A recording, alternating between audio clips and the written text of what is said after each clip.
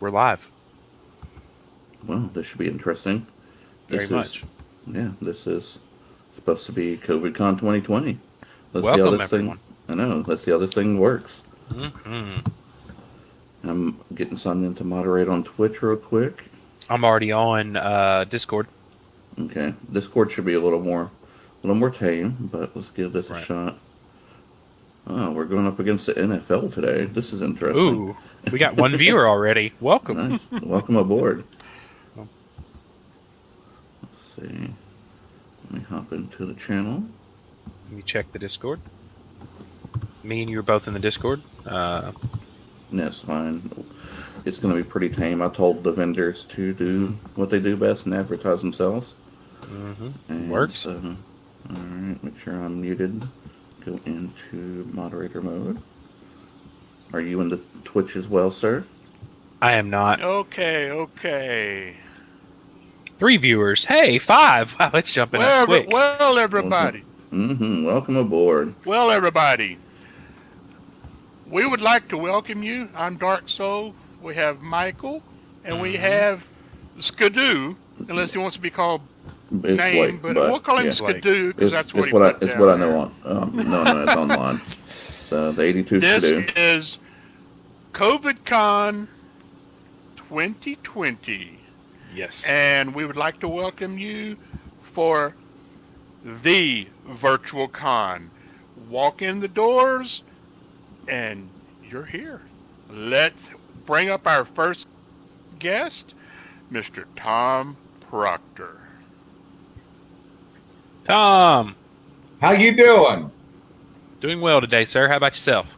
I couldn't be better if I worked at it. Well, I could be if I worked at it, but then I'd be working at it. You know, what's the point in that? That's true. If you're going to work at it, you might as well have a real job, huh? Maybe so. That's true. But sometimes I don't like my Okay. real job. No, I don't. I know I don't. So we're gonna. Well, Tom, we are going to go ahead and run a quick little reel of your highlights, and then we'll get on in it. What do you think, sir? That sounds like a great idea. All right, here we go. That's what I said. I told you when you picked that kid up, you should have delivered him like we had to do. You've got him on there. It's not showing. There it goes. Here we go. Here's a quick little reel of his highlights. He was cargo. You have always been soft on him. You're the only one I've been soft on. How about you just hum your tune now, boy? Rock fell on Dano when he's a boy. Now, I love him in spite, but I would never give him a working gun. Hold up. Stop. Mary's your kin. My guess is you know her pap's name. Old Caleb White, God rest his soul. You see, I had a photograph. Maybe you know the unusual circumstances to Mary's Uncle Lyden's demise. Everybody what's kin knows that story. Can't say I do. Ever hear of Sanderson B? Well, I've heard of Sanderson B. We played Pee Wee football together. Mine's up here been abandoned since before I was born. Sanderson B shaft is one of them. 171-foot vertical entry. That's going to be your final resting place. Cousin Mary told us all about you. Turns out I remember your daddy. He's a son of a bitch. You get no argument there. He used us.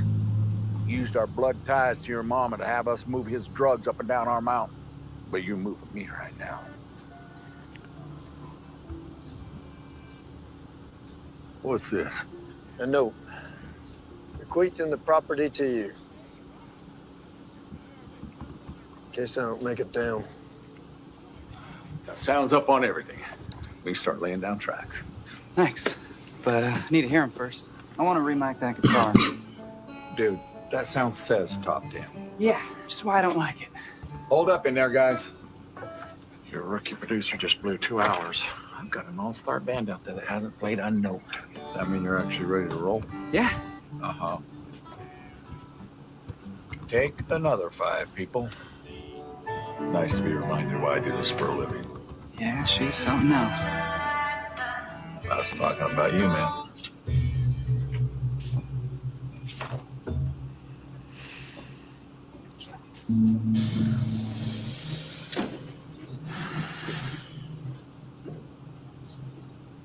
I'm gonna make it simple for you. Either take the $100 and go comfortably, or I have to pull, and then, which case I can't really promise anything after that.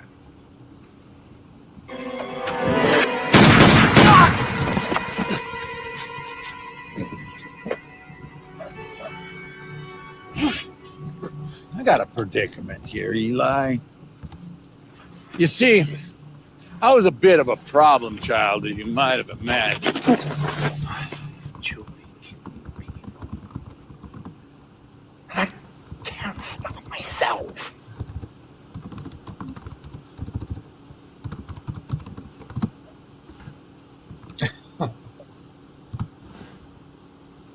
All over fun times. Okay, Tom, it's all you now, sir. All you, sir. Thank you so much. Yeah, that reel just oh, those are fun times. Those are some of my older work. You know, my newer stuff I haven't really gotten up yet. I've done, you know, a lot of well, again, like almost every slave movie, 12 Years a Slave, Birth of a Nation, did The New Roots, did The Underground, all of them. Then it's been original. I've worked with some really good people and just really enjoyed the hell out of it. In that scene in Guardians of the Galaxy, also made the bloopers reel because I marched Rucker right off the stage, and that was a deal where he said, "Oh, you know, just come on full on, I'll stop you." And I says, "Well, you know, I'm not on the Slim Fast program." He's, "No, I'll stop you." That didn't really work out for him because I just came in and pushed him right off the stage and made the bloopers reel. But we had a lot of fun working together on that. Justified was one of my just greater experiences. I loved working with Tim Oliphant and Walden Coggins on that. Walden Coggins has a tendency to just say whatever the hell he wants. And in that scene that you just watched, for example, and yet Timothy Oliphant goes more by the book, so to speak. You know, he's more on. So whatever Walden throws at you, you got to throw the line back in such a way that Timothy Oliphant can come back with his thing, you know, and it works that way, you know. So when he did that thing, you know, I said, "You ever heard of Sanderson B?" And he said, "I know him. We played Pee Wee football together." That one was not in the script. So I had to go, okay, how do I bring this back to it being a mind chap? And so I've been over mind been up here since before I was born, and just went right back into it with that. And so it was kind of fun. It was a fun show to do, and those were good people to work with. The show you saw in Nashville is actually what got my album recorded. I was on a break, and I thought everybody went to lunch, and I just back there playing one of my songs, and on a guitar that I shouldn't have picked up because it was a studio guitar there. And one of their music supervisors said, "Whose song is that?" And I said, "It's one of mine." "How many songs you got like that?" Blah, blah, blah. Next thing you know, she hooked me up. I didn't even know how to register with BMI or copyright the songs or anything. And they hooked me with Michael Whitney, who very seasoned professional that knows how to do all that stuff, and just got it done. And now we got Tom Proctor Band album out, and we recorded the album with a lot of the guys, Billy Mason and the guys from Tim McGraw's old band in Nashville. And then we said, okay, now what? We got an album. And I entered the album in K-Dub Country Music, and everybody said, "What? You're going to enter an album? You know, that's crazy because you're not playing concerts, you're not doing anything with it. It's not going to win anything." Well, yeah, what the fuck? It's $500, and so I entered the album, and it wound up finishing in the top 5 in 5 categories, won Songwriter of the Year and Song of the Year for the song In Hollywood.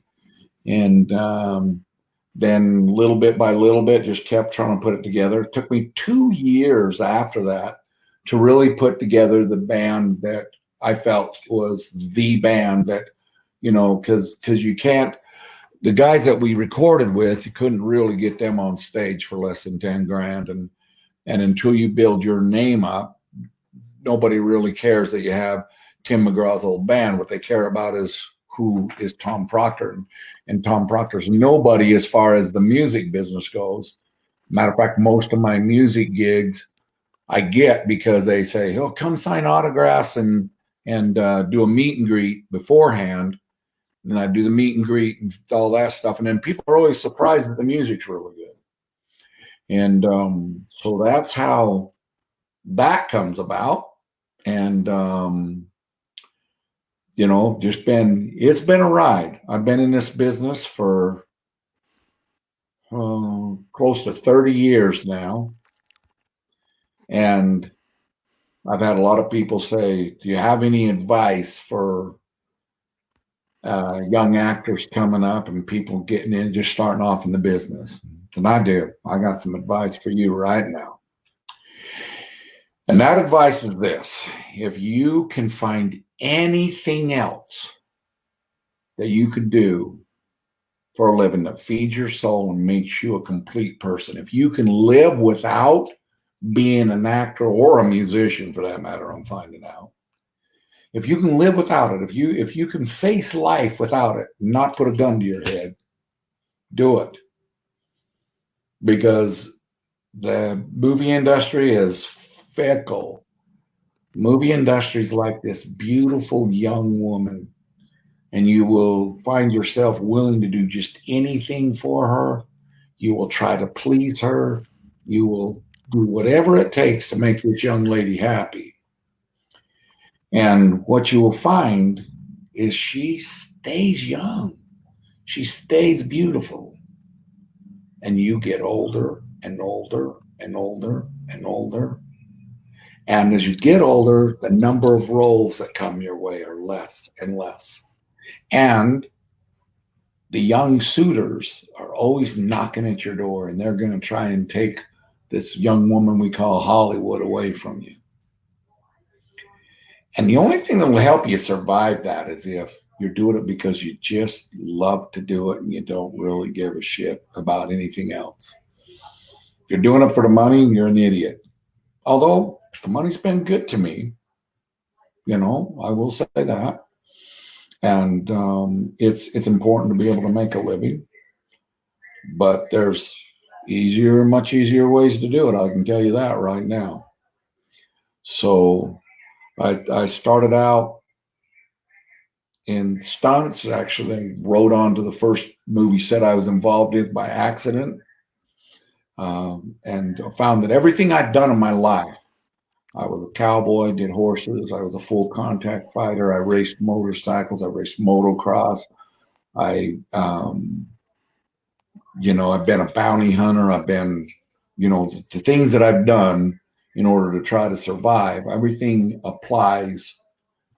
comes in play here in the movie business for sure. And so, and it's been a good life. It's one I just highly recommend, even though it's a pain in the butt. Don't know much what else to say about that, you know. You know, there's a lot of people that get in their head that because if they're a movie star or if they're in the movie business or they're famous, they're something special, and it's not. It's just like anybody else. There's the guy who does your plumbing. You can't do it. And, you know, we get a lot of people in the business. There's the grips and the electrical and the lighting and everything like that. And it's really funny because it's a lot like building a house. You have electricians, you have carpenters, you have everything like this. And yet Yet, for some reason, a lot of times the actor gets the idea that he's better than the people that set that lighting up to make him look good, or that he's better than the people that made the lunch he's going to eat, and actually catered it to his diet. I just saw a thing that was really quick, something about what is the best role I've ever had. And I've got to tell you, it's that stop making music and create the stubborn ones. Thanks. Okay, I'll answer that one in just 1 minute. The favorite role that I've had is a grunt in a low budget indie movie called Bounty, and it's on Amazon Prime. Kevin Kangas was the director of it. He actually wrote the role for me, and it was just too fun. On the money thing, do you have any tips for the younger entertainers who can't stop making music and creating art? The stubborn ones. The stubborn ones, I have advice for you so much. And it's this. Please, God, please listen to right here. Listen to your heart. Create from your heart. I had a musician who was trying to do hip hop and R&B and everything like that because she was told that's what she needed to be doing. And yet everything I heard in her, I would hear her music, I would hear everything about her. And it sounded like a country artist trying to do hip hop and everything like this. And I said, what do you listen to? What's the music you play? What do you play when nobody's listening? And she showed me some of the stuff. And it was like, you think you might want to go that direction. And she's done a lot better since going that direction. Her songs have worked up the charts quite a bit. It's art, and it rhymes with heart. You follow your heart. Do what's in your heart. And that would be my main number one vision for it, for you. My son does sound design and production, sound design and composing, him and his partner. And here he has a dad who's in the movie business, everything like this. And my son, Jake Proctor, Strawberry Sound, very, very prime example of follow your heart. We brought him to LA, sent him to school, everything like this. And then he says, I'm going to go in Utah and set up my business. I said, Jake, you're nuts. Nobody's going to go to Utah to have you do their sound design. It's just not going to happen. Nobody's going to do that. He says, yeah, they will if they're good. You're good enough. And I said, well, you arrogant little shit. And he basically said, well, where do you think I get it from? He wanted to live in Utah. He set his business up in Utah. And he got it to where he capitalized on, I can't remember exactly the thing, but it was something to do with people being able to come rock climbing and skiing and ride off, their thing there, and then wound up jumping into the business there. He's actually doing sound design for Warner Brothers in Utah. He's one of the only sound designers I know of that's getting front-end credit on a series. He does Snatchers and some others. And I'm incredibly proud of him because he not only did he follow his heart, his art, he loves sound design. Matter of fact, place where I'm at's a little remote, and I noticed these loud frogs out at night, and I got it on the phone and sent it to Jake. I said, hey, Jake, you want this? I got the Zoom H6 with me. He's, oh, yeah, get me that in 48-bit WAV file. And I set it in the little thing and sent it to him. So there you go. And if you're stubborn and can't quit, then by God, don't. Just create. Know this. Actors act, writers write, directors direct. And we live in a time when there's no reason not to. You don't need to be on a big movie set. You got a goddamn iPhone. Make a scene, make a movie with your iPhones, film it, edit it, and put it out. Let people see it. Feed your heart. That would be my best advice there. I probably over-answered that question, but I get a little tiny bit passionate about it. No, that was great. That was great. Tell us a little bit about your first years in the business, sort of how you said you rode onto the set. Tell us about that. Okay. At the risk of looking like a total moron, you have to keep in mind the different. Oh God. Okay. So we ran our cattle up in the Okra Mountains, and we were up there looking. Something was taking down the young calves, and one of the guys in the other thing is there's a whole road called Proctor Lane where they run the cattle and all that stuff. But anyway, we had something taking down calves, and everybody thought it was like a wolf pack and everything like this. And I just kept thinking, no, not. So me and a bunch of buddies was up riding, looking, tracking, to see what it was that was actually attacking and killing calves, young calves, and it turned out to be a pack of wild dogs. But anyway, we come up over this one hill and we hear these guns going off, but a real gun goes, pow, pow. You hear the bullet hit first, boom.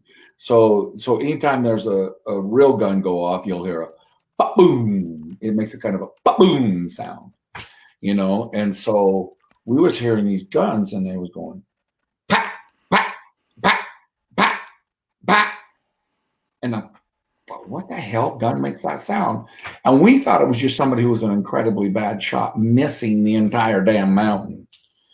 And so we rode up over the hill, and they had built this little town down there. It was for a B movie called Trackers Down.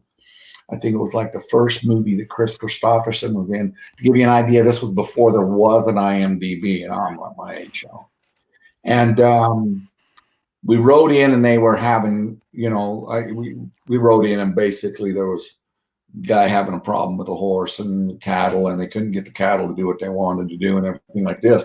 And this guy grabbed a board and hit this horse alongside the head with it. And that don't ride really well with people like me. And so I went up there and took the horse away from him and calmed the horse down. And this little guy, you know, saw this, and the first AD, and a little guy from Australia, he says, what did you say to that horse? You said something to that horse. What did you say to that horse? And I just looked at him and told him, I said, I told that horse the same thing I'm going to tell you right now. I told that horse, let's not hurt each other. Now the horse decided that was a good idea. Now you got the same choice, which means get the hell out of my face. So anyway, they hired us on the spot to move cattle and everything like this. And when we saw what we got paid, it was like, you know, not the big money of today, but it was enough that we got paid more that one week just doing stunts and horses and everything like that than we make all year pushing cattle. We would just not make it. And I decided right then and there, I said, I want more of this stuff. And so I started doing more and more movie stuff. Worked my way in with a guy named Don Shanks, who was with Sun Classics. He the Indian Nakoma in the Grizzly Adams series. And a funny story about Don Shanks is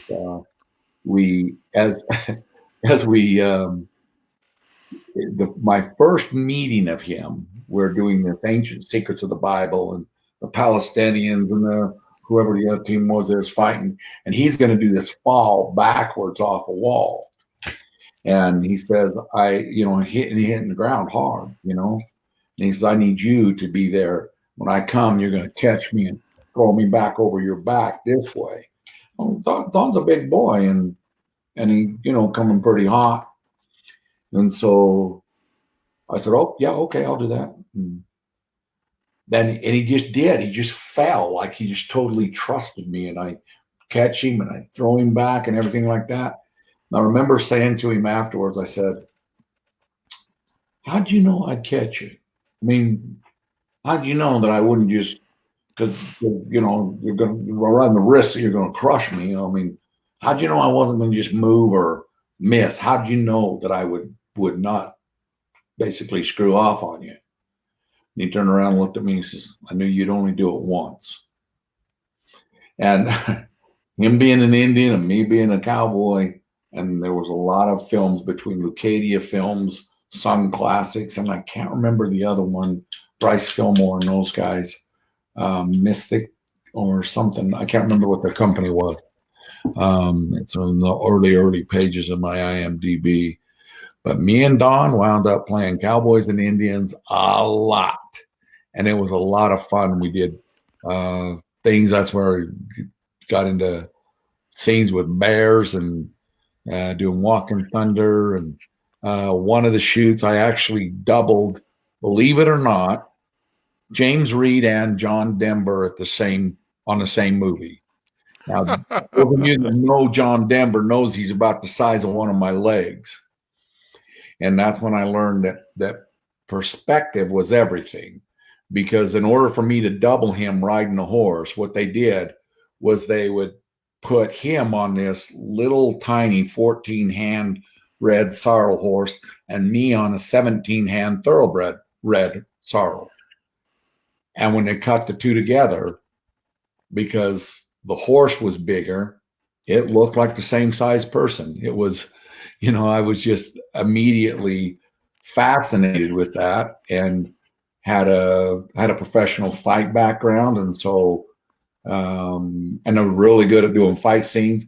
Here's what was so funny is I've got black belts in 5 different systems, and including some beautiful Kung Fu system, 5 palm, and I studied under a Shaolin priest. So I would choreograph beautiful martial arts fights, but I never got to use martial arts in a single movie. I always had to be the big barroom brawler in every movie. They just saw me as, you know, throw the barroom brawl type thing. But that's panned off for me well. I've done fight scenes with most A-listers. I've done fight scenes with Bruce Willis, Stallone in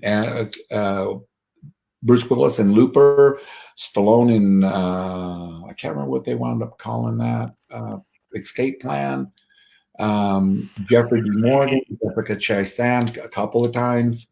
You also got killed in a little Netflix movie not too long ago in a Western, didn't you? Oh yeah, that's you ass. that was totally fun. That was the Coen brothers Ballad of Buster Scruggs. Now that came about from me being the clown that I am. I did the Mercedes commercial with Peter Fonda that the Coen brothers directed. They called for an audition for stunt guys to come in and do these fight scenes, biker type fights. And we come, you know, and they let you just choreograph your own thing. And me and Bill Orm decided that our thing was going to be that we were friends like bikers are, and we give each other a hug and then our necklaces tie up. And everybody says, no, they don't want comedy. They said very real, very grounded. They don't want comedy. I said, trust me, it's a commercial, and it's the Coen brothers. They want shit off canter. Trust me. And we went in and did that and worked with the Coen brothers on that. And then off of that, they Coen brothers tend to remember the people that work with them. And they did a really good job of remembering me and brought me back in to do Ballad of Buster Scruggs as a cantina bad man and get shot right in the head. It was fun and short-lived. My manager has told me several times, you got to quit dying so well because we're having trouble getting you in the sequels. But it's a fun thing.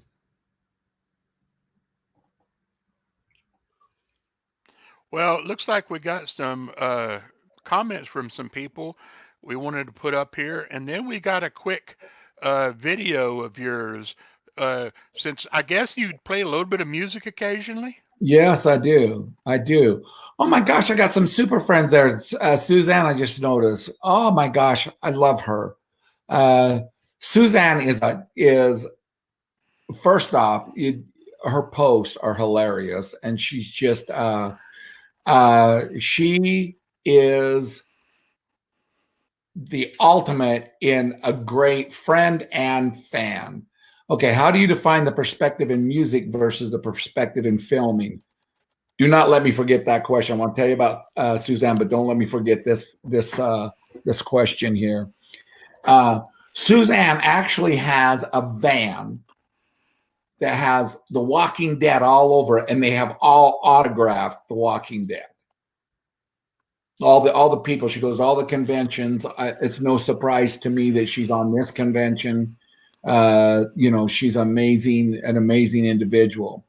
Okay, I'm going to ask this. How do I define the perspective in music versus the perspective in filming? Now, I'm not sure exactly what you mean by perspective, but this is the way it is. My filming, my acting is what I do for a living. I have worked hard at the craft. I have been formally trained in Meisner, Stanislavski. I tried Uta Hagen and just couldn't buy into the bullshit. And maybe that might have been the class, not the method. I'm not really sure. I teach acting and everything like that. My music, on the other hand, and this is what I mean when I said to the artist, follow your heart. My music, on the other hand, I literally won a guitar 7 years ago in an arm wrestle. I have no clue. Well, I do now, and now I'm starting to know what the chords are I'm playing. I'm at least getting that, and but I'm a good storyteller, and I have lived a life, and so I put my stories with the songs. But I didn't write any song thinking, I know this will be a hit. I know this. I do my music strictly for me. I don't care if somebody else likes it. I don't care if somebody else buys it. Because I'll tell you right now, I can throw some steaks on the barbecue, get 15, 20 people around me and have a good time. Because they'll all be entertained and liking what I'm doing. And sadly, I really just do the music out of loving to do it. And sadly, I actually love to do a backyard barbecue with 10 people, 6 people over doing a concert with hundreds of people because it's easier to connect to those people. Wow. Did you just see that from Colleen? Let me know when you're going to do the convention circuit again, and they'll make your Ravager's coat for you. Oh my gosh, Colleen. Yes, please. I am definitely going to do that. Please, Colleen, if you would, send me an email with your contacts on it. If you do costumes, I would like to talk to you about some other things as well. So if you wouldn't mind sending me, are we allowed to give our email over this? Yes, you are. Okay. If you wouldn't mind sending, if you will tell it to me, I will create a banner real quick with it on it. So speak it out to me real quick. I'm trying to figure out which one is the best one to use because I don't want it to get clouded in with, a whole bunch of my other stuff. But I think it's because the one I use for the movie work is Tom Proctor Singing Cowboy at Gmail. You know, I wanted something nice and short and sweet. And the reason I have, no, this is really funny, but the reason I have such long emails, Tom Proctor Band and everything like that, is when I had, you know what, the best one for her to use it, let's do this. Tom Proctor at Hotmail. That's my personal one. Nobody has that. And hopefully the stalker, that's the reason I have so many emails, don't hear this. But Tom Proctor at Hotmail is a good one for you, Colleen. But the I had Tom Proctor at Hotmail, and everybody says switch over to Gmail. But in the meantime, I'd had a problem with a stalker who kept. It's bizarre. I wound up getting restraining orders in 4 different states, all kinds of stuff. I don't want to talk negative, but anyway, long story short, every available Tom Proctor actor, Tom Proctor, every Gmail account, she had already gone in and got those accounts and set up. I had like 7,000 emails from her. I would get emails from Sylvester Stallone, Holly Hunter, and everything that was really this stalker. It was kind of bizarre. Thank you, Colleen. That is awesome. And I love your mask. I got one just like it, the black one. Okay, Tom, I'm going to go ahead and queue up Working Man. You want to tell us a little bit about it while I'm queuing it up? All right, yes. The Working Man is, the song speaks for itself. The album was dedicated to the working men and women of America. And if you listen to the last verse, it's dedicated to our politicians, because it says, "To hell with you, politician man."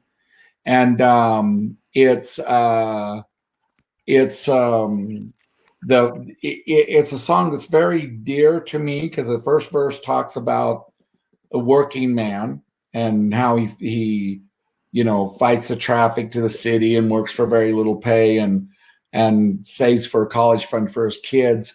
And I would like to have people believe that story's about me, but it's actually not. I've been about my dad, and let's go ahead and play that, and then I'll talk about it after.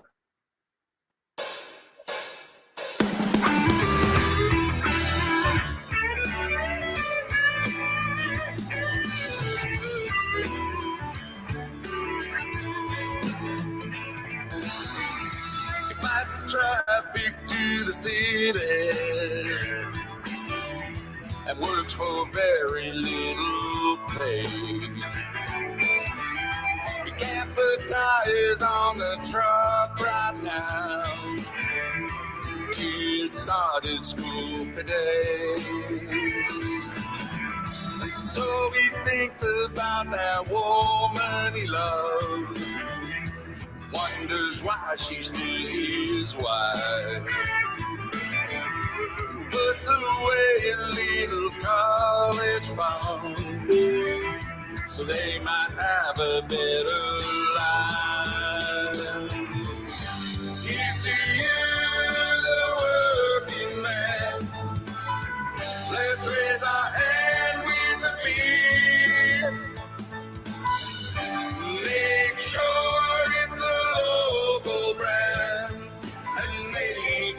see that we're still here. She drops the kids off the daycare with the quarter tank in the van. She has come to realize can't rely on any man. So she worked hard all week and goes to school 3 times at night. Gets home just in time. Kiss those sweet babes goodnight.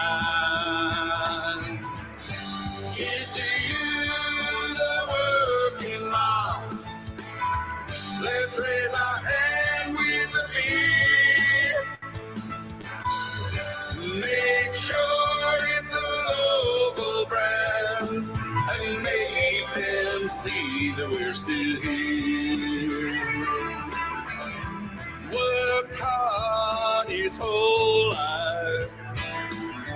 back when that restaurant was a mill.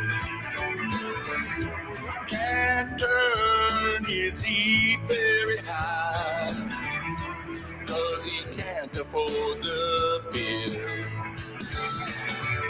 So he walks to the grocery store and thinks about his life and the family that he raised. He might see at Christmas time. Here's to you, retired man. Let's raise our hand with the beer. Make sure it's a local brand and make them see that we're still here.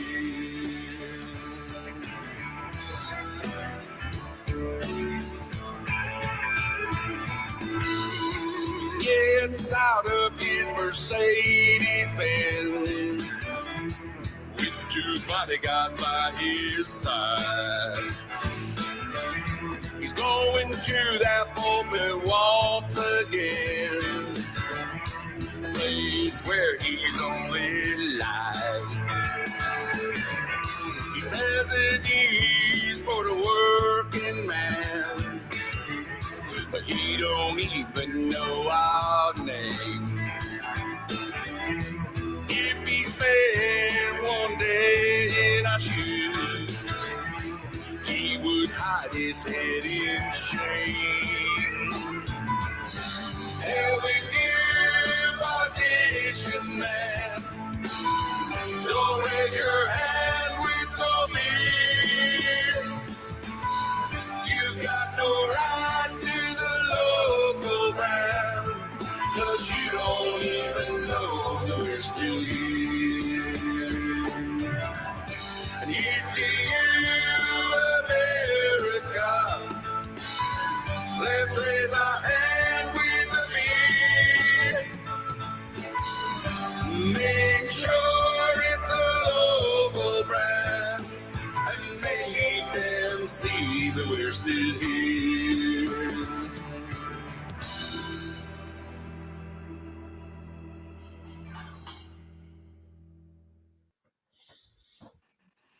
Well, thank you, Tom. That was great. Oh, thank you for playing it. There's I'm just going to do a shameless self promotion on Tom Proctor's show. There's the music videos for In Hollywood and also Lost in New Orleans. Other my other songs as well. But this one was very close to me because, like I said, when I'm talking about the working man at first, I'm talking about my dad, and I'm also talking about my dad as I talk about the retired man. My dad was the hardest working man on the planet and always put his family first, and very supportive of my career. And, the working mom was actually my daughter, single mom that was just on her own and bad tasting man, for say the least. But anyway, things all work out. And then the last verse, the politician man, it's like, what was really funny about this is all those people you saw pulled together. We did this video, and some of them were extreme right and some of them were extreme left. And during the making of this video, they decided they were all purple. They weren't going to follow a party, but start to find a person that they could believe in. And, I think it's, kind of important as we get ready to vote this year to not vote for a party or their agenda, but, I just say treat life like you do your music and your business, everything else. Follow your heart.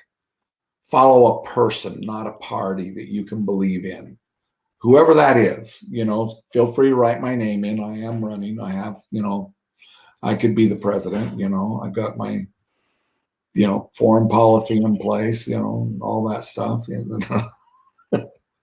No, you don't want to hear that, even though I'm joking when I say it. But yeah, it was. It's that song is designed to remind us that this is our country. It is us. And a lot of us are seeing that. I mean, look at the support you're getting here on this con. We're all in this together. We all have this virus together. We're all pinned down, and we're all doing what we can to get through it. And I don't know about you guys, but I've seen a lot of extreme kindness come out in people and in the process of pulling together for this. And so I don't know, maybe it's a good thing in a way.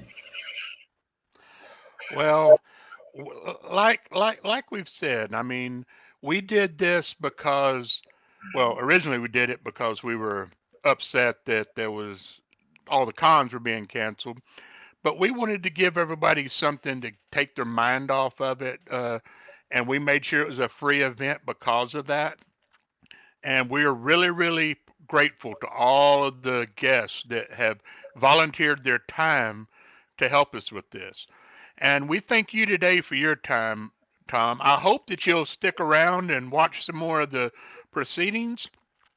But it's about time to bring on the next contestant on this little roller coaster. So you have a good one, sir. I will, and thank you. And if people will, the best thing if they want to help support, it'd be really super nice if they follow Tom Proctor Band on Instagram, Tom Proctor Band on Twitter, and Tom Proctor Show on Facebook. I mean, on YouTube, and Tom Proctor Band on Facebook.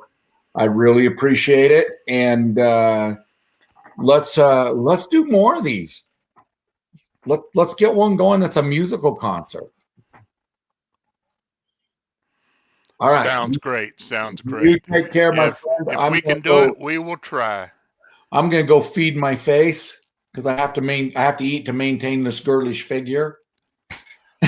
I will talk to you later, sir. All right. You take care, my brother.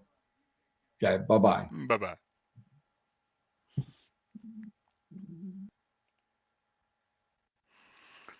Well, everybody, it looks like our next guest is going to be Mr.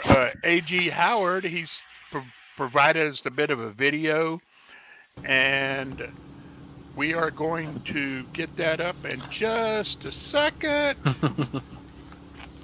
He's went to the con suite. I went to the con suite, guys. Yeah, that's right. Blake went to the con suite. Make sure you check out the con suite now. Right. Also, I just want to go ahead real quick and do a plug. Make sure you go check out in our gaming room. Check out DM Galabon. He's about to host a D&D session right now. It starts in 15 minutes. If you want to try to get into play, please go check out Roll20. It's everything is in the description in our gaming room, and sign up to be a player. Also, check out our Discord. There is a channel in our Discord just for the D&D game. There you go. Check out our live gaming room. And go watch DM Galabon on Twitch. So that's what I would say. If I wasn't here, I would be there. Just saying. I feel you. Well, I am going to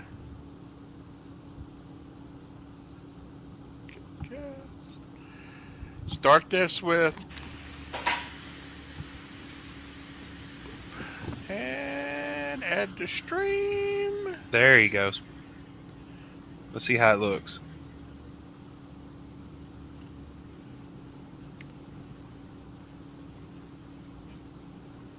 A.G. Howard. Yeah, hold on. I got this. Hold on. Technical difficulties, ladies and gentlemen. Yeah, just give us a second. Let me grab this real quick. Only take me a second. Here we go. Go back. Okay. That's under our videos, correct? Yeah, it's under the Saturday Got you. playlist. Got you. Sir, give me a sec.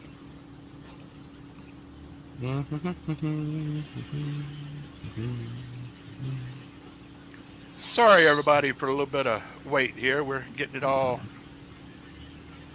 Here we go. We need this one. You don't want to see me eat. Yay! There we go.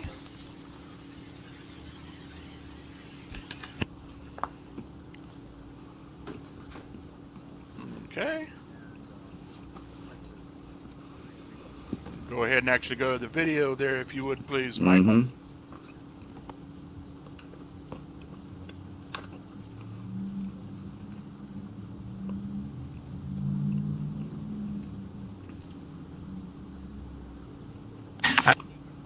I see what it done. It kicked me out of it.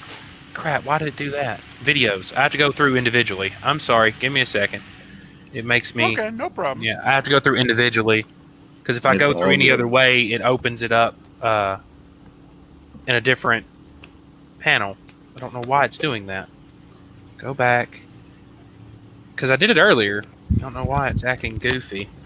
As you can tell, ladies and gentlemen, we didn't have a trial run of this. No, I want to watch it. See, it's. Why is it doing this? Go back. I just want to watch it. I did it earlier. Oh, give me a second.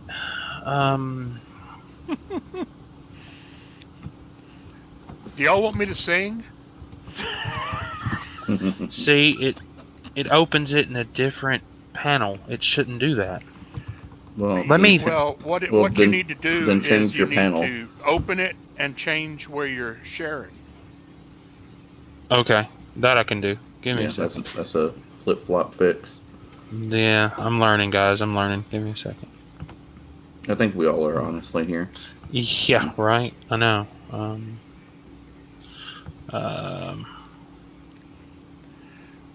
Well, got it. This one is going to be called Makeup Special Effects Kit Basics. So we will turn it over to Mr. A.G. Howard's video. Hopefully he'll be able to log in a little later towards the end to do some Q&A, but it depends on if he's able to. We hope he does, but we'll see. We'll check it out if so. And if you would Hey, everybody. My name is A.G. Howard, and beat you to it. I'm talking to you from the arena that I'm going to call Howard Art Special Effects Makeup Studio, or at least a small piece together of what I like to call home. And I'd like to very gratefully thank COVIDCon2020 for asking me to come and speak to you today about the basics of a makeup kit. I don't have really a IMDb, if you will, yet, but if you'll check out my site, I am the purveyor of Howard Art Studios, Howard Art Digital Art Studios, makeup studio, special effects makeup, and illustration. If you'll find me on Facebook, I only have one home on Instagram. I invite you to check it out. Also run Ultimate Halloween Guide if you want to check that out too. Cool. If not, it's up to you. Your loss. Today, if you're a big shot in the world of special effects, to any stretch of the imagination, I'm going to beg you to go ahead and tune out. This is not for you. This is a piece together for folks who have no budget. We're not talking about, oh, I got a low budget, or, you know, somebody's got some kind of education from some of the greats like Sanvini or Yeager, or, you know, any of the heavy hitters, Gillis or, Baker or Botten, or even Smith, you know, and Dick Smith. If you know any of these terms that I'm saying there, any of those names, then I'm going to beg you to, you know, either hang in there and see what I've pulled from it. This is some cheap theater tricks and techniques, and pieced together with today's grab a lot from the dollar store. And if you're a kid just starting out, I'm begging you to stay tuned. Make sure you're drawing. Make sure you're practicing your eye, because without the sight of drawing or painting, you're lost. That is the beginning of planning. And that's what this is all about. It's about problem solving 101. Now you come to me and you say, I'd like to play pretend that I'm, a big mythical dragon type guy, which is fine and dandy. You can be a fan of all the work you want. But if you wanted to bring that fantasy into reality, which captured my imagination at the beginning, it would be something that I take seriously. It's something I have a passion for, to be able to try to help those illusions come real the best I possibly can. Had some hit and misses, a lot of hits. I was surprised, how much the curve was on that. So if that's your arena, you're a big fan of costuming, you're a big fan of, bringing that makeup where it's a practical in camera. I like to use the term in camera practical, real time on, because that's what I see the conventions as a stage. It's a giant stage. And when you guys are walking your halls and you got to make sure it's not only functional, practical, but reusable and durable.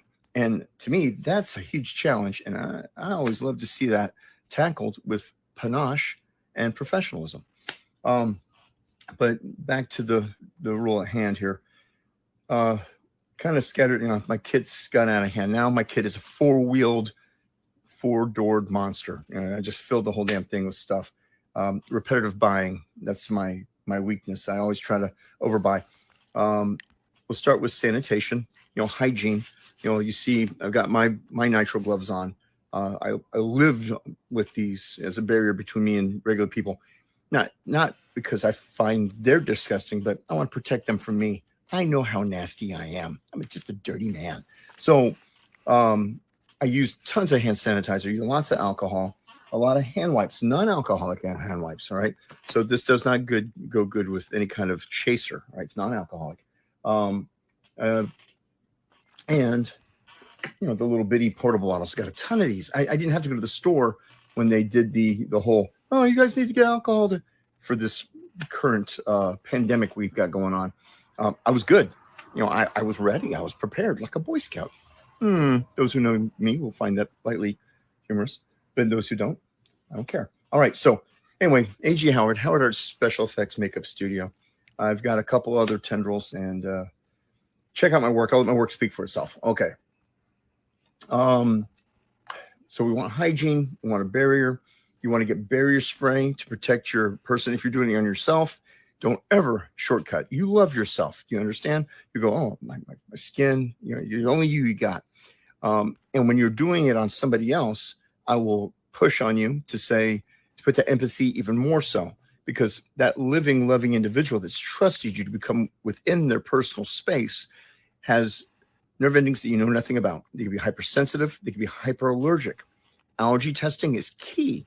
You can't ever move forward on any kind of adhesive, any kind of release agent, any kind of material on that secondary person, on the stranger that you're doing, even if it's family, until you've tested. And we're talking about like not just dab it on them and then right then if it didn't react, you're good. You got to give it some time. I prefer when a person gives me a shout now. I've had to been pushed, and I've been doing this since 1984, and you think I'd be doing it better and getting a lot more money from it. But c'est la vie. My story is a different one. But ultimately, if a first person's going to come to me and say, hey, I want to do X, Y, and Z, I'll try to do material testing on them. A small spot, they sign a waiver. We do a little allergy pattern testing, 24 hours at least, if we've got that kind of time. And if it doesn't react, that means redness, itching, irritation. Then we can move forward again with that waiver signed. You want to protect yourself and them at the same time. Professionalism is key. Make sure you have your reference material. Make sure you have your tools at hand, and they're all clean. And that's a whole other class about cleaning brushes and cleaning your makeup cups and using palettes separately and doing a transfer with different tools, going from, color cup to palette, from palette to brush. Then all you got to do is clean brushes. You don't have to worry about the palette to cup transfer, because that's a whole. The spatula you use should never touch the other item. So if you're actually smart about doing that, then you should be good. Never go directly to skin. Never go brush straight to cup, because then you have a nightmare. Okay, spraying down your cups, whether they be pressed powder or whether they be creams, and we'll do a breakdown in just a minute.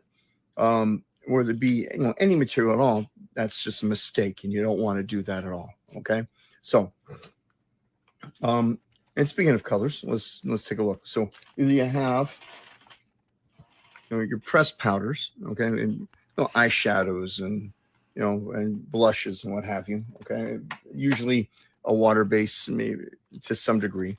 Whether you have your color wheels, and most of these are, especially off of the Halloween store floor, they're going to be mineral oil. Those which are castor oil are now known as tattoo cover.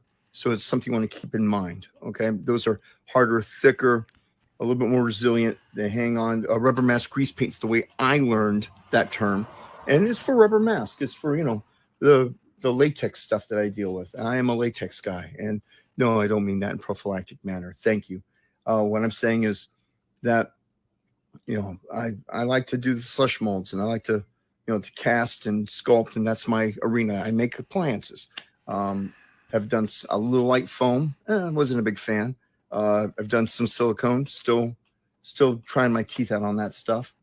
I'm sorry, I'm an old head. I like my VCR tapes. You like that one, right? I like my dollar bills, my stogies, and my rubber. What are you gonna do? Okay. Then once and speaking of rubber, I've got. I really am one for you going out of your way, and this is what the vessel looks like most of the time, to find what you enjoy. Okay. If I can do a diversity of different brand names, I will. And when it comes to the basic makeup or the colors, and we'll go through a couple different names. You may see a brand name here or there. I don't push anything. I'm not getting paid for it. Again, that's fine. And, but at the same time, if you find something that works and you want to, you want to push that and be a purveyor, that's great. But remember, there are many, many different ways to skin that cat. And it's such a large world. There's such a large variety of items. A blind pig finds an acorn most of the time in different pens. And you'd be surprised when people find water based in one manufacturer, find another water based in another manufacturer, may find alcohol base. 2 or 3 or 4 different versions would work great for different applications upon different situations. So, all right, I'll keep on pushing forward here.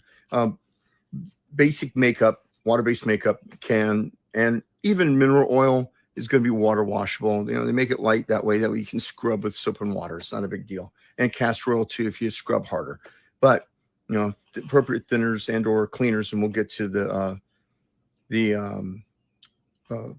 cleaners in just a minute. They'll look like this in tubes. You'll find this a lot in Halloween stores, or they'll come in cakes. They do real well, or in stacks. All right, those do real well. Again, another cake version. Easy to kind of access thing there. And if you recognize a product, that's on you. But the water base, you want to make sure you go to the art store and get good flat brushes. And when it comes to the mineral oil too, a good diversity. And believe it or not the big ones. I like fine detail brushes. I like some larger brushes. Sponges in your kit. You want to make sure you have good wedge sponges. Some folks, I discovered this great application sponge, and they're the rounded ones. That's fine. Whatever it takes. You may want to decide after a bit to cut your own. They sell a open cell sponge called a stipple sponge. Stipple comes from the term to disperse. It's the way the pattern of makeup is dispersed and applied upon the actual surface of the skin in a dot type pattern. And you can break that surface up, that material up over and over again until it becomes a little bit more coverage, and you have something smooth. And once you have the chroma dispersed, then you can come back with a wedge sponge, should you want to, and smooth it out to make sure it's good and evenly dispersed. That's where the word stipple from which it comes. You could do the same thing with a decent worked brush. I don't know if you can see the head on that one. That does real well. This is what my daughter told me. On YouTube, they do this. Well, I say stay away from YouTube unless you have a decent source. If they're a validated person, a professional, that some of the names I dropped, you say Rick Baker's got a YouTube channel, follow it. If Jaeger's got a YouTube channel, by all means, get on there. Dick Smith makeup application, boom. Any of the greats that you saw from Face Off, the judges, obviously. I'm not good with names. So, the point being is, you find the source you respect. And if it's a lower echelon person, say, I love the way they do their gore and, their horror stuff. Well, that's on you. All right. But if you can strive to expand your arena, find better references, find a superior product, then go back and apply it to your craft, I'm telling you, you'll be a better artist in general. Learn to draw, practice drawing, sketch and plan, learn your anatomy, respect the anatomy, because I'm telling you, it's amazing. You start cutting in and you start realizing what you got going on. If you actually understand what you're looking at, you're going to be blown away. Tendons and ligaments and, anything that's in the nano area when it comes to, microns, and you got the vessels and the vasculature. It's just amazing. The veinage. I know I kind of get scattered, and I'm going to try to stay focused. Foam sponges are great. These are called chip brushes. That's what you saw. This was a blood brush. This is a chip brush, and they do great for stipple also. But again, you're going to have to be careful. If you're doing it on yourself, you probably can get to a point where you don't mind the little stabby. But you're doing it on somebody else, you want to be respectful for that. Always be mindful of the other person you're doing it to. Verbiage, yeah, phrasing. So let's see here. Castor oil products. I think I have one. Yeah, the larger cake makeups I have of the chroma. Okay, so we've got chroma. You saw I got a lot of repeat offenders here when it comes to makeup. I overly buy in the wrong areas over and over. I need to clean out my stuff a little bit. A good hair dryer, something that's durable. You saw, I end up dropping a lot of my stuff. You want to tend to that. Some good thinners. Here's a challenge for you, kids at home, while you got some time on your hands. A little mineral oil, a little castor oil, and you apply it appropriately to your makeups, and you try washes. Study a little, if you will, the techniques of watercolor, and do a softer touch. Everybody always goes so heavy. And I say, I want to do a ghost. And they do this, clown white base with these blacked out eyes. And it's been roughed in because they didn't look to see what the skull study is. And they don't respect the way light pattern hits on the flesh that's overemphasizing the actual bone structure. And it looks like garbage. I'd like to see you do something superior. So, look at the subtleties, what kind of stage of decomposition we're looking at. Are you, when you want to do a monster, go into some detail, look in some, if you have an artist that's inspired you, look at their work. Hey, if you're going to rip them off, do it with flair, with style, do a tribute piece. I think there's nothing better. I saw some artists recently do a tribute piece to Savini's crate monster from Creepshow. Magnificent work. They restored Rick Baker's, one of the Rick Baker's American Wolf in London pieces. Magnificent tribute. And they did such a fantastic job. It warms the old ticker there to see people actually give a darn about the artistry that's in this field. Okay, wax and putties. Let's look at that real quick because I know I'm pressed for time. And here in a minute, you want to see what we did for the actual source of this project. Modeling wax. Again, a variety. Some are trash, some are good. Modeling wax, nose putty, nose wax, mortician's wax. All those terms are of different constructs. So they're not all the same. It's not all microcrystalline wax. So you want to be sensitive to that. You want to take time, study what your needs are. If you have the means, pick them up appropriately, and then move forward in your endeavors to see what you might need. Some will break down with heat a little bit better. Some will be more tenacious. Some will powder well. Some will stick with adhesive better. Speaking of adhesives, and I'm going to fall short, but I've got the thinner, so I'll just hold that up when we're talking about. I believe in latex rubber. Those, when you have an allergy, I actually have some secondary water-based adhesives that I like to use. Prozaid is always good. And if you're a big believer in spirit gum, which is fine, make sure you do it right.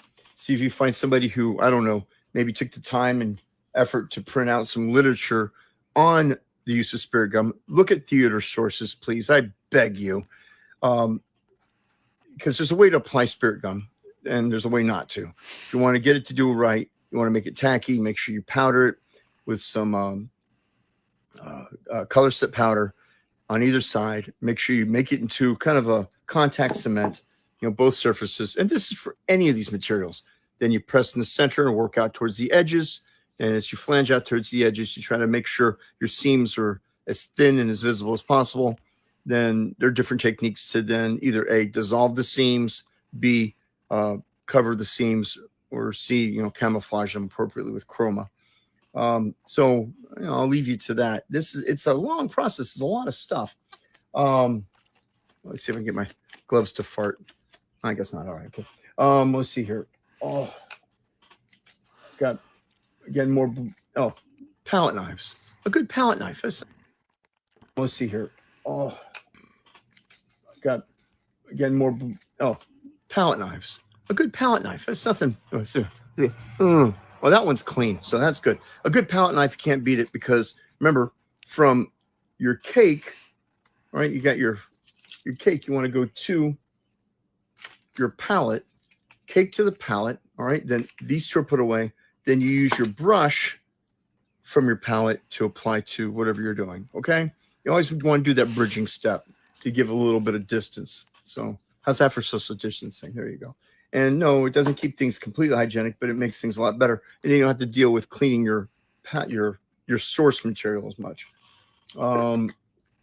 Let's see. I had this pulled out to show you. When it comes to nose putties and waxes, I found there's a over-the-counter trick. You'll have to hit me up later for this. There's a 2-part over-the-counter putty, really dirt cheap, inexpensive. They give you a heck of a lot of good microcrystalline wax source to be able to have a decent material. It has a little cotton fiber in it. It has a couple other material sources in there, and I had them broken down in my head earlier, and now it's all going to pot. But if you give me a shout, I can see if we can make some kind of deal. Nothing's for free. Even this, you're paying with it for you with your time. If you want a decent education in this, you go, oh, that guy was foolish. Who shot John? I didn't get nothing from that. Well, I apologize, and God be with you, and I hope you find a better educator. But the bottom line is this: if you want a decent education, go ahead and scrounge up about 20 to 30 grand, $20,000 to $30,000, and feel free to go to any of the smaller courses. They've got several online now because it's all the rage. Florida's got some places. I know Savini's got a shop. He's got a school up in his area. It's just superior work. Some of the craftsmen that come out of these schools are amazing. Again, it's all behind the scenes stuff. So it's not like you're going to become a star. So don't expect to become famous. Please notice I'm not pushing this mug. If you see me, you know me, fine. If you don't, well, look at my work. That's what it's about. And I hope to get some more in the future. It's a tricky biz. Solvents, because once you get all this stuff off you, you want to get it off of you again. So, I like to use Bond Off. I like to use Remove It All. I like to use, soap and water. That's always nice. Sometimes, if you've got different items, Prozaid remover is always nice, for the appropriate product. Spirit gum remover, that's pretty important. Always get 3 times the amount than when you have for the adhesive, please, because always better safe than sorry. You just got to be prepared. You got to plan. You got to sketch. You got to sit down. You got to measure twice. You got to make sure your molds are accurate. You got to make sure you know your material base. You got to make sure. You have to be prepared. Again, that scouting thing. It's so icky. How creepy is this? I'm like, that's pretty creepy. Anyway, moving forward to that. So we've got skin preparation. We've got the chroma down. We've got the tools, some of them. Talked about stipples. You can create your own stipple sponge. Again, a technique for another time. We talked about chroma applicators, sponges and brushes. I'm a big believer for the flat. Now, there are places for the round brushes for veinage. Awesome. And you learn how to roll the brush when you do the vein application. Fantastic tricks. We talked about removal, and we talked about if items to be able to get that stuff off of you. What everybody loves to do. Blood. All right. Blood. Me, mud. Give them hell. All right.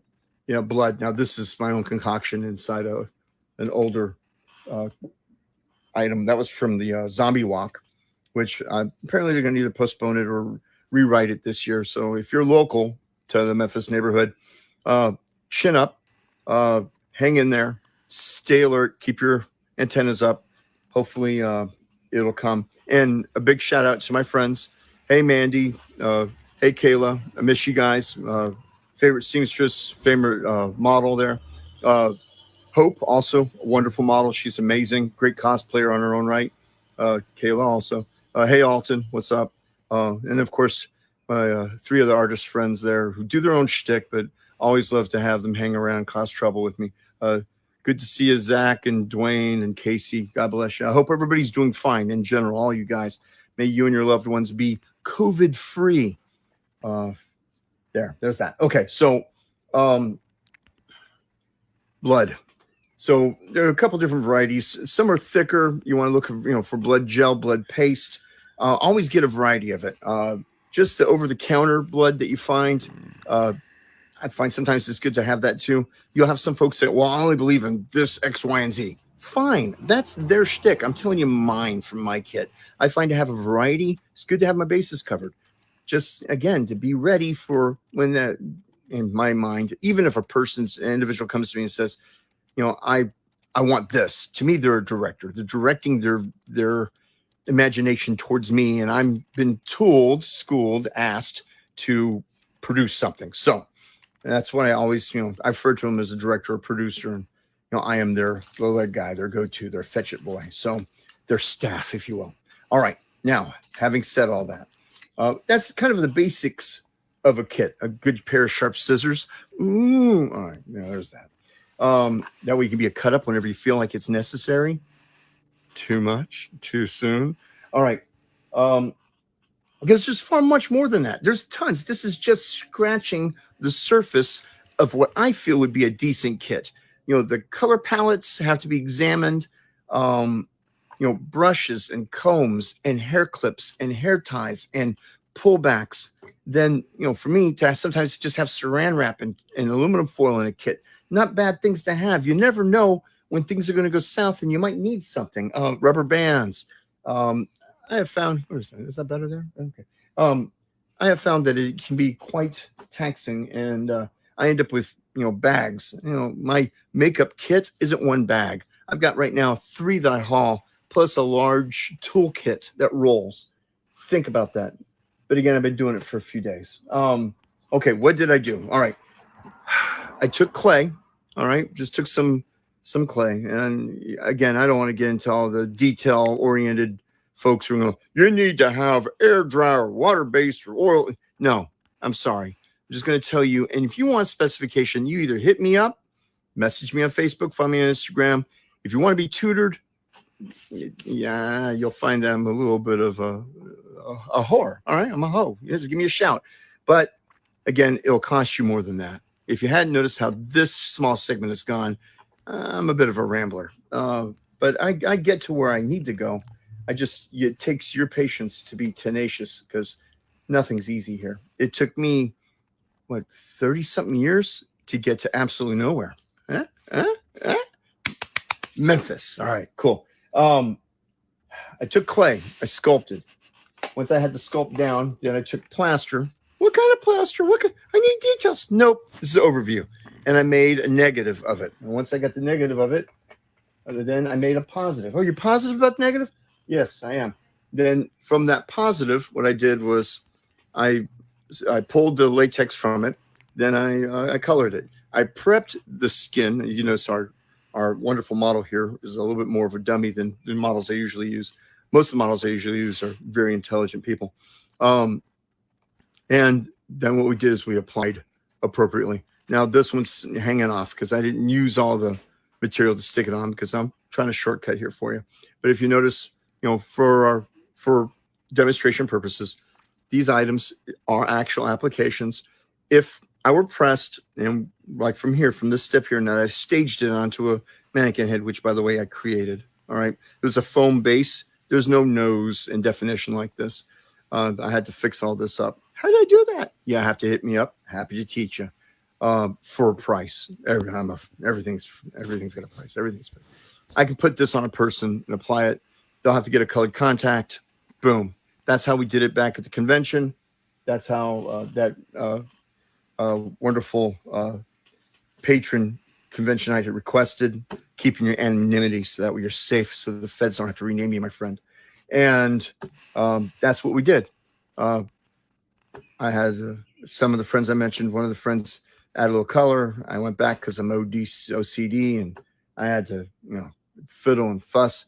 The actor was a magnificent guy. He, God love him. He was doing some kind of LARP show thing, and I hope to hear from him again in the future. We'll do some more stuff, but in the future, it's going to cost.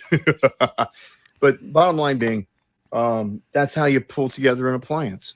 All right. It's a rough overview, but it's one I offered you heartfelt. I hope you've enjoyed this mad rush, this nonsensical trip through half of somebody's kit. My name is A.G. Howard Art Special Effects Makeup Studio. Try to cause trouble with my friends here in Memphis, and I hope to see you at face-to-face soon enough, maybe by the year's end at the next con. If not, if this helped at all and you want something more broken down and detailed, please give me a shout. Message me. Instagram, Howard Art Studios. Facebook, the same, and or Ultimate Halloween Guide. I'm one of the guys there on the staff. And, give me a shout. Let me know. Hey, I love this. Can you do some more shows? If I get enough influx, information-wise, input-wise, I'll do another one of these. I'll do a series of these. If not, you'll never hear from me again. Ever. Anyway, my name is A.G. Howard. Howard Art Studios, Special Effects Makeup. This is for COVIDCon2020. Thanks so much for your time and patience. Good night, everybody.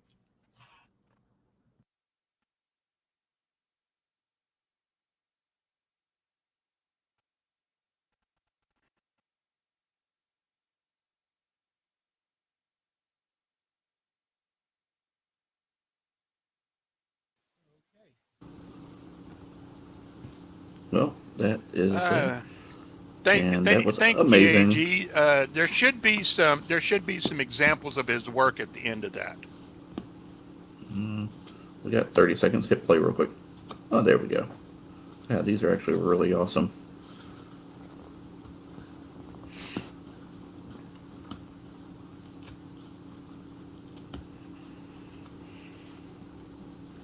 Sweet. And there it is. If you need to contact him, get all this contact right there.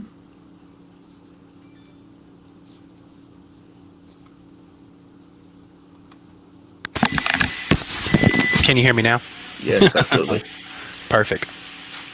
All right. Now, our next guest, I know everybody has been watching Westworld. Oh yeah, I just watched that episode not long ago. And our next guest is El Presidente himself, Mr. Al Cornell. Let me salute. How's it going, guys? Yes. Good to see you all. I hope you're all staying safe and feeling healthy during this crazy coronavirus COVID-19 scare that we're all going through. Oh yeah. How you doing right now? I'm doing good. I'm doing good. Trying not to go stir crazy. I mean, my wife and I have been able to get out and do some exercising and go for some long walks, but we're walking around with, mask and surgical gloves and looking very outworldly in this time we find ourselves in. Well, I know that our technical person, right? Oh, take it back. Our technical person just got it up there. We got a little bit I of saw. some clips of you. So you want us to show these so people might know Sure, who sure. you might be? Okay. Sure, not at all.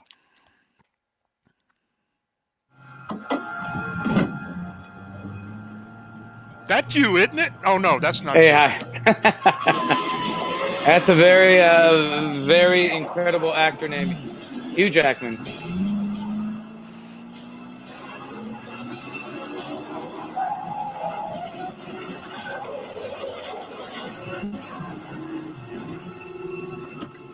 You hear my voice kick in here in a second. Aseguren el perímetro. Este es el mutante. Capturar o matar. ¡El vigilante! ¡Está en fuego!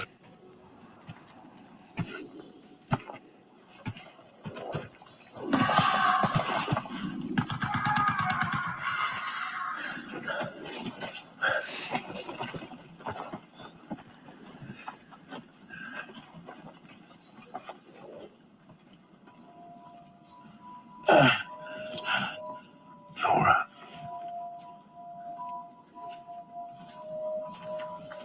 That a girl.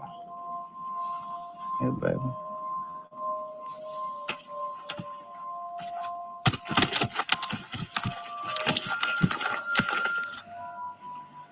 Laura. Laura. Honey, you want to stay where you are. You want to see your friends, right? Commander Mutante! Command. Stop. You said alive or dead? Laura! Laura? Laura. No. No. Move! Go!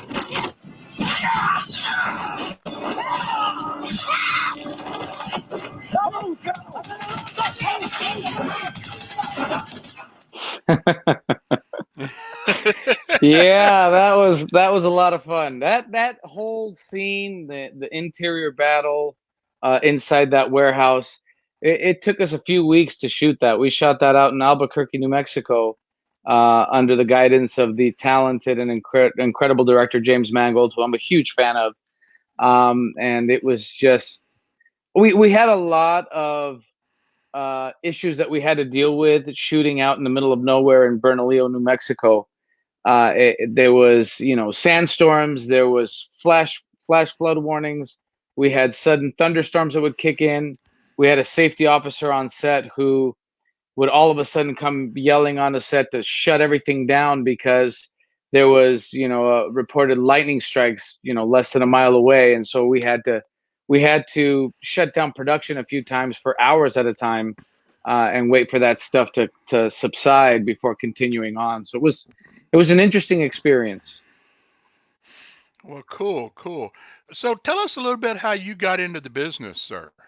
Oh my God, I've been acting now for close to 21 years. It was something that I grew up with. I was born and raised in Los Angeles. I was always a fan of TV and film. I was that kid that my mother would take to the Hollywood Christmas parade, and I'd know every actor, every role that they played that would be going by on the floats. And I wasn't shy about it. I wasn't shy about running up, getting autographs, and trying to talk to the actors. And it was something that was always in me. But as I grew older, it became more of a fantasy and a dream that I never thought I'd get an opportunity to be a part of. And oddly enough, the way I found myself back into getting involved into acting was through dance. I was a professional salsa dancer for a few years. And through the dancing, I got to travel and teach internationally and was asked to be a part of several TV and film productions. And that's where the bug reignited in me to want to pursue this career. And I decided to leave a career that I had established in the communications field to go back to school to study acting, and the rest is history. It's been, an amazing 20 plus years of the most incredible experiences and meeting and working with the most incredibly talented people in the industry. Wow, wow. So this is your full-time job, correct? Correct. Yes, it is. Although right now it's like, as many people are experiencing, we're just kind of sitting around as everything has come to a standstill. With the exception of 2 productions that I think are going on through Netflix in Iceland and other parts of the world. I think there's only 2 productions that are currently going on right now. Everything else, auditions, production, it's all come to a complete standstill. Wow. Um, Thank God for residuals. I hear that you might have worked with the late great Bill Paxton at one time. I did. I worked on a TV series called Training Day, based on the film, the Denzel Washington film, and it takes place in the same universe that the actual feature film took place in, just years later. And I had an opportunity to work and talk with him. A little backstory: my first acting coach in the industry was a gentleman by the name of Vincent Chase. Vincent Chase, who he's probably a man in his late 80s at this point. He was also Bill Paxton's acting coach, and he worked at one time he coached Bill Paxton, Michael Biehn, who was in the first Terminator, and Rick Rossovich. He had the young and upcoming actors in Hollywood under his tutelage, and so I got to work with him years later. And one day I was in class with Vince, and I hear Vince yell out, "I'll be with you in a second, Billy." And I hear this recognizable voice in the background say, "No worries, Vince." And I turn around, and it's Bill Paxton, just kind of standing there waiting for Vince to be done with class, because they were going to go over some scripts that Bill wanted Vince to look over. So yeah, it was going back a few years, and it was something that I got to speak about with Bill Paxton on set. And then, of course, a few years after we shot, and it was his unfortunate news of Bill Paxton's passing. Oh, we have a question here from Suka It the Moon Lord 77 for you. Okay. Let's see here. You were in Logan. Yes. Any advice for somebody looking to eventually work with Hugh Jackman? And what is your favorite X-Men character?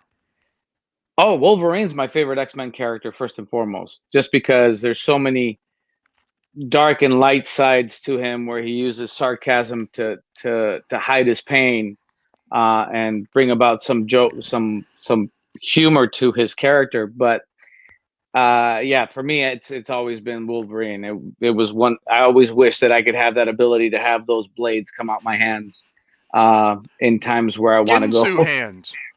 Yes, the Ginsu hands. Yeah. Well, we have the clip for you from Training Day if you'd like us to show it. Sure. But I'll finish answering this question. For me to work with Hugh Jackman, it was an unexpected experience. When I auditioned for the film, it was not known to the actors auditioning what they were auditioning for. It was we had to sign non-disclosure agreements. It was code-named Juarez. And when I got the script or the sides for my audition, about 80% of what was on the other pages was redacted. So I had no idea what it was. I had an inkling of maybe it could be a Marvel project, but I had no idea that it would be the last Wolverine movie featuring Hugh Jackman. So I went in and auditioned for it. Didn't hear anything for about 2 months. Then I got a call from my agent saying, you're being sent to studio for approval. You're in the mix for this. A few more weeks passed, and then I get a call early in the morning from my agent saying, "Hey, you got this project, and by the way, it's the next Wolverine movie." And I was speechless. I didn't have any idea what to say about that, other than jump around up and down on my bed like a little kid. And he was the most warm and giving and collaborative person that I've had the pleasure of working with, and I'm speaking about Hugh Jackman. Wow, wow. Well, we do have training day pulled up. Oh, perfect. If technical will run that, please.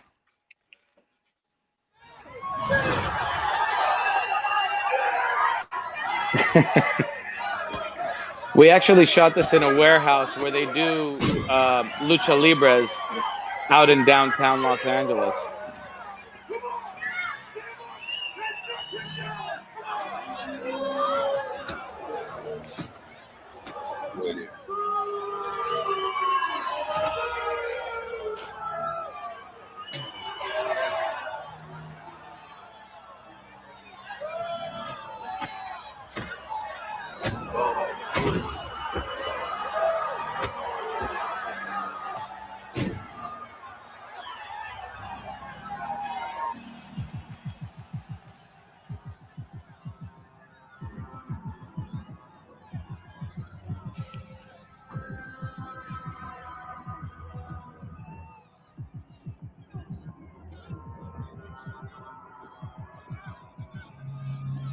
Let's make this quick. I got $50 on the little guy. You're the one asking around about Teflon.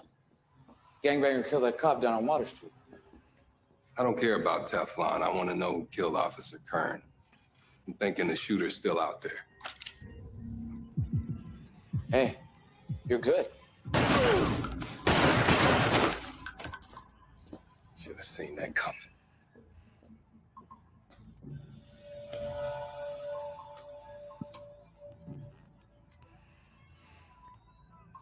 Oh, hell no. We just killed a Fed, man. Says here he's with the State Department. State Department, my ass. You saw how he handled himself. This guy's a spook. And he came here to kill you. Yeah, the late great Bill Paxton. It was quite the honor to have worked with him. Wow, wow. Now, when we came on, I called you El Presidente. Why did I call you El Presidente? Well, for any Westworld fans out there, right now we're in the middle of season 3, and well, actually not in the middle. I think there's 2 episodes remaining in this season, but I play the president of Brazil in episode 5 of this season, which was an interesting story, which I'll elaborate more after that you play the clip. But I'm featured in this season of Westworld, playing the president of Brazil, President Filo.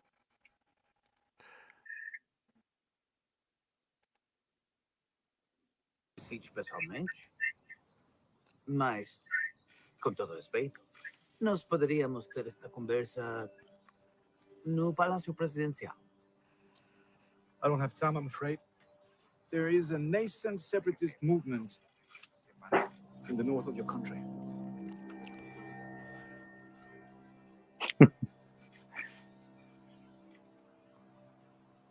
O meu grupo de inteligência não ouviu nada sobre nenhum separatista. Your intelligence knows only what I want them to. There is a small group, anomalies. Even they won't know they will act until they do. Rehoboam is privy to all sorts of hidden truths. For example, the private deals you've cut to restrict manganese extraction to some of your friends. She had squeezed money out of villages in the north, creating unrest. You will stop. The problem will go away. O senhor veio até aqui para me ameaçar diante de minhas próprias forças armadas? Our arrangement is founded in trust. We trusted that you would do what you're told when we ensured your election. E o senhor pode confiar em que, se não fizer, em 30 minutos, o valor da sua moeda corrente começará a cair inexplicavelmente. A agitação no norte vai ferver. Anos antes do previsto, o senhor e sua família serão removidos de seu palácio no meio da noite. Daqui a 6 semanas, voltarei para falar com o novo presidente. That fellow. The one with the big mustache. Understood?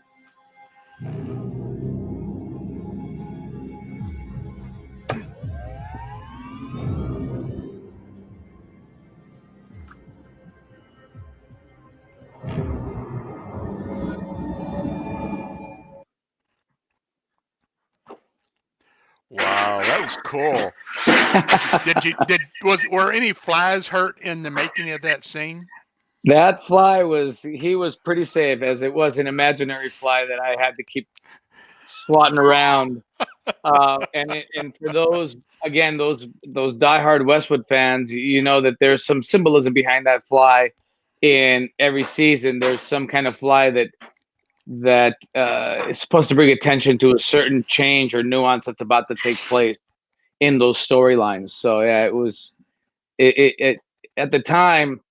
And I am a Westworld fan. At the time, I was like, what's the significance of this fly to this current interaction? And it made sense once I saw the whole scope of the episode. Again, this is also another production like Logan that was extremely secretive, and everything that they talked about, was with respect to a lot of non-disclosures. Couldn't discuss it, couldn't post about it, couldn't talk about it, and it was really fun to work on that. But a funny story is that I am speaking Portuguese in that scene.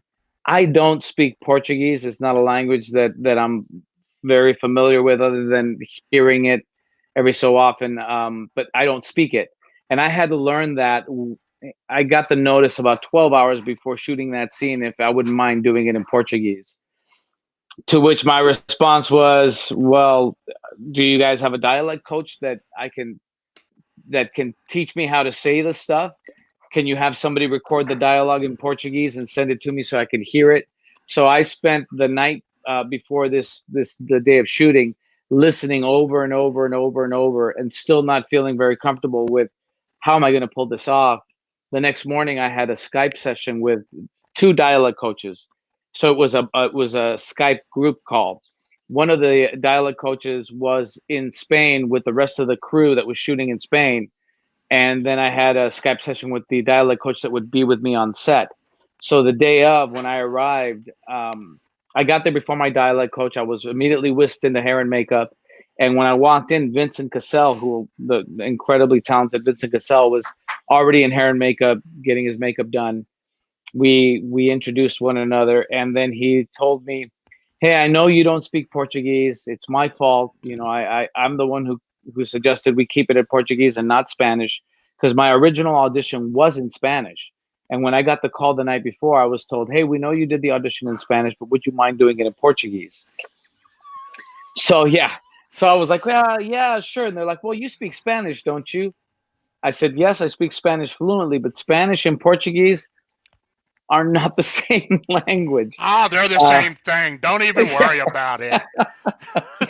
So when I got there, Vincent was very... Potato. Yes, exactly. Apples, oranges. And so Vincent was very, very warm and said, hey, I know that you're probably not comfortable with it, but go ahead and grab yourself a coffee, come to my trailer, and we can run it and go through it as long as you want.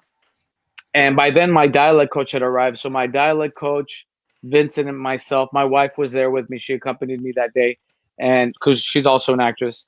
And she was sitting there while Vincent and I went through this dialogue to clean up my pronunciation of the Portuguese language. Because one of the things that was very important to me is, and as an actor who speaks 2 languages, there's one thing that irks me sometimes when I see a show or a movie and they've cast somebody who is speaking a different language, who's supposed to be fluent in that language, and I can immediately pick up that they're not.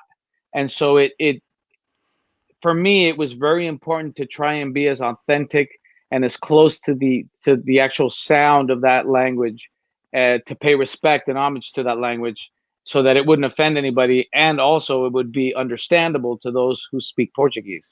And fortunately for me, we pulled it off. There was a moment where I looked at my wife and I said, I don't know if I'm going to be able to pull this off. And she looked at me and she said, you got this, you could do this. So she snapped me out of that momentary moment of self-doubt.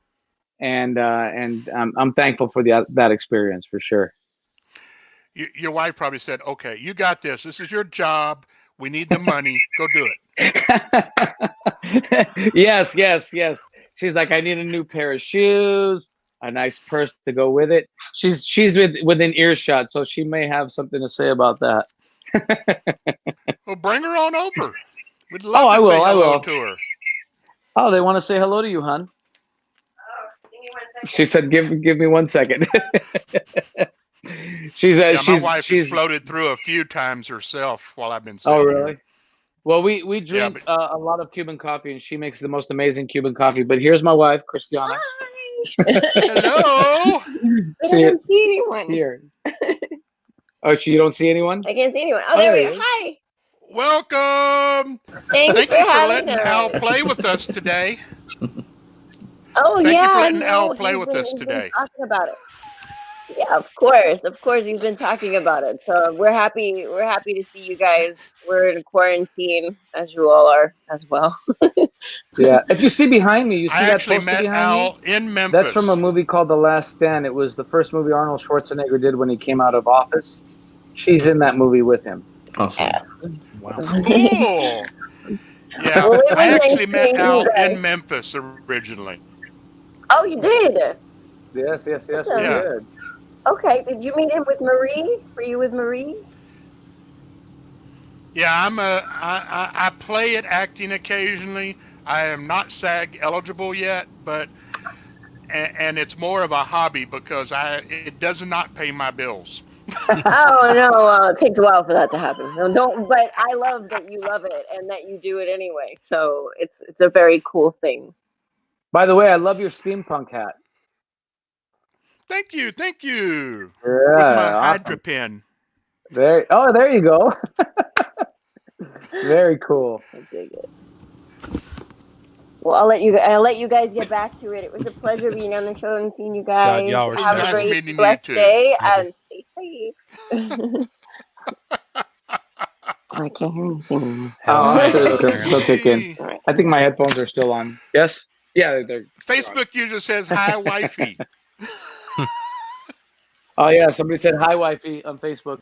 Oh, nice. So how are you guys holding up out there? Working. Oh, we're good. Yeah, we're all of the necessary I hope people. that you're enjoying yourself, I Al. lost you I guys hope for a that second this has been a fun little excursion for you. Somebody's asked him a question I from lost Twitch. you guys. We have a question for Twitch for Al. What is your favorite role? Can you hear me? Yeah, we can hear you. You can hear me. Yeah, you're good. Okay, good. The question is, doing it for here he love goes. means you don't dread the bad parts. Somebody posted that. That's true. There are no bad parts in Hollywood, but there are no small parts for small actors, I guess you could say. But for me, every experience, I've always been able to take something away from that. I'm answering Vernon Smith, who posted that. Every job is an opportunity to learn and to create something new and something different. So yeah, I don't dread. I don't see any part as being bad, unless you're talking about like where I'm playing the bad guys. Those are actually the fun roles. Play the bad guys. What's my favorite role you've had to date? And your wife is beautiful. Oh, thank you very much. I believe she is as well. My favorite role, geez, there's for me this last one on Westworld, working with Vincent Cassell was an incredible experience. They all have something very special in my heart. For me, it's still I think the top is Logan. Having had the opportunity to work with Hugh Jackman, to work with James Mangold. I was a huge fan of James Mangold years before. I love Walk the Line and 3:10 to Yuma. And for me, it was, two movies that I greatly enjoyed watching and was a fan of. So to actually be on set with James Mangold, there was one part during that scene where they didn't make the movie where I'm speaking in Spanish and talking to the Reavers. But he came over and said, "Hey, Al, let's take a walk and let's talk about this scene." So it was an opportunity to get one-on-one time with James Mangold and walk around the set and just discuss where everything was coming from in this particular scene. And it was that out of body experience moment where I was like, I'm sitting here on the set of what will surely be a blockbuster movie, working with one of my favorite actors, James Mangold, and having him direct me. So it was a very surreal experience for me. and then also getting an opportunity to sit down with Hugh Jackman. They put me up in the same hotel that Hugh Jackman was in, Richard Grant, and Boyd Holbrook. So most of the cast was there.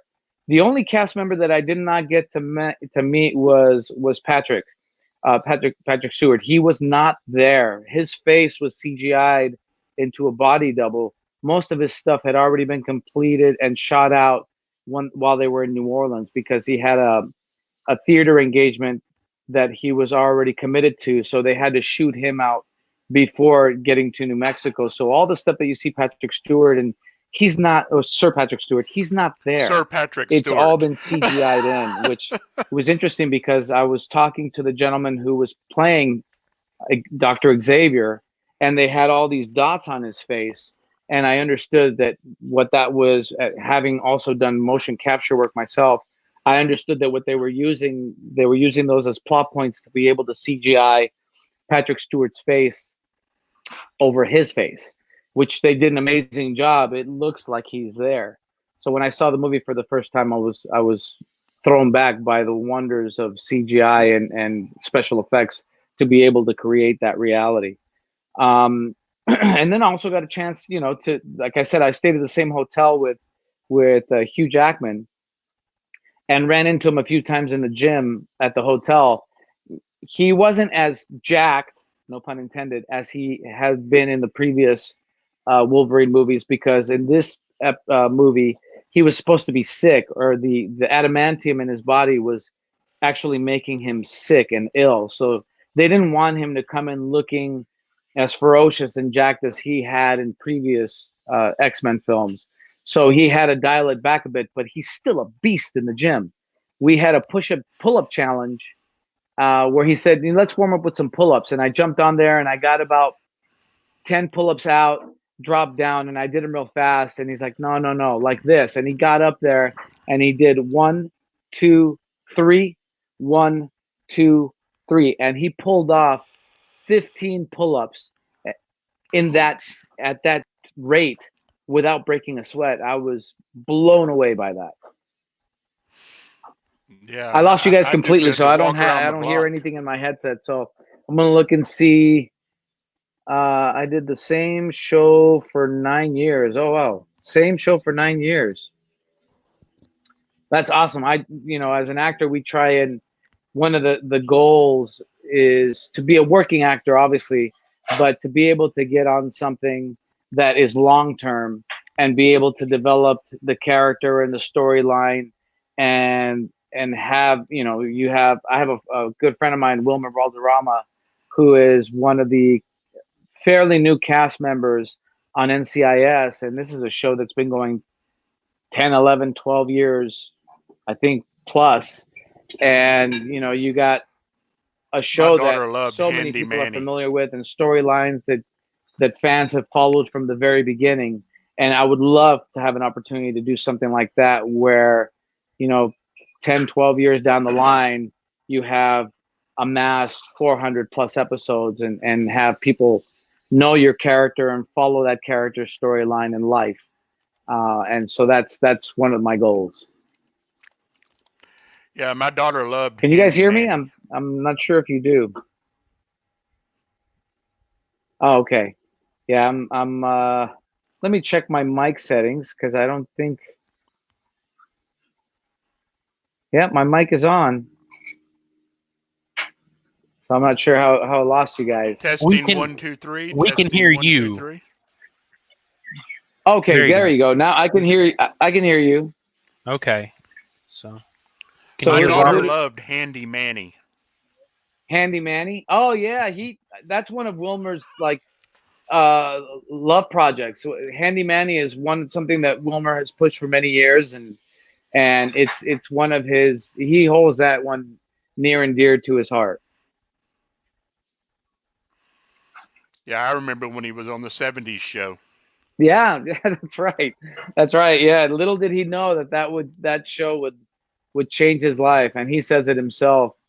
He had a story about when he had left the audition, wasn't sure if he got it, and then he received a call, and he was happy. And then the producers, when they hung up the phone, they looked at each other and said, he has no idea how this is about to change his life, and it did for sure. Well, we're coming up on the hour. Already? Any last minute things you'd like to talk about?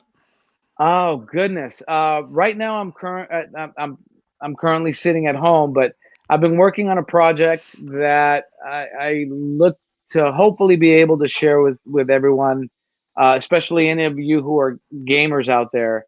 I look to be able to share in the near future. Right now, I'm bound by contractual agreements not to divulge what it is, but it is something that is already out there. It's a very, very popular franchise, and I'm excited to be a part of it. And I will say this: it allows me to utilize my military background. I spent 8 years in the Marine Corps. It allows me to use my military background to a great extent. So I'm excited and hopeful that when this is all over, that all of you come out of this healthy, safe, sane, and sound. That I'll be able to share all that with news with everyone. That's great, Al. Yeah, Well, thank you for your service, sir. And thank you. Oh, sir. no worries, guys. Guys, thank you for having me be a part of this. Hello to everyone. Stay safe out there. Wear your mask, wear your gloves, and keep that social distancing going. El Presidente. Take care, guys. Thank you, sir. brother. Thank you for joining us. He was fun. Yes. He was very, very fun. Now I'm curious. Some amazing clips. Talked to an amazing guy. I'm curious what video game he's working on now. He said military service. I'm just thinking. Hey, maybe. Hey, Well, they release a Call of Duty game every like 6 days should now. be showing up pretty soon.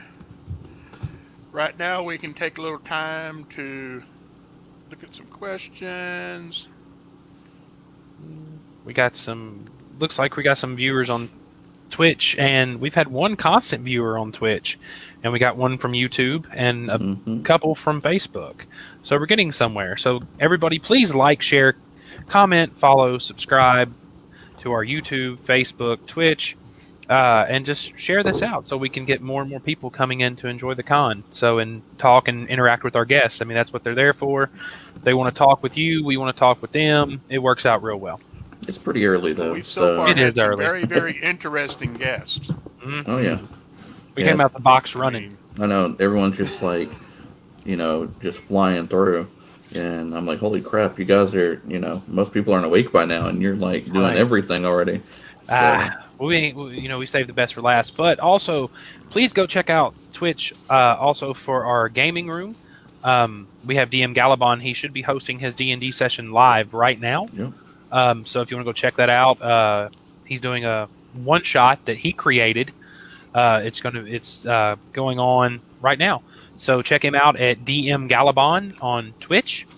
We're not streaming that because we're trying to get all of our guests lined up. But if you go check it out, he's live streaming right now on Twitch. Go check out our Discord. You can talk with me, Blake, or Robert in between sessions with what's going on. We'll be in there. Please just like, follow, subscribe, and share it to all your friends and tell them to come see COVIDCon2020 live. Yep. Go to covidcons.com, and that's plural, because the Chinese like manifesto place beat us to the punch. So, but yeah. It looks like our next guest is going to be in here in just a minute. He just hit us up on Facebook to let us know he's ready. I'm going to see if I can... We'll play a minute or two of Galabond if I can get... I have him on Twitch. Hold on, let me pull him up real quick. Go ahead and pull him up for a sec. Yeah, jump from side to side. Sure, I can. Let me get to Twitch real quick. Stop. Hold on. Collaborate and listen. The ice is back with a brand new invention. Something. That's right. Grab the hold of me tightly. Hey, floats like a harpoon, daily and nightly. That's right. Let me find Gally real quick. He is live. Here we go. He's got many players. So let me let me stop sharing that. Share that next window. And let me find Twitch. We'll peek in for Here we go. We'll peek in for about 2 minutes until till we settle in. There we go. Like inspecting them. He's not handling them, but he's like inspecting Audio them sound good? and looking at them and whatnot. Okay. And let me make that full these screen on there. Creatures here, mostly There we they go. have like crude spears that. Now, just to let everybody know, he made this one are shot. like a branch of a tree that's been all the bark has been pulled off, and it's got like. So everyone, please go check him out on bone, Twitch. He's a great DM. He runs a Sunday game, spear tip so he'll be doing that's that been, tomorrow, but not for our wrapped con. around it. But he runs a Extremely Sunday game. Primitive type of. He type runs of a Thursday night situation. game that I'm a part of. And so they just check him look- out. He's a great DM. And they go. And a couple of them Came point in at at a you good now. time. They see you're starting to sit up, and The you're sound like, effects always Let's make go ahead things and welcome better. our next guest on in. So let's go Sure. ahead and None of fade them. down. We'll turn around and go. There you go. Well, let's welcome in Mr. Justin Sloan. Hey, Justin, how you doing today? Hey, buddy. Hello, can you guys hear me okay? Yeah. Oh, yeah. And he's going to be talking about some sci-fi writing and writing in Hollywood. I'm going to bounce out. Nice to meet you, Mr. Sloan. Nice to meet you too. All right. So, shall I go ahead and get started? Yes, sir. Cool. And feel free The to jump floor in. is if you have- yours. Cool. And if you have questions or whatever, or want to feel like I'm going off track and getting all over the place, feel free to let me know and jump in. And I don't know if there's a This is chat, but this is your baby. cool. Oh, I can see over here there's a live comments area. Oh, cool. Okay. So that should pop up. All right. So yeah, so quick introduction. My name is Justin Sloan. I'm a writer. I am a full-time author as of 3 years ago about now, which is very exciting for me, you know, life dream and all that. Let's see. I started off in a different career track though. I was military. I was in the Marines for 5 years doing SIGINT and martial arts instruction. And that was a great time. And when I got out, I went off to go do all this government stuff thinking, hey, I need to have a regular income. You know, I need to have a guaranteed paycheck and healthcare and all that stuff. And realistically thinking creative life is not the way to pay for family. And yeah, we'll get into all that because it has its ups and downs, of course, once you go full time. Lots of anxiety and fun, both sides, you know, they kind of offset each other. So yeah, so I've been a novelist, a video game writer. I've written on such games as Game of Thrones, Tales from the Borderlands, Minecraft Story Mode, and Walking Dead and Michonne at Telltale. I did a little work on one mobile game called Avengers Academy. So it's a Marvel Avengers thing. That was fun. And I've done some screenplay stuff, which includes some little projects, right, for hire type things. I have optioned one feature to an independent studio for a good deal and a TV show more recently to a studio. So we'll see how those turn out, if they turn out, because Hollywood, as we can talk about, you never know what you're going to get. So lots of people who are familiar with Hollywood know what I mean by that. So yeah, so going back a step to my journey. So I'm going to talk about kind of my journey, some advice along the way, some lessons learned, some secrets and inside stories and gossip. Now, I probably won't get too far into the gossip, but who knows? You never know what'll come out of my mouth. I certainly don't. So as I was mentioning, I started off in this non-creative kind of path. You know, I'd always been an artist, and when I was young, I was writing comic books and just having fun. Me and a buddy, when we were 12, and this is one thing I use a lot in interviews for jobs in the video game industry, we actually put together, I mean, you know, like on pieces of paper, video games with like characters and levels. And we drew out all these maps of the different dungeons and stuff, and and we did the art for it, and we ended up calling numbers on the back of video games back in, I don't know when this would have been, 1991, maybe something like that, 92, to try to sell our video games to these people. And they're, of course, like, no, that's not how it works. But thank you so much. And that's awesome that you're like 10, but keep trying someday. So this is kind of my full circle that later in life I ended up getting to work in video games. It felt very fulfilling. But in the meantime, I went off from the military, went off and did my thing. I ended up doing undergrad right after the military, and then grad school, and then I went off to the government for 4 years, and then I went off to the Federal Reserve Bank, where I was doing a Asia analysis, Asia policy type stuff, and looking at assets and liquidities of banks and whatnot. And yeah, you don't care about that. I certainly didn't. I thought I did. I thought it was like my passion. I thought it was my end goal. You know, I was like, I want to get to this position. That's it. I'm going to make a career out of it, and it's exciting. As many of you might have experienced, you get to that point, and you're like, wow, why am I looking at these numbers and graphs and writing up the exact same paper every quarter? What is this? So I started thinking, okay, well, I love writing. I had started writing novels about 4 years previous to that, 4 years prior. And it was Snowmageddon in Washington, D.C. I was in the government still. I think I'd gone through a breakup or something. So I was single, lonely, had nothing to do. And I was waiting for the 5th book of the Song of Ice and Fire series to come out, Game of Thrones, for those of you who just know the TV show. And so I was waiting for that book, and I thought, why don't I try writing one? Maybe if I write a book by the time I'm 50, that'll be awesome. Yay, you know. And I think I'd written about 100-something thousand words within a few months. And I was like, wow, I'm obsessed with this. I love writing. I never thought I would. One of the reasons I originally started with that idea was that my grandma kept asking me to write journals because I had been in the military, right? And I travel abroad. And my first year of grad school was in Italy. I had done 2 years in Japan prior to that, one in the military, one in undergrad. I did Korea for a summer. And yeah, so all over the place, fun traveling to like Morocco and fun places, Turkey, Scotland. Yeah. So she was like, write a journal. I want to read about these experiences. And I tried, and I was like, wow, not my thing at all. And so then years later, I said, well, why don't I try that journal thing, but as fiction and based on the Peloponnesian War, because I just studied that in grad school, and that was really interesting. And then totally changed it all up however I want to make it fun in my style, right? And so that ended up being that first book. And from there, I took screenwriting classes and went on and on, did all these workshops and whatnot. And this gets into the idea of when I'm kind of talking about how to transition out of these worlds, you know, out of the regular full day job and into the creative life. So I was at the Federal Reserve. I started connecting with everybody I could on LinkedIn and Facebook and wherever, and just saying, hey, can you give me a couple minutes of advice, whether it's email or coffee or, you know, over the phone or whatever. And at the time, 2 people from Pixar got on the phone with me, and that was exciting because I'm obsessed with Pixar and Disney and all that. And you know, they just shared their advice. Mostly it was like, hey, it's really hard. Good luck. We'll see. We'll see if it ever happens for you. But usually, you know, don't get your hopes up. And 6 months later, I was working with both those guys at Telltale Games because they had left Pixar to go over there, and it worked out awesome. And one of them, through that connection, I don't know if he helped me get the job because I had connected like that, but I know he ended up being my boss. So that was pretty cool, right? It works out in these weird ways that you never can expect. And part of the point about that is just getting out there as much as you can because you never know, you know, which door you knock on is going to open. Yeah, pretty exciting. So backing up one other step, go into the idea of craft and how this like Hollywood thing ties into the video game world.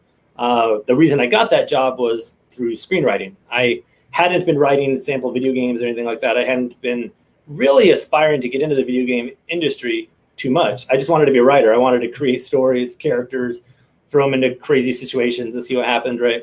And I was writing my novels still, but I hadn't decided to self-publish or anything like that. I was submitting to agents occasionally, but nothing serious. And studying at all the craft schools I could think of. I did Johns Hopkins Masters in the Evenings program. It was pretty fun. It was in DC when I was there. And I did the UCLA online program. So I had my writing samples, screenplays and whatnot. And then I saw this position and I submitted a screenplay as a writing sample.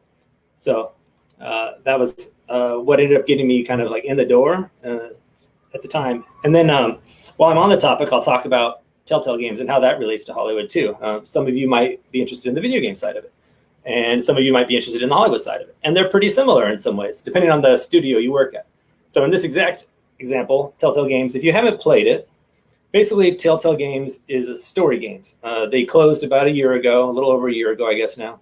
And what they do is you play through a story and you have choices that are kind of like role-playing choices. So the character will say something to you and you have 3 choices plus a silent option of what you can say back. And then a lot of it's all about what their response is to that then, and then how the characters view you because of that. And then the game might alter slightly based off of how they feel about you. Or, of course, they'll say something different to you, but then maybe later down the road, if you're like, no, I'm not going to give you my cookie, you're a jerk. Then later when you're about to starve and zombies are coming at you, they might be like, hey, you didn't give me your cookie, so have fun dying. Bad example, but you get the idea. But what was really similar about Hollywood is the way that Telltale was ramping up at the time is they were hiring a lot of people from Hollywood, a lot of people from the television world. And then they would do a lot of the same kind of story creation methods. So they'd have the writer's room where we would all get together for like 2 weeks or a month or something and just hash out ideas, just whiteboard them up, and they'd have different writing teams, and then you come back into the writer's room and you have this whole, it was pretty in-depth. It goes into this whole idea of like, what do they call it? I don't know. We just get in front of the room and workshopping it basically.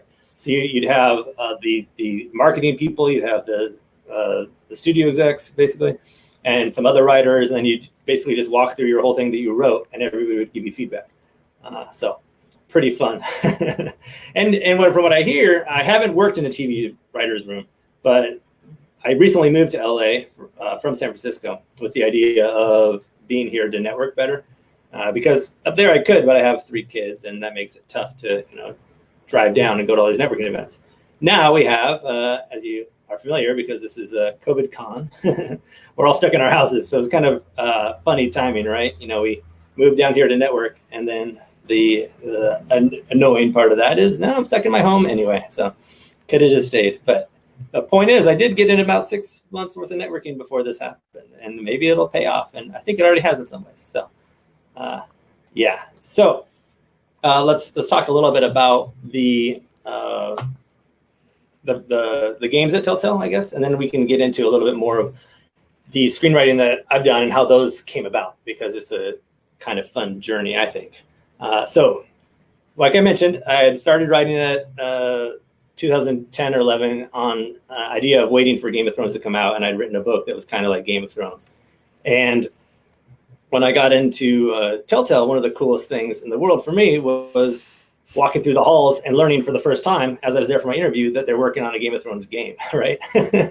Pretty cool. So first, they put me on a game called Tales from the Borderlands, which was exciting. And I had done some sci-fi and things like that, a little more goofy. So it was a good fit. It felt like a good fit. But after about a year of that, I was talking to the guy who's in charge, the lead writer of Game of Thrones. And I just said, hey, I'm super excited. I love what you guys are doing. I'm a Game of Thrones fan. And I told him my story. And I said, can I get in the room with you? And then 2 weeks later, they had me in there. So I was just, walking on sunshine every single day. And this is when the show was going too. So it was, for you don't know, it's Telltale Games did theirs based off of the HBO series, not necessarily based off of the book.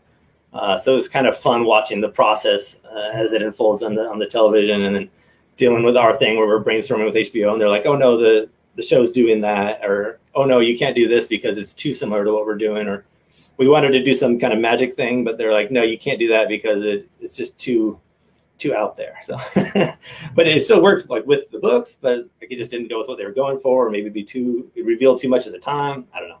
So, but yeah, it was a fun process. So let me see. I have a couple quick questions, then I'll get back into where I was headed. So would you be writing? Oh, sorry. So would you say that writing is your true passion or one of your passions? I think that writing is my only passion.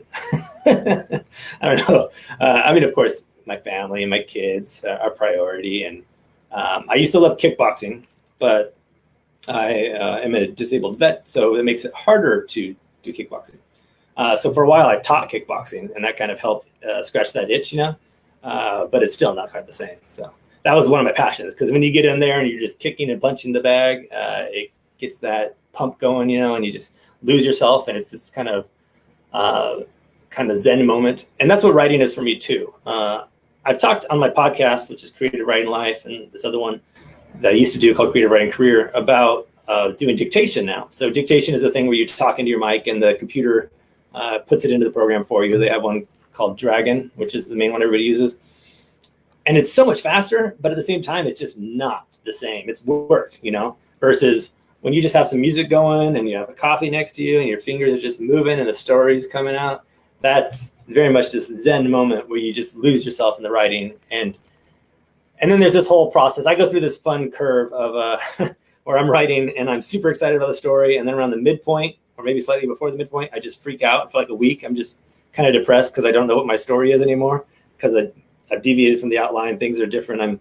My old teacher used to say, if you're not surprising yourself, you're not surprising your readers. And so I try to live by that, but it always leads to that phase.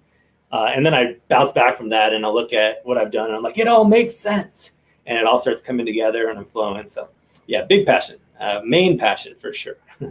Another question.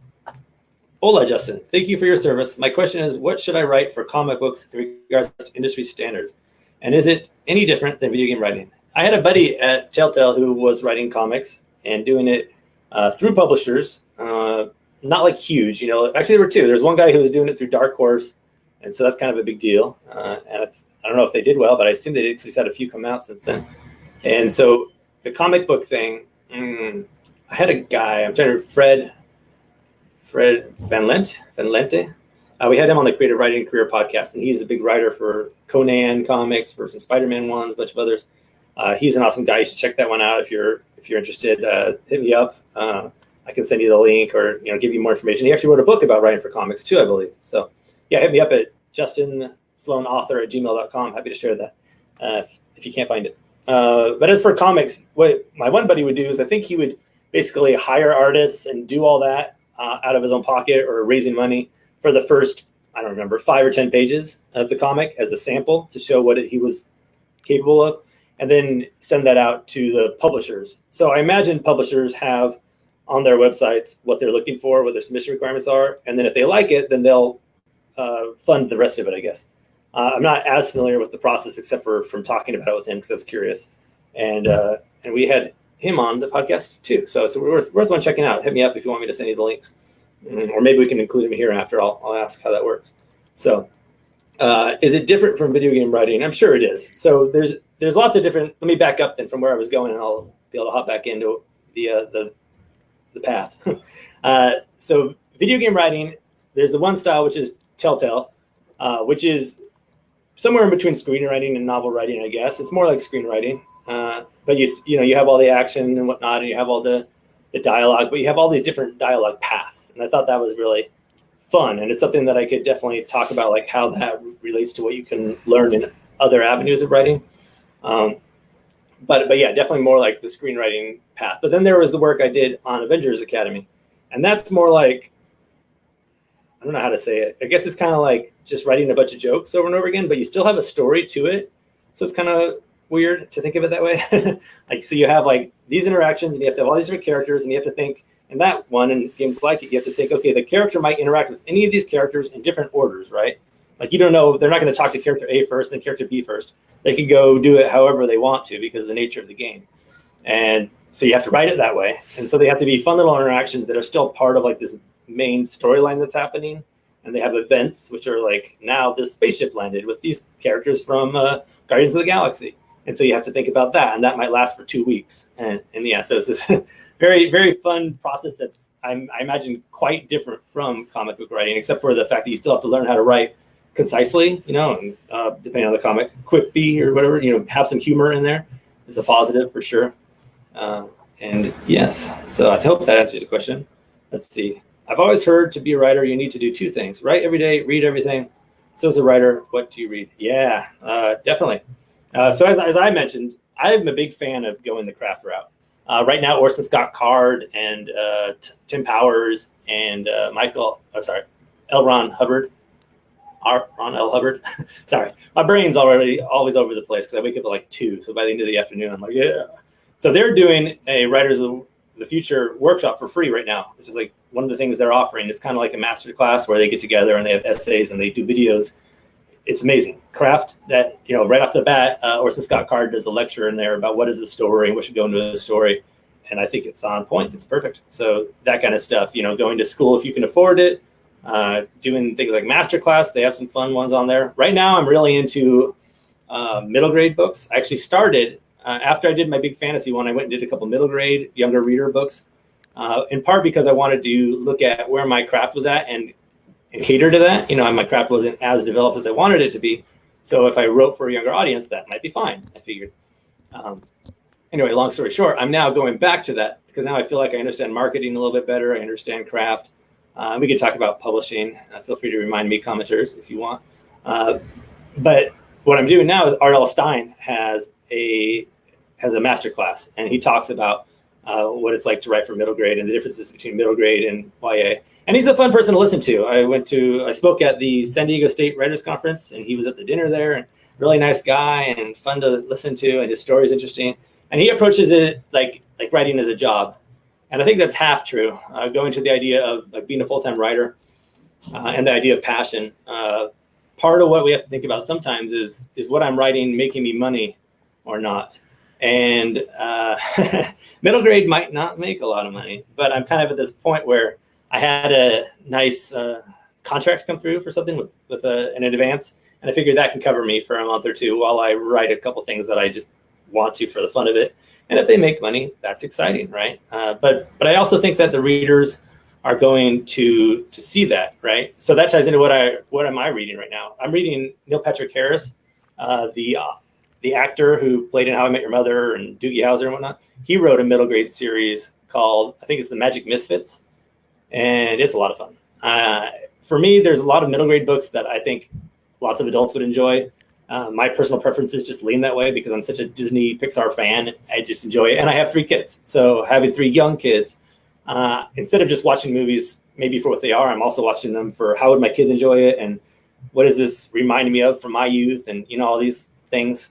So I'm really enjoying the middle grade reading. I also read one called The House of Teeth. That was a lot of fun. So craft as much as you can, books that are in your genre that you want to write in. I've done a lot of sci-fi, and somebody's going to quote me on this later and slap me, but there's not a lot of the sci-fi books that I truly enjoy.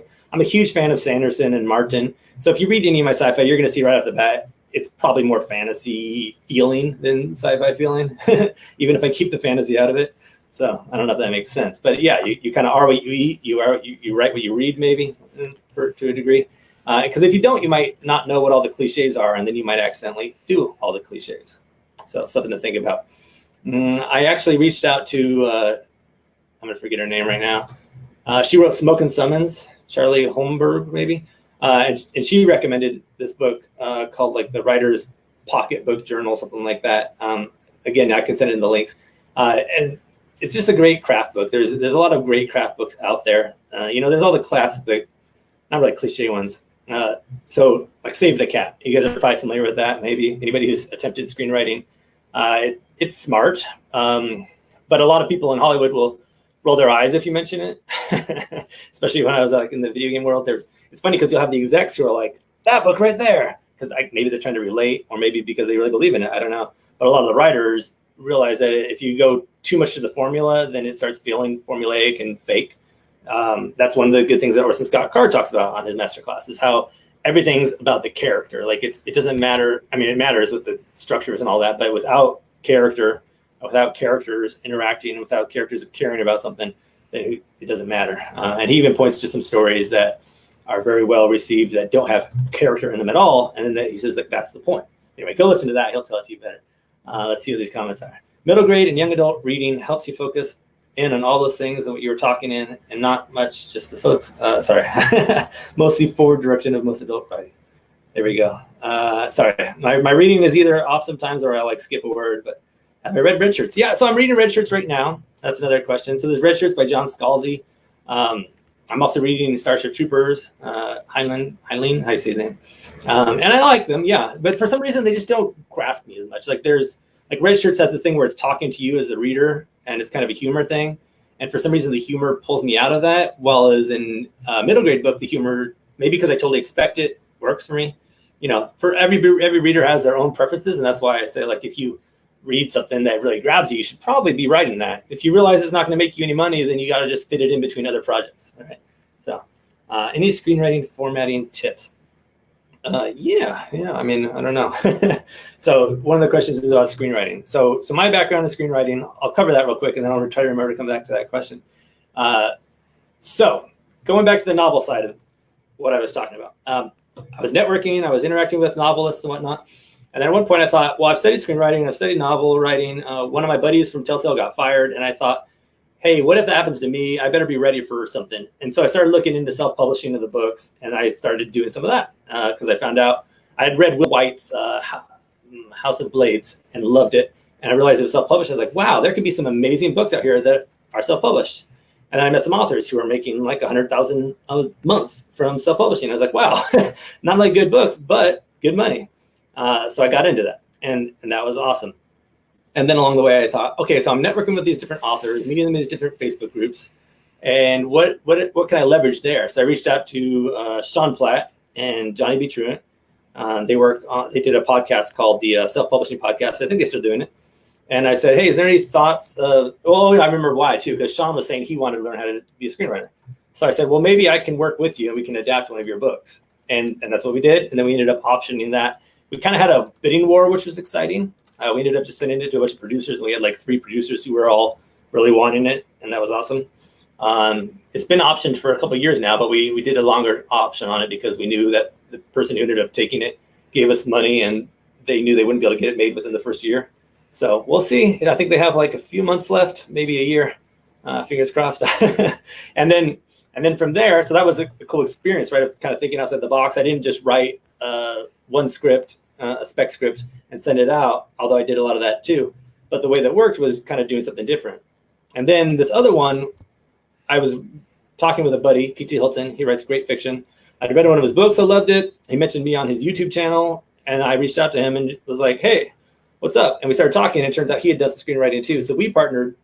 And then we were talking, hey, maybe we should do something like that. Also, I think we wrote like 1 or 2 scripts first. And then, it's just so hard to write a spec script and just send it out because who do you send it to? You have to have that kismet. You have to have somebody who really loves it. Anyway, we ended up optioning a friend's book. I'm not supposed to say who it is yet because the studio wants to do their own press release, but it's a big studio. The book is awesome. It was one of those ones that had me up till like 2 a.m. with tears in my eyes. It's very rare. I never cry, but it had me there. I was like, wow. So anyway, we loved it and we got that one out. And the way that happened was that my old boss from Telltale, the creative director, went off to be a producer in Hollywood. And so he was asking me, what do I have? And we mentioned that, and he got excited, and then other people got excited. And it's just a great pitch. It's an easy one to talk to people about. It has a hook.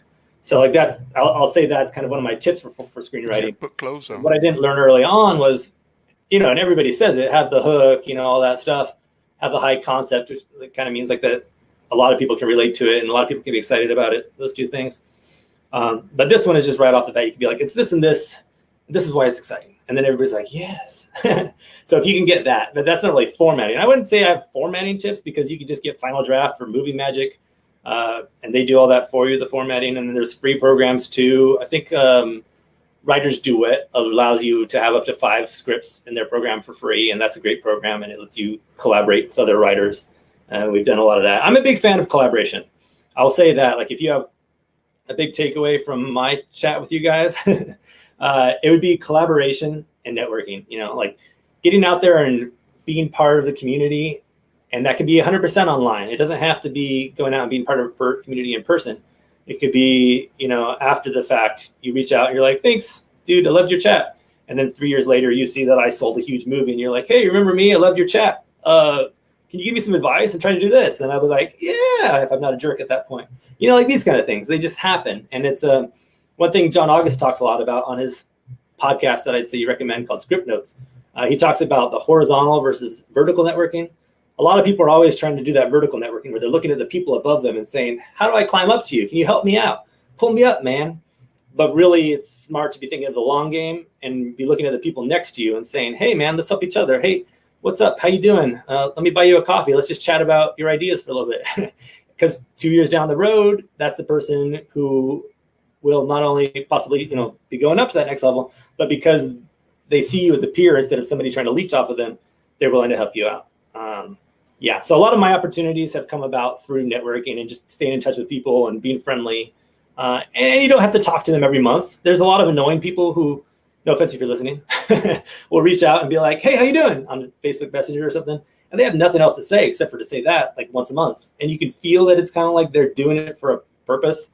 You don't have to do that. But if you're just like, hey, I saw your new book and it looks awesome. Or, hey, heard the news about your new screenplay that just sold. That's great. Congrats. Little things. It doesn't have to be anything really much. It's just to keep in contact.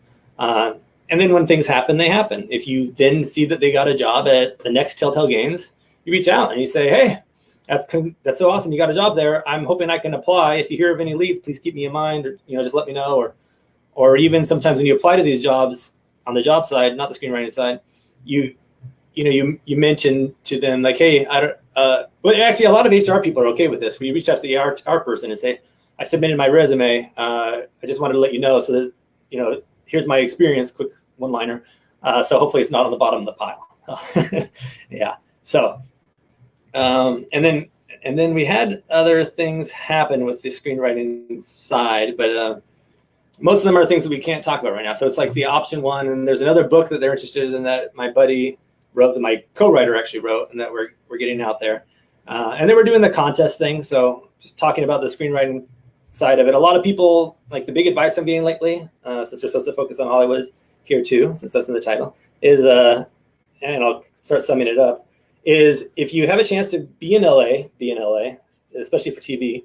And if you have a chance to be an assistant to a writer who's actually doing well, do that, because a lot of those people make it up real fast. And then, there's always the idea of getting a manager through screenplay contests like Austin Film Festival, Nickel, the big ones. You don't want to be submitting to like all 50, 5,000, whatever contests are out there, because you'll go broke real fast. But knowing which ones are the big ones, like Austin and Nickel, and trying to make sure you have some awesome material that you can send out to managers, agents, whatnot. So I hope is it one of your writing partners, Michael Andele? Yeah. So for people who might wonder how I got to the point where I was able to go full time, that was partnering in that way. So I was at that time writing and editing for military.com, which is a website that does articles for veterans. And I saw that he was doing quite well. I saw that he was writing books similar to what I was doing at the time. And so I reached out and I said, would it be possible for me to write in your world? And he was like, sure. At the time, he hadn't started doing that much yet, but he was talking to Craig Martell about doing it. And I'd heard through the grapevine about somebody else that they were talking to him, but they ended up not. And so I reached out and he was okay with it. And we ended up publishing 16 books together, which is pretty exciting. And then the way that works, basically, it's kind of like James Patterson, or those other people, where like I ended up writing the book and he helps brainstorm it and then edits it and whatnot. And that was a life changer. I was making, I don't know if we're okay with numbers, but I was making like a little less than rent a month before that. And then I was making enough to go full time as an author after that. So like within like 6 months, I was making where I felt good. But then within about a year of that, about a year after I started writing with him, maybe, I don't quite remember, but then I was like, wow, if I don't stop working and focus 100% on the writing, then I'm throwing money away, because I just need more of that time to be able to write these books. So, and he's been great. He was a mentor. He's continues to do awesome work. I think has like 30 or 50 or something co-writers now in that same vein. So he's blowing up, as you say. I've read quite a bit of his and your stuff. Awesome. A lot of my stuff I read, believe it or not, through Kindle Unlimited, but yeah. That is where I was introduced to yours and his and a couple other people's work, and I like that vein. Cool. Now, why don't you shamelessly plug a couple of your projects? Your Ideas. projects. Why don't you tell us about some of your books that you've already written that you would like for people to read? Yeah, sure. So for those first ones that were with Anderley, those were called the Reclaiming Honor series. And, that's always a fun place to start, in my opinion. It's kind of like a superhero vampire, post-apocalyptic. Her brother's going off to conquer America. He leaves her for dead in a ditch. She goes to stop him. And then from there, all kinds of crazy fun. But more recently, I finished a series called the Ascension Gate series, which is a bunch of Marines going off through this new Stargate type thing they found. And right off the bat, everything falls to hell, So it's it's a lot of fun in space with different kind of races and species. Some represent, or some are similar to dragons, but aren't exactly dragons. And then, a spoiler, there's a thing where they refer to some of them as vampires at first, but they're not vampires. So it's one of those things. And then we have a new series coming out really soon that I think is going to be fun. We at least have 2 books in it. I did one called Prime Evil, and that's going to be out in mid-May. And that is basically a darker sci-fi than I've ever really done. So I'm curious if my fans will rebel against me, rise up and say you suck. We'll see. But then it's a prequel to another one, so there's hope. And the other one is called Primal Link. And that's basically, if you think of Horizon Zero Dawn, the video game where you have like these robotic animals and stuff, we have that kind of a match of that and spirit animals. I'm not sure how people are familiar with the book series Spirit Animals, but it's this idea of an alien race that kind of takes the form of spirits, but can be trapped inside of these robotic beings and used in battle. So that sounds right up my alley. That does sound good. Like 1980s, 1980s anime or something. Question, Mr. Sloan. Can you hear me? Yeah. Mm-hmm. Okay. Question. Going back to earlier when you were talking about Telltale writing, spoilers for anybody that hasn't played the Game of Thrones Telltale game, which is one of my favorites. Whose decision was it to kill the whole Forrester family off? I mean, honestly, I love their story. I love, how they come into the gameplay, how you're introduced to this family. Of course, it starts with the Red Wedding, which one of my favorite episodes. But and it just goes off from there. And I love the writing. But whose idea was it just to kill the whole family off? Like, I would really love to have seen them longer in the whole story. Since Telltale doesn't exist anymore, here's my little gossip moment. It's not like who per se. It's more of a lot of the people working on that property saw it as a lot darker than I saw it. I see Game of Thrones, the book series, as very uplifting. Yeah, people die, but they're not the main characters. They're not. I did say spoiler warning there. Larry, say they said spoiler. Spoiler. They're not the main characters in my opinion. So they're not. I find that a very uplifting. But at the time of that writing, Series 5 was on television, and it was based on the television series more. And Series 5 is depressing as hell, and they make all these changes that aren't there in the book. I will not get bitter. I refuse. But I think there was some of that carrying over into the writer's room there, where some of the people working on it hadn't read the books. They're just watching the show. And so it's a very different tone that I think you're going for. And I think a lot of people felt that Game of Thrones is more about the shock factor of people dying than what it really is. So yeah, there's a warning there for people who ever want to work on something they're super passionate about. You're probably going to run into these little punches to your gut. Well, I hate to say, I did love about it, the writing was great, and then also bringing back the actual actors to do the voiceover work was wonderful. And just seeing the other side of Ramsay, we knew he was nuts to begin with, but just seeing that and I just died. I was like, literally, like something inside of me just went, like when I saw that scene, I was like, oh my God, like whoever wrote that was great. Where he comes in and Nicole Martinez. I was saying Nicole Martinez was one of the lead writers, and she has a lot of credit, probably her and Megan, for the female characters. That a lot of people have really given that game props for the awesome female characters it has. So, a shout out to them. And yeah, I loved a lot about that game, and working on it, like I said, was a dream come true. And then just writing these scenes. I done the scene. I remember the first one I did, watching when Marjorie comes in and it's her voice, and I'm like, oh my God. Yeah. Well, did you do some writing on The Wolf Among Us too? Because that was really good as well. Yeah, that was my favorite Telltale game by far. It always will be. I know Walking Dead is more popular, but Wolf Among Us, if people haven't played it and you're like, what are these things? I would check out Wolf Among Us. And it's based on Fable comic series, so also good. Yeah, can you get it on Steam anymore? You can Epic Game Store has it. I know because they gave it away for free for a while. They gave away The Wolf Among Us for free. That's where I picked it up. But Steam, I believe, still has it. Epic Game Store still has it. I mean, find it on any digital download you can think of. Probably has the Telltale series, and I am sad to see that they went out of business. Technically, I hope so, because I know that people were talking about for a while that you can't get a lot of the digital downloads anymore, even if you pre-ordered some things once Telltale went out of business. So it was very sad. Yeah, they're gonna have to have community restructuring where you can download them off-site or something. But what we really need is...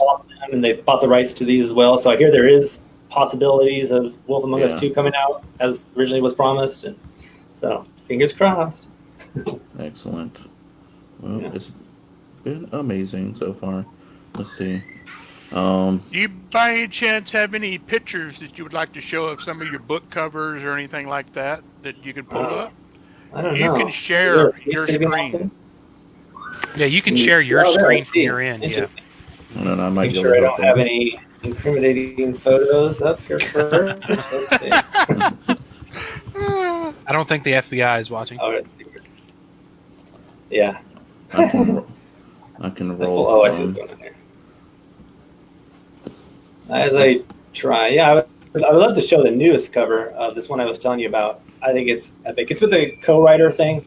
Co-writers are always complicated because I think this one turned out great. Some of my readers are actually like, hey, this is your best work yet. And I'm like, screw you. I didn't write most of it. No. You got to take credit for it. It's going to be, no, I did. Let's see what I can do real quick. Yeah. Let me see if I can. Blake's probably going to pull up some pictures. I totally wrote this whole thing. I totally wrote this whole book. Just no help. Just me. What was... Let's see. I'm in fire Firefox. Computer's being slow. I think this thing's running right now, but yeah. If it lets me, then I'll bring it up. But so this one was co-written with Lynch and Bauer in the book because he writes these other stuff's more adult-oriented and game-lit and stuff like that. Sorry. Is it working? Let's see. And what we ended up doing. I'm going to drop down, maybe see if that'll help. Yeah. Edited it quite a lot, so that we were trying to get a little bit of my voice feel too, you know, because we don't want to have like the half of it. Sounds like it, huh? Oh, okay. There we go. Oh, and screen sharing always does this weird thing too, where it slows it down even more, probably. But I do have it up now, so let's see if it works.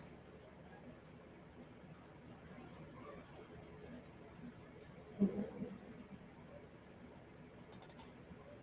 man, of course not. Of course, it's not going to work. It's going to be, yeah. Let's see. Oh, here. It's primarily too slow there. So the other book, though, if I'm still coming through, the other one though I did 100% myself, and so yeah, what's going to be weird though is if people read the. Well, Justin's obviously horrible. He's too dark for me if it's their first book they've ever written. Anyway, I'm waiting to see if the file opens up now that it's slow. Yeah. Have you read the? I don't know if you can still hear me or if you can still respond. But have you read the Valerie's Elites ones that I did? That's where Valerie goes into space. Anyway, it's the follow up from the Reclaiming Honor with Michael Anderle. So, one I've enjoyed a lot also, but it was co-written as well, and so it's one of those things where like then you start to lose some of the fans who really love. There we go. You guys getting it faster than me. Cool. Let's see. Yeah, so that I have a bunch of the series, pictures. what I'm seeing is Star Exiles on your screen. Yeah, let me give me that? 1 second. I can. There you go. I have a picture of all the books. Which one was you wanted to talk about the most? I have them all right here. Your whole in a picture. Oh, this one was Primal Link. It's on pre-order up there. The Shadow Worlds was my favorite ones. Yeah. Syndicate, Justice Calling, Absolution, Shadow Mystic. Yeah, like Shadow Core and whatnot. Yeah, those were my favorites. Those were the ones when I first read them blew me away. And the First Strike. There's Awesome. First Strike. And we have Supers Rise Up right there that you just saw stroll by. Yeah, Supers Rise right Up there. and Super State Game. They're both about to come out in audio in June or July, I think. And they're very exciting. The narrator, I mean, I can't say who it is yet, but it's one of the top sci-fi narrators. So we're pretty stoked about that. And book 3 will be following up shortly after that. We'll see if my screen share thing works now. Well, shameless plug. If you need a narrator, holler at me because I'm also an actor, Justin. Oh, cool. Good to know. Let me see. Oh, good. It finally pulled up the screen share option here.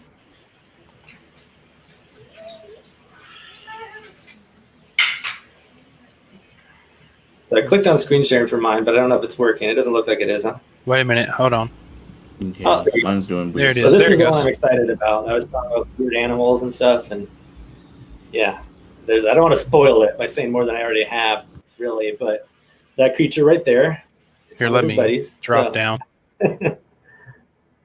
Yeah. Oh, I was just saying this creature. I don't want to spoil it too much, but this creature here that you see is one of the main guys. It's the main guy's buddy. It kind of partners up with him in this spirit animal sense. But throughout the book, there's a lot of these more Horizon Zero Dawn style robotic or metallic animals. And then what the main premise is that this team of Marines is arriving on planet in search of a missing team of SEALs. And so you kind of have already this Event Horizon style story from the beginning, although it's a planet, not a ship. And it's not like the planet's haunted in the same way that the ship was or anything, or had gone to hell or whatever. Spoiler for Event Horizon. Old movie. If you haven't seen it, go see it. Yeah, I'm bad at this spoiler thing, aren't I?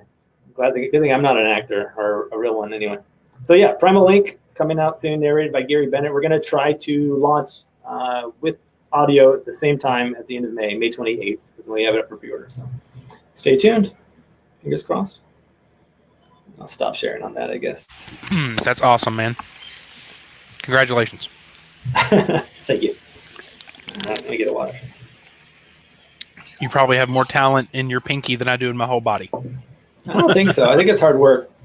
I started with one of those mantras, right, where it's like, I've always felt like I'm an idiot. So I felt like if I work hard and harder than I would think I should, then maybe I'll get smarter and better at things, right? So, and I have every style, a style that's mine, which is maybe simplistic. I don't know. And that's why I like writing middle grade stories.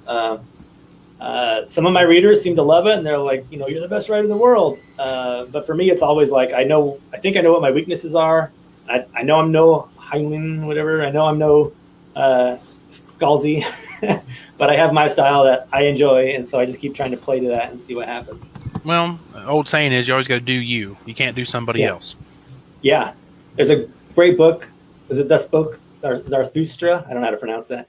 Where like the big moment in the book is, I stopped running from myself. And that's always stuck with me. It's like the minute you stop running from yourself is when maybe success will find you, or at least the path towards success will appear. That's fair. I like it.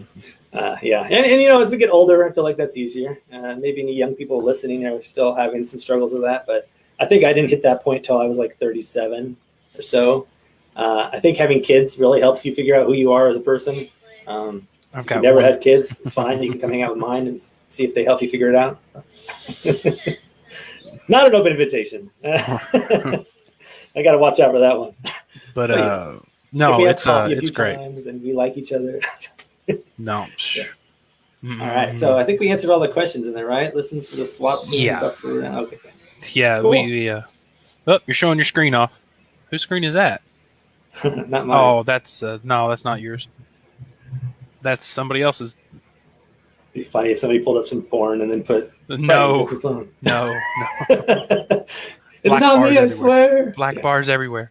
No. Yeah. Let's see. No, but I appreciate it. You've been great, and I've learned a lot. Especially about writing and I've always been a big video gamer, and just people don't realize how much it actually takes to put a video game together. You got the writing team, you got the of course the graphic designers, you've got the voice actors, it takes it's like they say it takes a community to raise a child. Well, it takes a bigger community to put a game together. Yeah, sure. And I'll say, if it's okay to promote one of my own books here. Yeah. When I was doing the whole job search thing for like trying to go into Telltale, and then afterwards for a bit with things, I ended up interviewing a lot of authors and video game writers and screenwriters and putting it all into a book. And then I did a follow-up on that with Stefan Bugaj, who was the creative director at Telltale.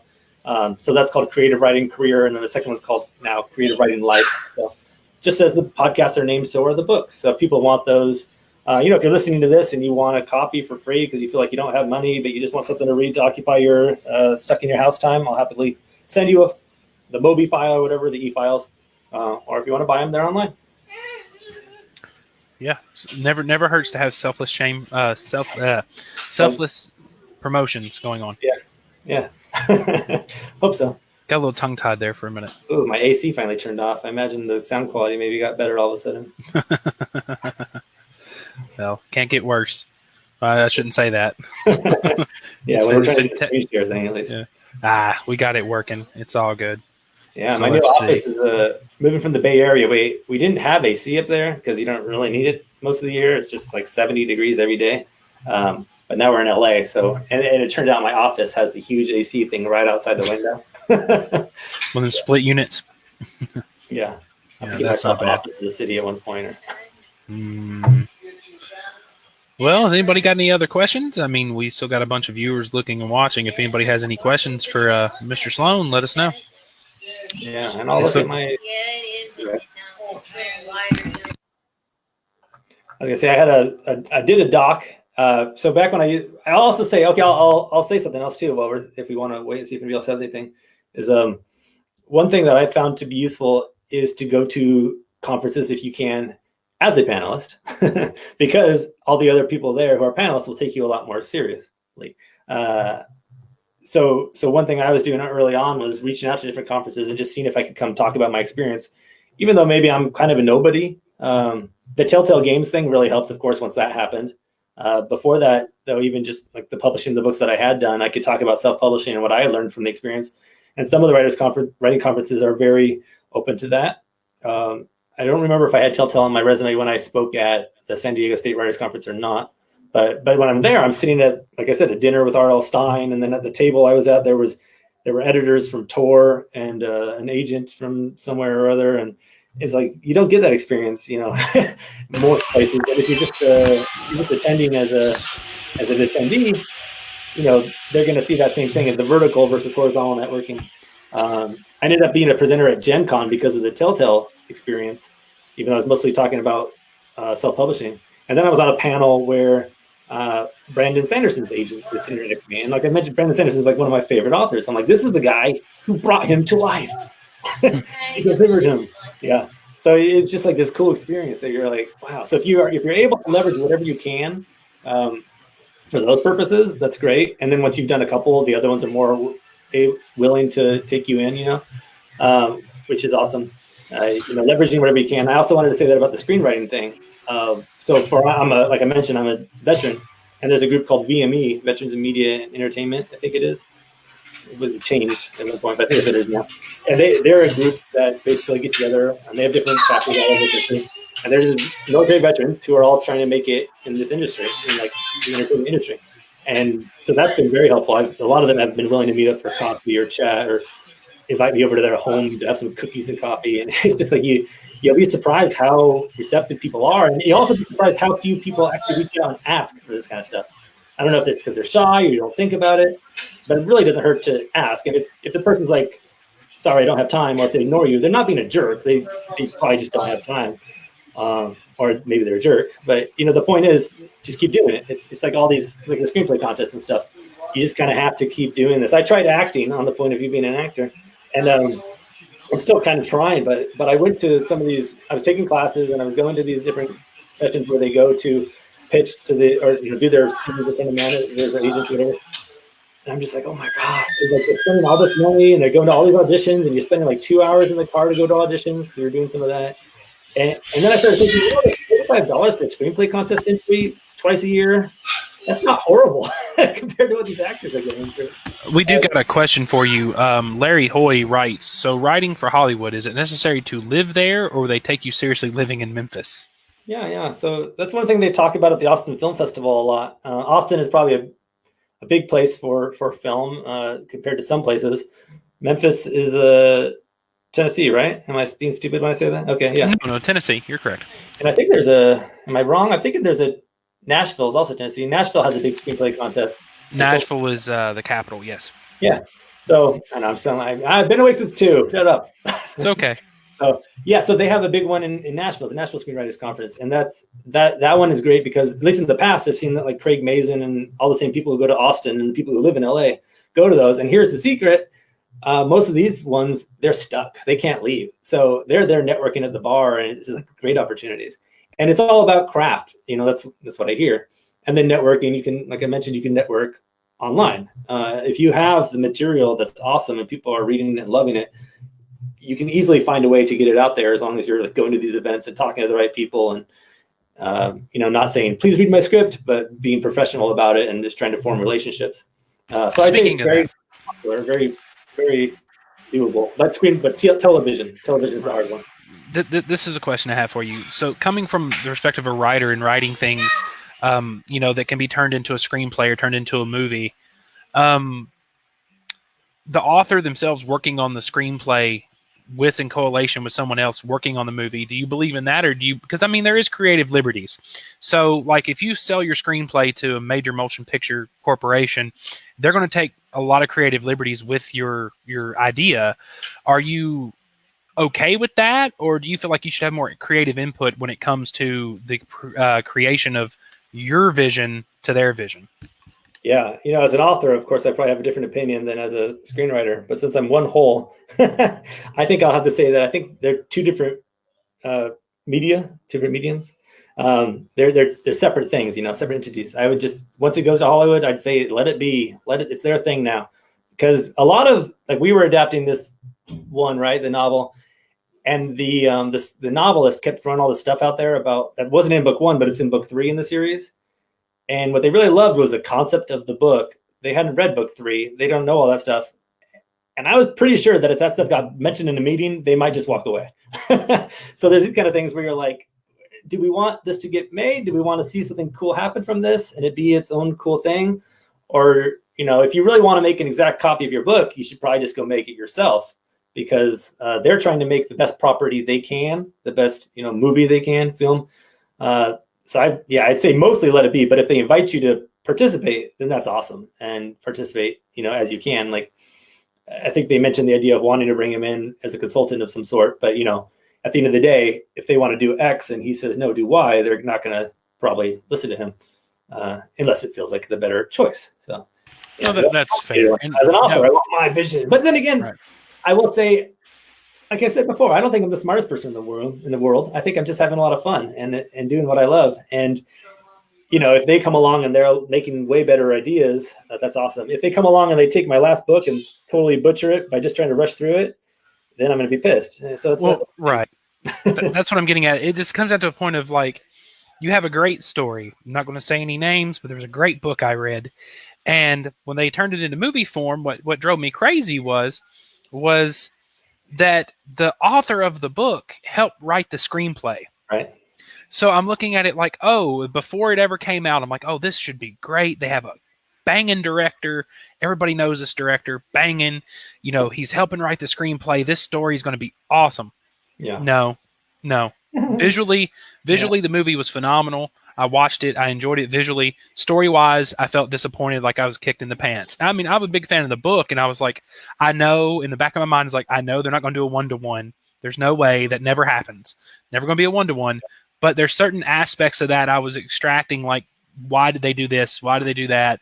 You completely, I mean, here's what drove me nuts. They completely rewrote the story. Like, the story you fall in love with in the book, and then you look at the movie and you're like, there's a few components that tie it together, but most of it's just like woof. And that's what I'm saying. Like you said, in your opinion, would that be butchering the story, or you're just like, just let them do it because I'm making a paycheck, just let them do what they want? Yeah. I think, well, the nice part is that it depends what the contract says too, but a company can always come along and redo it. So that's nice. I would also say that it's so collaborative and so many factors in play. Like, going back to the Telltale thing, you have different levels of executives, and I just felt like I had 6 bosses, and I'm trying to guess what they all want. You're just trying to always guess their thought process, trying to always figure out what each person wants, and then at the end of the day, it just becomes a mismatch of all these different opinions. So it's very complicated. Oh, I think you cut it out of the audio there, or I did, one of the two. No, I'm good. I had to. Okay. Somebody was talking to me. Oh, so okay, I'm listening to you. No, and we can still hear you. I just muted my mic. Yeah, so I'd say as an author, I'm going to be happy if they take interest and if they make something. And if at the end of the day I feel like it sucks, then I'll be like, yay, cool. Who's going to make it next? Which is like even the big ones. There's small differences that a lot of fans are still hating on, but there's still cool properties that are out there. Like, I've watched some of these movies where I didn't read the book, but I hear this kind of complaint from you, and I'm like, I love the movie. I think if I saw that as the person's describing it, I probably would have not liked it as much. So it depends if you're trying to do fan service or not, right? Well, yeah. Fan service is a big thing in the industry. It's like, do we want to kiss the fans' butts, or do we just want to do our own thing? And it's either a win-win scenario. Either you do something good that's amazing that comes out and everybody's happy with, but you're always going to have haters. So there's no happy middle on some things and some properties. It's like, I'm a diehard book guy on this, but the movie sucked, or I'm a diehard movie guy and the book sucked. It's like we got to find that happy middle somewhere. Yeah. Are we going to do it or not? That's the question. Yeah, and I tried to write and direct my own short film, and I'll say it's collaborative too. So even if the writers and the directors and everybody has a good vision and they all seem to agree, there's just so many things that could go wrong in the movie making. There could be actors that are just not on their game. There could be editors that just are horrible, cinematographers that don't show up high that day. I'm living proof of that. Yeah. What's that? I'm living proof of that, honestly. A couple of years back, I did the 48 Film Festival for Knoxville, even though I'm here in Nashville. They're like, hey, we just need voiceover work. I'm like, okay, what do you want me to say? I don't know. It's like, well, okay, then give me what I'm doing in the scene then, because if I'm not seen, I need to be at least heard. So yeah, shenanigans can happen. Yeah. Yeah, so I'd say even if something screws up, it's not like you have to be mad at this one person. Like so many of the people on the internet, whatever, get pissed off at X, Y, or Z. Like, like with Star Wars and Rian Johnson. Rian Johnson's an amazing filmmaker. He did Knives Out. Before that, he did some fun ones. Brick was an awesome screenplay.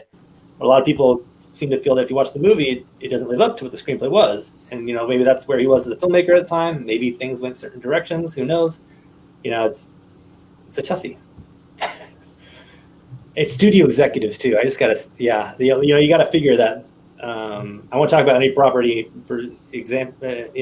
I won't say specifically on that because then I'm throwing myself on one side or the other. But I wouldn't be surprised if there was some big studio executives putting their hands in things, as I've seen in the past personally, where you just don't have a choice and things have to happen, and you just try to make the best version of that you can, and of course it might not end up being the best version it could have been.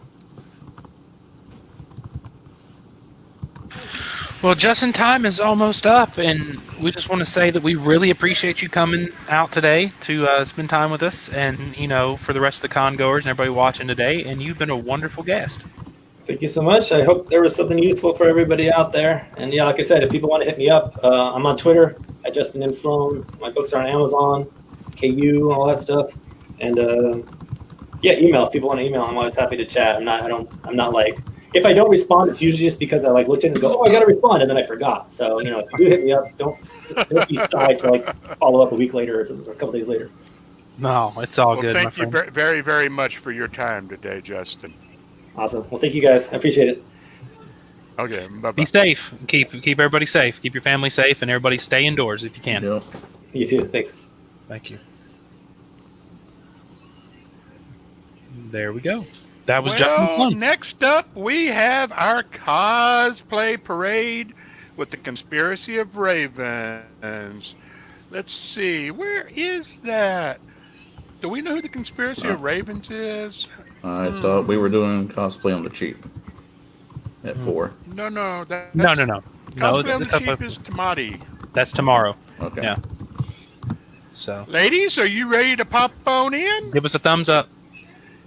Give us a thumbs up. They're ready to go. Well, that's I'm gonna close pop enough. Well, hello. Welcome, ladies. Ooh, I can change my lighting. We are going to do the cosplay parade today. Excellent. I am going to get the file up for y'all, and I'm going to put it up with y'all ladies, and I'm going to step out of the way, and it's going to be y'all's. When y'all want the page to turn, just say turn the page. How's that sound? Excellent. Sounds great. And greetings, my fellow Raven. Hello, Raven. You look just delightful today. Oh, thank you, putting a little something I threw together. Ooh. Don't worry, I'm gonna take me a bubble bath after this. I'm gonna go take a bubble bath.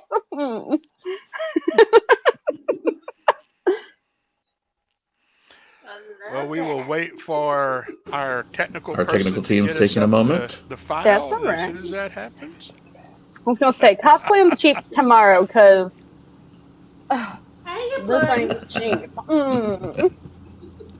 I mean, it could be cheap, but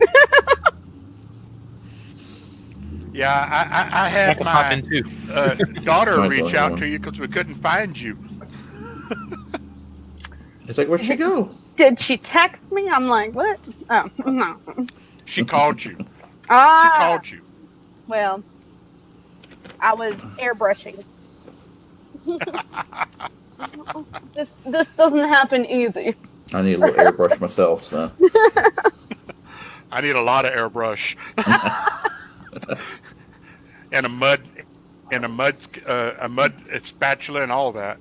How's quarantine? So, Mike, how are we doing on pulling up the file? Yeah, doing pretty good. I think Blake was handling that real quick, pulling up that file. Blake, are you pulling up the file? No, I wasn't. It said Mike got the PowerPoint. I don't have the PowerPoint. What? in a momento. It's under the the Gmail Drive. Yeah, Oh, give okay. me a second. COVIDCon. It's all Blake right. can grab that. I'm gonna pull it up on my other screen too because this is very little. Go ahead. We're Are you listening. looking on your phone? Dual screen on it. Are you on your phone Let right now? everybody know we've got storms going on here, and I've got a very scared dog in here. So if you hear woofing, that's why. Oh, I Okay, just as have long- 5 dogs and they are buttholes. So I've only got one, but if he decides to come in here, he will. So far, mine are doing I've also pretty got well. a daughter that might pop in. That's good. Let me see if Google Slides will open In this fact, thing. I'll go grab my daughter since you're up on because she would love to see you.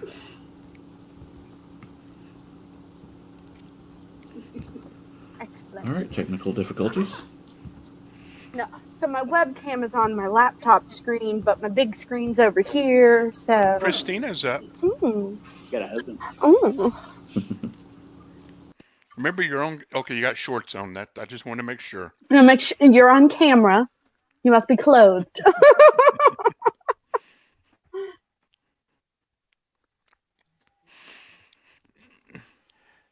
Yeah, she's going to come in here for a few minutes. Blake's going to get that real quick. I can pull it up real quick. If it helps at all, I have it pulled up. Okay, you can share your screen. Share Okay. a screen. Yeah. Let me get it in presentation mode, and I will.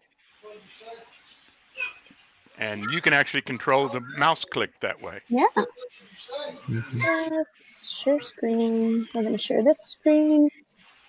How's that for everybody? Don't see it yet. Ah, there it is. Okay, I'm going to drop out now, so y'all ladies have the floor. Excellent. Do you have it pulled up under PowerPoint, or do you have it pulled up from? There we go. I have the Because Google Power Drive, Point Drive. Okay, so you don't have it saved natively to your computer. No, but I can real quick. Give me a sec. Yeah, that's what we need to do. Otherwise, Where'd it go? We're so say hi. prepared. Cosplay Hey. parade 101. It wouldn't be a convention if we didn't have some shenanigans. Hey, look, there's a munchkin there. There's always shenanigans. Okay, give me a sec. Let me download Hi, this. Blake. Download. It's like, hey, Farva, what's that it's favorite me restaurant again. you like to go to? Shenanigans. Oh. That's such a good movie. Mm-hmm. Second one's good too. Ooh, that is pretty background. Remember Enable to content. tell this with all your friends, enemies, dogs, cats, everyone involved. Mass hysteria. Mm-hmm. Okay, wait. No, not yet. I'll go back. All the things. this is almost like a real cosplay contest. I Everything know. No one ready. going nuts except at for the very except for the beginning. most important people. That sounds about right. See, I never had it saved natively to my computer. I was using I the got drive, so but she's got it. I'm sorry that you guys are for a second going to see that the background of my work. How to avoid germs. Don't breathe. Mm-hmm. Let me No know when you longer guys exists. see it. Oh, did she drop out? What happened? She's Uh-oh. got storms going on. Her connection might be. Might be a little wacky. But There, it's we know okay. what. That's good information to have right now for That everybody. is It is good. called That's actually really good COVIDCon. information right now. So stop the spread of germs to help prevent the respiratory diseases like COVID-19. So I will read that real quick. Let's see. It says avoid contact with people who are sick. That's common sense. Very good. Cover your cough or sneeze with a tissue. Now, also, people, not only with a tissue, but you can also cough or sneeze into your elbow. I do it into my shirt a lot. Yeah. Well, Yeah, that me too. too. Yeah, that too.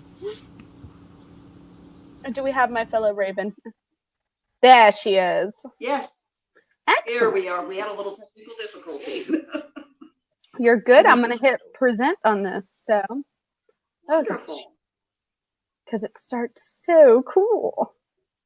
Excellent. Oh, yes. Ah. Very excellent. So first up, we have Holly as Lady Fur.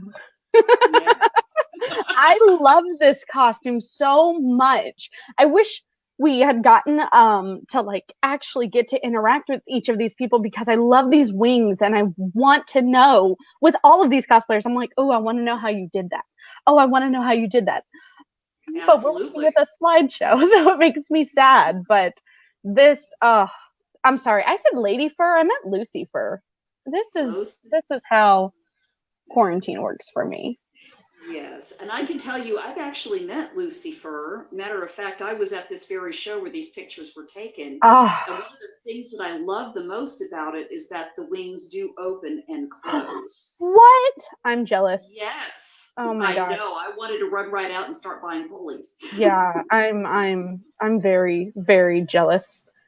Excellent. Well, Lucy, wonderful job. I'm sorry, Holly, wonderful job. But Lucy Fur, I'm gonna say it like that every time.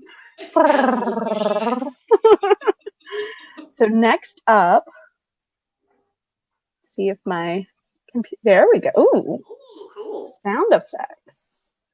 We have Brett as Pennywise and the Joker. I love it. We get a twofer. Yes. Oh my gosh. These are super creepy in the best clown-like way. Yes, absolutely. My husband is shaking in his shoes over here right now. So he's not a big fan of clowns. And I appreciate gestures like that are not nice. Well, I mean, that's your Mr. J over there. Mm. Oh yeah, he's my puddin'. After all, you know, he does this to me like all the time. I do very much so appreciate the full face of makeup. It is not easy, so kudos to Brett. Fantastic job. Absolutely. Now, I did see, and I don't know if anyone else has seen this, where somebody was filming some friends on the street during quarantine, and they were like, there's a red balloon in the field over there. I feel like I need to go out there and save everyone. Pennywise, was that you?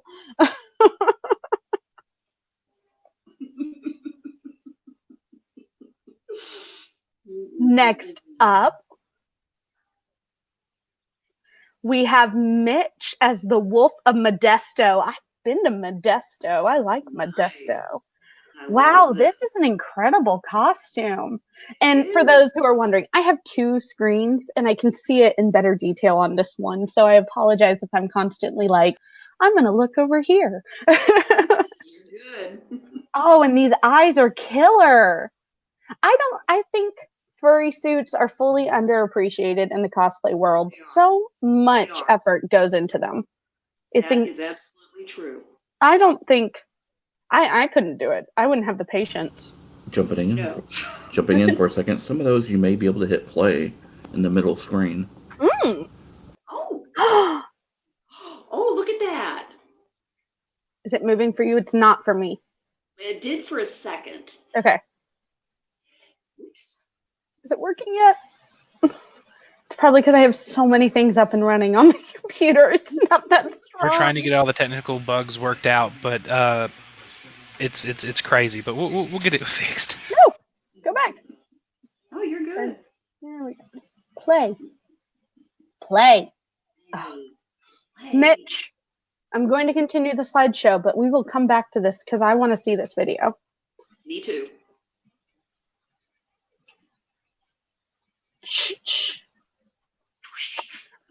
So this is Catnip Cosplays, and I have to admit, this is a friend of mine because I got to take pictures of this wonderful Miss Mario costume, and I love it. It's so cute. I do. And I always love alternate takes on established characters. Yes. Hence from Queen Harley today. I love it. See, I'm just like, I want to relax. I want to take a bubble bath. So there's nothing wrong with that. Trust me. But I love gender bent. I love alternate views, and I laud everybody who wants to do these. I love this. This is what puts the play in cosplay. Mm-hmm. This Miss Mario is adorable, and then Zero Suit Samus. Oh, I love it. Very nice. Power pose, and I love this like photography with the reflection in the background. You know, we've got this glimmer, and then the reflection, and it's art. It is. Photographers are amazing. tooting my own horn because I guess I helped take one of these pictures. I don't know, but fantastic catnip cosplays. Who has the 2 cutest cats on TikTok I've ever seen? So. Ooh.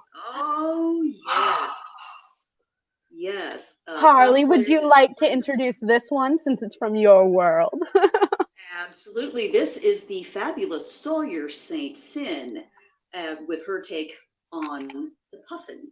Oh, I love it. Lady Penguin. I She love is that. a phenomenal cosplayer. She really is. She is great at what she does, and she takes wonderful pictures, as we Yes. can see. And I love that bending of the name to make it the femme version. You know, I love doing male characters too, and them being like, I'm a girl, but the Puffin versus the Penguin. I love that. I've never heard that, and I love it. And that wig is to die for. She does a great job. She does all of this herself. You know, she is, you know, a one woman force, you know, for the possible and the impossible. She does a great job. Well, and I always love me a woman with curves. You know it. You know it. Let me see. There we go. It was freezing on me for a moment. I've got a lot going on my computer right now. So this is Grayson Girl as I love this from 7 Deadly Sins, Elizabeth. Oh my goodness. So I just recently got into 7 Deadly Sins, and so this has my heart. I love this. This is beautiful. Oh my goodness. And I love the Photoshop picture. I'm sorry, I'm like leaning out of my own webcam so I can see better. This is so cute. It is. It's darling and such expression. Yes. This is a young lady who plays so well to the camera. Check out the video in the middle. Let's see if it'll play. Let's do it. Yeah, let me know if it's Are we moving? playing for you guys, because it won't play for me. It's not playing on this. So the videos, Robert, we're probably going to have to play separately because my computer doesn't want to play them. I'm sorry, it's not that strong. We will come back to this. Yeah, but we are. We have 2 videos now. We are going to come back because I need to see them. Absolutely, as do I. Much better. Hang on. I think it's freezing again. I got too much pulled up on this computer. Good. There we go. Oh, now I'm going to butcher how to say this name. I'm always the worst with it. But it's Nightwing, and I love Nightwing because that is Gotham's booty right there. Mm-hmm. Oh, I'm telling you, that is Gotham's booty. I think Stop it's looking pronounced. at me like that. Or keep looking at me like that.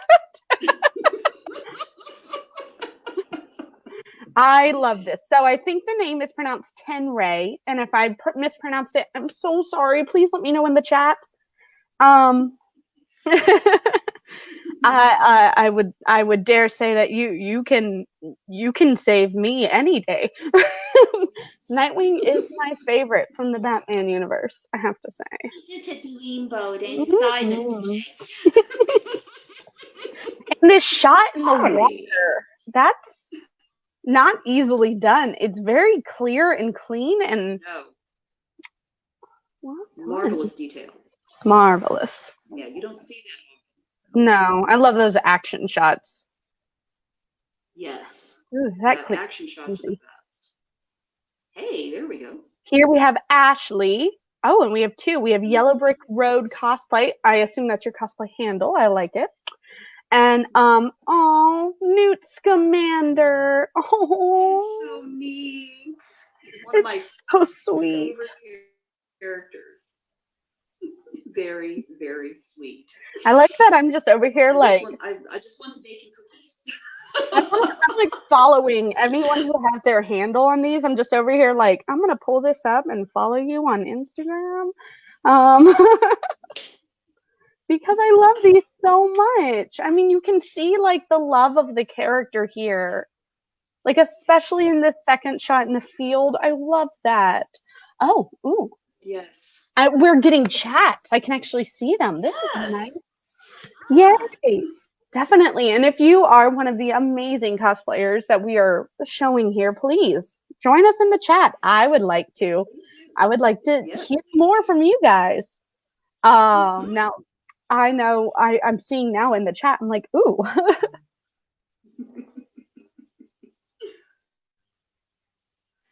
And then next up we have Blue if you don't STFU. Took me a second for my brain to fully comprehend the word I was seeing, but I enjoy it. Bowser, I love it. Again, I feel like this is a lot like that world with like a furry suit. Like, people don't understand the detail and the work that goes into suits like these. They do. Now, I've talked to several of them, and my head starts to swim 5 minutes into the description of how they made this and how they made that. I have patience. I have dogs. I have to have patience. And there's no way in the world that, I would have the patience to put that much. Absolutely not. Love that goes into these. I mean, love goes into these. Yeah, and the care it takes to wear them and take care of them. I make something, I wear it, I'm on to the next thing. So this is definitely top notch. And Blue, if you don't STFU, you should hit me up on Instagram because I am planning on doing a Baby Bowser cosplay this year. So we should connect and do some pictures. I would love it. It's so funny doing these virtual cons because it's like you don't get to fully talk to everyone and there's no audience reaction, so you're always just like, I think I'm funny and doing good. So hey, you got my vote, darling. You got my vote. We're a fantastic conspiracy here, I believe. Yes, we are. Oh, so we have Sydney here in the trench form of Queen Atlantia. I'm not wearing my glasses. Can you guys tell? Wow. This is incredible. I am in awe. I am truly in awe. There is a lot of detail. Now, mind you, I should be wearing my reading glasses right about now, but they don't go well over Harley's hat. I feel like my age is showing. I'm like, let me look. Let's just put it this way. I got grandkids. This is fantastic. This is a wonderful mixture of like props and armor and seamstress work. This is quite frankly amazing. I love this. The detail that went into this is just, there are no words. Some of my favorite costumes are when I can see the mixed art forms put into one costume. And I feel like this embodies that. Very well done, Sydney. I love this. Click. Stephanie here is to meet her from musical Cats. So I love the musical Cats. I did not like the movie Cats, but I love the musical. The movie was a little odd. This is how they should have done it in the movie. This is fantastic, and nothing's wrong with these costumes. No, not at all. This is again a case where you can see the artistry. Like, that's a hand painted suit. You can tell that wig and the added effects to it are just top notch. She is completely amazing. I believe I've encountered her once before, and I can tell you that not only does she have the costume and the makeup just down perfectly,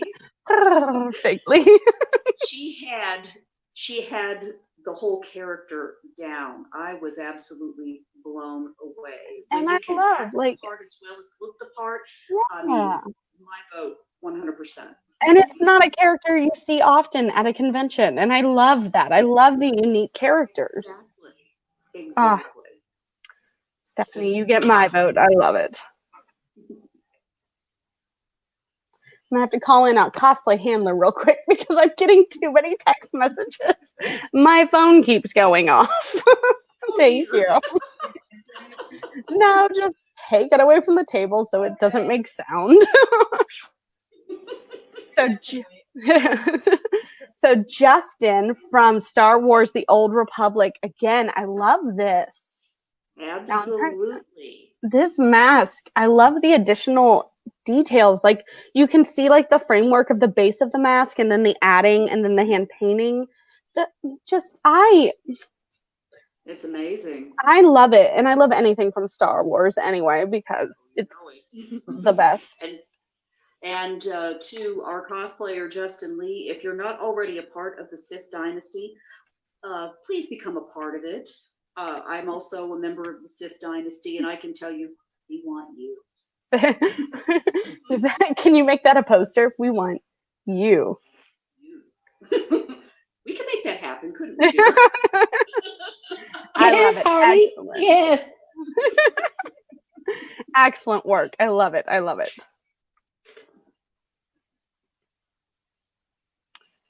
And then I think it's Connor, but that's the coolest spelling I've ever seen of Connor, and I love it. Again, we have another Star Wars. I love it. I love it. Oh my gosh, you're precious. I want to making cookies. Let me see. Let me know if that video is playing. Let's see here. I see the hashtag release the butthole cut. Sorry, we're talking about cats now. I love it. Yes, please. Oh my. I'm gonna add myself in. There actually is one on YouTube. Someone re-edited it, all the buttholes in. Oh, well. It's just snippets, but it's hilarious. Now I know what I'm doing with my evening. There you go. Now, I love this because this is not only super detailed, but you can tell that he loves the character. He loves Star Wars. And to see a young fan is just always awesome. Yes, So it is. I mean, these are my favorite ones to see when I go to events is the little ones. I can tell you when I was at Dragon Con last year, little girl dressed up as, who was she? The Empress from Neverending Story. Oh. Yeah. Knelt with me, took pictures with me. And she was mind you, I'm dressed up as a big bad Sith Lord. She was perfect. She looked just like her. She looked the part, she acted the part, and then she gave my husband and me each little grains. I am not ashamed to say this Sith Lord shed a few tears. I would have. That's darling. It was the cutest moment of my con life. Now, bear with me because I don't know the Fallen Empire as well, but that's a yellow lightsaber, right? Yes, it is. Oh, excellent choice. Loving it. Very much, and I love the colors you don't normally see. Yes, thank you. Now, Raven, let me ask, what color would Raven's lightsaber be? Gosh, words are escaping me today. Darth Raven's lightsaber is known as the Raven's Claw, and it is a pure, deep red. Nice. Excellent. I have to say I personally do lean towards the purple. I am very close to the dark side, but not fully there, so I own it. Come join us. You too can have a purple lightsaber. Darth Ominous has a purple lightsaber. Exactly. I was going to say, come to the dark side. I'm sort of a dark side type. We have cookies. We have cookies. That's the best. And chocolate milk. Q Pie Doll here is speaking Is of that evil. Rats Wars? Is that Rats Wars? I love this. This is awesome. Oh, I love this. Now, I especially love this. So in our household, I said I have 5 dogs. 4 of our dogs have been sorted into houses. One of our dogs is a house elf. And so in dog world, a Slytherin student is a Slobberin student. Tell me about it. We also have 5. This is fantastic. And I love, again, this attention to detail. Can you tell the book? It's Harry Potter. It is. I love it. The studious look, I mean, the camera captures this just perfectly. You couldn't ask for a better photo of this. This is amazing. Fantastic. Ravenclaw rules. What? Who said that? It wasn't me. Hey, more Harry Potter. Hey, Del look here. Memphis as Bellatrix. Excellent. Wonderful. Oh, Look I at like that. I love holding your own wanted poster. I know that backdrop. That's a DragonCon photo. I love when you can just tell where the con was. You know it. This is fantastic. See, now I want to know if the wanted poster is a prop or was added in Photoshop later, because it's awesome. Yes, it is, and it's a wonderful touch. It really makes the photo. I mean, the likeness to the movie character is amazing. It's amazing. And I'm not one for normally, insisting on screen accuracy. Anybody that has ever seen what I do knows that screen accuracy is not generally a part of what I do. But I can appreciate screen accuracy, especially when it looks like this. This is fantastic. Wonderful. Now here we have Lauren as Misa. Oh my goodness. Oh wow. Are you all the 7 deadly sins over there? I love this. Is amazing. Okay. One character at a time. Let's appreciate Misa. I love this. Yes. I love that you gave us the photo that you are doing your pose from, because it really shows again that love of the character and the attention to detail of the series, and that's fantastic. Now I want to decipher each of these deadly sins. So clearly, Raven, I think we have our green envy. Yes. Definitely, for sure. Let me see. I would like to think that I think yellow is pride. I mean, you got to love yourself a lot there. I'm trying to get good close looks. I love it. Let's see here. I think our purple is Sloth, because she seems to be quite asleep, and I love it. Right. Can I be asleep? So by inference, would red be wrath? Yes. Oh, I see the knife now. See, again, I have to lean in really close to see all the details. This is unfair. My eyes hate me. Too, don't feel bad. We're both like, don't feel bad. I'm doing the same thing. And now I'm forgetting all the sins. I think pink is lust. That would follow. I mean, that's what I feel when I look at that picture. Then we in the same boat. And then, what am I forgetting? Orange is gluttony. Yes. See, yeah, definitely. And then blue is... Oh, fudge. So we said envy, pride, Yes. sloth, wrath, lust, Oh, good heavens. gluttony. What am I forgetting? What are we forgetting here? I'm watching the chat. Well, can you help me? So we have envy, sloth, wrath, lust, greed, pride. I'm forgetting a sin. Somebody help me out here. Pride. Can I phone a lifeline? Greed. Sloth. Alexa, what are the 7 deadly sins? Oh no, you didn't just ask Alexa for that answer. Pride, envy, gluttony, lust, anger, greed. Anger, that's the one. Anger.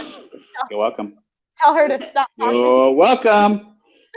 Thank you. I knew we were forgetting one. This is what happens. Just so all of you in the chat know, as you grow amazinger and older with cosplay, your mind slowly leaves you. I love it. That was fantastic. Too much glue. Yeah, always too much glue. Paint and glue. That's what does it. Oh, so Bree here. We have Harley Quinn. You got your sister in arms here. Oh, and more Star Wars: The Fallen Empire. Yes. Do you notice that I'm not saying character names that I don't know how to pronounce correctly? I do the same thing. But it's amazing. Beautiful. Yes. I love this. I love that.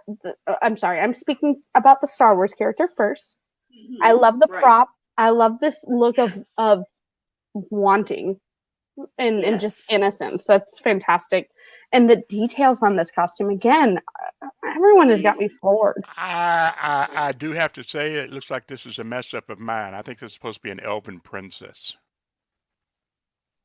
Well, good. It wasn't me.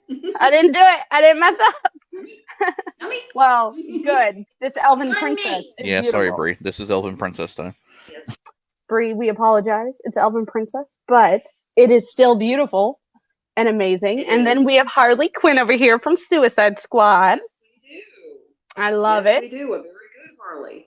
Now, Bree, if you happen to be in the chat, you definitely need to now do the Emancipation Harley Quinn, because this is adorable. And I would love to see your work continue with this character. Yes, absolutely.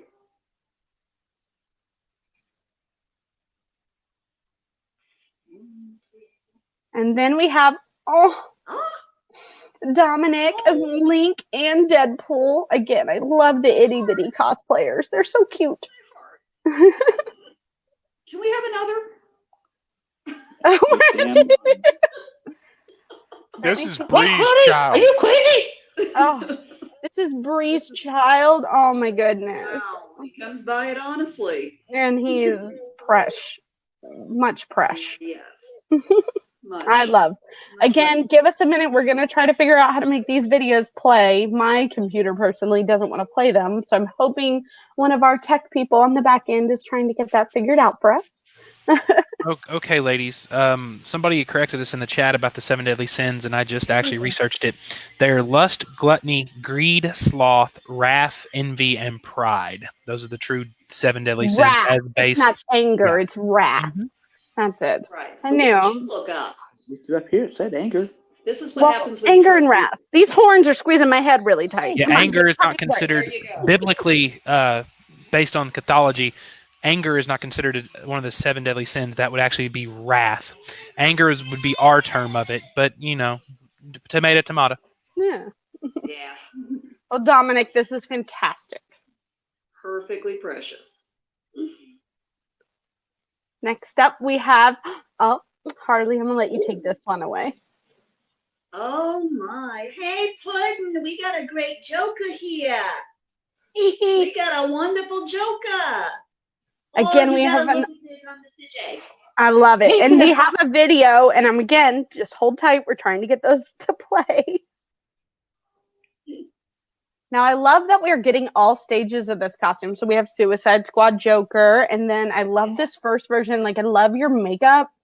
I'm gonna call this like early 90s emo Joker. I love it. There you go. I love that description. That's pretty. Isn't it great, Mr. J? That's right.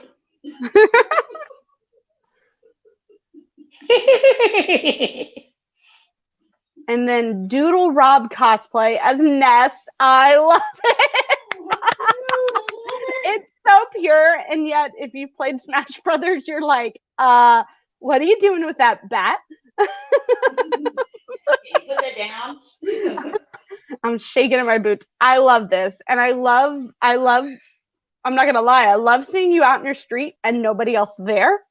Good staying at home, people. Your neighborhood is smart, and I appreciate that. And that's Doodle Rob cosplay. Again, I'm just like, I'm going to get my phone. Good. Doodle Rob, you need to make sure I'm following on Instagram since you took my phone.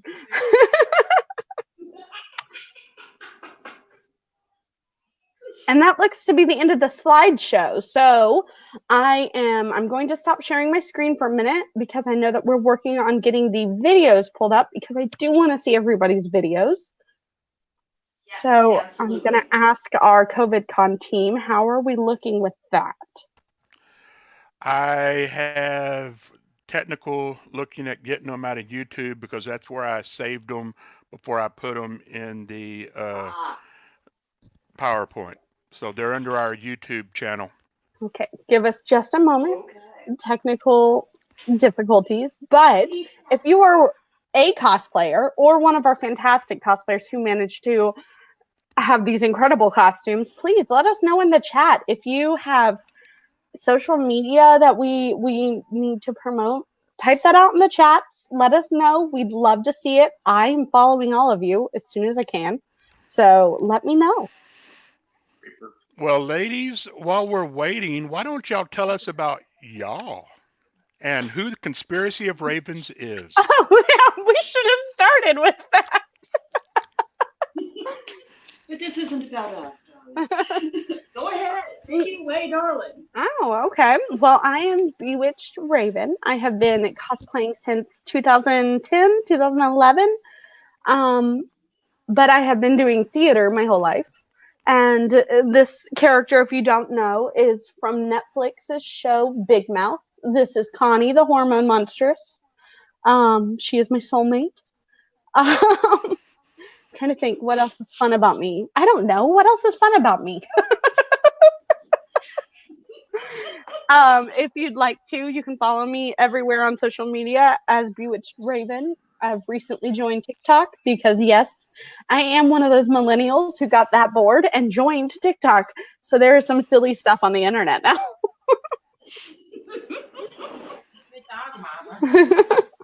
I am a dog mama. Yeah. So, Crystal Raven, you want to take it away? Absolutely, my darling. For those who, haven't seen me before, I am Crystal Raven Jones. I am one half of Saturday Productions. My wonderful other half is in the room acting as a camera person today. And I've been cosplaying since 2014. My specialty tends to be original characters, or as you can see, twists on I love it. On existing characters. I love to do what's different. And this is why they give me an office to myself at work. Ain't it the truth? So we're active with the Genery Temple of the Sith Dynasty, the organization that I mentioned earlier in connection with one of our wonderful cosplayers. And we also tend to take in anything with a heartbeat, fur, and an appetite. Currently we have 5 dogs and 7 cats. Excellent. I love a good pet parent. So, see, my dogs are also on social media. They are welcome to dog warts on TikTok. Awesome. So I love it. I gotta look at this. So do we have our videos? Did I just see videos for a moment? Did I see something? Something popped up. Wasn't me. Oh, Wasn't me. That's what she said. Hush.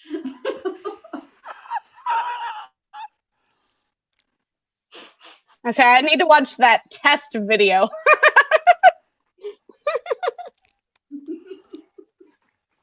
Hey, we'd get kicked off of here if we played the test Yeah, video. give me a second. I've got the videos. You just need to. We'll start in order. Here's the first one that. So this is Holly with Lucy Fur. Yes. And I know exactly where that was shot, too. There's the wings. Oh, wow. There's the wings.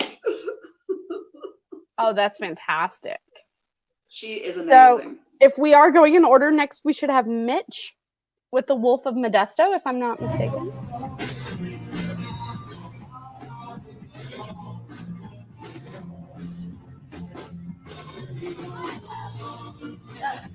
Oh, there we are. He's dancing. I love it. That's dedication.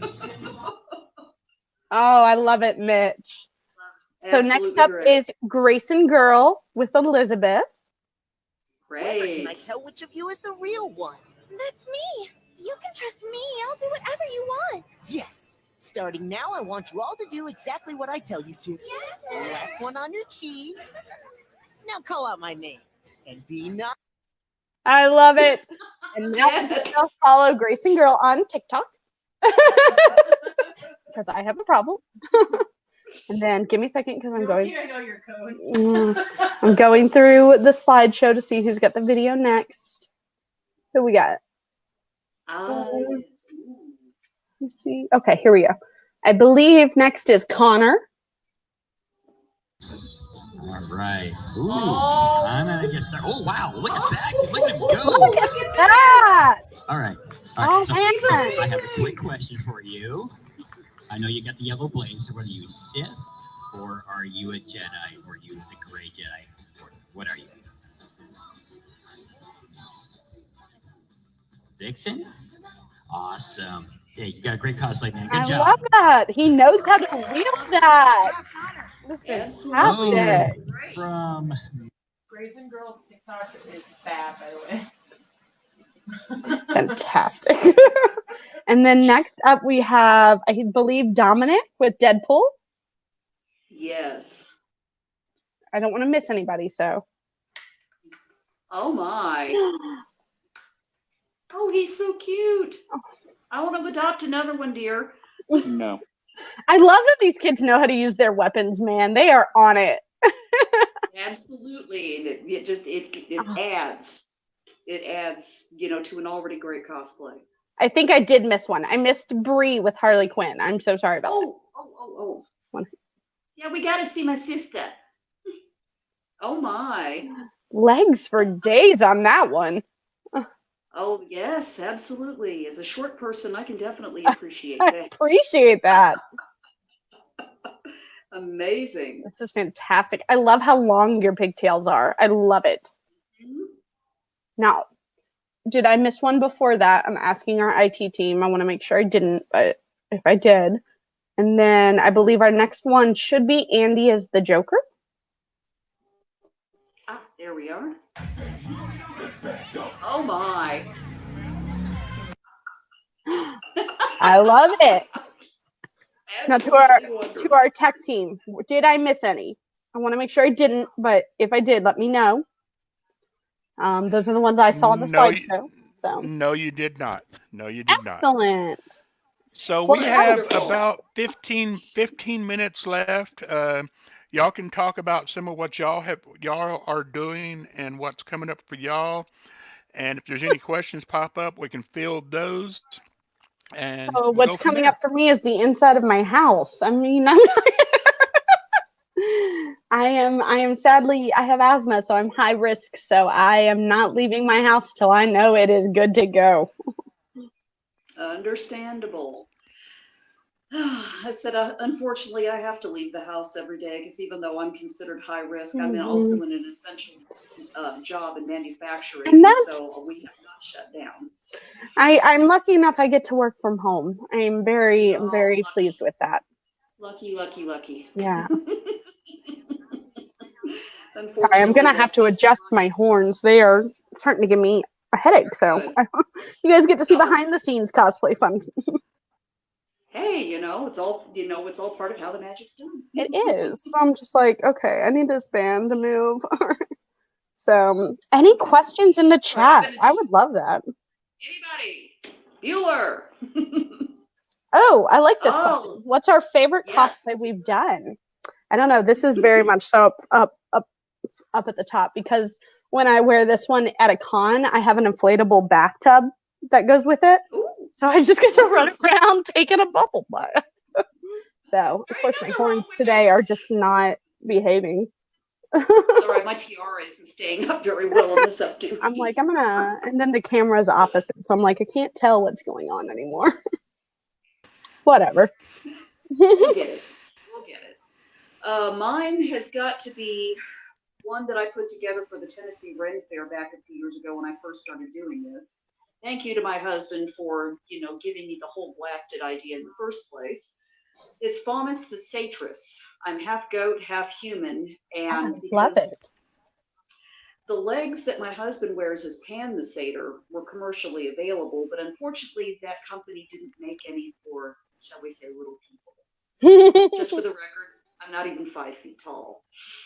So I had to make them from scratch, and I had to do it in a hurry because Ren Fair was starting the next day, and he really wanted us to do this.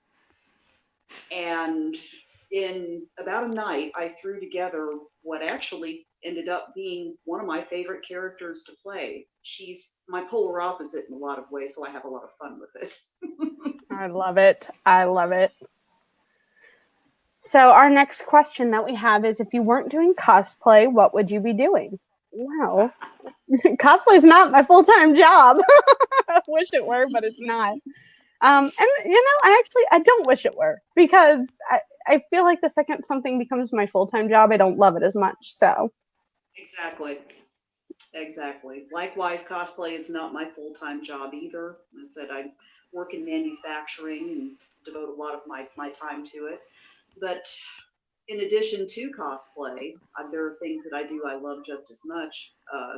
My dogs, working with them, trying to take animals off the street that don't need to be there. That's how we ended up with so many. I originally intended to foster, and they just became members of the family. we fostered one during the quarantine, and my roommate's boyfriend adopted her. So I'm very happy we get to keep her in our lives. Great, another success story. This is what we love to hear. But I work in HRIS. I work on HR computers. So I'm, this is my creative fun side.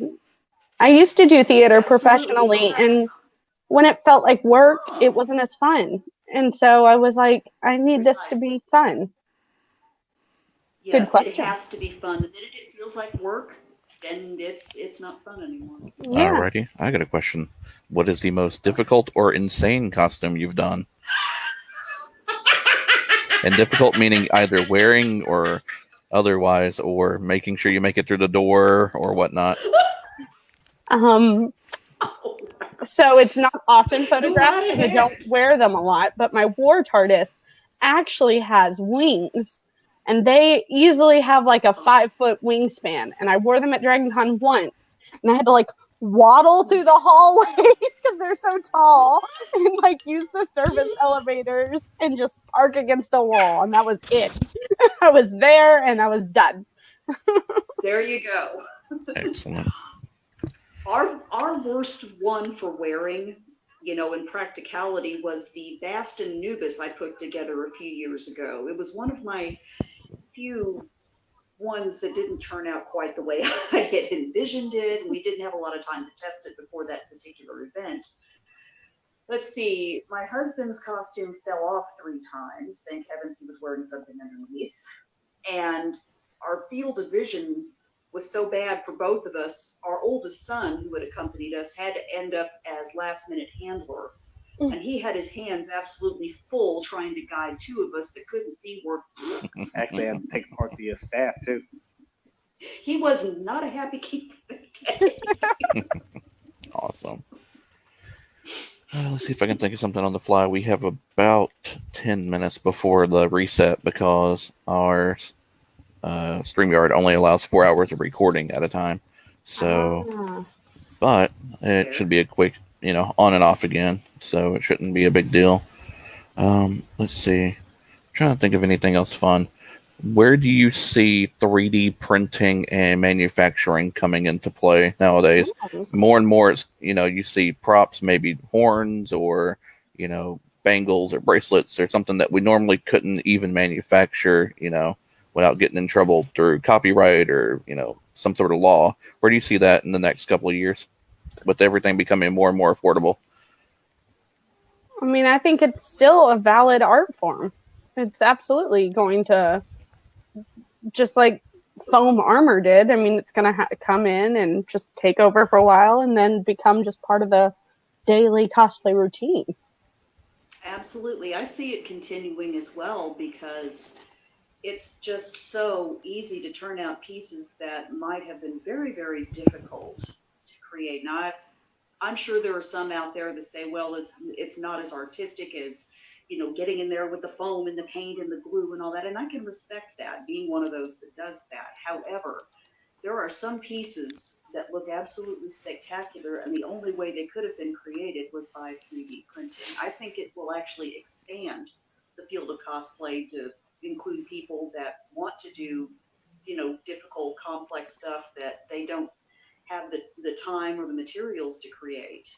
And I think it's just going to make things even better. I fully agree. Awesome. Sorry, my camera, I've got too many things running. Give me just a second. I'm fixing them up. It's all good. Take your time. Let's see. There is a question that says, we have another question here. What are some of the costumes you're planning for next year's con scene? I'm assuming in parentheses, now that this con year is over, now that you have more time to plan. Well, as you know, several of you know, I'm active in a group called the League of Impossibilists, and between those, you know, those things and you know, doing a little bit of performance, that's what I'm going to be concentrating on for the rest of the year. Costume building has kind of taken a back seat at this point in time to that project, which is perfectly good with me because I love having the time to focus on what we're doing right now. Right. Right. You know, I've got a couple this year. I've only got 1 or 2 cons left on the books because of this. And yes, so absolutely. I'm also planning on moving this year, fingers crossed. So we'll see how that goes. So not a whole lot to my plan this year. I am planning on doing a Chandelure from Pokemon costume that I've finally gotten everything in for, and I'm got the design ready. So as soon as I'm feeling not exhausted from quarantine, I'll get that up and running. Quarantine's exhausting. Don't forget drama llama and It looks like we have one more question, and so how do you network stuck at home? I like that. Good question. That's a very good one. That's a very good one. Things like this are excellent networking tools. Yeah, and reaching out to people that you don't know or that inspire you, and I always say I'm always very open. Like, message me on Facebook, Instagram. I love talking to people who cosplay. I love talking to people with similar interests. I love taking the time and getting to network myself. So My daughter loves her too. I love your daughter. She's something, isn't she? I would put her in my pocket and take her home in a heartbeat. I think I tried to once, and that would be kidnapping. But the child goes willingly. Don't take it personally if people don't respond if you message, but because you don't know what's going on in people's lives. They're busy. Some people are essential workers. They have to go into the office. I'm working from home still, but that doesn't mean it's a vacation. So but also reach out, ask. I love this. This is fantastic. What up? I had to do it just the one time. But messaging, social media is great for networking and very much meeting new people with similar interests. People are getting creative with that. So yes. Do we have any other questions, Robert? I'm only seeing them. I think I'm getting like a delay, so I want to make sure. I did see, so again, my roommate's boyfriend is doing the meetup website for gamers, but they're playing the games online. So like that is still like a way to like introduce yourself to new people that you don't talk to regularly, and I love it. Absolutely. Yeah, online is pretty much the best way. I mean, the technology's there. We might as well, use it to best advantage. Tabletop Simulator. I'm getting reminded from my from my household. So. Oh yeah, between Tabletop Simulator and Roll20, you can pretty much do anything. Oh yeah, from D&D to Secret Hitler. Yeah. Well, ladies, I want to thank you both from the bottom of my heart for coming on and helping us. Of course. I know that I will be seeing y'all again tomorrow for the Cosplay on a Cheap. Yes. Thank you for coming. Thank you for being the Conspiracy of Ravens. That name me and Blake just came up off the top of our head with.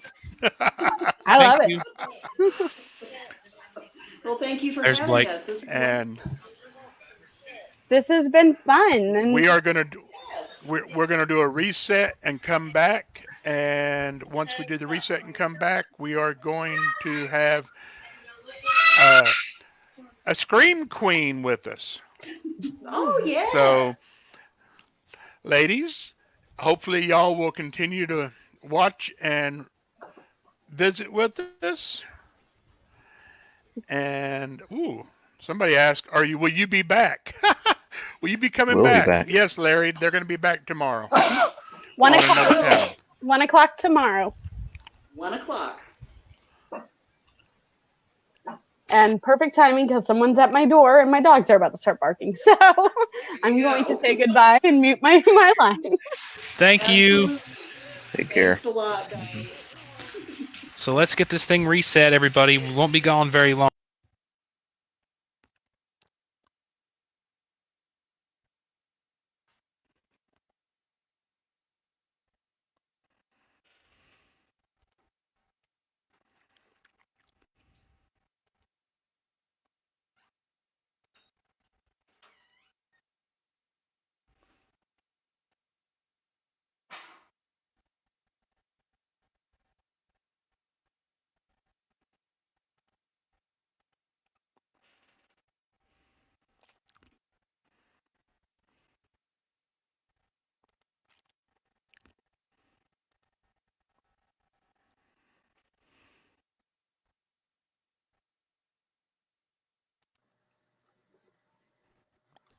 Can you see me? Yay! Oh, good. See, I want to share this. Yay, that's what I want to do.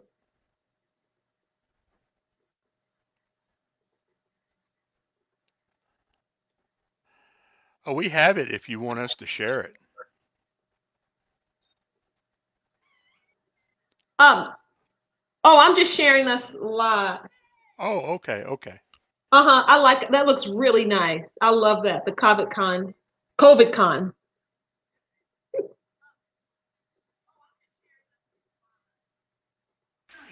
Let me know. Let me know when you're ready. Oh, I'm sorry. No, it's all good. Well, welcome back, everybody. We are here with COVIDCon, and we have Faith Monique, Death Ranch actress, and her panel is going to be called Dun Dun Dun Dun, Origin of a Scream Queen. So we have a little pre-recorded interview that she did, and we'll let it roll with that. Thank you. Yay.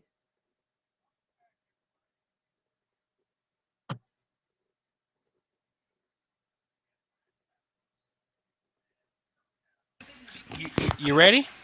I can I'm start. ready. Yes, I am ma'am. ready. Got you.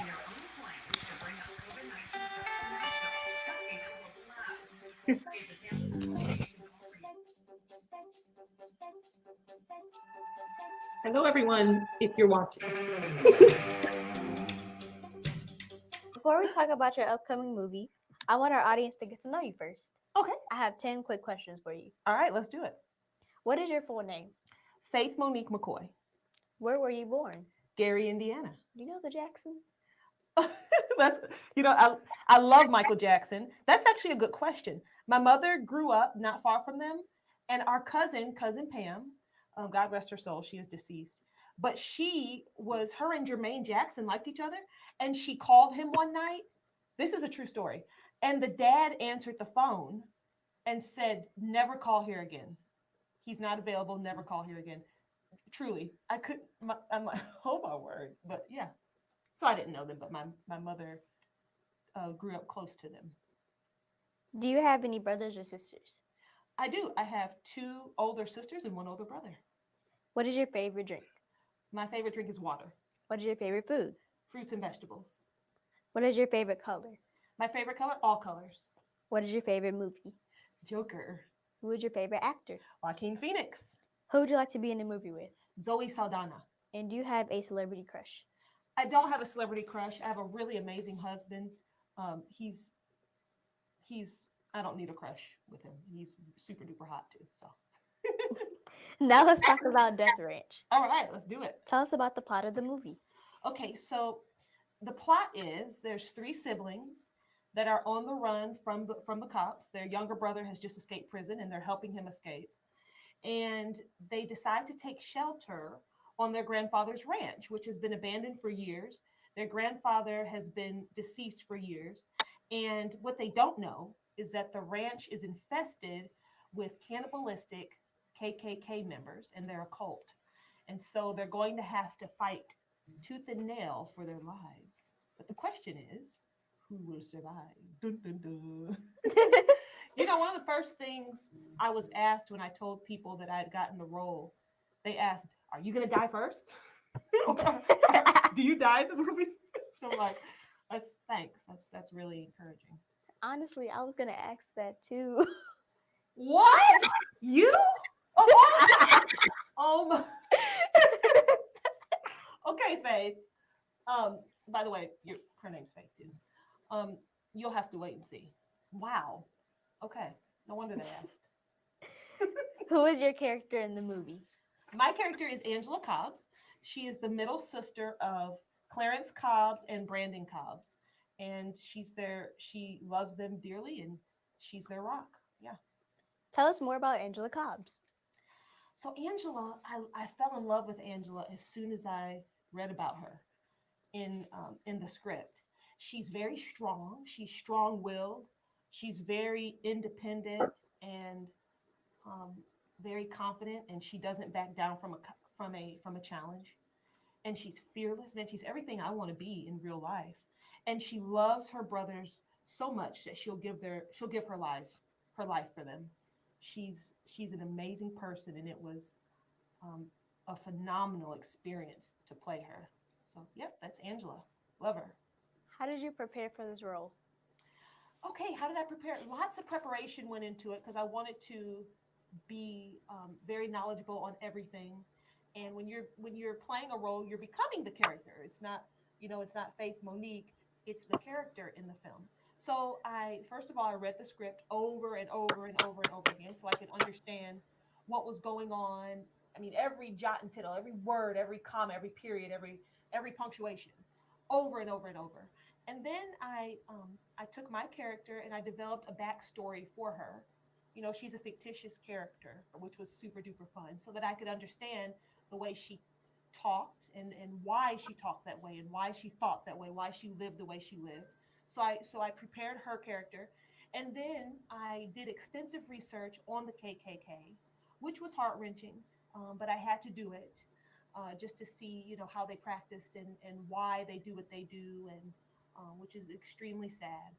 And then I hadn't held a gun in about 25 years.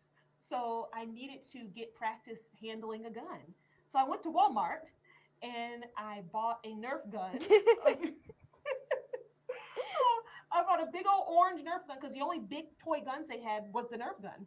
And then I found a handgun that was also orange, plastic. And I bought that. They were super cheap, like $6.99, $7.99. And then I bought a black spray paint and spray painted them black so that they looked like real guns. Mm-hmm. And I practiced with them inside, indoors, in our home. And I looked up on YouTube how to shoot and handle a gun. And so that's how I learned how to kind of hold a gun. And they taught me on set and everything. So that was really cool. And then one of the last things I did was physically, I felt like, from reading that I needed to be a good sprinter or, practice sprinting. I hadn't sprinted in a long time. So we live near a track that has a nice football field. And so I would sprint back and forth, just over and over, just sprint. And then I wanted to practice screaming because I knew that I was going to be screaming. So I was sprinting and so I'm thinking the houses around where I was training was probably like, what is she doing? There's no one out there. She's crazy. But I just thought, oh well, I have to do this. And so yeah, that's how I prepared. Lots of preparation. It was definitely worth it.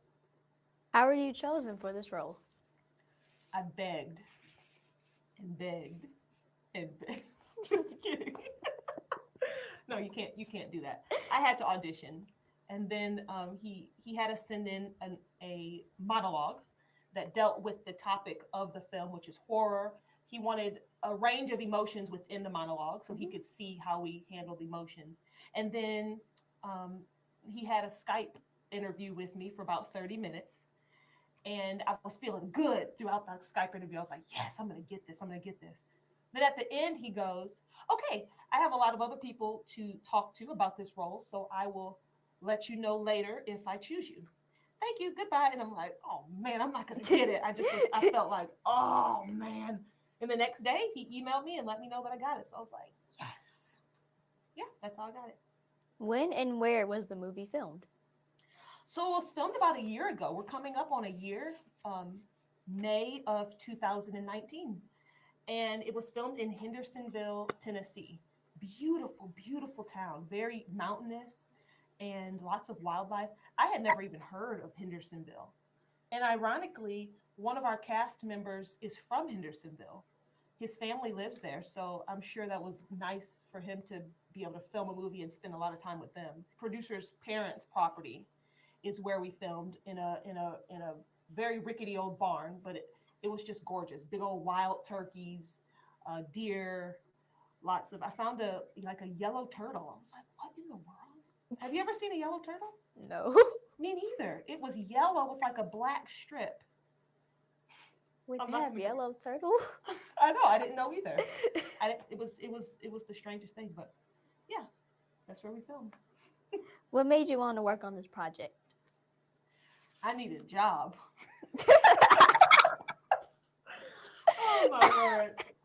I think I'm kind of funny. I should maybe, if this doesn't pan out, I should maybe become a comedian. I'm just kidding. No, I shouldn't. What was the question? What was the question? What made you want to work on this project? Oh, okay. The script was phenomenal. The writing, the director, who is Charlie Steeds, is a phenomenal writer. And everything that he wrote, every word, I just thought, oh my goodness. And like I said before, my character, Angela, I just thought, man, she's wonderful. And the plot of the film, I just thought, oh, I want to be a part of this. So that's what made me want to work in the film.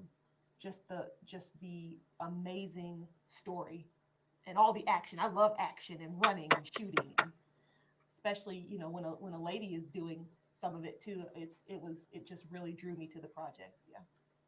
What was it like working with director Charlie Steeds? Oh, director Charlie Steeds is it was like a dream. It didn't feel real because you don't meet very many people in life like director Charlie Steeds. He was amazing and has a leadership skill in a different way. He's a funny guy too. More dry humor. He's not trying to be funny, just hilarious. And it was wonderful to work for someone every day that cares and has compassion and respects you, and you know, just kind people. He's so kind, and then an excellent director. He knew exactly what he wanted, when he wanted it. On a set, a director will say, you know, moving on, or next, or we got it. And when he would say that, I trusted him. It took me a minute. The first day I was like, oh, am I doing a good job? But after the first day, I knew that when he said moving on, he got it. And one word that he says all the time when he liked to take, brilliant, brilliant. He's from London, England. I didn't tell you that. The director lives in London, England.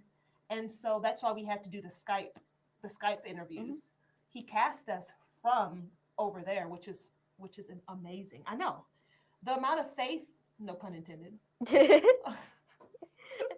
amount of faith that he had to have to put us all together, having never physically met us, is still just baffles my mind. But anyway, working with him and for him, an experience of a lifetime. Yeah, I hope I get to do it again someday. Was it scary filming a horror film? No, it was not scary. It was hilarious. Isn't that crazy? And super fun. So this movie has a lot of blood in it. You know, horror films have a lot of blood. The blood obviously is fake, but the blood would be in water balloons, and which was cool. These balloons would explode. You're thinking in your mind, like, you know, normally water would come out, but it's blood. And then I got to hold the blood and mush it together. Oh, it was so much fun. But it's more hilarious. But what will be scary is watching the film. The director has sent us a few clips, mm-hmm. and especially the most recent clip. And me knowing the whole story and plot line, I was on the edge of my seat, like, what's going to happen? Is he going to shoot? What's going to happen to that girl? Like, you know, I was kind of jumpy. So it'll be scary to watch, I think, but to film it, it was mostly laughs. It was really, really fun. Will we see a lot of action in this movie? Yes, lots of action. like I said before, lots of running, lots of shooting, and yeah, it's a thriller. So yeah, lots of action. COVIDCon has given you a nickname, Scream Queen. Can you give us a taste of that right now? You want me to scream right now? Yes. Can I save it for the? Can I let them see what my scream sounds like in the movie? It's just tough because I'm not scared right now. So, and even I can wait. I don't have to scream right now.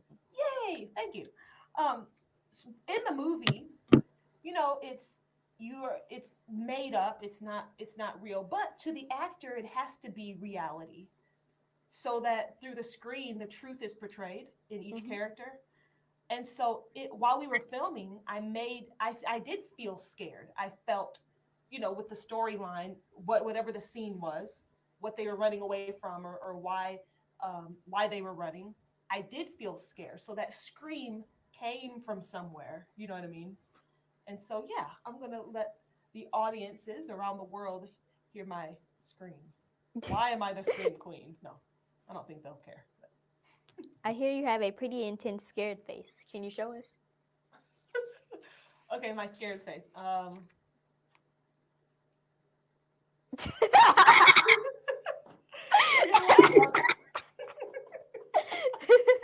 don't think that was very scary.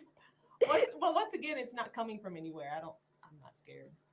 So, but in the film, I was, like I said, I was scared. You know, so it was more true. It was truthful. But What were some of the coolest scenes to film?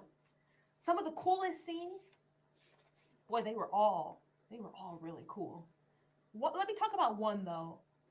One maybe more technical one. So there was one day where we filmed about 2.5 hours in a car. So like I said earlier, the film takes place in the 1970s, and they had a 1970s Cadillac. Now back then the cars were huge. This big old red Cadillac. It was so gorgeous. We got to ride around that thing. Again, Hendersonville is this beautiful, like, mountainous area, and that was so fun. And they happened to pick a day where there were no cars on the road. So I believe there was one time that there was a car behind us, so we all had to pull over. But that was it. There were no cars on the road, and it was like the perfect day. And we're winding around in this big old convertible. It was a convertible. I meant to say Cadillac just now, but it was also a convertible. But we had the top pulled up. It was such a cool car.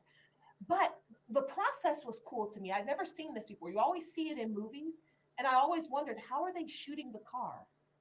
So what it was we were in what it was we're in the car, and there is the van in front of us. It was an SUV actually. The camera crew was in the back of the van on their tummies, filming us, and we were driving.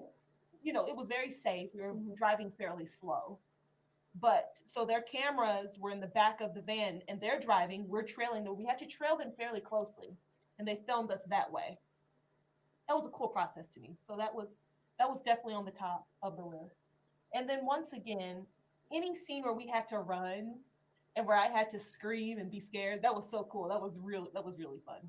Really fun for me. So Okay, let's play fact or fiction. okay, yes. I'll give you a statement, and you have to answer fact or fiction, then explain your answer. Okay. You ready? I'm ready. Wait. I'm sorry. Faith Monique is your stage name, not your real name. Fact or fiction? That's fiction. Faith Monique is my real name. Yep, I was born with that name. Yeah. Gabrielle Union is your second cousin. Fact or fiction? That is fiction. She's not. I've never met her before. Since filming Death Ranch, you have lost 40 pounds. Fact or fiction? Fact. Yeah, I did lose 40 pounds. I just wanted to feel better, and I wanted to have a healthier body and have more energy. And yeah, and I'm not done yet. I'm still working out 6 days a week and eating less, and I have a goal, and yeah, I'm almost there. Yeah. There is a lot of ad-lib in the dialogue within the film. Fact or fiction? Fiction. Charlie Steeds wrote the script so perfectly. We did not have to add one word. Every word that you hear in the film was on the paper. It was ingenious the way he wrote this script. I do remember one time, it was a very intense scene with the bad guy. I asked him, can I say this word before the rest of my line? He said, sure. That is the only time for me that an extra word, that's one word out of a very long script, but the writing was so great, there was no ad lib. You were a contestant on NBC's The Voice. Fact or fiction? Well, that's fiction. I auditioned for The Voice and never made it out of the cattle call. So a cattle call is when there's like thousands of people there to audition, and I never even made it to the rounds. So they told me, no, ma'am. If people don't know, it's a singing competition, a national singing competition, and so no, I was never a contestant. Your mother grew up near Michael Jackson. Fact or fiction? That's actually a fact. That's why it was funny to me when you earlier when you said, "Do you know the Jacksons?" I was like, "Huh, I don't know them," but yes, my mother did. You hate sports. Fact or fiction? Ooh, that's fiction. I'm a sports fanatic. Growing up, I was born in Gary, Indiana. Growing up in the Chicago area, there's tons of sports teams, tons of professional sports teams. So here's my list. I'm a Chicago Bears fan, Chicago Blackhawks fan. I'm a Chicago Cubs fan and Chicago Bulls fan. Yeah, huge sports fan. Some of the cast members did not get along. Fact or fiction? That's another fiction. Lots of fiction. We all got along. I could almost say perfectly. As soon as we met each other, we automatically became like brothers and sisters. Everyone. Director Charlie Steeds has a publicist from Australia, and he came on set for a few days. He was in town, I believe, for a wedding. He came on set for a few days, and he was amazing. Everyone was phenomenal. And like I said before, I don't know how the director did casting us, being in London, England, casting us via Skype in our audition. I don't know how he did that, because we could have been crazy and then he could have been crazy. I guess we all had faith and believed that everybody was going to be normal, but yeah, we all got along really, really well. Director Charlie Steeds ate a Frito-Lay chip for the first time on set. Fact or fiction? Fact. Finally a fact. Yeah. I think we were all sitting around, like, he was probably annoyed, but we were picking his brain. So do you guys eat this in England? Do you guys eat this? What do you? And then finally we got to one, and I was eating Fritos at the time. I said, have you ever had a Frito? You know, the corn chips. Have you ever had a Frito? He said, no. I said, what? And so I actually still have the video on my phone. I was like, I got to get a video of this. He had his very first Frito potato chip or corn chip. I said, did you like it? He goes, it's all right. It's all right. So, yeah, that's fact. This was the director's second time in America. Fact or fiction? Fact. I thought that was awesome. I was like, yes, I hope we are making your experience amazing. His first time in America was Disney World. Disney World. Yes, Disney World, Florida. That's how he said it. And his second time was to film this movie. Yeah, fact. One of your scenes took 9 hours to film, and you stayed in character all day, not even breaking to eat. Fact or fiction? That is fact. I was ready for this day. I knew it would take all day. And this is the scene that we filmed at the bottom of the producer's parents' home. And yes, it took 9 hours. And it's really, really intense, really, really emotional, really, really heart-wrenching. And I knew that I wanted to feel her pain. There's only a certain amount of pain that she was going through that I could feel with what happens in the scene that I won't go into. I don't want to give away any spoilers. But I wanted to feel her pain. I wanted to feel hunger. There's no way I could do this scene with food inside of me. No, I know it sounds silly, but I wanted to feel the pain. I wanted to feel hunger. I wanted to feel the position that she's in, those 9 hours that I was in, uncomfortable, and I wanted to feel it. And the director would constantly say, "Do you need a break? Do you need a break? Are you okay? Are you okay?" Actually, everyone in the scene was constantly asking me, because I had to be in that emotional state for me to truly be her in that scene. I had to be, so all day I was emotional, 9 hours straight. Everyone was asking me, "Are you okay, Faith? Do you need water? Are you okay?" I took one break. I went upstairs to go to the restroom, and that was it. Because if I hadn't done that, it wouldn't have been real to me. I don't feel like I would have been truly embodying her. And I think it will translate through the screen because it was so real to me. If it's real to you as an actor, it's going to be real to the audiences. And yeah, it was beautiful though. I loved it. I loved every part of that scene. There's something, I'm not going to say if it's a thing or a person, something you'll see in the movie that was about 300 or more pounds that was on me that I could feel. And I wanted to feel it. I did not ask for it to be adjusted because I wanted that to be part of the pain that she felt. I made sure my back wasn't breaking or anything like that. But yeah, I know that was a long answer, but that was fact. That was an intense day. Yeah, but beautiful, beautiful. Thanks for playing. Welcome. Who took the longest in hair and makeup? That's me, not because I'm a lady, but because my face gets bruised up so much in the film. The makeup artist, again, Ashley Hamilton, love you, girl. She would bruise my face up with makeup every morning, so that probably took the longest. Yeah. Did any of the cast members struggle remembering lines? Oh, not really. There was never like a struggle. Everybody was so well prepared. I have to give a shout out to one. I will say his name, Mr. Scott Skurlock. If he even watches this, he came on set for 2 or 3 days, and he was so prepared. He came from a long ways away too. I can't remember where. But a long ways away. Oklahoma. I'm getting mixed up a little bit, but he was so well prepared. He had very long paragraphs in his lines.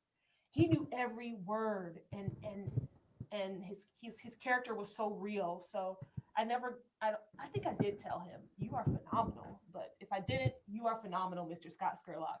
Thank you for being so well prepared for those few days. Is it true that you had a pre-game ritual before going on set? Before going on set, oh, I don't know if it's a ritual, but I would play basketball. Basketball is my favorite sport. And so there was a basketball hoop there with a ball, and I would shoot around. The movie is so grindy and so sweaty. It was okay if I got a little sweaty. It would kind of add it to everything. But yeah, I would play basketball just to kind of loosen up and get ready for the scenes. Yeah, it was a lot of fun. What was it like being the only woman in the main cast? Oh, being the only woman, it it was amazing. Not just because I was the only woman, but because I was able to work with men. It was all men.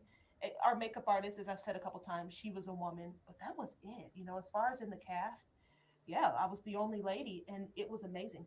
These men, obviously, I didn't tell them to their face, but again, if they watch this, they'll hear me say this. Wonderful, perfect gentlemen. I never felt uncomfortable. It was a wonderful experience. What are some things you are horrified of in real life? Horrified in real life, I hate roaches. Like roaches indoors, that it just creeps me out. Oh, I mean, you want to hear a scream? I hear a roach. We lived in an apartment. This was before I was married. Me and my brother, in a wooded area, and these big for about a week, these big old water bugs were getting in our apartment. And I know it was because we're in the South, because it happened with my sister. They lived in South Carolina, and they had the same problem. And then they had the term Terminator. Is it called a Terminator? Exterminator. They had the Terminator come in and terminate. Oh my word. The exterminator. Oh my word. Come in. You're not laughing anymore. Oh my goodness. I'm laughing too long. I thought you were still laughing. Sorry. The exterminator came in, would come in. What are we even talking about? Oh, roaches. Anyway, and got rid of them. But these big old, have you ever seen a water bug? Yes. freaky. And I'm already scared of roaches. They're in the roach family.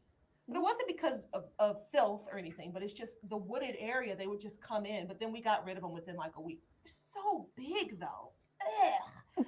So anyway, roaches and public restrooms. I'm terrified of public restrooms. I feel like public restrooms know that I'm scared of them.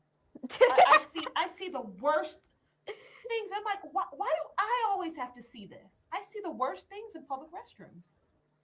It's crazy. So yeah, those are my two biggest fears.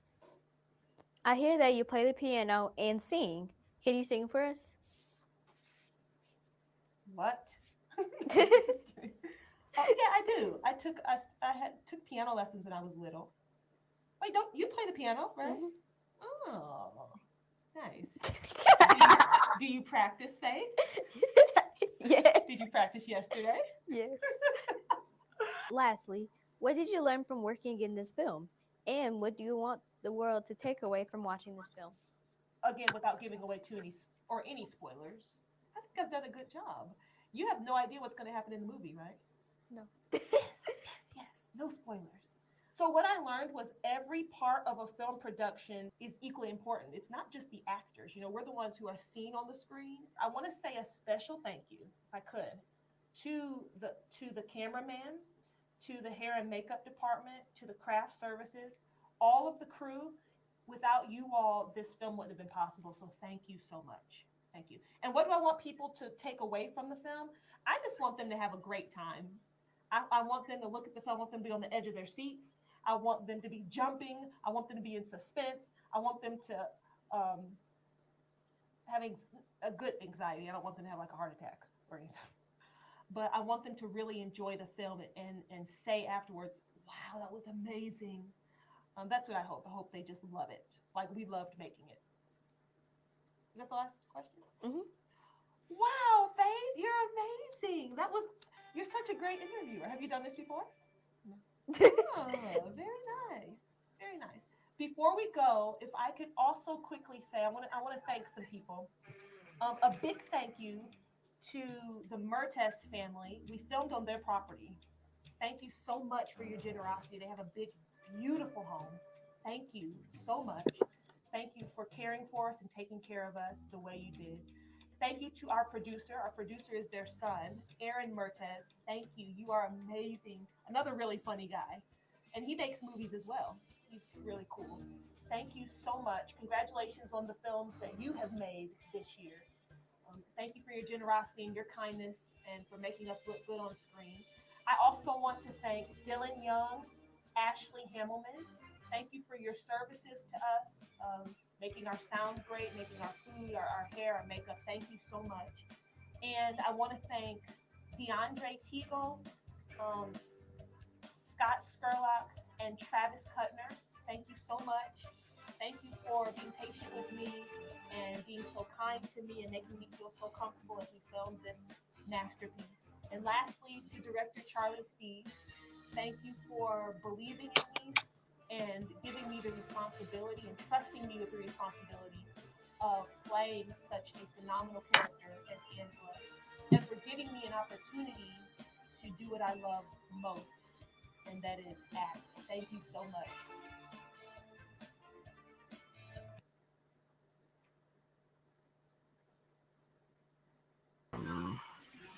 So, yay! How'd you like that? Did it work out real well? It was perfect. Okay. Wow, wonderful. You have a question here from Larry Hoy. Okay. Who is your interviewer or relative? She is doing such a good job. My interviewer is one of my piano students. I teach piano lessons to children, and she is one of my piano students whose name happens to be Faith. We have the same name. And I asked her to interview me, and her father recorded us, and it just worked out perfectly. She's a great young lady, and she plays the piano very well, too. So thank you. I'll let her know that you said that she did a great job. Now this is echo. Hold on. That better? Okay. So Robert will be back. he had power outage at his home. So Miss Faith, how was it working on the movie? It was an experience of a lifetime, and for most of us, this was our first, possibly all of us, our first leading roles in a feature film. And it was, I wouldn't have wanted to work with any other director than Charlie. Can you hear me? You're good. Oh, okay. I hope I'm not echoing. I forgot the earbuds. No, you're fine. Oh, good. Okay. But it was an amazing experience that I could have never expected. It was wonderful. A lot of hard work. We filmed about a year ago, and it was some days were really hot. We had some days where it rained, so we would have to wait for the rain to stop or wait. But it was hot, and it was filmed outdoors in the woods, and we had lots of bug spray. But it was a fantastic experience, just wonderful. Yeah. Blake? Let's see. Have you run into any strange stereotypes as far as being a scream queen goes, that maybe you only would act in a certain kind of film, or that you now only get typecast for a certain film? No, not yet. And since the film hasn't been, we'll see what happens once the film is released and everything. Gotcha. Yeah, we'll see what happens. So no one has seen it. No one knows really any of us actors. So yeah, I love that question. We'll see what happens here in the next several months when everything starts coming out, the trailer and stuff like that. So. Awesome. Is this going to be a nationally released movie, like released nationwide, major motion picture studio type thing? From what I've read into it, is what I'm asking. Boy, that's a good question. I'm not sure. So as far as like the distribution, I'm not sure about that. I know what the director did tell us is that it's going to go through festivals, film festivals over the summer. And I think I'm not familiar with it.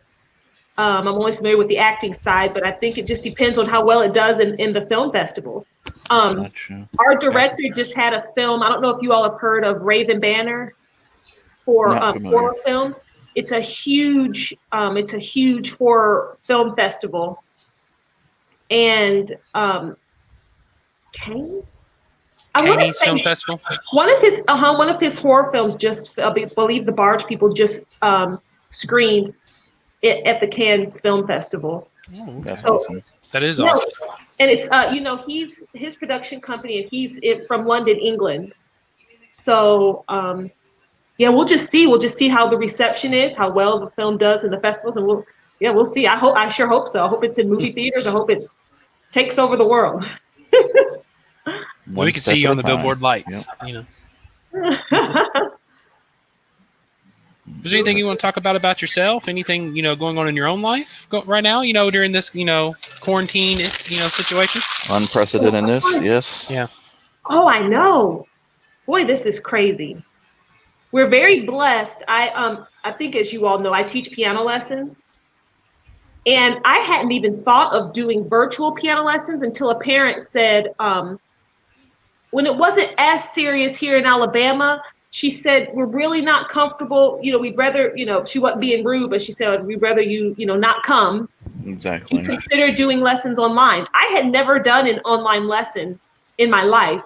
I've been doing this for 10 years. Until she suggested that. I said, sure. I thought she was going to say, because I did have some parents say, we're no longer going to do lessons until this is over. And so I did lose some students. But she said that, and I said, sure. And now all of my students, which I have a lot, are doing online lessons, and it's been amazing. So that's a great thing financially. I was signed on to some projects that did cancel indefinitely due to this. But I'm just really thankful to be healthy and to be doing well. My own sister, who also lives here in Alabama, she actually contracted the COVID-19. Yeah. Oh, no. and pretty severely. And so, but she made it through. It's a serious thing. It's unbelievable how some people don't take it serious or think it's just the government or whatever. It's a real thing. You know, we have to definitely take precautions. But oh, and I don't know if you all know, Robert Alsop is in the film. We actually did a long scene together. Did he tell you all that? I heard inklings. Yeah, I heard a little bit about it. He kind of told us, you know, as we were doing this, he's like, "Oh yeah, I know Faith. Me and Faith are friends." I'm like, "Oh, cool." And he's like, "Yeah, it's great." And I'm like, "Oh, okay." I was like, we're up close and personal. I don't want to give away any spoilers. Right? Yeah. You never told us any of that. But honestly, you were one of the first names when Robert and I were thinking of doing this together. It's like, I got to get Faith in on this. This is totally up her alley. Oh, thank you so much. This is so cool. This is amazing. Let's see. Yeah. See if there's any questions fixed anywhere. Not yet. So, but it's really awesome to see you out here and, you know, getting your name in the lights. And, you know, we may not be in front of 1 million people, but you know, 15, 20 that are active right now, we're happy to have you. And we hope that you spread this out. You know. Tell your friends all weekend sounds long. Bad. Spread this out like, you know, hey, just we are share COVIDCon. this. We are COVIDCon. But share this with your friends, share it with your family, let everybody see it. There will be replays later. Wow. Yeah, so everybody can go back and watch it. Just make sure that we're sharing this so people can get in on this, you know, with all the great guests we have. You know, we have Miss Faith Monique, and then next, you know, at 6 p.m. we have John Anderson. We had Al Cornell earlier this afternoon. That was wonderful. That was a great I saw him a little interview. bit. That's awesome. Right, yeah, he was great. You've been great. I mean, you still got 10 minutes, whatever you'd like to do. It's your show. Do you have any projects that you want to start back up once things get going? Do you want to, you know, reach out to some new places for roles that you didn't think you could now that you've had a little bit of time for some meditation? I know. Everyone's had a lot of time for meditation, so. Right. You know what I've been doing is, you know, we can't go to the movie theater or anything, but I've been watching. My husband likes to get the Blu-ray edition of films, and I'm always like, don't get the Blu-ray, it's more expensive. It's so worth it though. If you got 4K TV, it's yes. I know. It's like you're there. And it's got all the special features. And I've been studying the directors, so the directors will commentate throughout the entire movie. Oh, and I literally have my notebook out taking notes. It's been amazing. And so I've been really enjoying that and just really realizing different roles. I mean, even comedy. I watched the movie the other day, Spy, which I'd seen before with Melissa McCarthy. And the director, I don't know his first name, but it's Feig. His last name is Feig. He's a big director. Oh, God, Paul Feig. Yes, Paul Feig.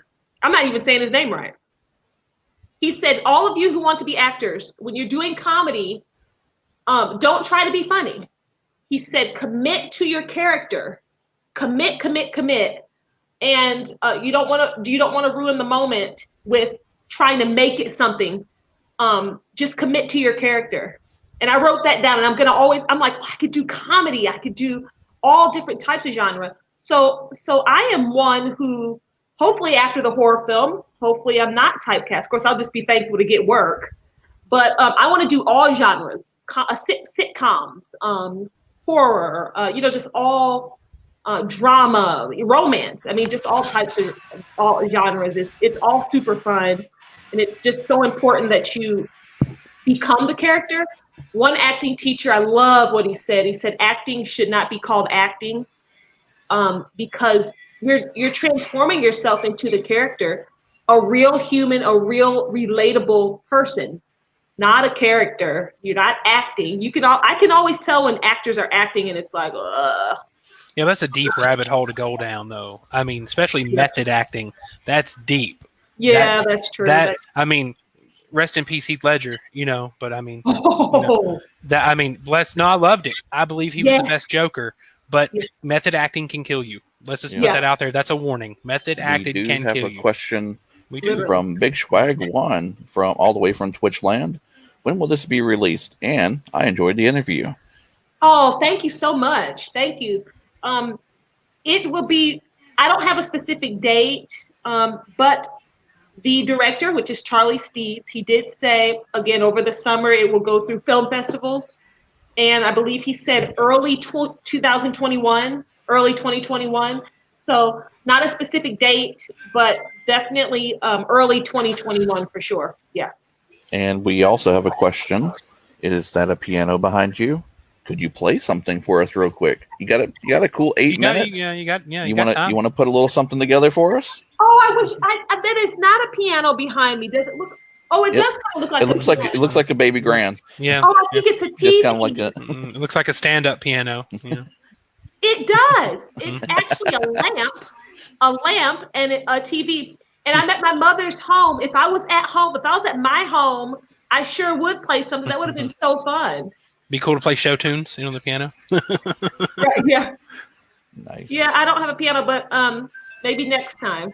Hey. Robert just chimed in on the phone, waiting for power to return. Sorry, Yep. Robert, that's at the moment, but we think we're handling as well as we can, right? Yeah. Nick? Now, Robert lives in Tennessee. Does he live in Tennessee? He lives in near Memphis. Yeah. I wonder if because we're in Alabama. Well, it's not as windy now. It was super windy. Yeah, we earlier. just had a little rain in Middle Tennessee just a little while ago, so Yeah. it's cutting through pretty bad. So. And Big Swag just popped in again from Twitch Land. Any projects on the horizon for you, Miss Faith? I have a commercial that did get canceled due to the COVID-19, but just tons and tons of auditions, lots of auditions that hopefully I'll hear from when all this is over because there's nothing filming right now. One really, really cool audition that I had most recently was for a show called The President is Missing, and which will film in Virginia. And one of our former presidents is one of the executive producers, and so I'm really thinking I would love to get that role. It was really fun and intense. So yeah, we'll see. Lots of auditions, and we'll see what happens. Keep working hard. Well, we got Larry Hoy. It's a two-parter, but there was a little bit of a misspell. I'm guilty of that as well. Faith, we would love to see you at Mid-South-Con 2021. It's a humongous convention in Memphis, Tennessee.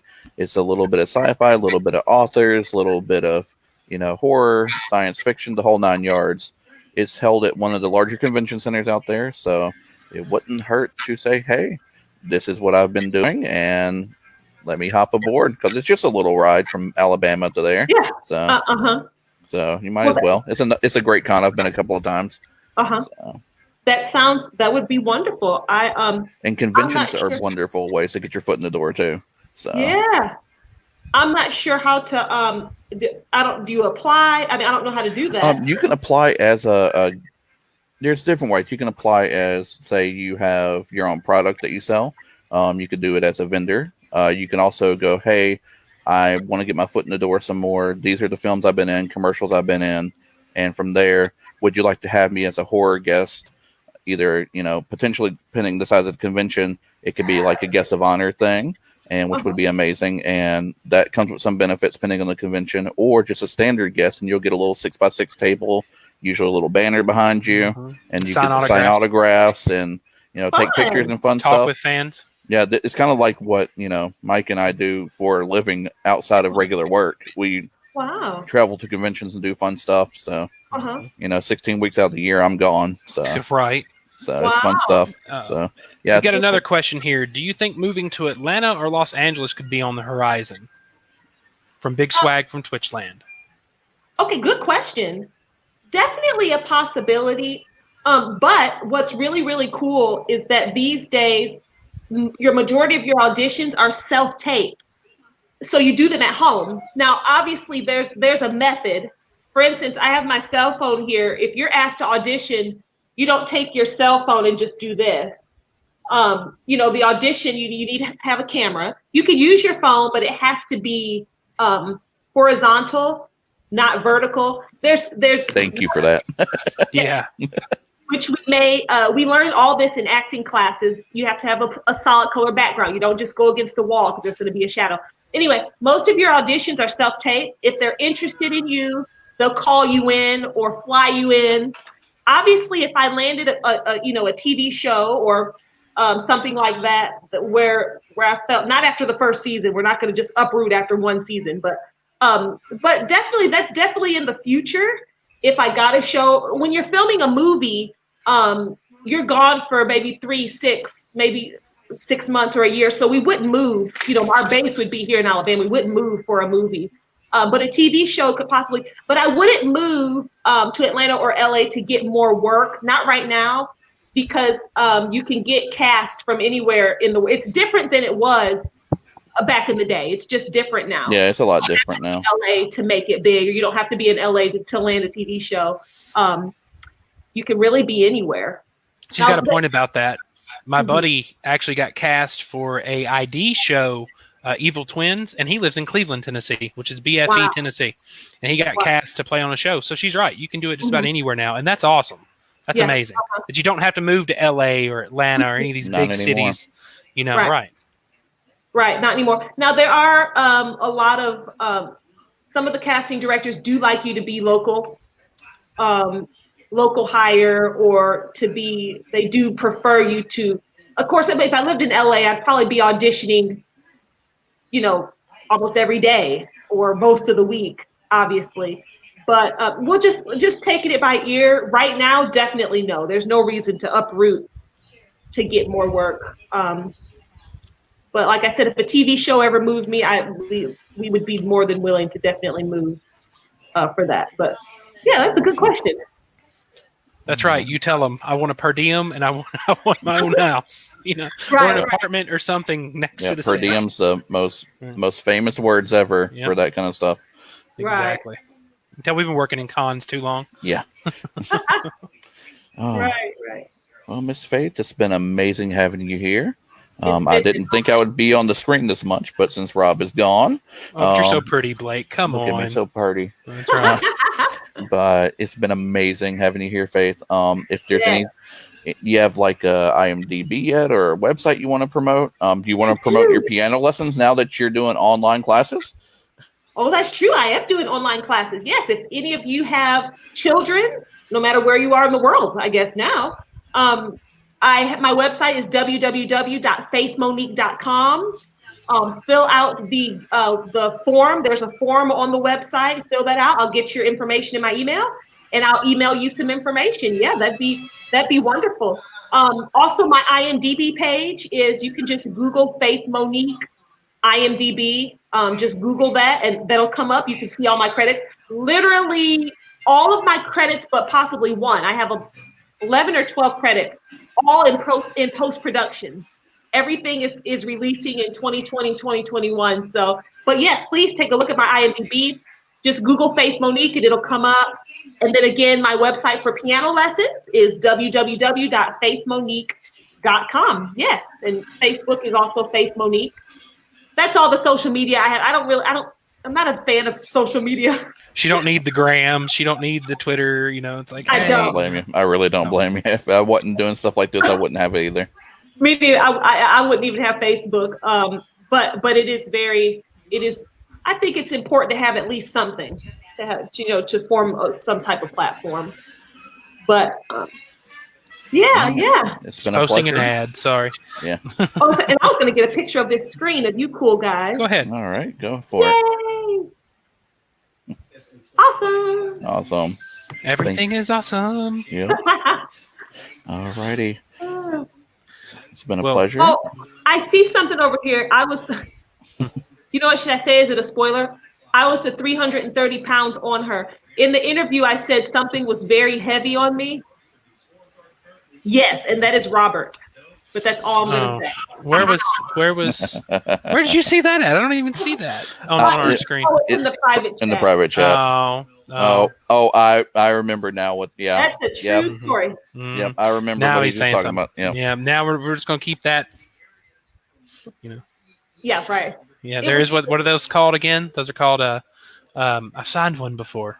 It's a DNA. What is it? DNA, yeah. DNA. Actually, strangely enough, I signed one for the newspaper when I worked there because they were like doing announcements for video game consoles and stuff that were coming out. And some of them didn't have release dates, so I can't tell you about the Xbox that came out 25 years ago. So, well, no, that's done expired by now. You know that. no, they do there was no release on it. What? Wow. Yeah, so be careful what contract you sign too, ladies and gentlemen. Oh, wow. But, Right. all right. I think after 25 years, you'd be off the hook. I know some sort of limitations there. Right. This is in perpetuity. Mm-hmm. All right. All right, Miss Faith, it's been a pleasure. If you want to stick around online, we're on twitch.tv/COVIDCon, and we're also on the Facebook. Feel free to meander around. YouTube don't like us at the moment. Yeah, we kind of broke YouTube. Yeah. I saw that YouTube. You some type of a TOS violation. TOS. Yeah, with the Hogan. And that's crazy. That was on his IMDb page. And he had the rights to it because it's on his IMDb. And I played it, and they didn't like that. Nor did they like when we pulled the clip of him in Westworld. Oh! I wanted to see that clip. I don't know how to find that. You can. He plays El Presidente. He plays the Brazilian president in Westworld, just for that one scene where he's meeting with one of the big guys in the show, and he's sitting across from him. They're having a conversation in Portuguese, by the way. He did say that in the interview, and it's going back and forth. That part of his interview. Yeah, and it's just they didn't like it too much, and the clip was only maybe a minute or two, and they got really finicky about it. Yeah, it's like fair use, man, fair use. I mean, the actor's right here talking with us. He's right here. It's him in the clip.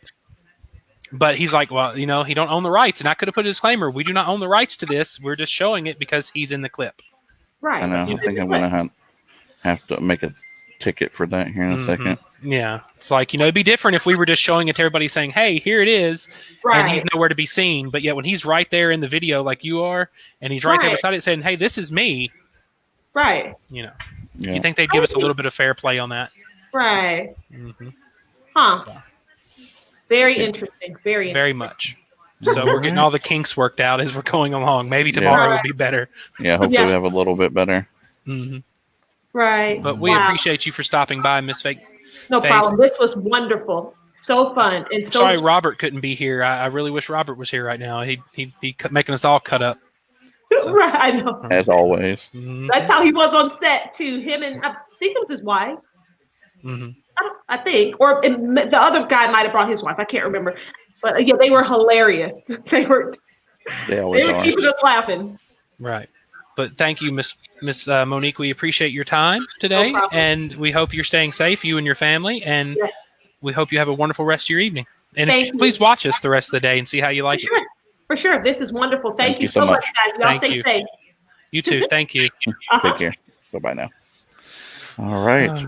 We are sourcing a Mr. John Anderson in just a moment. The mysterious man. You may have seen him in films like the new Jumanji film.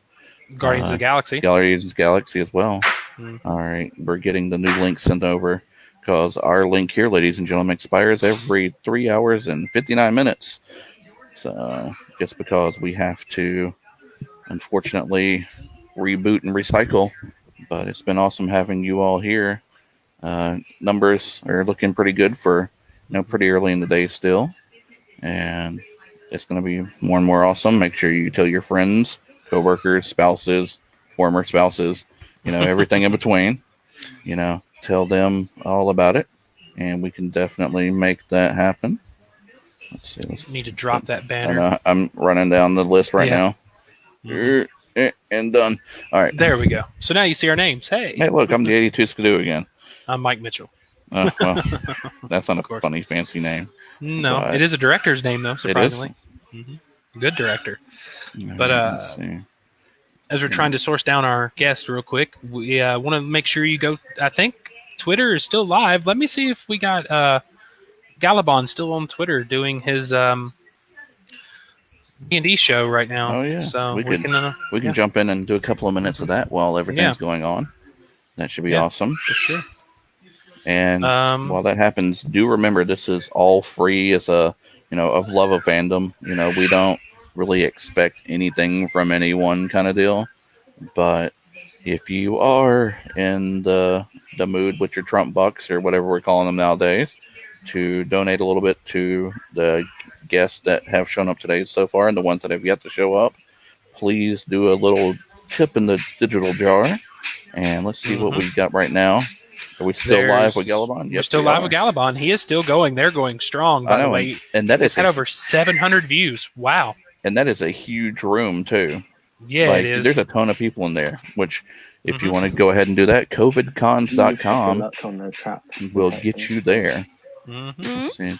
Let me make this real quick. For your rolls. Yeah, I know. Yeah. Well, that was the most important, though.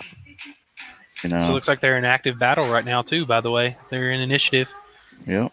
Dang, something rolled pretty good on initiative at 23. My God. 23 is a high number for just about anything. Yeah, I know. Unless it's like a mirror world thing. Herc's going to pop out here. Oh, my buddy James is playing. And, attack this one with his longbow. Nice. James plays in my Thursday night game. Galabon does a Thursday night game, a Sunday game, and I think he does one on Saturday called The History of the World for D&D. So check him out, 20, DM Galabon. His Twitch 30. link is right there at the top. And I'm going to hide they're doing Red Company 5, a COVIDCon one-shot adventure that he wrote himself and I'm going to just for cover behind on this side. This convention. So let's check in with that right now where we're sourcing down our other guest. He might be fashionably late. He is in backstage. Which we do not see, unfortunately. I do not see him. I just want to make sure that we had that, round 2 link, the E2B link, because unfortunately, again, we have to recycle the web address as well, which makes things fun for people that we tell them otherwise. So it says, well, it posted it on the Twitch feed is saying that they can't hear you either. Somebody said they can't hear him. They can't hear you. Can't hear me? No, No, I can't hear you, right? I think they're talking. Yeah, I just can't hear Chris. Yep, same here. Oh, talking about somebody in the game. I was just saying on the Twitch in the feed. game. Yeah. Okay. Yeah. Wow, somebody's actually watching the Twitch. Wow, that's cool. I mean, he's getting some interaction. That's amazing. That's what I hope that would happen for him. I do not see John here at the moment. Let me open this wide and see. No, he's not backstage. He is there. Backstage where? I'm looking at the feed. I'm looking at the only backstage, unfortunately. Right. But let's see. Is that better? Let's see, No, it's just us. Pull that back up. Yeah, that's only us, unfortunately. It's only us right now. That's odd. Hey, yeah, let's throw. Okay. Yeah, they're talking in there. Sorry about that. Let's throw an ad up while we're this as well. Sure. Everybody hear me again? Please check out our vendor we room can all too hear for you. all your Yeah. lovely geeky nerdy supplies while this con is going on. By the way, It's the vendor list is humongous. Like Okay. people Now from he's all back. over the Yes. world, you know. He can hear you now. okay. So So the vendor post alley, in chat. let's see. So 10 more damage. I'll 10 run more through a damage couple to of them. this There's guy. Saturday Go ahead, Productions, Rum. which you had met one Okay. already, And with and that 10 would more be damage. Miss Crystal Raven. She does custom Boss. jewelry and props. Let's see who else do we got. We got miscellaneous, etc. For some reason it- They do a ton of Yay. custom, like plushes Okay, I and can't puppets. move my token at all. Let's I go can't move down. my token at all without Blackheart moving the entire Leatherworks map. and Pegasus Okay. Publishing. 7 Star Press is I on cannot there. Select move. We Okay, got hang Bat's on. Bath. I just If stopped moving. some amazing And let like me bass bombs double would be check. Bat's Bass. Keep saying Totally let awesome. him in. It's a sound gone, guys. No, it's not. That's Well, weird. it looks like it's Oh, assigned because you're to probably you. hearing him. Yeah, it's just moving the But entire we map. just want to show a little bit of down. that going on right now. Do you have? So Does he have permissions? He should, Let's because go ahead and kill that You're- down. killed. All right, can you hear me now? As the old TV commercial says. Right. John, if you can hear us or see us, buddy, you're not backstage. We're not in the green room. Yeah. We can't see you. It's Yeah. just me and Blake here at the moment. Yeah, I can. Yeah. See? Yeah, it's only 2 of us, unfortunately. Yeah, it's just us. Just yeah. my ugly mug. So Well, whatever. But no, I mean, there's no. I mean, put us side by side. There is no. There's no third spot Right. on either side. Even down here, there's Even no, downstairs now. Right, there's nothing. So make sure he's got the proper link. Robert, I know you're on your phone. Make sure John's got the proper link. We'll give him a few extra minutes if we have to. I want to. it's I want to pick up the system on my side and just refresh and jump back in. Okay, go ahead. He's going to do that real quick. I'll stay here with you for a while. Sound going. Testing 1 2. Testing 1 2. You still see him? Well, he's trying to come back in. Unfortunately, only the two of us. Let me reset. Hold on. Link. So, and yeah, we can hear just fine on Twitch. So I don't know, like if it's an issue with live, Shows my mic's working. Yeah, everyone. Yeah. On Twitch, they hear it. Yeah, our web mistress can definitely hear us on Twitch. Yeah. And let's see if I can. Facebook. He says there's no sound on Facebook. You have to unmute Facebook manually nowadays. So that might be a thing. But we're just still waiting on John. I'm not seeing him. All right. Random panel time, I guess. Let's see here. Definitely not brought to you by Cheez-Its, but I will be eating those here in just a minute. Not brought to you by Yoo-Hoo, but I will have a drink. Exactly. Now, guys, get with us. Sponsor Nestle, me, please. I know Sponsor we need the next one sponsored so we can pay these wonderful people that's been on so far. Yes, I would really love to. We need sponsors. We need a beer sponsor. I have a beer sponsor, but it's only product in kind. So. Oh. And since he didn't ask to be part of this, I can't mention his company that used to have a restaurant, wink, wink, nudge, nudge here in town with the same name as his beer. So, but yeah, maybe next time. So, but they can host the con suite. There we go. That would be amazing at that point. There you go. Let's see. Let me jump back in here and moderate you. Yep, we hear you Twitch from Larry Hoy. That's good for us. Larry's been here the whole time, just about. So I know, appreciate that, Larry. I know. Thanks for living here with us, Larry. Yeah. We've been here for what, since 1 o'clock? So 5 hours now? We've been going strong. Oh, man. We got to find John. John, where are you at, buddy? Out in the ether, dude. Yeah. So I got you back. Oh, Larry Hoy. Thank you, Larry. We appreciate that. No, we appreciate that very much. We do. I know we've had Larry in here most of the time. We've had, let's see, we've had Zuli in here, like at least in the Twitch, one of our vendors and artists.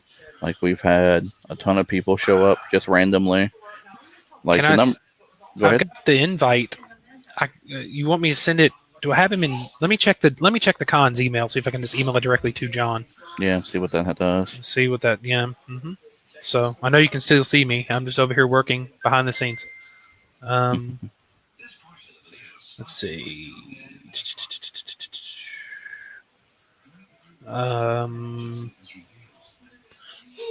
Looking. No. Okay, there he is. I think is that him? No, wrong one. I think it's like Rob Anderson or something like that, or Rob Anderson, or the Rob Anderson. At least it used to be. I think. These are no. I'm looking. Pardon our technical difficulties. Yeah, we're trying. It's been crazy. Let's see.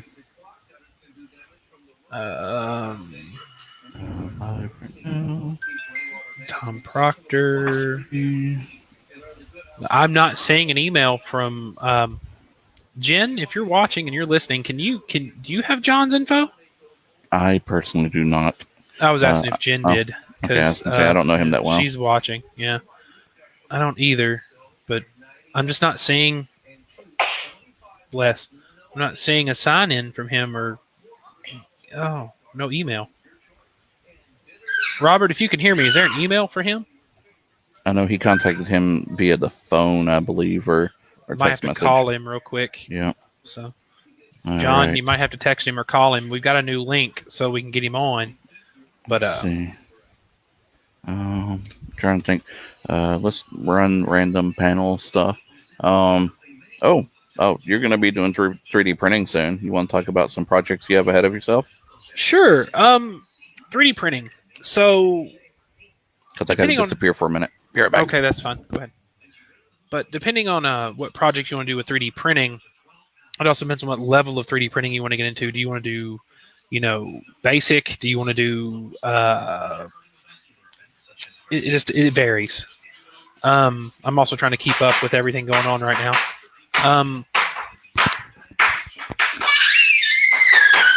So, God, I'm kind of speechless. Starting off 3D printing, so you can get basic 3D printers for under $300. They can get you going with what you want to do.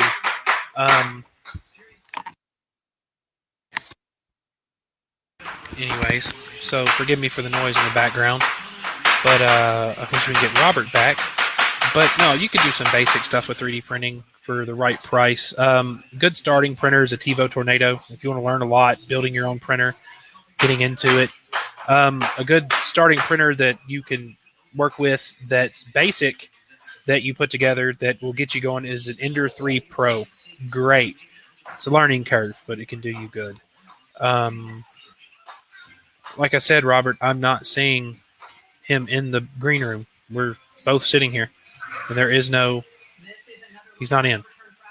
But no, I mean, you could just do your imagination. Thingiverse, www.thingiverse.com is a great website for getting any ideas for 3D printing, which I can show that website off if you want to look at that real quick. Here you go. Let me do screen share real quick. Here we go. There's no audio, so I can just share it and show it. So yeah, if you want to get into the basics of 3D printing, this is where you go to. Of course, they have ads to support Thingiverse, but I mean, you could just, it's your imagination. I mean, there's so much, just, it goes deep. Like they got the whole, 3D printed masks going on. I mean, just little figures, just different, things to hear, like they do upgrades for 3D printers built in, tests. These are all tests for things. I mean, there's, sky's the limit for 3D printing, people. I mean, it's great. And don't get disheartened when you first start 3D printing, because it might be frustrating. You might fight with it. And then, something goes wrong. You might fail a bunch of prints. A bunch of prints might fail, but in the long run, you'll be okay. So, just that's about as much as I can think of on 3D printing. Robert, there he is. There's Mr. Anderson. All right, ladies and gentlemen, thank you for waiting patiently and everything. I'm going to now bring in Brother John Anderson. Hey, John. Uh-oh. How you doing? My sound went out. Oh, there you go. We can hear you now. All right, let's give that a shot. I can't. There we go. All right. I just my sound just went out. We can hear you. Oh, you can't hear us. I can't hear you. Oh, you can't hear us. Okay, but we can hear you. Volume. Okay.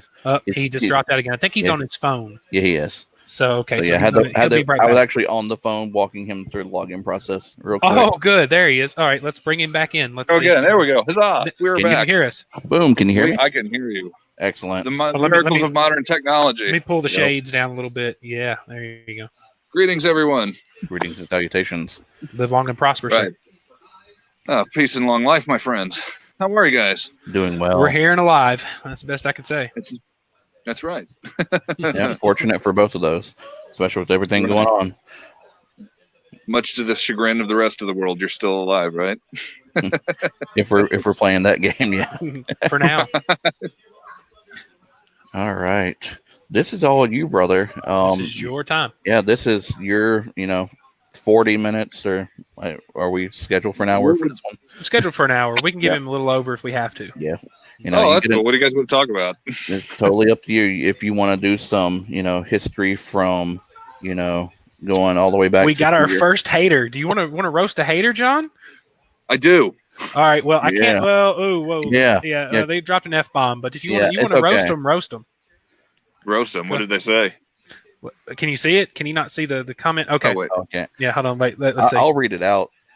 Hold on. I can do it for you. Oh yeah. No, I got you. I'll read it. I'll read it in exactly the same voice that Nathan Payne does. COVIDCon sucks. Couldn't post anything to the page. Fucking lame ass shit. Yeah. Dude. Really? We Seriously? can do it as Butthead. Oh no, I lost it. It's gone. Well, no. Yeah. We can. Then we can bring it back up. There it is. Oh, look at that. There it is. Like we did it as Butthead. Like, COVIDCon sucks. Couldn't post anything to fucking Facebook. This is fucking lame ass shit. But hey, we're gonna score. Well,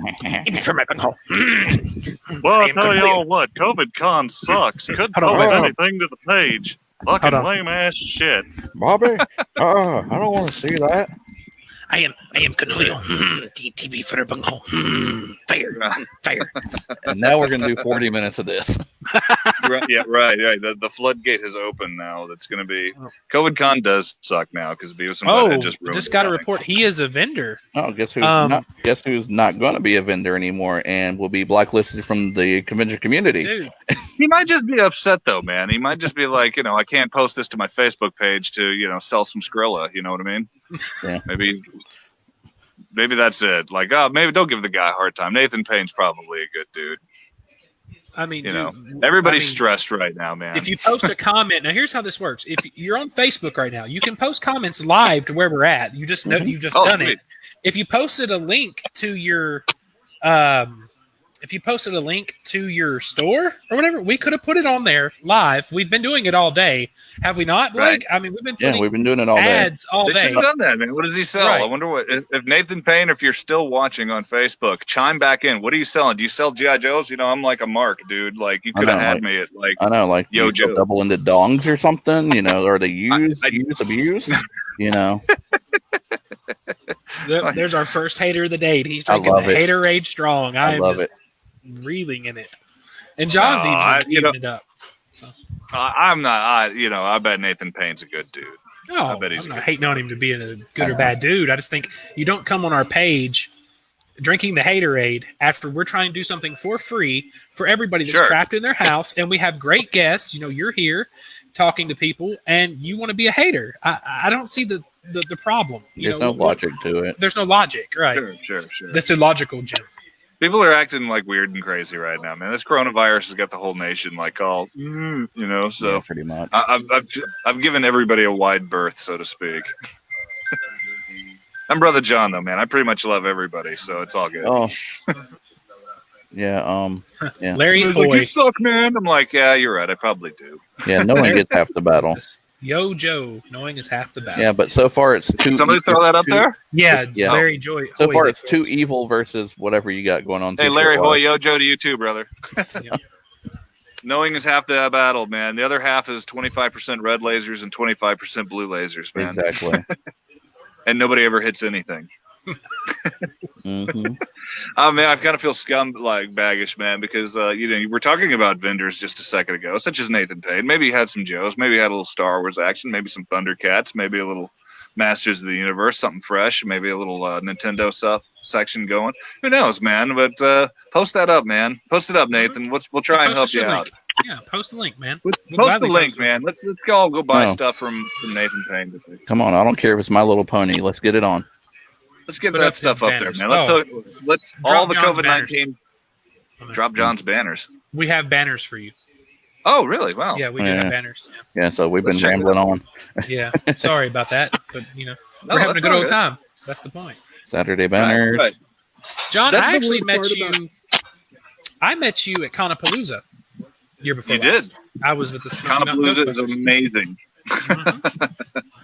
I think I was there last year too, if I remember right. There we go. There you go. Talking meat. John the Talking Meat. Trick Talking Meat. That's all right though. It's close enough. I can edit that. Right. We did get another question from Larry Hoy here. So Cobra or Stormtroopers, who's the better shot? Oof. Red shirts from Star Trek. Yeah. Zing! I heard a bing. I guess that was the correct answer. I don't know. Right. If I'm going to have to say, man, well, Cobra did hit stuff. They just didn't hit anything good. It's like you always had like the guy parachuting out of the Rattler at the very end. So it happens. And then there was two. Just the two of us. Yeah, just like the song says. We can make it if we can. Just the two of us. But yeah, what were you up to before shenanigans started with the whole COVID-19? You know what, man? Not a lot of anything. The con season was I just went to Tupelo Con. That was pretty rad. And then, of course, the quarantine happened. But the side note, though, is Tupelo Con was really rad. I got to go to Elvis Presley's birthplace. That was dope. Awesome. They even have the outhouse that the king himself used as a child. Still functional, still there. You have to pay Very like cool. $10 to go in there and drop a deuce or something. Or? No, they didn't let you pay to go drop the deuce because I wanted to get a picture inside. I did get a picture next to the shitter, but no, I did not get a picture dropping a kingly piece of evidence behind. Yeah. But that was cool. You know, we had some movie stuff starting up. I got an indie film about to hit called Deadlines from George Denick. He was a buddy of mine that we did a little indie horror vampire flick. So I need to go probably call him and find out what's the deal with that. Yeah. See Like, if where we're at with that one. It's gonna be good stuff. Oh yeah, good stuff. How are you holding up mentally during all this time? Something that we should be asking everyone at this point. How because you travel probably 30 weekends a year at least, kind of deal, doing your job. Yeah. And 35, 40 weekends. And then you're just boom at the house. So right now, I don't know. Hey man, let me see if I can flip this camera. I am actually sitting at my sister's farm. We were hanging out at one of her cabins. There you go. So it's not a bad place to be. It's not a bad place at all. I am on a 50-acre farm with a lake. Yeah, I think you have me beat in the little home with all the dogs. There's my little cabin right there. I'm He's got the best. He's got the best quarantine spot in the world. Yep. Yeah, if you can hear, I don't know. There's woodpeckers and locusts, and it's nature. It's awesome. But that's where I'm hanging out right now. Me and the wife and the kids are. We're all chilling out here. It's a balmy 70 degrees outside with a breeze. Oh, oh no! Life is hell. Trust me. I would rather much be back at my house. If you would have caught me like tomorrow, I'd probably would have done this interview from the Bat Cave, and I could have showed you some GI Joe collections. Yeah, we are hoping. Is that another question, Anna? Yeah. Well, it just says yes. Tupelo. Yeah, Tupelo Con was great. Yeah, rock and roll. Were you there, man? That's awesome. Oh, yeah. I was a Ravager. Yes. Oh, I remember you. Very cool. Very cool. Always got a little extra love for the Ravagers when I see them at the shows, man. Actually, I think that's what we actually named your panel here. Was I was a Ravager. I was a Ravager once.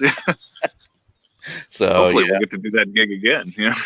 Yeah. So yeah, with convention stuff in full non-bloom, now you're being creative and hanging out at the house. And are you dabbling in any writing or any fun shenanigans like that, or just kind of relaxing? Actually, I've been hounded by many to start a YouTube channel. I'm a grown-ass man who still plays with toys and acts like a 12-year-old juvenile child. And people are like, why aren't you putting this stuff up on YouTube? I put it up on Facebook for free. And everybody's like, you could be making like 20 cents a day by putting it on YouTube. Why aren't you? God, you're so rich. 20 cents a day. Goodness gracious. Man, the algorithm might not like you when you get 2 cents. I'm going to be ghetto fabulous. I'm going to be like riding high, getting myself a Fago at the gas station, a Moon Mist, if you will. Moon Mist? Yeah, see, right. And some of you good Northerners, man, blue Moon Mist, Fago Moon Mist is. Yeah, that one's good. I don't like red. Red tastes like Robitussin. Yeah, it does. That's Rock and Rye. That's disgusting. No, not Rock and Rye. There's Moon Mist Red now. Oh, right. Oh, no, yeah, I think I have had that. My corner store has like a ton of them. And I'm like, I've never tried this flavor. Pull that one off. The Rock and Rye tastes like Robitussin too. But that's not the jazz and raspberry is pretty disgusting too. I'm sorry, I like the cream soda. Yeah. Cream soda is the bomb. The orange soda is the bomb. Yeah. The problem with Fago, though, is it goes flat after like 12 seconds. Yeah, you gotta chug and then you're done. Yeah. Or you just pour it on yourself, Hey. Or if you're one of those Juggalo kids, you could throw it at the neighbor's dog. Hey, in COVID-19 news, they actually canceled the gathering of the Juggalos this year. They did. Yeah, yes, before some places have opened or closed their own states, so that's pretty sad. So right. Yeah, well, I mean, I give it up to Jay and Shaggy. They probably should have closed the gathering of the Juggalos. It's probably safer that way anyway. Oh yeah, that's exactly what they said. I saw the little tidbit on TMZ, and they're like, "Yeah, we don't want to risk one Juggalo or Samurai's life," and I'm right behind it. So it's like it's hard enough for them to get fans in the first place, man. Let's keep all the ones we can get. Keep the ones that can. No discredit to ICP. I used to love those guys. Oh yeah, I listened to that stuff back in the day as well. Oh yeah, man. Yeah, I mean, I think everybody has an ICP phase at one time. It's funny, man. Anybody watching, man? Drop a comment, like, subscribe, and ask John some questions because we can't do it all day. I know we can answer anything for you. Exactly. Let's see. Let's open this one. Okay. Those are just stickers. Don't worry about the stickers. that run through the bottom. It's only going to be the I big thought that was pop-ups. that. Am I missing something down there? Okay. Nah. Or did you just want to see my giant forehead again? Yeah. Hey, I rock a 5 head too. It's okay.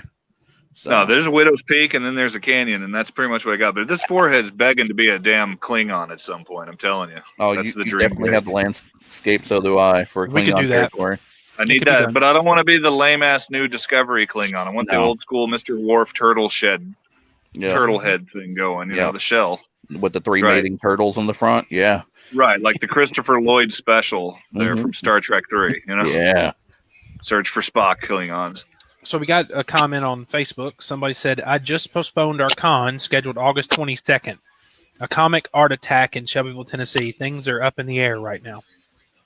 And that's pretty far out. That's a drag. That is pretty far out, yeah. That's the Well, I mean, it's good.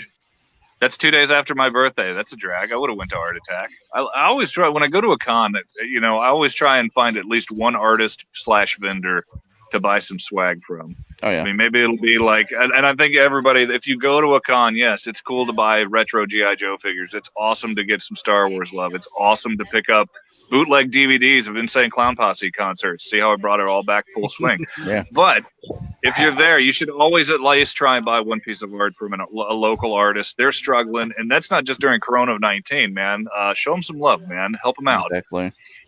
Let them know that their art is awesome, and buy yourself a cool picture of, like, you know, Lion-O kicking the shit out of a stormtrooper.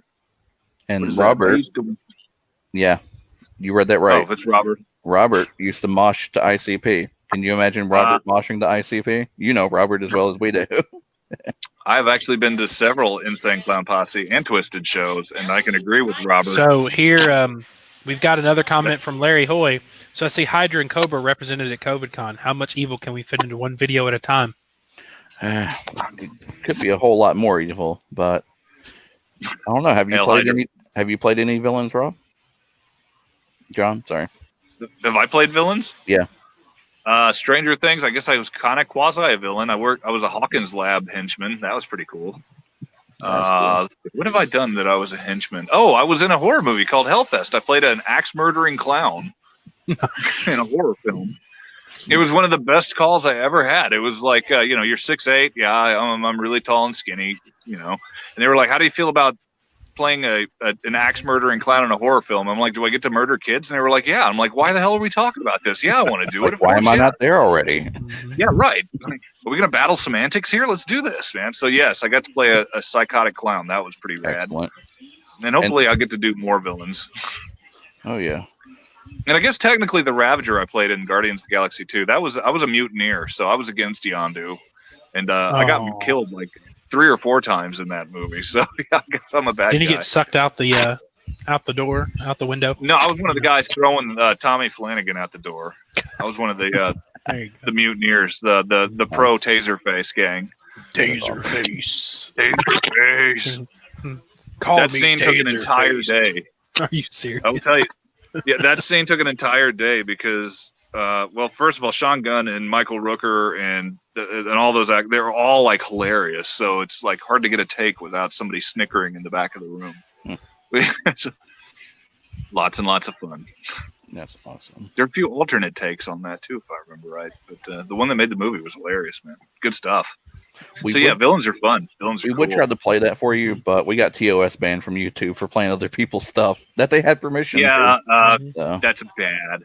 Yeah. The House of the Mouse probably would not particularly care for you to do that. Absolutely not. Yeah, YouTube didn't like it too much, you know, especially when Al Cornell was in the video, in the movie. Oh, wow. The parts. It was off his IMDb. We pulled it right off Sure. his IMDb. It shows at the beginning, you know, it says Al Cornell, Logan, you know, and it's on his IMDb page. It was only like a 30-second clip, and they got mad. And we had Tom Proctor, you know, his stuff was all owned by him. It was on YouTube. We played it, you know. So the whole first 2 hours of our show are not on YouTube. Gone. It's like it disappeared. Because it literally ends right at Al Cornell's interview, like right at the end of it where we're saying bye to him. And then it plays from there. I'm like, thank you, YouTube, for cutting out 2 hours of good stuff. Yeah, right. Well, don't play anything I was in, I guess. Yep. So we're gonna talk more about toys and Joes and on all that stuff, I guess. It's funny, man, because I've gotten I go to these cons and more often now than not, people don't ask me about the movie stuff anymore. They're always asking me how the toy collection's going. How's the Joe collection going? And I'm like, well, How it's big pretty is your Joe solid. collection? I stopped counting after like 2,000 figures. Nice. God. No, wait. Do you have the carrier? Do you have the carrier? Yes. Oh yeah, I've totally got an aircraft carrier. It's in the box. No, I actually modded it though to make it bigger. Oh god. It's a multi-level aircraft carrier with lights and windows and sound effects, and I repainted it and restripped it. Yeah, it's beautiful. Nice. If I was at my house, if I was in the Batcave, I would totally flip the phone around and show it to you. But no, I'm actually We might be still able to here. swing you in tomorrow. Never know. You could probably take a few minutes and just show us the Batcave. Hey, after 5 o'clock, if you guys want to call me, we'll make that happen. Awesome. That's We'll show you awesome. my We Honda. appreciate that. I call it the Batcave. It's really just my garage where I keep all my crap because the wife doesn't want it upstairs. That works. I had to hide like $600 worth of Joes this week in the mail. Oh, no, I didn't order that. Yeah. I ordered those a long time ago, honey. They just got here late because of coronavirus. Like, oh man, someone accidentally ordered GI Joes again. Oh damn! Well, I mean, if they're here, I might as well keep them. I don't. The have kids to got on Alexa. I'm sorry. The kids got on Alexa and ordered a lot of toys. I'm sorry. Sure. Like Yeah, well, no, that's funny because we have a 17-year-old and a 12-year-old, and the 12-year-old doesn't care about any of that stuff. If it's not Fortnite, who cares? That is the thing nowadays. It is the thing now. The bane of my existence. I did buy a Switch during the coronavirus, the quarantine. I'm amazed you got playing one. Nintendo Switch. Huh? So I'm amazed you got one. You can't find them anywhere now.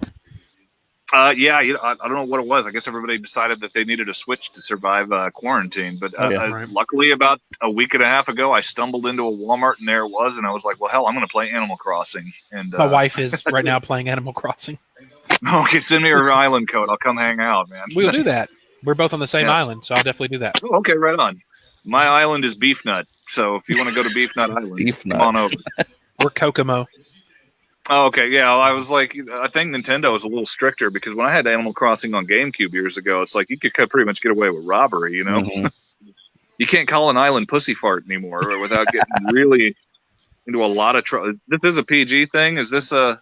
It's PG-13. 13-ish. Okay, so Yeah. it's not too terribly bad. But No. yeah, but I'm enjoying the game immensely. My This kid, is great. he's 12, he's playing it. He's got a Switch, so we've been going back and forth to each other's islands. Comment from Facebook from Eva Maya Guadalajara. We won't tell on you.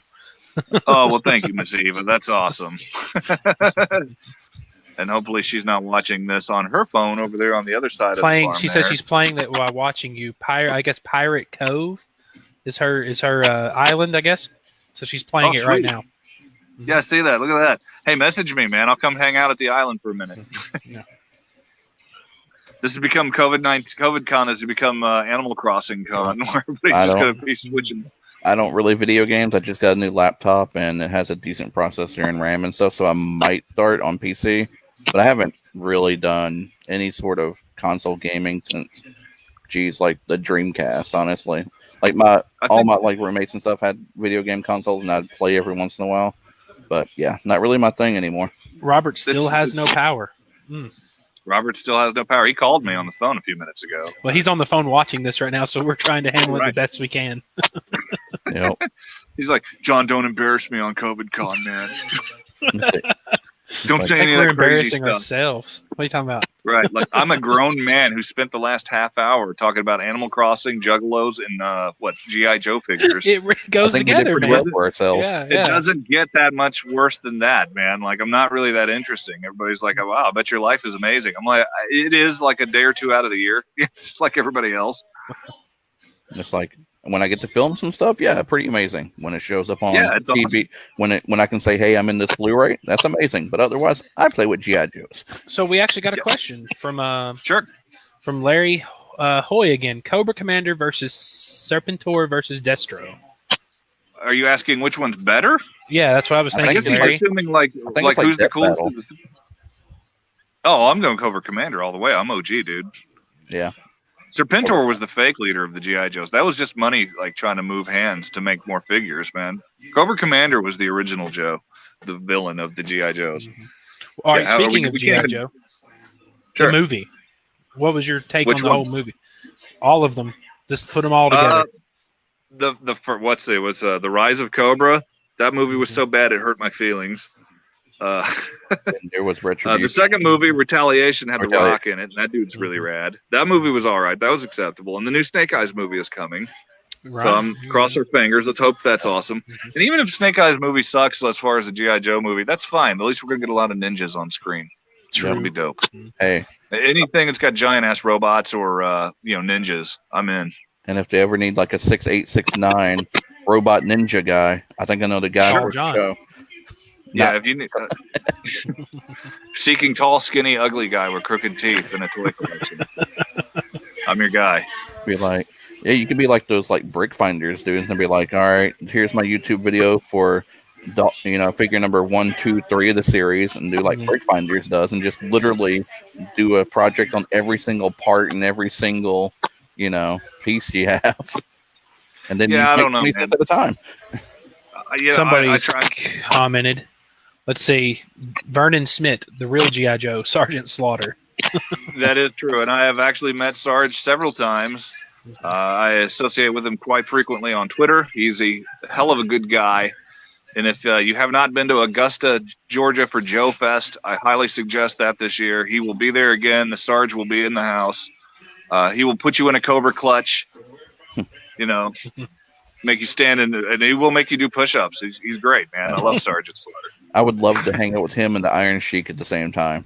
Because you know what, man? Crazy. If you follow Sheik on Twitter, man, that guy, he'll make you humble old country way. We'll do the edited version. Yep. So we've got another comment. My daughter and I hit FanFest Nashville 2020 in January, which was weak. That's a different story. Mac, it was cool. And Low Mill Comic and Art Convention. Then all hell broke loose. And then the cons we planned and intended to this spring and summer started canceling. Bummer. There went all of our plans. Yeah. Yeah, actually, I've been to Low Mills and I have been to Mac. Those are both awesome, like old school retro cons. Yeah. For me, okay, so like I don't know how old you guys are and how old everybody is watching at home, but when I was a kid, it was like a Ramada Inn, a shady hotel next to the airport off the freeway. Oh, yeah. And it was like just a big room. It was one room and it was just a bunch of old, fat, sweaty guys with comics and maybe like Scotty from Star Trek in the back of the corner or, some comic book artist. And those are awesome. Those are the old school shows. And that Mac show was kind of like that, minus the fat, sweaty guys with comics. They're all awesome guys with comics, and they all wear deodorant. It's fantastic. You should definitely check it out. Mark Ballard runs that show. He's a hell of a guy. guy. I've known him. Great guy. Have you seen his hair lately? It's like up here. Oh, yeah. No, he's totally going full-on Billy Joel Pompadour from the 80s, man. It's sweet. Sweet. Yeah, Mark Ballard's one of the coolest dudes ever. If you guys have an opportunity, definitely go to Mac 8, I guess, will be the next one. Mm-hmm. And maybe we'll see him back there. Maybe Mark Ballard will have me back for this cheap, shameless plug we just threw him at COVID. Right. I was going to say he might also have one at the fairgrounds again real soon next year. Yeah, he had a record show thing, too. Yeah, did he have like December, a record show? Mm-hmm. I think so. Yeah, he did it. A record show and a comic show, same day, and he got the biggest building and split it down the middle. Sweet. It's like football fields and football fields. Large. He does one in Clarksville too. So he does Clarksville, Nashville, Murfreesboro. Mm-hmm. Yeah. I think I did the Murfreesboro one, and I did the one he was with in Low Mills in Huntsville, Alabama. That was pretty awesome. But little cons are cool. Don't dismiss them, man. It doesn't have to be Dragon Con. It doesn't have to be San Diego, man. You can have a great time, man. And I find also, too, at the smaller shows like that, you get more personal interaction with guys like Sergeant Slaughter or Ming Chen or, George Lowe or any of those cats, Yeah, I did a convention from a different runner in Clarksville back earlier in the year before everything went down. And, I just walked up to Greg the Hammer Valentine, sat down next to him, just started shooting the breeze with them. Isn't that, the coolest dude ever? One of my favorite heels of all time, the nicest guy ever, Of course, I've Robert. done several shows with Valentine. He's awesome, man. Good Robert, dude. I was there, fat and sweaty. Hey, there you go. Yeah. Go, Robert. I'm going to bounce for just a moment. I'll be right back. Oh, great. You'll leave me alone with He's John? got something better to do. No. You're going to leave me alone with this guy? What's wrong with this guy? Come on now. God. All right, I'm going to take you with me to the potty then. Let's go. All right. All right. Ain't like we ain't all done it with our phones. Yeah, He's dropping anchor. We'll be right back. We'll be right back after these messages. Hope everything comes out. Well, I hope everything comes out okay. Right. But no, John. But no, it was great seeing you at Conapalooza too. Now I was kind of sad I didn't get to make Conapalooza last year. Actually, Conapalooza is probably one of my favorite shows too, man. That was, man. Rob does a great job. Rob Metcalf. Rob is an amazing human being, and he's a lot of fun, and he puts on a hell of a fun show, man. Just I can't say enough good things about Conapalooza. If you guys are up in northern Tennessee, hopefully he'll have it back this year. Hopefully, Kingsport, in Kingsport, yeah, he should. Tennessee. Yeah. And hopefully it'll be over by then, and we can all get back up there and rage one out again. I bought a onesie this year in case I go back this fall. So.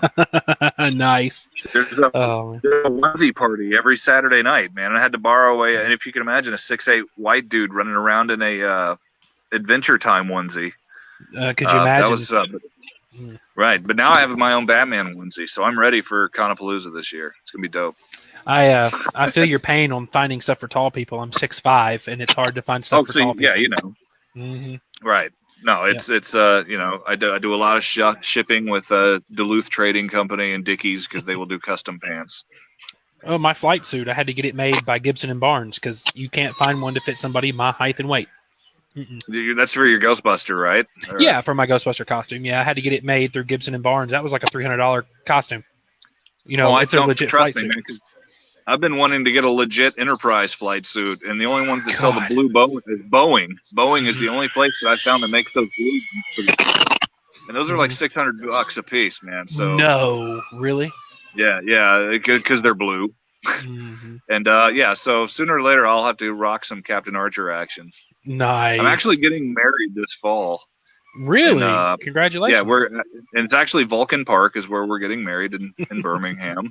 Right. And we're having a Star Trek themed wedding. So nice. Awesome. Well, live long and prosper, sir. Peace and long life. That's right. Nobody ever knows the other half of that. Right. Peace and long life. Actually, I do kind of love the fact that have you played STO, Star Trek Online? Oh yeah, absolutely. Yeah. No, I bought a Switch, but I'm a PlayStation guy through and through. Right. I had it originally on PC, and you go to Planet Vulcan, and there's the statue of Spock, standing there like this. Breaks my heart every time. Right. So it's just great. I think they did that online too. Didn't they do that right after Nimoy died? They erected a statue of Spock. Yes, they did. I thought that was super cool. I mean, that's the good thing about. Think about this now with video games too. Like when Robin Williams died, he was a big World of Warcraft player. So a lot of your and they actually put a NPC in World of Warcraft that's based off Robin Williams. No kidding. No crap. I'm not a Warcraft guy. Warcraft. Yeah. I did see the Warcraft. I did see the new PS5 yesterday online. That looks dope. I have to have one of those. That thing is like full on Star Trek. But that thing looks futuristic as hell, doesn't it? That controller alone, I'm like, man, it looks like a batarang. Right. I got one of those. No, I do too. Me too. Yeah, I got a batarang lying around somewhere. But I was saying the controller, what really amuses me, just the looking at it is amazing, but the haptic feedback system that's in this controller. That you pull a bow, and as you're pulling it, you feel the resistance on the button. Like there isn't you just press a button anymore. So when you're holding down the button as you're pulling like a bow, you can feel the actual button push back against your finger. This thing is going to be so super insanely cool. I cannot wait for PS5. Have you seen Sony? Ready If Player you'd like One? to send me one, and I'll shamelessly plug it for you, Sony. COVIDCon will sponsor the PS5. Just go ahead. Yeah, we'll put ads everywhere. Give a starving artist a PS5, man. Right. But everybody says, "Oh, why do you do all these cons? Aren't you in all these movies?" I'm like, "Yes." Have you ever seen my name on the poster? And they're like, "No," and that's why I'm doing all the cons.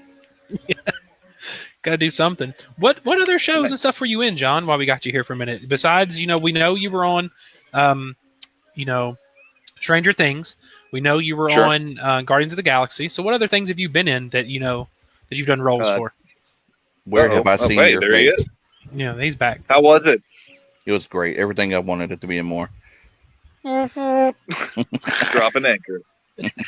Let's see. I was in Tag. People asked me about that one quite a bit. That was probably one of my favorite movies to do was Tag, simply because in the scene I went to the audition and the lady in the wardrobe was like, "You look and I'm quoting now, is like, you look like a fucking nerd from the comic book store."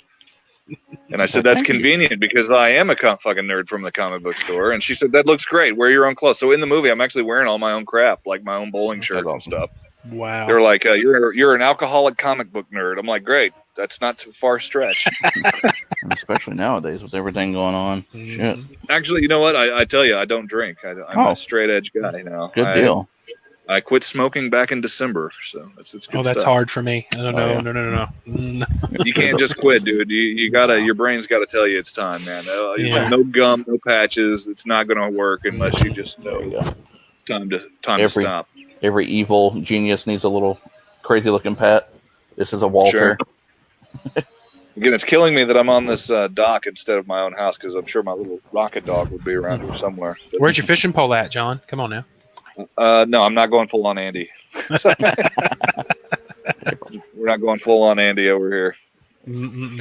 But let's see, tag Jumanji. People ask about that one. Yeah, what'd you do in Jumanji? I was the first school teacher. Oh, okay. Yeah, you were the science teacher, weren't you? Right. Yeah, something like that. You can catch me at the end of the movie. There's a lot of movies that I do where it's a little bit like Waldo, but with more me. Where's Brother John today? Where's that giant dude at? And I'll be eating some macaroni and cheese on my couch, and I'll get like 30 texts. I just saw you on DC Doom Patrol. I'm like, oh yeah, I forgot about that. How was that? I very rarely get to watch the stuff that I did. I mean, and I used to watch interviews with like Harrison Ford and some of these guys. Like, no, I never watched Star Wars because I was always like, man, I'd watch Star Wars every day if I was in that movie. Hell, I watch Star Wars every day now. And then everybody asked me, like, when's the last time you watched Guardians of the Galaxy 2? I'm like, I don't know, probably a week after it came out. Yeah, like I saw it twice, once in the premiere and then once just kind of whenever I felt like it. Yeah, right. I watched, I think, it on Blu-ray when it came out, and I haven't really picked it up. Not that I hate it. It's just like, I was there. I get it now. It's like, yeah, if you're there for 3 or 4 months. And yeah, kind of a different deal. Like I would imagine you kind of get burnt out on doing your own thing as an actor, and then everyone asking you, "Hey, did you see yourself?" It's like, yeah, I look in the mirror every day. Sure. No, it's cool. I mean, I'd be lying if I said it wasn't fun to go to a movie theater and you're standing there. And I live here in town, and somebody go, "Hey, I know that guy," and like they don't even know I'm sitting 4 rows behind them. Nice. You should be the one next on the screen. I know that guy. Right. My kids will be with me, like trying to duck their head down in shame. It's great. That's awesome. That is awesome. They all think I'm lame. My stepkids think I'm lame. All their friends think it's awesome, but they're like, no, he just sleeps and farts all the time. He's an ass. Our stepdad is a 42-year-old man with a toy collection. I mean, come on. But there's nothing wrong with that. Hey, you have like he 600 children. Driving a Beamer. He could have been driving a BMW, but instead he's got a basement full of Thundercats. Oh. Kevin Smith is bringing it back, man. We'll see what happens. Or no, it was He-Man. He's bringing back He-Man, right? Yep. Yeah, I'm down. I've still not seen the reboot yet. The Skeletor art looks amazing. Yeah. No, I mean, from what I'm understanding, he said it's going to pick up right after the old series left off from like 86. So we'll see what happens. Ooh, and that's going to bring some interesting stuff then. Because I would love to see the little kid who has basically Reed Richards powers. The Starlight Kid, or what, I can't think of the kid's name. But yeah, I want to see that then. Franklin Richards. Yeah. Powerful being in the Marvel universe. Yeah, Franklin Richards. Yeah, powers. But that's basically what the kid had in the He-Man episode. And of course, it was untapped power because it would just blank out the screen if that was legit power. But yeah, I would love to see something with that. Maybe an evil twist, and actually, I want to see another legit Thundercats reboot because the one that came out like 6 years ago was pretty amazing. Like the art was awesome. Had a couple of guys that I know, voicing it. And you talking about the newest one or the one you're talking about 6 years ago? Not the chibi ones. The one that came from like Adult Swim, right? Yeah. That was cool. Right, not that like weird anime kitty. Yeah, not the one with the little squished characters with the fat arms. No, it looked like a Powerpuff Girls version of Thundercats. Yeah. Speaking of that, you being in the industry, John, have you noticed that? Have you noticed that, like, especially if you watch those animated series now, they all look like Steven Universe, like the art styles. What is it? Yeah, well, they all started, and even before Steven Universe, I think it started with Teen Titans. There he And is. Teen Titans is a great commercial. And he's Oh, gone. there he goes. Oh, and he goes. And he's gone. He's gone. What? And I'm not knocking it, man. Maybe it's just because I'm an old man. Anime was not really my genre. Hey, what's up? What up, yo? I got the main Had it, computer rebooted. Look at that right steampunk now. I'm on head. the little laptop right now. Everybody's been talking about his hat all day. I love it. Right. Hey, my hat's pretty cool too. Your hat is, yeah. He's old school. Yeah, but he's like rocking the steampunk ecto goggles there. And Star Wars. And the Holy Trilogy, of course. No, but I don't know, man. But yeah, you're right. I think, like, even G.I. Joe a few years ago came out with Renegades, and it was like this anime kind of weird, big-eyed anime thing. It's like, now the story on that one in the website. what, Renegades? Yeah, Renegades the one with where Cobra Commander committed genocide in the first episode? No, that was Resolute. That was dope as shit. Renegades was the one where like Cobra Commander had like the little weird half mask, and they were the GI Joes were like the A team basically. Yeah, Resolute was amazing. Resolute should have been the show they went with. If Netflix was keen, they'd jump all over that shit and get the Resolute back on there because that show was like an adult contemporary version of G.I. Joe. Yep. I think Major Blood was killed in the first 5 minutes. Bazooka was dead in the first 5 minutes. Yep. I just need you to go into the web page and download the picture of Alan Gilbreth that says pandemics and other things underneath and get ready to put it up. All right. Can do. As I'm working, as you can see, John. I'm working. Yeah, I see that. Gotta work. Yeah. Gotta work. It's not all fun and games. Oh, no. I could talk to you all day. But that, we will, though. You need to hit me up on Facebook, John. Yes. Let me. John's a great guy. I met him at ShadowCon, and he's been a trip to know. Oh, and Galabon's been doing so great. Much fun, man. RDM's ShadowCon was a great show. I feel like you look like the dude from Boondock Saints over there in the bottom corner. Like you should just have like 9 of the same handgun all the way down a vest, Just nice. Yes. Have we seen that? This is my COVIDCon look. Yeah, I've seen that. Yeah, it's all like handguns all the way down. Right. Like their father was like this gun-toting maniac. He was awesome. Too bad the guy's passing away. He was a hell of an actor. A hell of a comedian too. He did the show with Suzanne Summers, didn't he? Was that 8 is Enough or something like that? We're really, really showing how old the nerdiness goes. Hey, look at that. That's got it. That's Alan Gilbert. Got it. Like LaShawna Holland Jones out in Facebook land says, I'm old school. I prefer the animation style of Rob Lamb, He-Man, She-Ra, and Darkwing Duck. LaShawna, I totally and wholeheartedly agree with you. That was the jam when I was growing up. And, even like when I had my nephew when he was a little kid, he wouldn't watch the newer Transformers, like the Beast Wars and stuff like that. He wanted old school Generation 1. Peter Cullen, Optimus Prime, badass. Right. John Wayne voiced Optimus Prime. That's where it was at. Kids today don't understand how much better we had it back in our day. Of course, I guess that's part of being an old man now. Yeah, everybody says that. Yeah, I've met Peter. Awesome dude. Yeah, totally great guy. So, but I would love to meet Alan Oppenheimer. We need you to pimp some stuff out for us real quick. Right. You got any websites, Facebooks, Twitters, Instagrams, smoke signals? John Anderson, actor on Facebook. If you could like the page, that helps me out. It makes me seem like I'm a way more popular actor than I really am. Check mark. Get my rating. Yeah, right. Go to John Jacob Anderson on IMDb and get my star rating up again.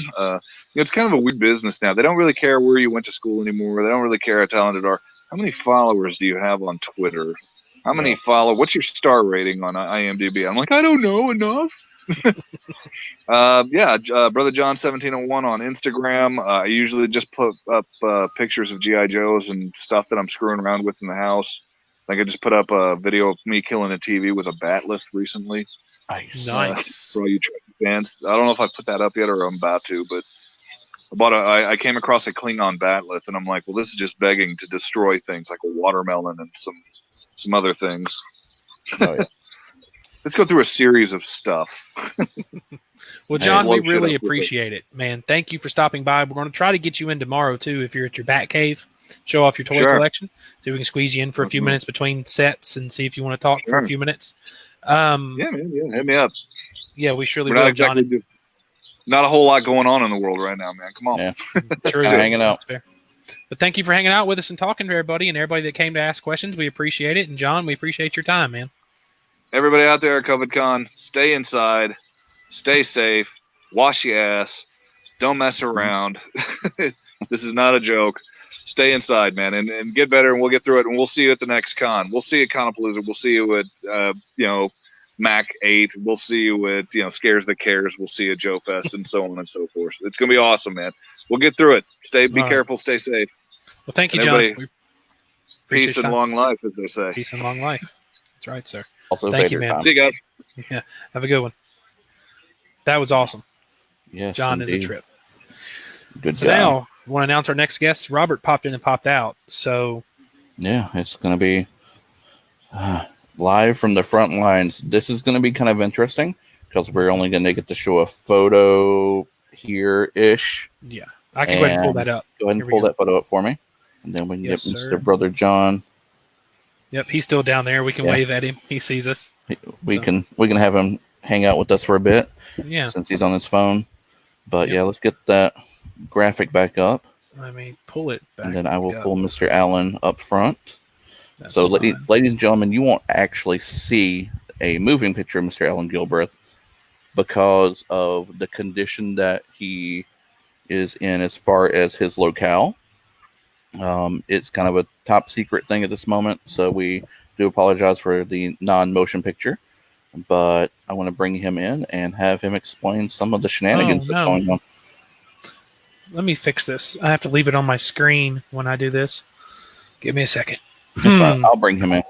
There you go. Mr. Allen Gilbert, how are you doing today, sir? How are you? Doing well. Thank you for coming in under these interesting conditions. Oh my gosh. Pandemics and epidemics is definitely hitting home as far as everything goes. And can you tell us a little bit about yourself, first and foremost, for the audience that may not know you outside of the Southeast region? Outside of the con world, who the heck am I and why am I supposed to be interesting? Is that basically the idea? Absolutely.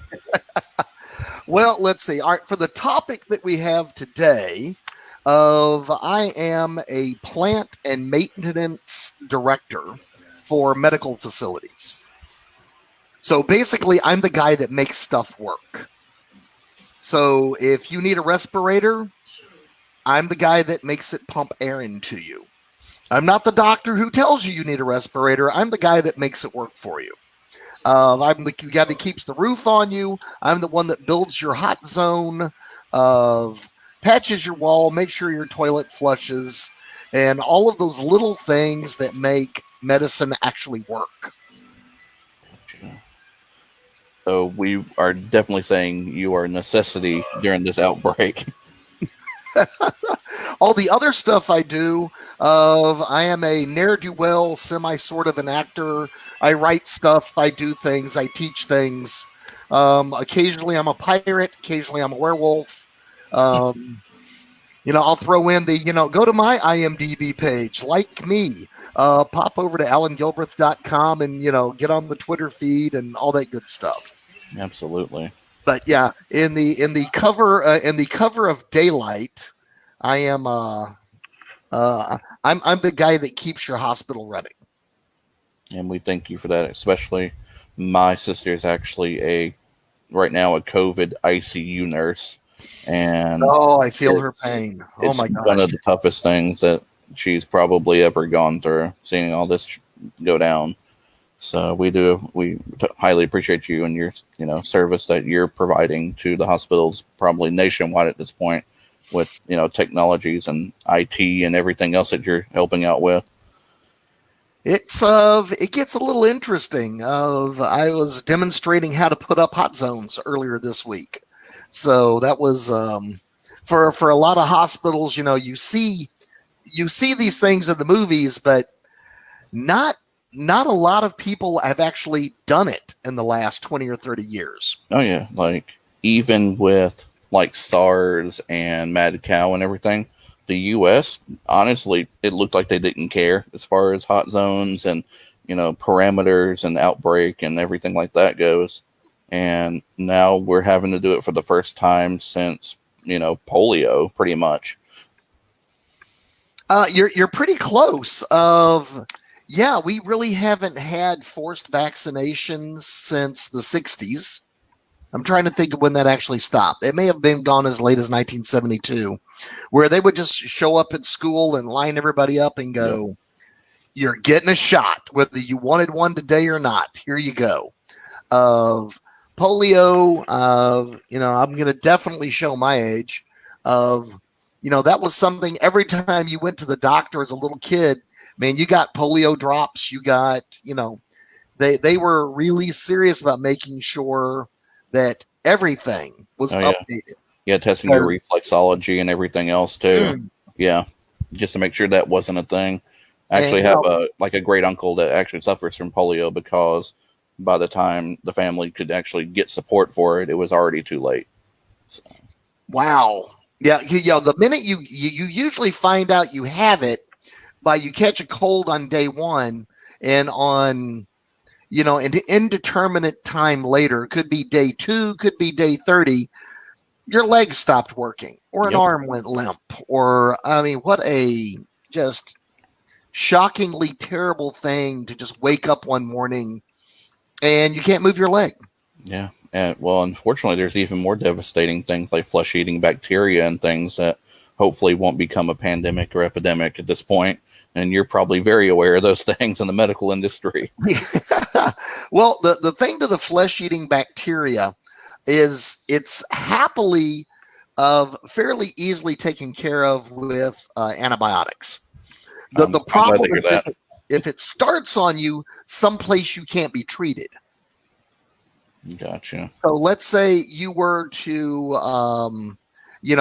I think probably one of the worst case scenarios where you were on a cross ocean trip on an airplane, and it started, that little spot started bothering you, and the next thing you know, it's getting worse and worse and worse, and you're not going to land for 8 more hours.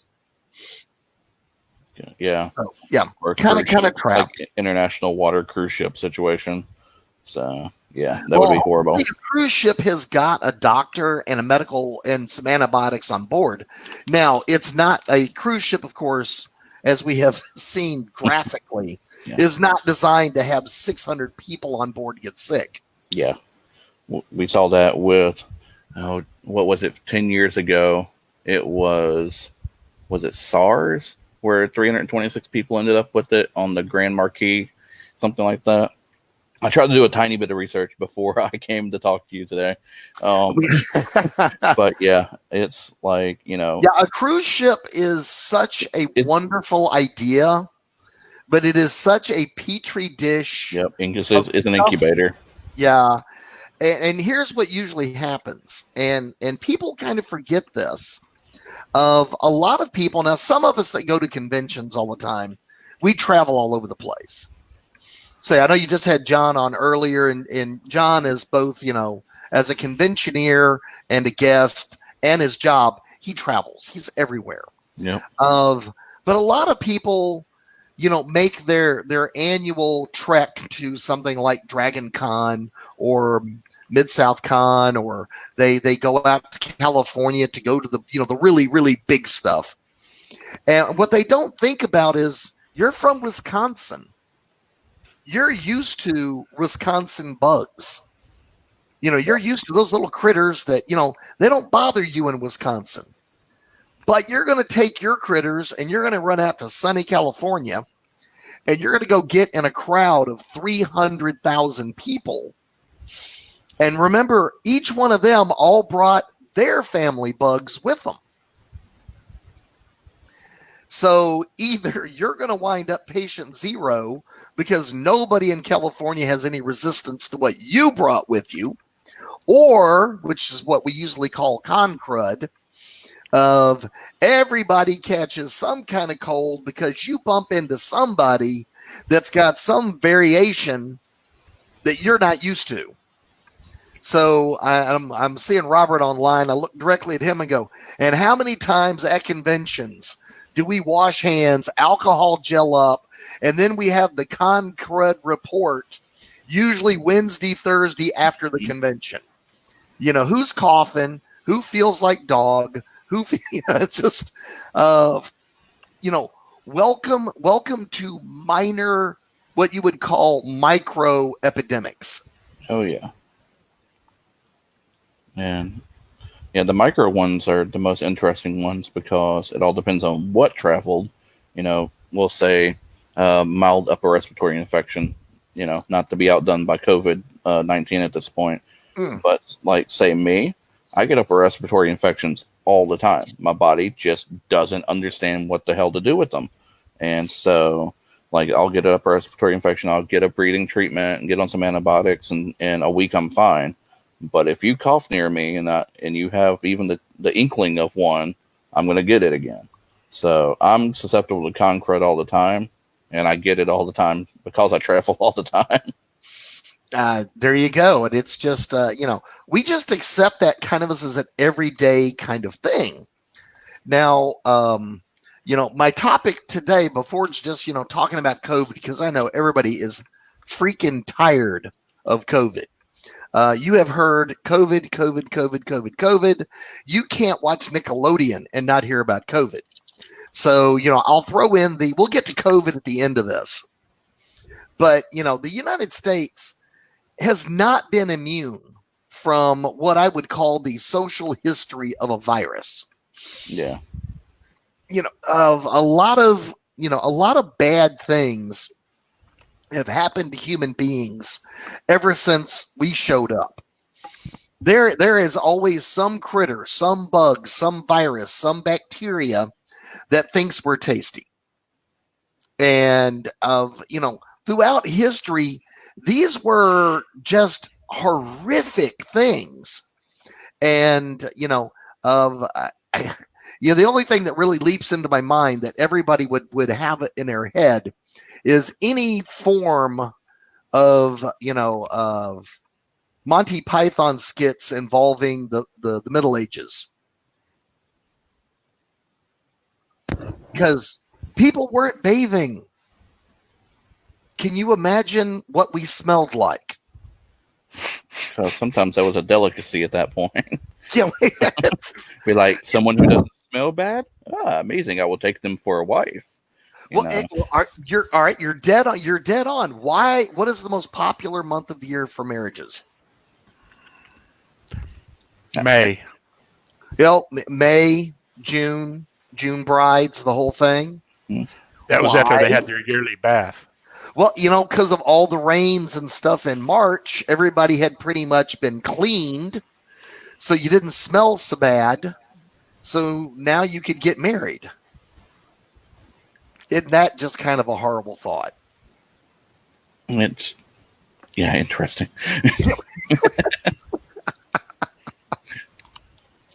So it's, you know, it's just, you look at these things and go, wow, this is not good. Oh my gosh.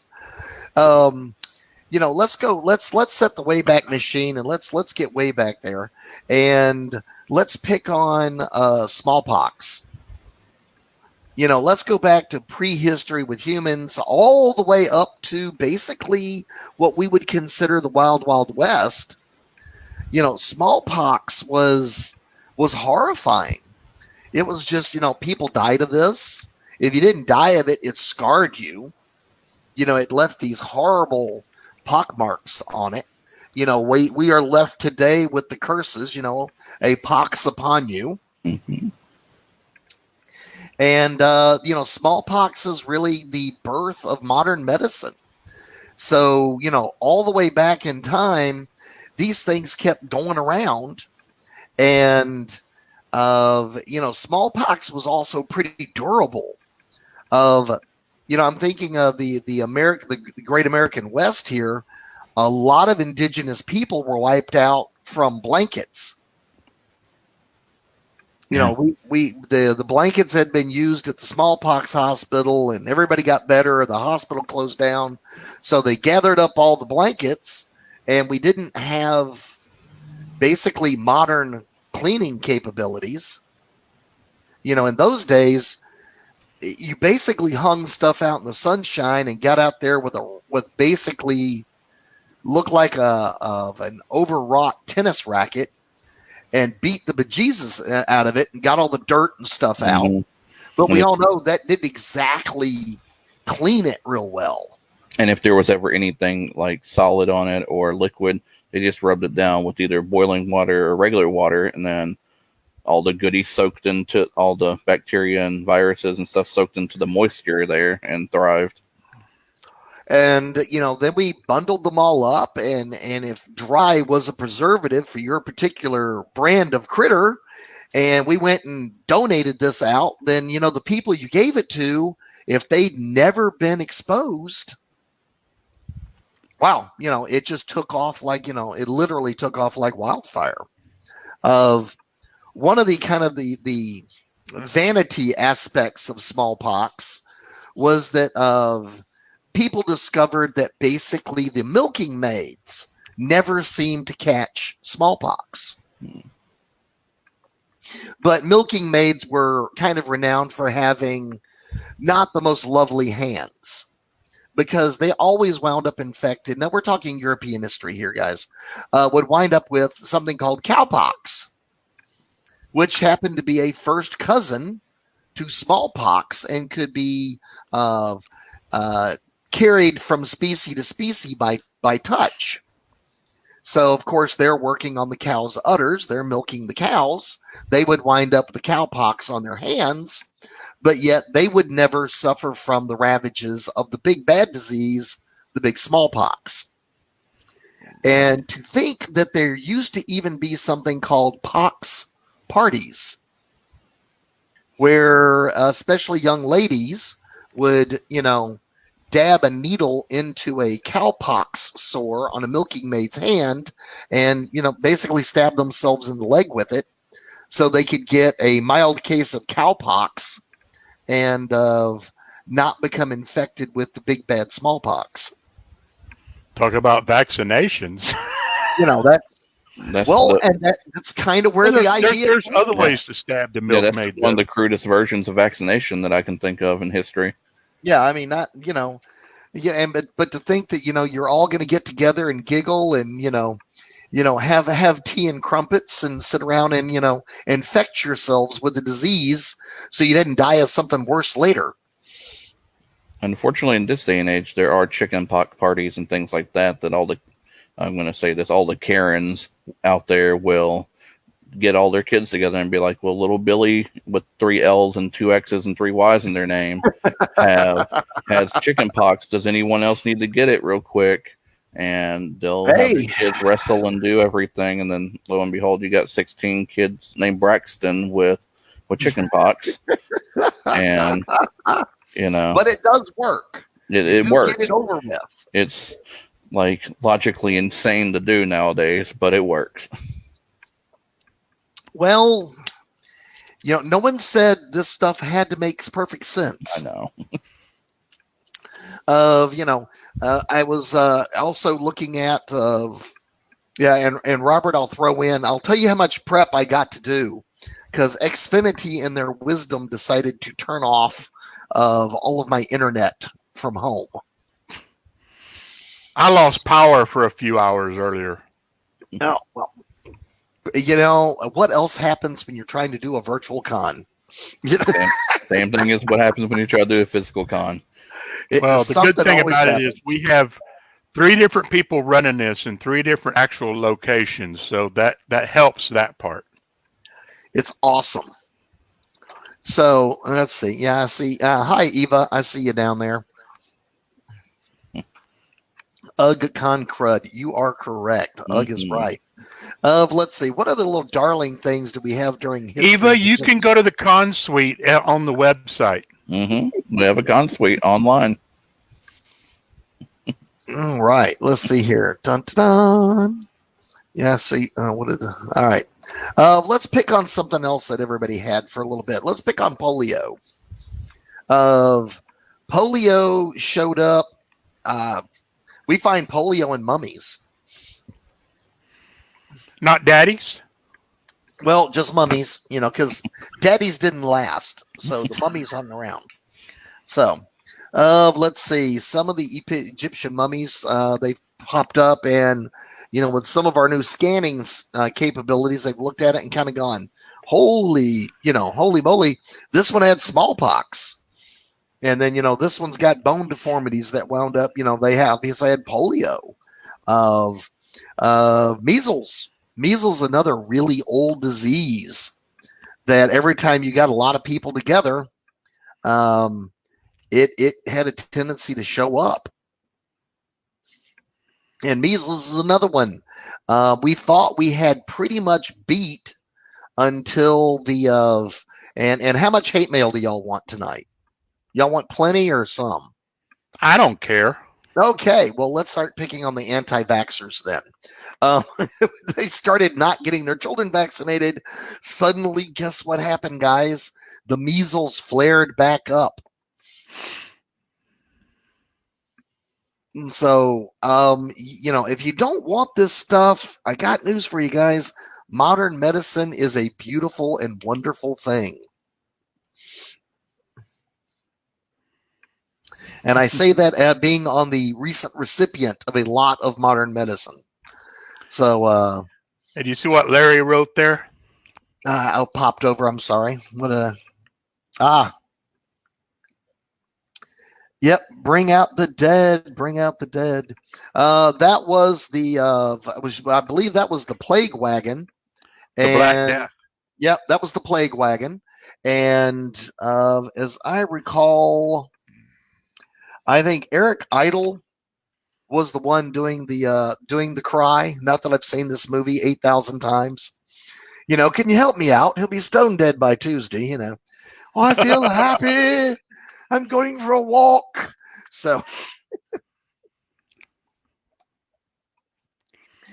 everybody loves movies like Camelot and all these great, reproductions of the medieval ages. And I just remind everybody, you got to watch, I hate to say it, but if you want to see what history was really like, you got to watch Monty Python, because, well, it wasn't all that clean. No. Middle Europe, especially when we started really populating like London, the word hello this is, purely this is hardly a scientific etymology of the word, but, it is rumored that the word hello came about from look out below. And when you were on the third or fourth, tier, I hesitate to call it a story because those buildings weren't that great. Your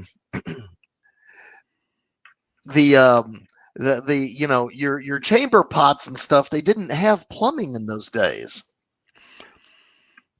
So they would just kind of, chuck it out the window with a look out below or hello, hello. That's coming out the window. Every sperm is sacred. Oh, wait a minute. We're talking chamber pots, dude. This is where the lady should walk to the inside when walking down the sidewalk. The gentleman should always walk to the outside, and that way the lady didn't get stuff thrown on her from above. The guy did. And now you know why everybody had such great hats.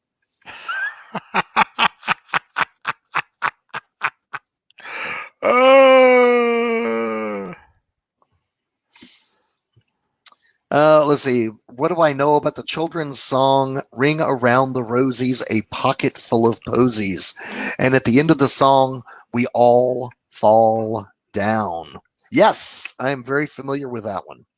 As a matter of fact, with, a little what we call gallows humor in the hospitals, that has been making the rounds lately. So. And I'll also throw in, cockle shells and several bells, and, how her garden grows was how she was blowing up her political enemies. So I'll throw that one in there too. And Robert, I think you're being asked for a second rendition.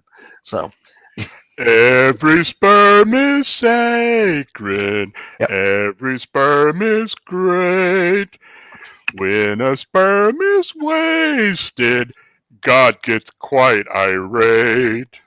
Yep, you and the Druids. There we go. Let's talk about some other horrible things throughout time that have managed to hit us, and let's dive into the Black Death. Let's look at that. The evil Fu Manchu going to infect everybody from Asia. Ghost ships would show up with nothing alive on board. At first, nobody really caught on that it was, it was linked to rats. But it became being linked to rats, and everybody figured out if you were really, really nasty and had lots of rats around, that was the problem. And some people were eating the rats on the boats too. Well, when you ran out of the other provisions and Doug didn't look very cooperative, you had to go with what you had. You either had to eat the rats or the first mate, one or the other. Well, the problem with that is the rat wasn't actually the problem. The problem were the fleas. So when you killed the rat, where did the fleas go? Over to the human.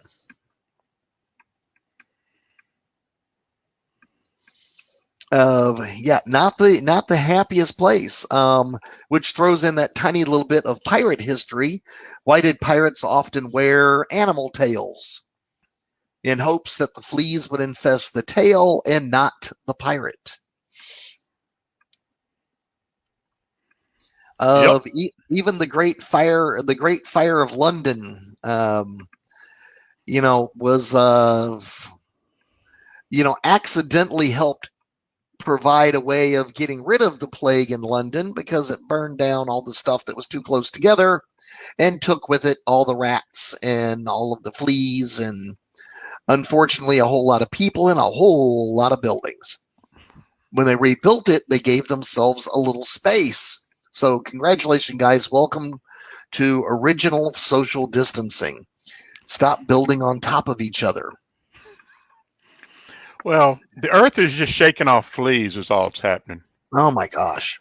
Let's see. Here's a trivia question for anybody out there in the live comments. Somebody who's a relative, Lord Mayor of London, when that started. That was, Lord, what a mess. Why did they call them in New York? Why did they call them brownstones? Let's see if anybody grabs that one. From an earlier hint when I gave y'all about the derivation of the word hello.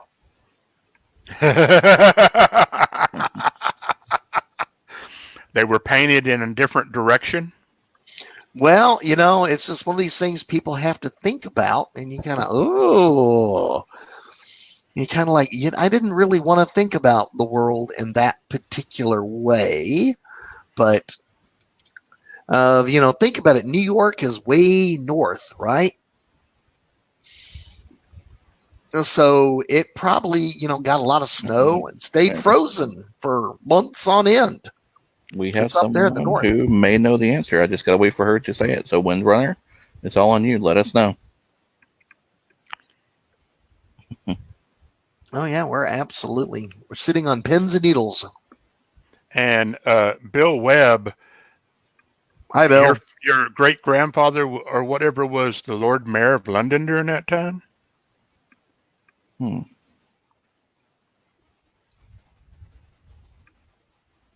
Okay.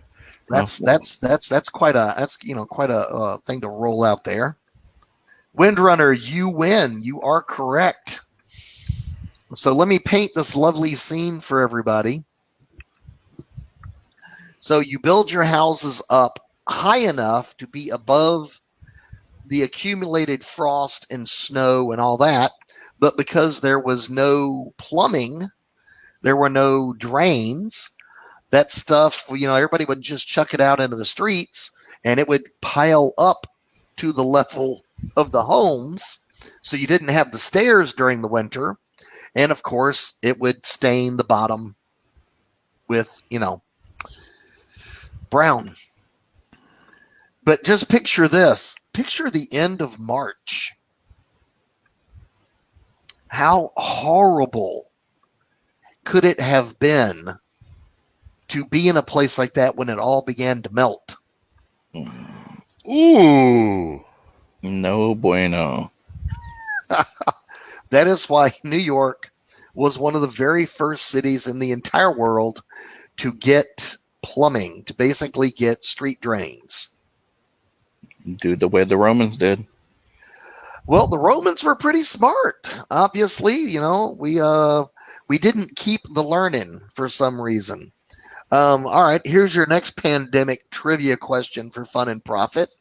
Somebody name me one of the other top 5 cities to get basically municipal drainage. And does anybody know why?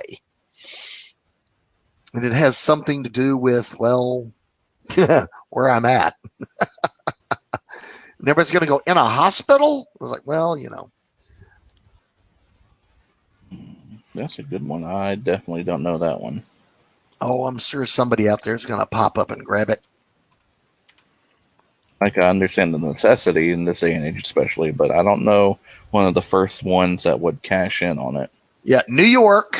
New York was one city, and then another city not too close to New York was in like the top 2, top 3 to kind of go, we need to drain this. Talk about draining the swamp. You're dead on the money, Robert. Do you know which swamp? If it was in New York? No, I didn't say the city was in New York. Oh, let's see. That'd be New Orleans. You would be incorrect. Yeah, that came way later. Yeah, they came way later on. Let's see. Swampy.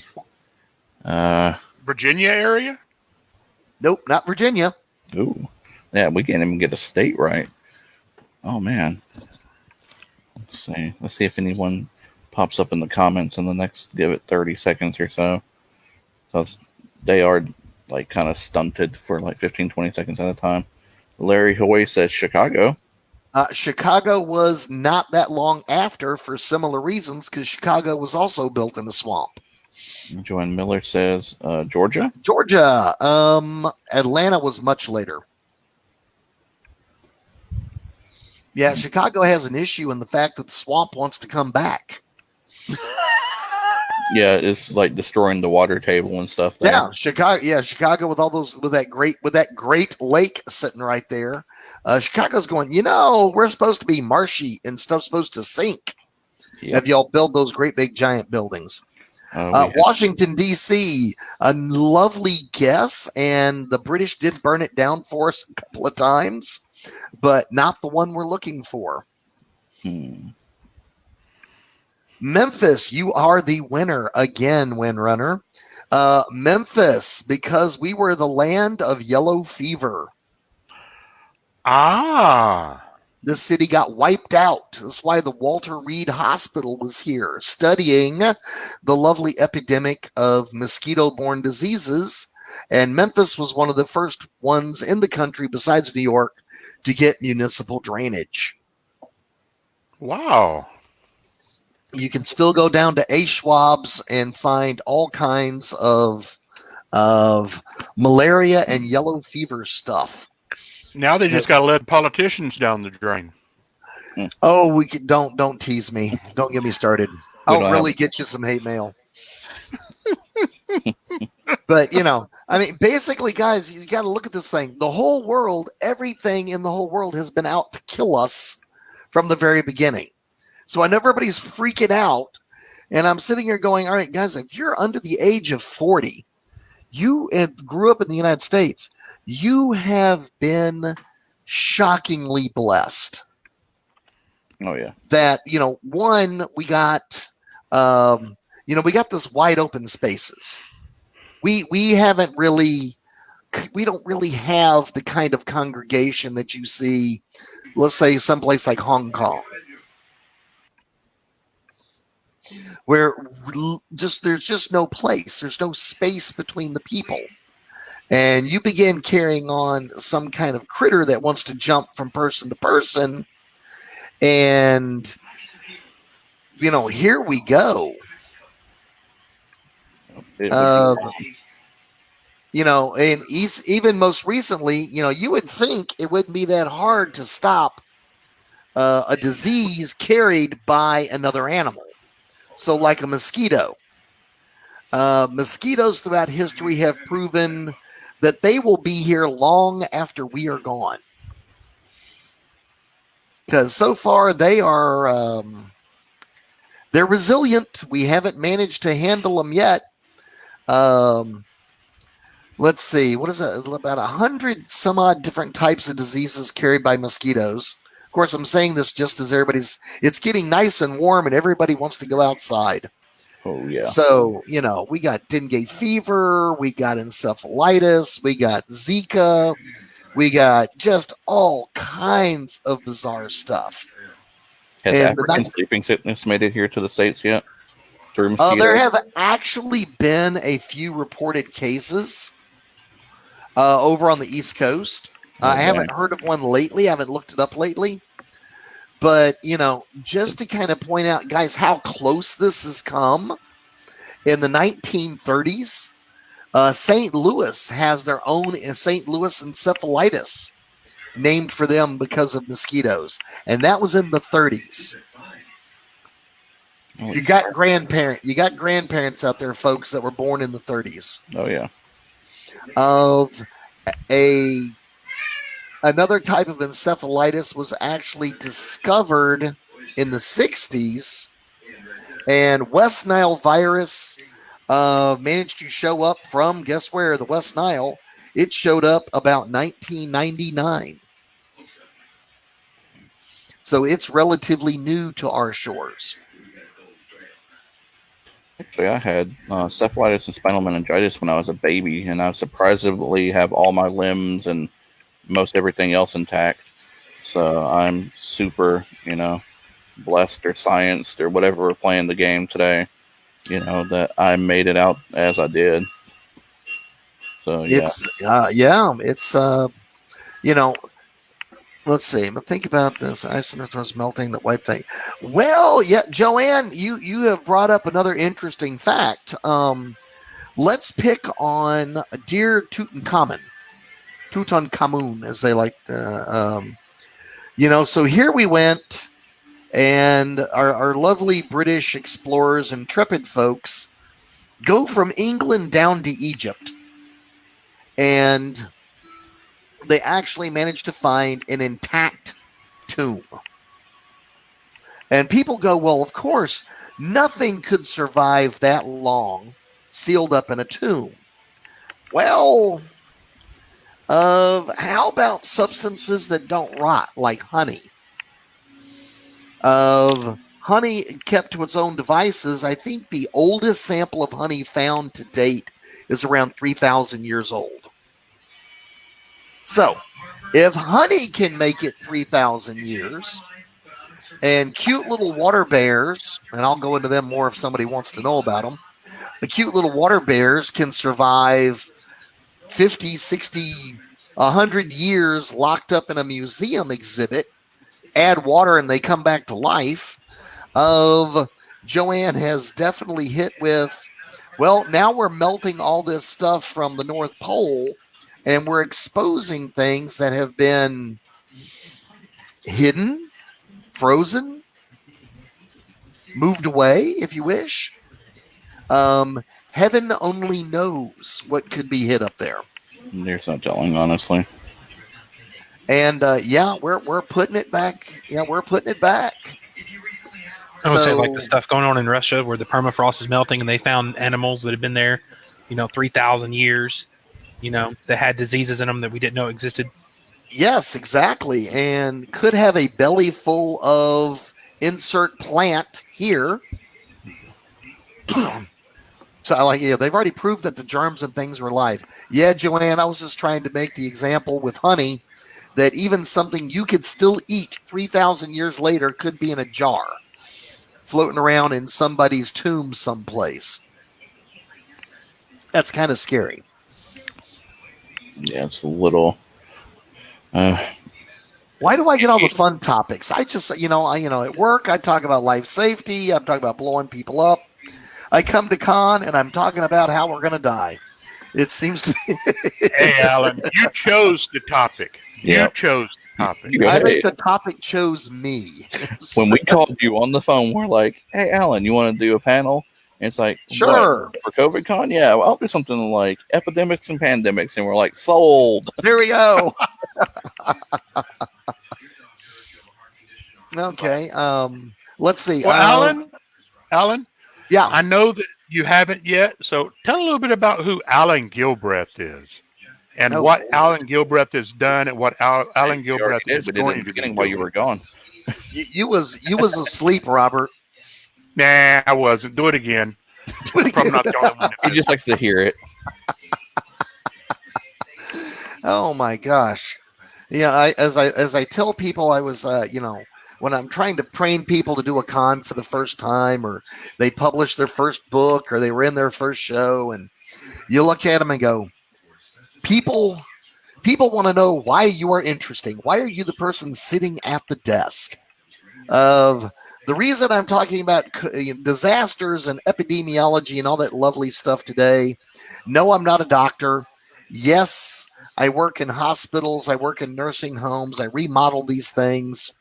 And I am persistently exposed to wonderful modern hospital superbugs like C. diff, basically a great way to poop yourself to death.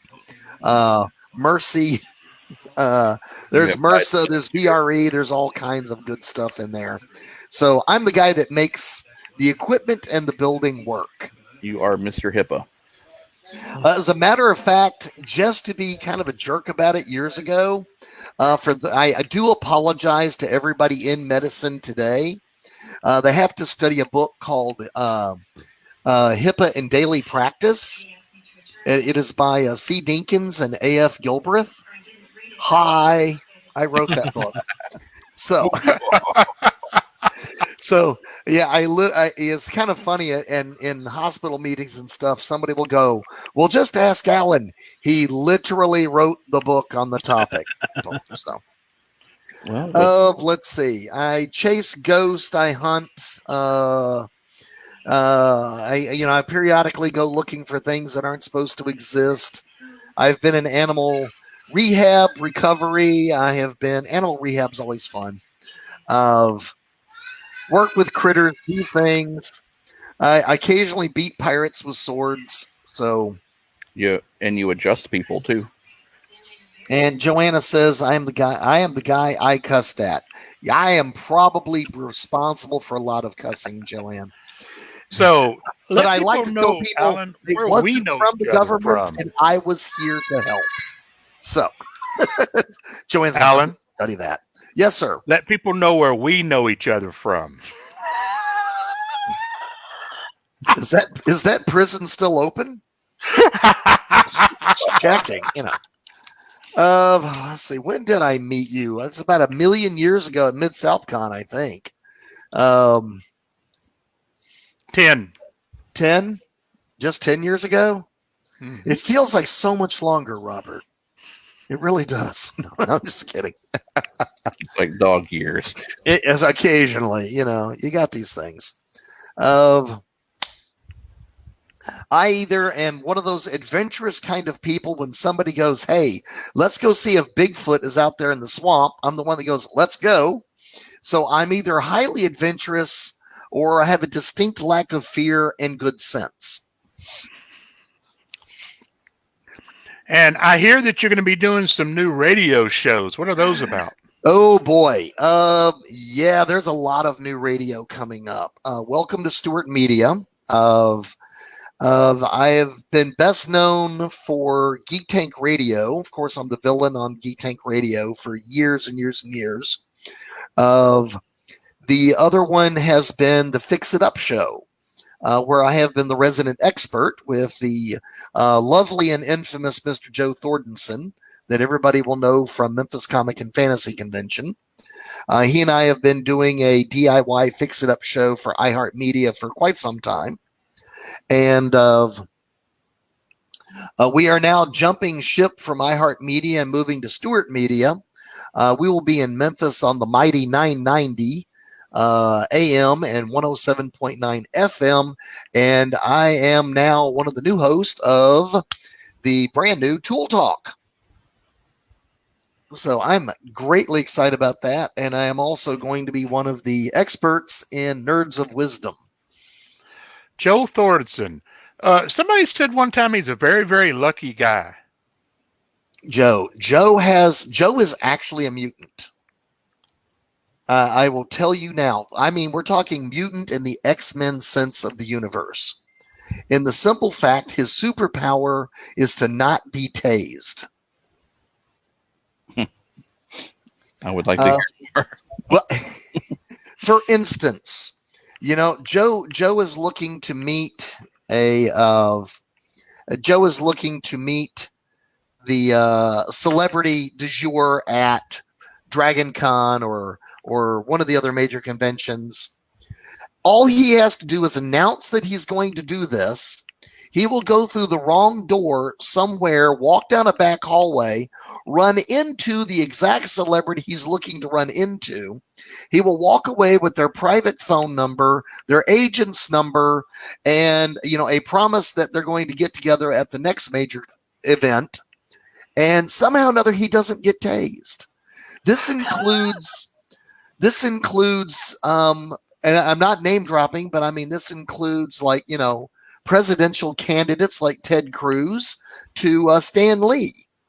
So it's the darndest things. I would be in cuffs and tased, drooling into the carpet somewhere.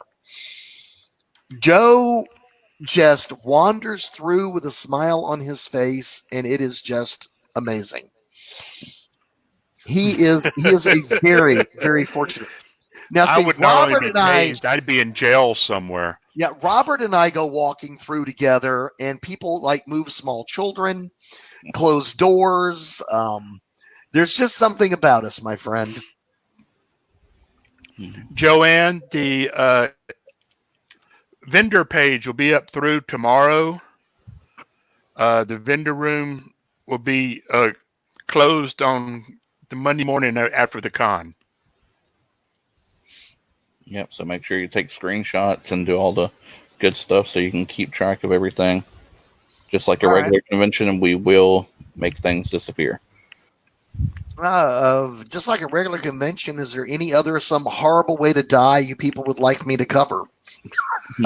It's flesh-eating bacteria.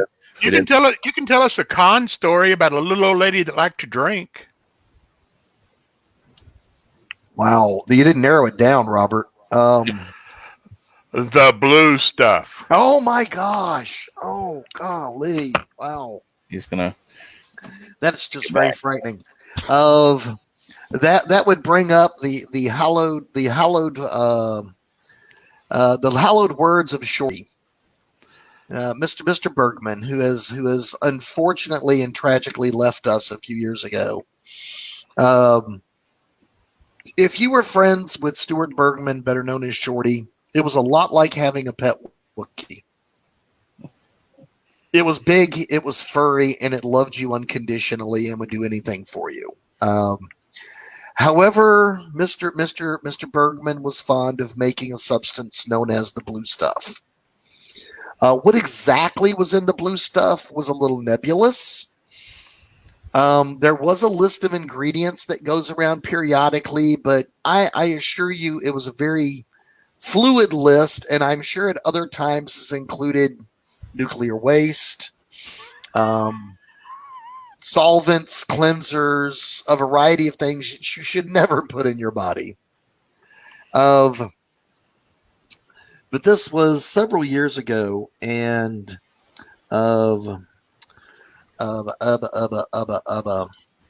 trying to think of the actress's name, Lieutenant Yar, Denise Crosby, was the celebrity, and one of the secondary celebrities was a lovely lady by the name of Susanna Lee.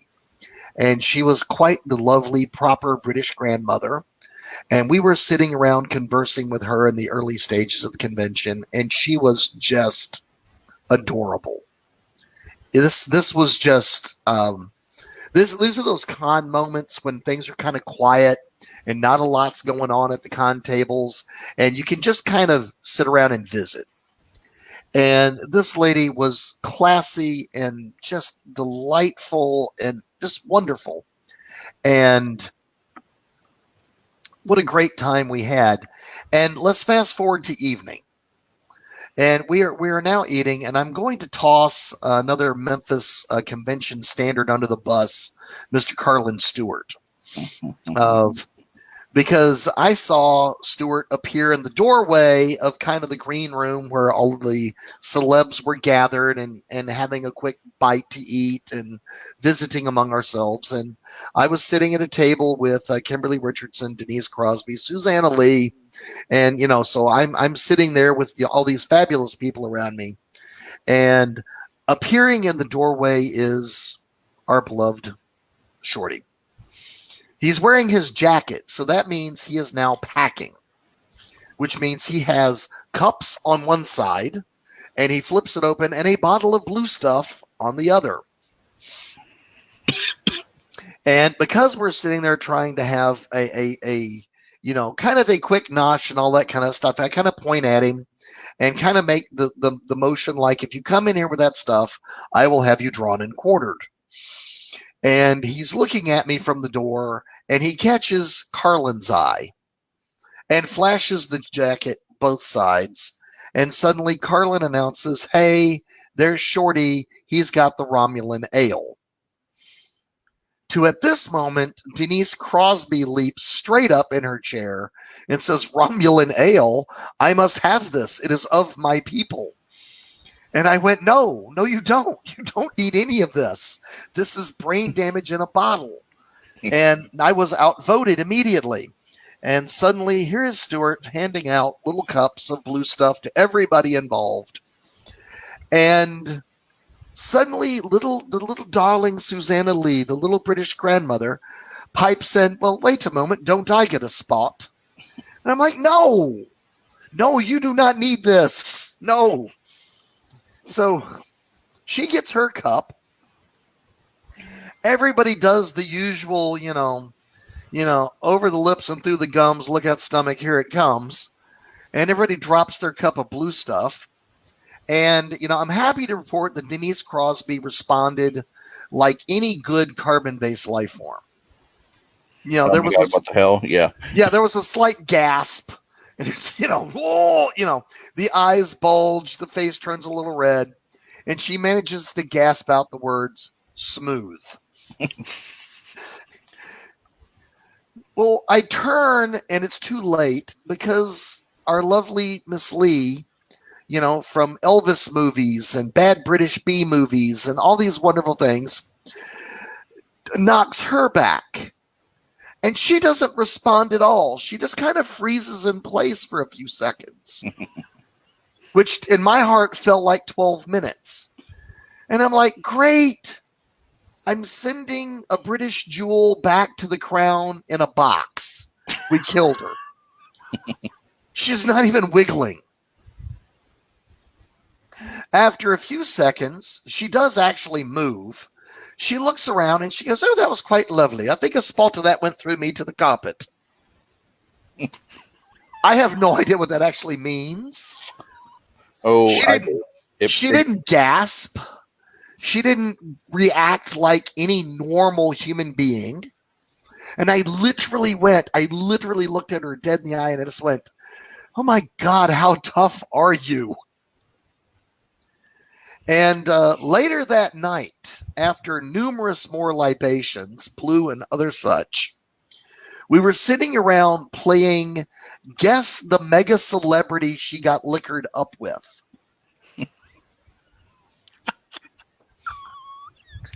And she wouldn't use their full name. She would just use their colloquial name. And, she'd be like, "Oh, Dickie would be back and he threw the most lovely parties." That would be and everybody's trying to figure out who Dickie is.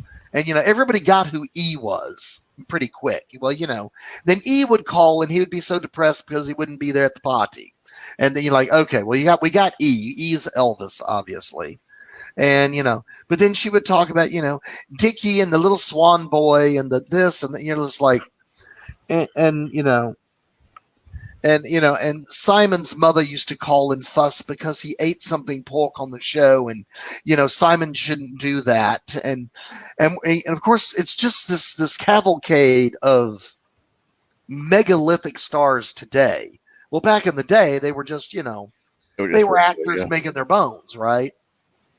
But she's talking about Dickie would come to America and make the little cowboy movie.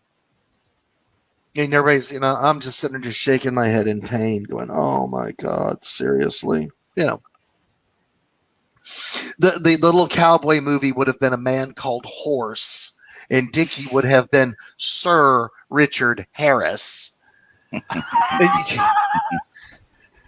How Dickie threw the best parties, and you're like, "Oh my God, I just, it's a, I'm just." You just sit there and kind of go, it's a night. It's Sir Richard Harris. Oh, Dickie threw the best parties. And just went, oh my God, really? So yeah, that's amazing. Yes, Robert. Welcome to Con Stories in the middle of pandemics. Tell some of the other names. Those, it's hilarious. Oh, Simon. Yeah, his mother never used his Yank name, as she called it.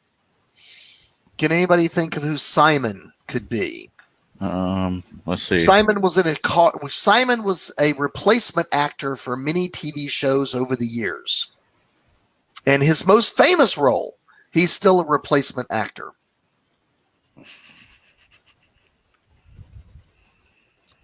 But the thought... What was his last name? Goldfarb. Simon Goldfarb.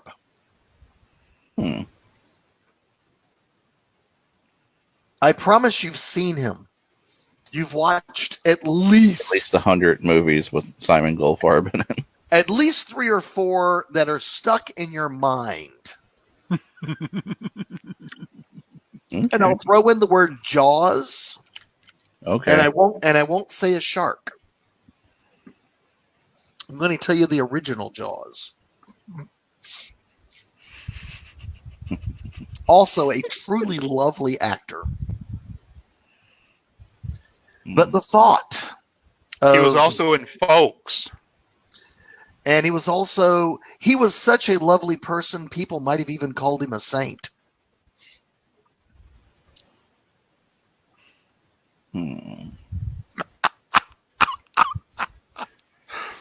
the fact that his mother would call Raising Cain because she saw him do something, yes, Richard Kyle was Jaws. Awesome.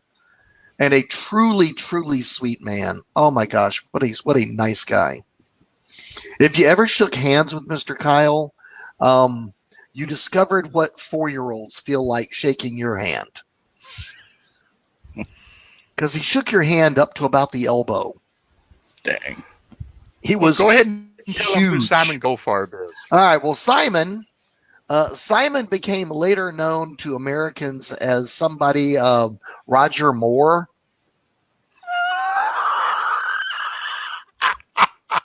Nice. The fact that James Bond's mother would call to give him Jewish mother grief during filming was a thought that has cracked me up for years. That's good.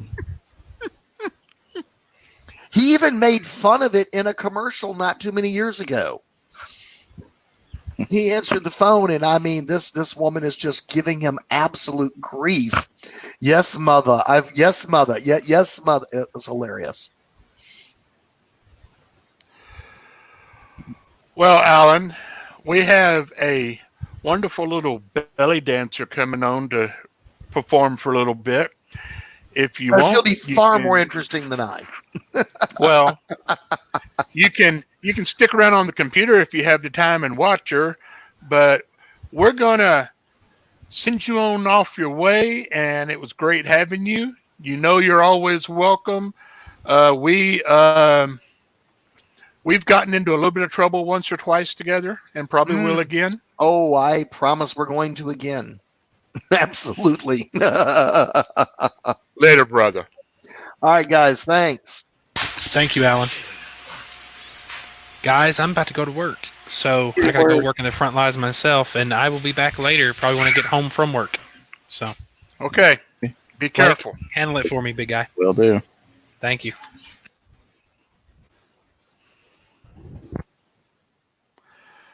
Okay, thank you, everybody. We are fixing to bring up Nico Mew to do a little performance for us.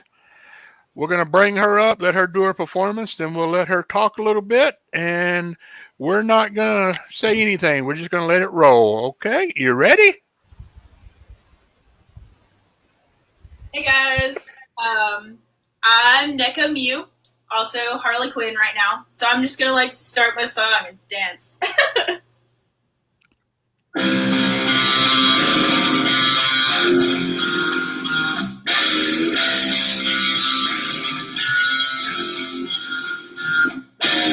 Can't take another second of this bed. Making up stories and saying I'm better off dead. They want me to be this perfect thing. Like everything is fine, like everything's okay. But I'm not close to perfect, I'm not close to sane. I'm not the one to worship and I'm not the one to blame. But you made up your mind and you put me on your stage. Just take it all back, I'm not the king of anything.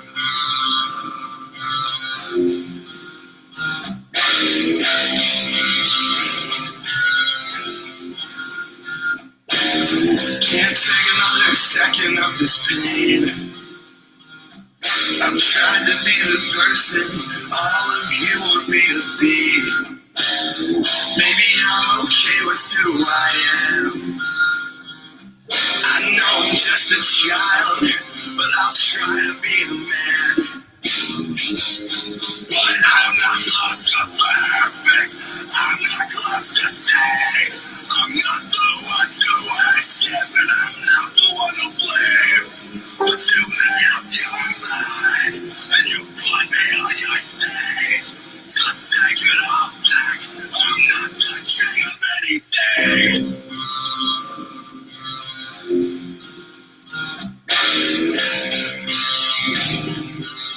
I'm not the king of anything. Okay, so there might be a commercial or something because I'm using YouTube. Yeah, so that gives me a little bit of time. So everyone out there, you're not just watching me dance. You're gonna dance too. Get up off your couches, wherever you're sitting. Stop sitting. Stand up. You're gonna learn some belly dance. So let's warm up first. Roll your wrists.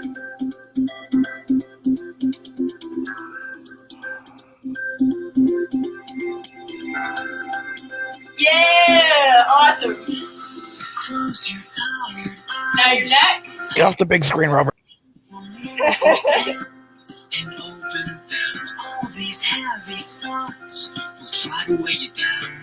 Other way. This time, way up in the air, you're finally free and you can stand right next to me. This gravity will try to pull you down, but not this time.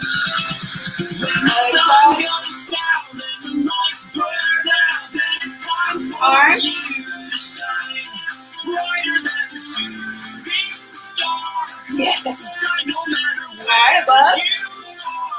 you're holding your elbows. Darkest night with a brilliant light, 'cause it's time for you. There you go, cross to the other side. Brighter than a shooting star. Shine no matter Then across behind.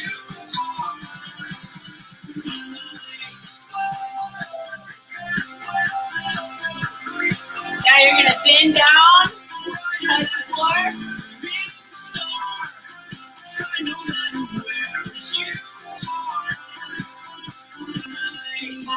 back up slowly. When the fire starts and fan the flame so hot. All right, and now you're gonna reach your arm up.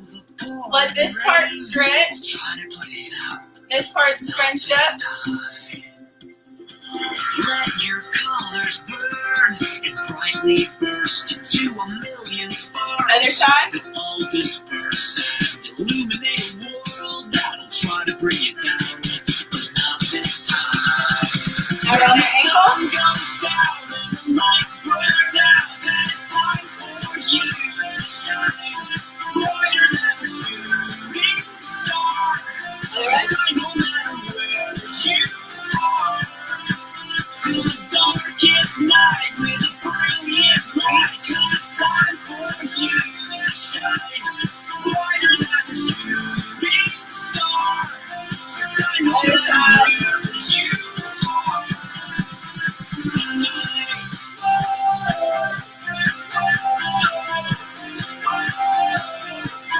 Brighter than a shooting star. Stretch your arms up. Roll your wrist while they're up there. Tonight, 1,000 heartbeats beat in time. It makes this darkness come alive. So when the lights flicker out tonight, you gotta shine. Hold your head, but don't pull too hard. Inside. It's time for you to shine brighter than a shooting star. Shine no matter where you are. Through the darkest night with a brilliant light. 'Cause roll the neck again. I need to shine brighter than a shooting star. Shine no matter where you are. Other way. Brighter than a shooting star. Shine no matter where Down. All right, so now I'm going to teach you belly dance stance. So you squat a little, tuck in your butt, arms are out like this. So that's how you're going to stand for this next thing. So we're going to be doing hip bumps, which is where you push your heel into the ground. So when you push your heel, this pops up. So push your heel, this will pop. Push, push. Might take a second, just keep feeling it out. Push, push your heel.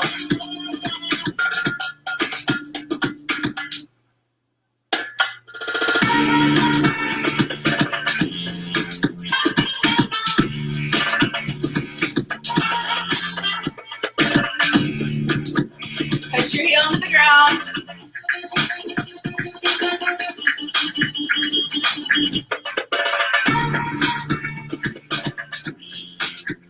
I go a little faster.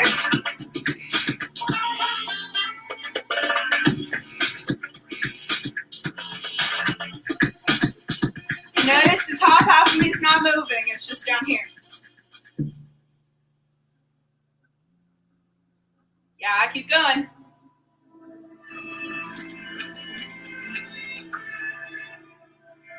All right, now shake it out. Now we're gonna do, you're gonna squat a little, tuck in your butt. You're gonna go right, right, left, left with your hips. 5, 6, 7, 8. Right, right, left, left. Right, right, left, left. Right, right, left, left.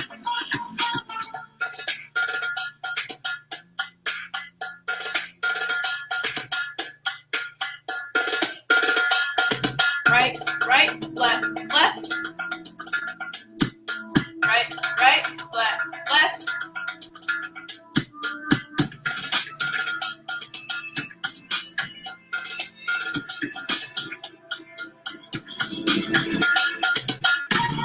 Normal. Right, left.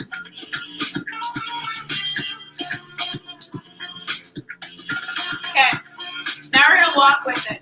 So you're gonna go hip, hip, hip, hip.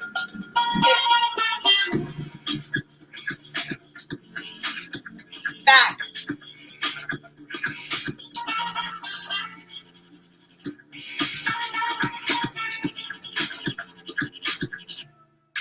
Good.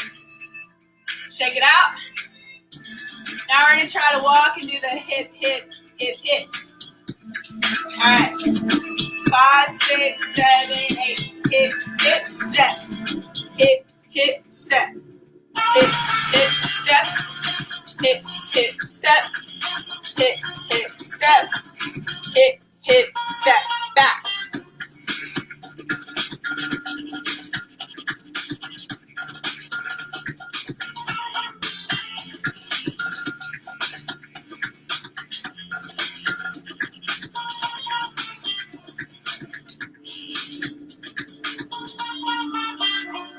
All right, shake it out.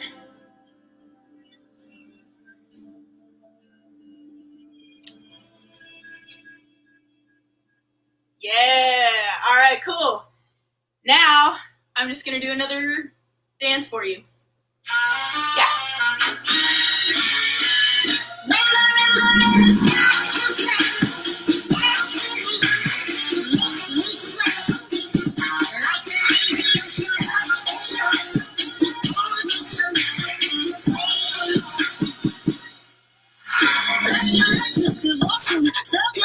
Slow motion, like it's a slow potion, and now I'm out in the open. So follow me into the dark, break up a piece of your heart. Send up for money and cars. Come on wherever you are. All temptations all temptations all. My heart is racing, the sensation, all. I was my diamonds out, my time is slow.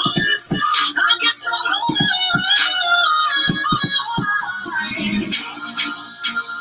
Feeling so supersonic.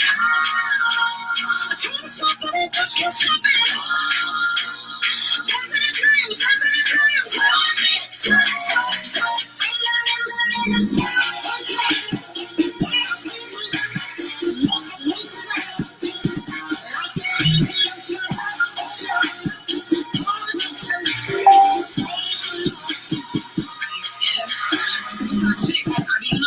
I was in the mix, I blow back the kids. That boy want this, that boy gon' this. But if for me, I better get the gist. Holly, catch quick body. Vroom, like I'm riding a Harley. Burning a Barbie, sorry, not sorry. Didn't say pick, but I love them, sorry. Now your people wanna call me. It's about that chicken. The most wanted and got you. All your diamonds is missing. All you thought I was kidding. This a suicide mission. You need to make a decision. On what side is you picking? See if I wanna take this. See if I wanna take this. See if I wanna take this. See if I wanna take this. Girls like me don't make this. Girls like me don't make this.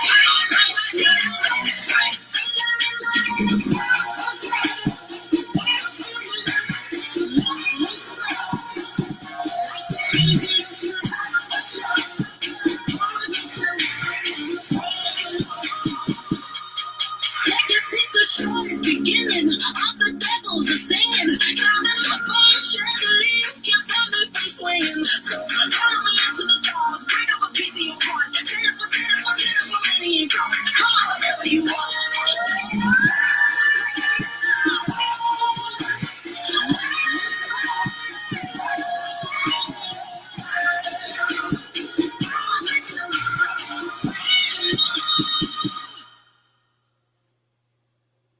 Okay, so now, what did I decide? Okay, so now I'm going to teach you snake arms. Here are the top 10 things That you can dude's do gonna stop if you talking. think you. All right, so this is called snake arms. You go elbow, wrist, down. You can do this one sitting if you feel like it. Elbow, wrist, down.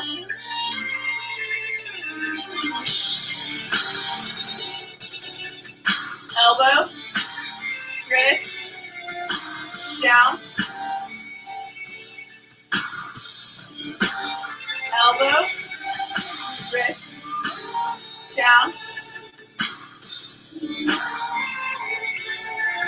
Elbow, wrist, down. Other side.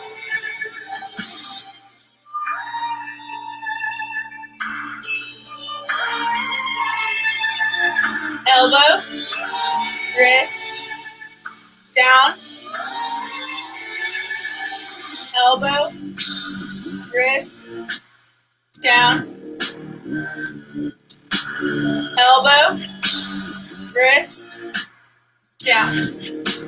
Now we're gonna put it together. So 5, 6, 7, 8. Go. Right, left, right, left. If you want to kind of sway the rest of your body while you do it, you can.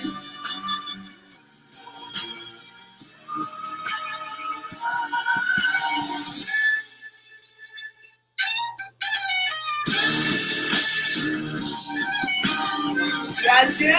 You getting it? All right, now we're gonna go forward. So you like this. And you're gonna do the shoulders.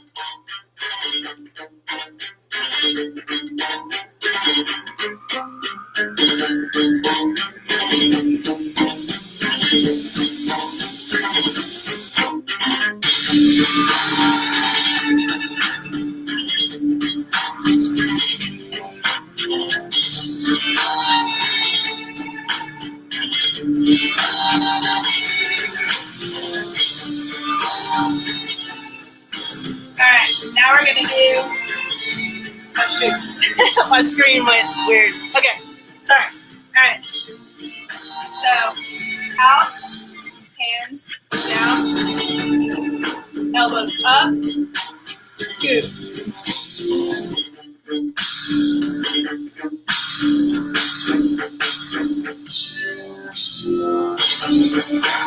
Okay, now go back.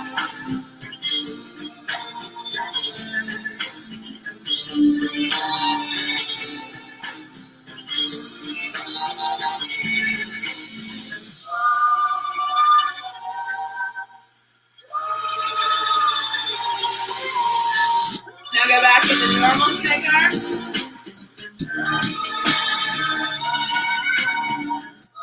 Slower is actually harder. So if you're going slow right now, good job.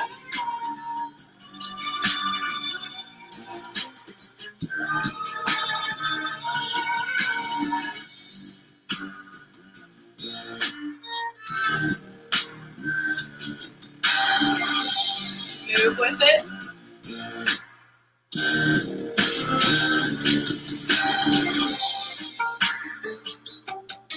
Now front again.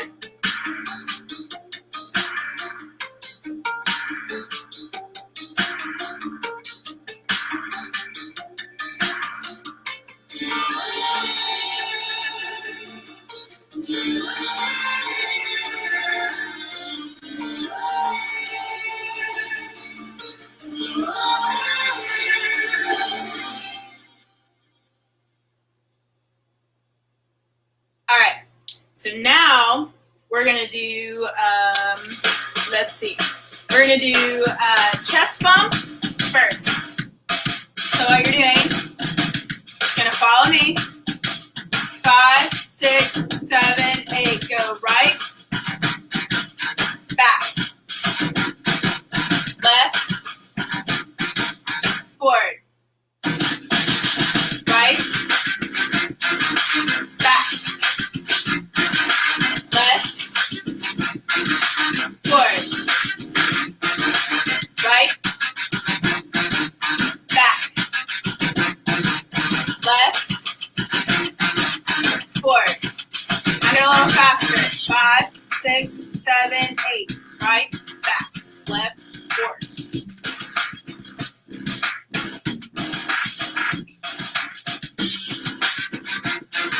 All right, check it out. Now we're gonna do the other side. 5, 6, 7, 8. Left, back, right, front.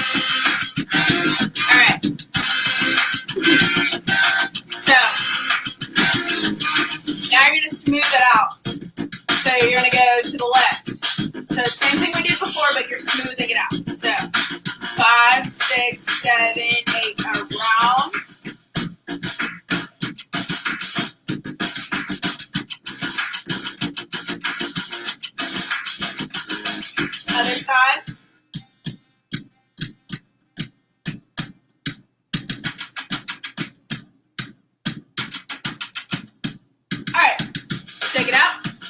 Now let's go to our hips. 5, 6, 7, 8. Go. Right, back, left, front. Right. Stick your butt out. Left. Tuck in your stomach. Right, back, left, front. Right, back, left, front. Now shake it out. Do the other side. 5, 6, 7, 8. Go. Left, back, right, front. Left, back, right, front. Left, back, right, front. Now you're gonna smooth it out. So you're just gonna go round. It's called an omni. 5, 6, 7, 8. Go round. You see how my legs are kind of switching? Like your knees are bent. You're just going around with your hips.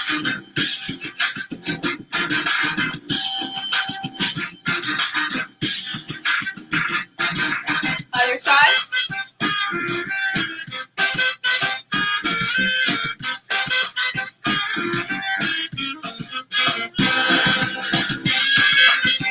Other side. All right, check it out. Top part. Round. Round. Round. Round. All right, good job, guys. Okay, so now I'm going to perform again. Let's see if it's going to do commercial or not.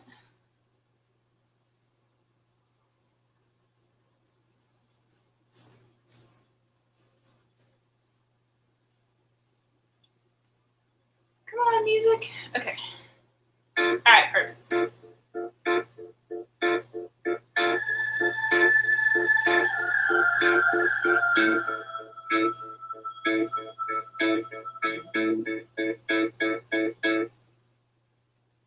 Drive me to death like a lit cigarette. Took my last breath like the smoke from my lips. I've lied for you and I liked it too. My knees are bruised from giving to you. I've had enough, but you're too hard to quit. We've had our fun, now your sugar makes me sick. I've lied for you and I liked it too, but my makeup's ruined and now I'm laughing through my tears. I'm crying through my fear. But baby, if I had to choose, the joke's on you.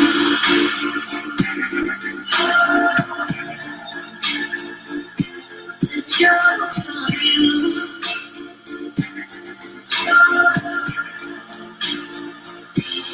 Got nothing to be kind, but I'll just slow it down, everything's fine.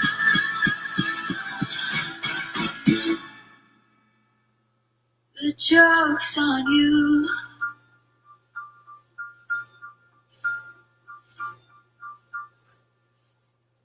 My heart's gone bad, now it won't be for you. You had your life, now I won't play the fool. I've lied for you, and I liked it too, but I'm black and blue from being for you. You struck the match, burn me out so fast. Look what we had, now it's turned to ash. I've lied for you, and I liked it too, but my makeup's ruined, and now I'm laughing through my tears. I'm crying through my fear. But baby, if I had to choose, the joke's on you.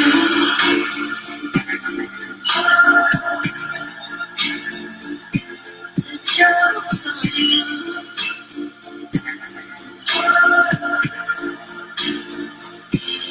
Got nothing to be kind, but I'll just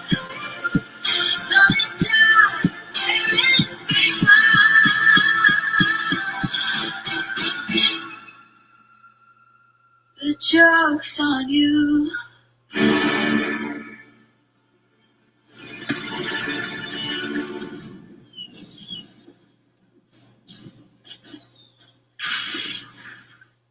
Okay, so now, yeah.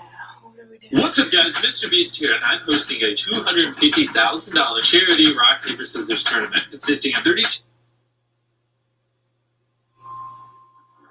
Okay. So now I'm going to teach you my favorite move. My cat decided to join us first of all. This is going to be okay, anyways, distraction. Okay, so we're going to learn Maya's. You can put your arms up, actually. You're going to go up, out, down. Up, out, down. Up, out, down.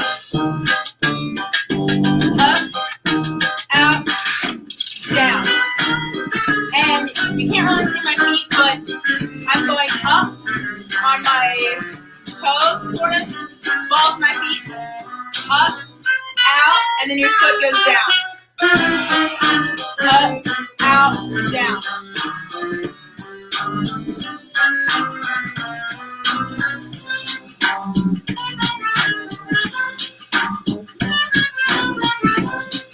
Go a little faster. 5, 6, 7, 8.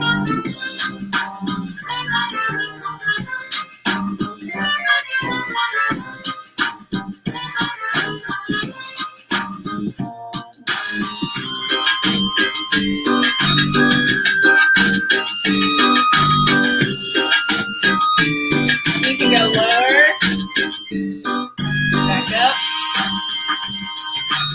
faster. Alright, check it out. Now we're going to do upward bias. So you're going to like scoop. 5, 6, 7, 8. Scoop. Scoop.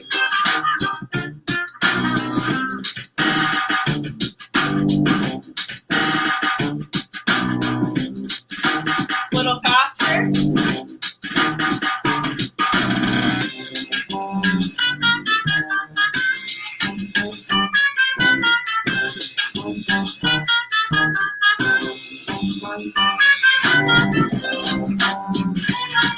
Good. Alright, shake it out. Alright. Now, we're going to put them together. So we're going to go down, back up. Okay? 5, 6, 7, 8. Go down, down, up, up, down, down, up, up. One more time. Down, down, up, up. Alright, shake it out. Now we're gonna do it faster.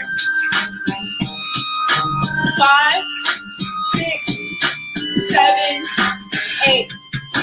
Down, down, up, up.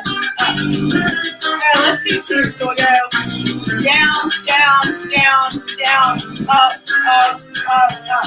Okay? 5, 6, 7, 8. Go down, down, down, down, up.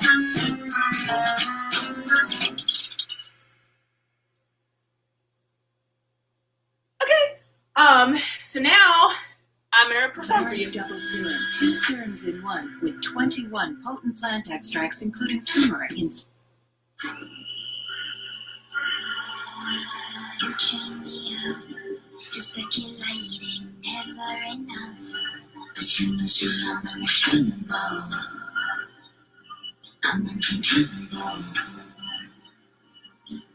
Any moment, I'll have you begging, don't turn your back. Oh, can't you see that I'm untamable? I'm unmistakable. I'm hearing all I heard in my head. Whispering and whispering again. Hearing it all makes me as a friend. You keep calling me a psycho. Got it in my head, careful what you say. Think you might get with love. You may be a psycho, a psycho. You keep calling me a psycho. Thought that I was scared, but I can't compare. Think you might get with love. You may be a psycho, a psycho. You make me a psycho, psycho. You make me a psycho, psycho. You won't stop me, don't bother trying, never enough. 'Cause you're uncontainable, I'm uncontainable. I always search for light and darkness. You'll never think I'm weak, 'cause I'm untamable. I'm unmistakable. I'm hearing all I hear in my head. Whispering and whispering again. Hearing it all makes me as a friend. You keep calling me a psycho. Got it in my head, careful what you say. Think you might be with love. You may be a psycho, a psycho. You keep calling me a psycho. Thought that I was scared, but I can't compare. Think you might be with love. You may be a psycho, a psycho. You may be a psycho, psycho. You may be a psycho, psycho. All I hear it in my head. Whispering and whispering again. Hearing it all makes me as a friend. You keep calling me a psycho. Got it in my head, careful what you say. Think you might be with love. You may be a psycho, a psycho. You keep calling me a psycho. Thought that I was scared, but I can't compare. Think you might be with love. You may be a psycho, a psycho.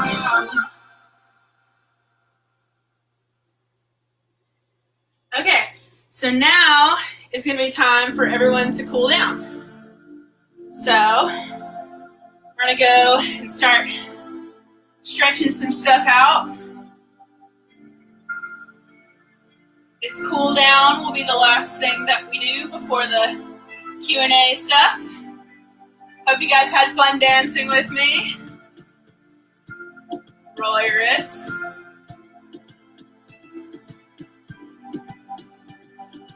Arm in front.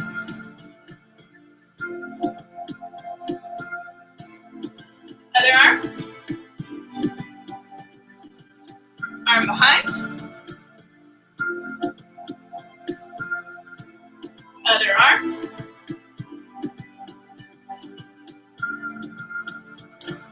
I go down to the floor.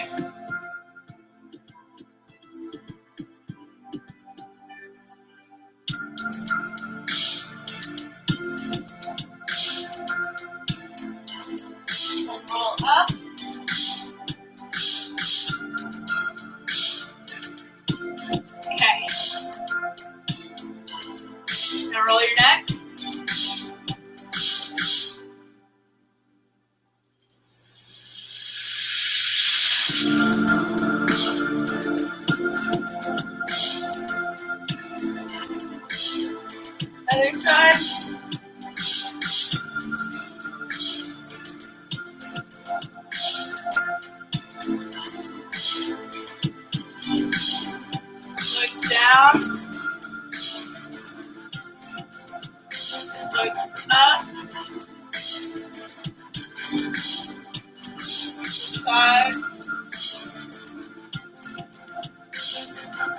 Other side.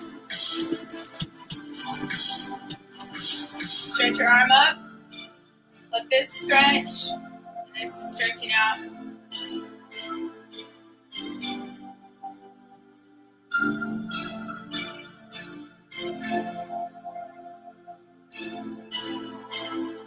The other side.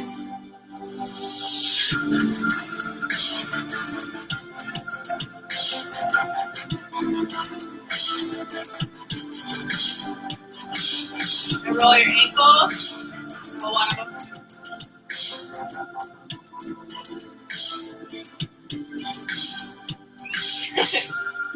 Roll the other ankle.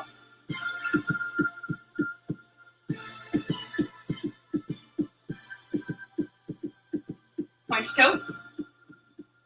Touch your toe. All right, so yeah, so that was a cool down. Yeah, I'm done with my stuff. So we can do the whole Q&A thing. And yeah. Let me turn music off. Okay. All right, so yeah.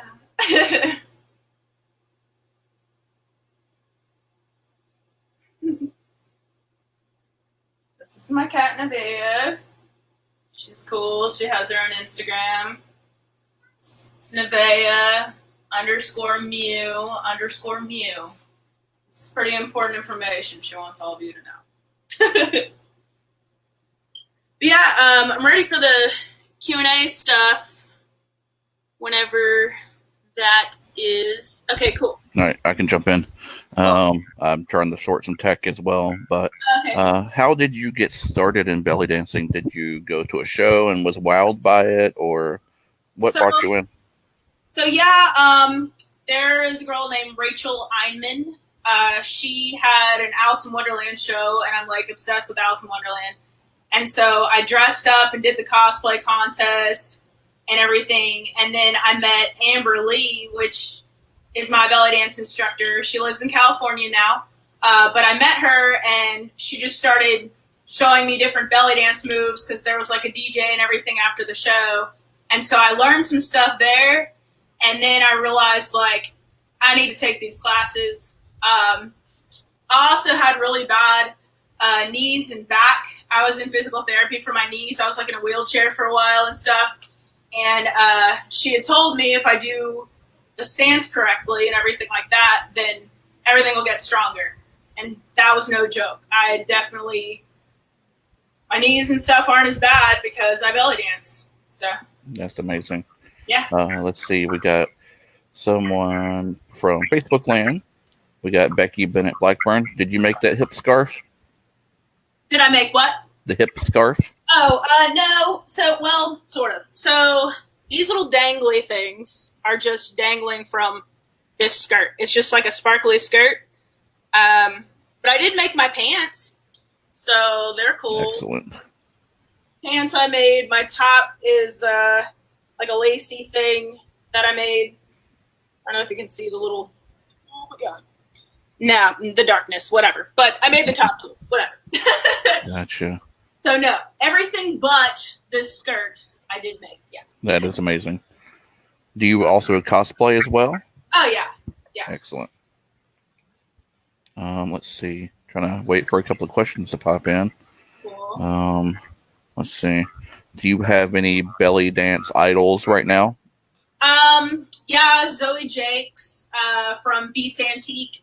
So majority of the music when I was teaching was Beats Antique. Oh yeah, I know all about them. They're amazing. Yeah, they had a brunch in the beginning of all this crazy, and I got to be a part of it. That was fun. But yeah, so Zoe Jakes is a huge one. There's this girl named Ebony. She's awesome. And there's a girl named Sonia, if you look her up. Also, Rachel Bryce is great too. But honestly, awesome.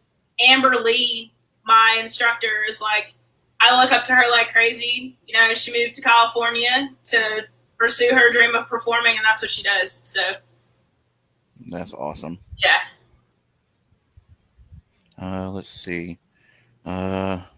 do you do the traditional sword on head style, or The have you what? tried that yet? Where you place a sword on your head?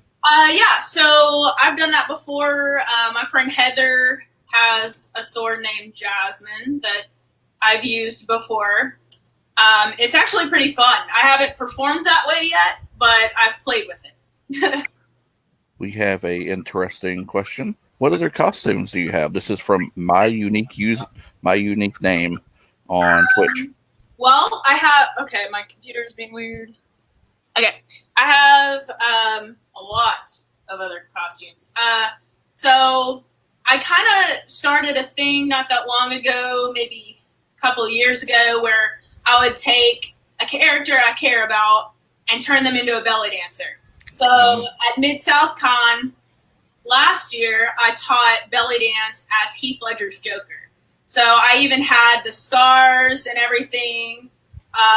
It was legit. So my face was everything Joker, but everything else was a belly dance outfit. I had the tie and everything. So that was really fun. So that's why this year I was like, well, I'll be Harley this year.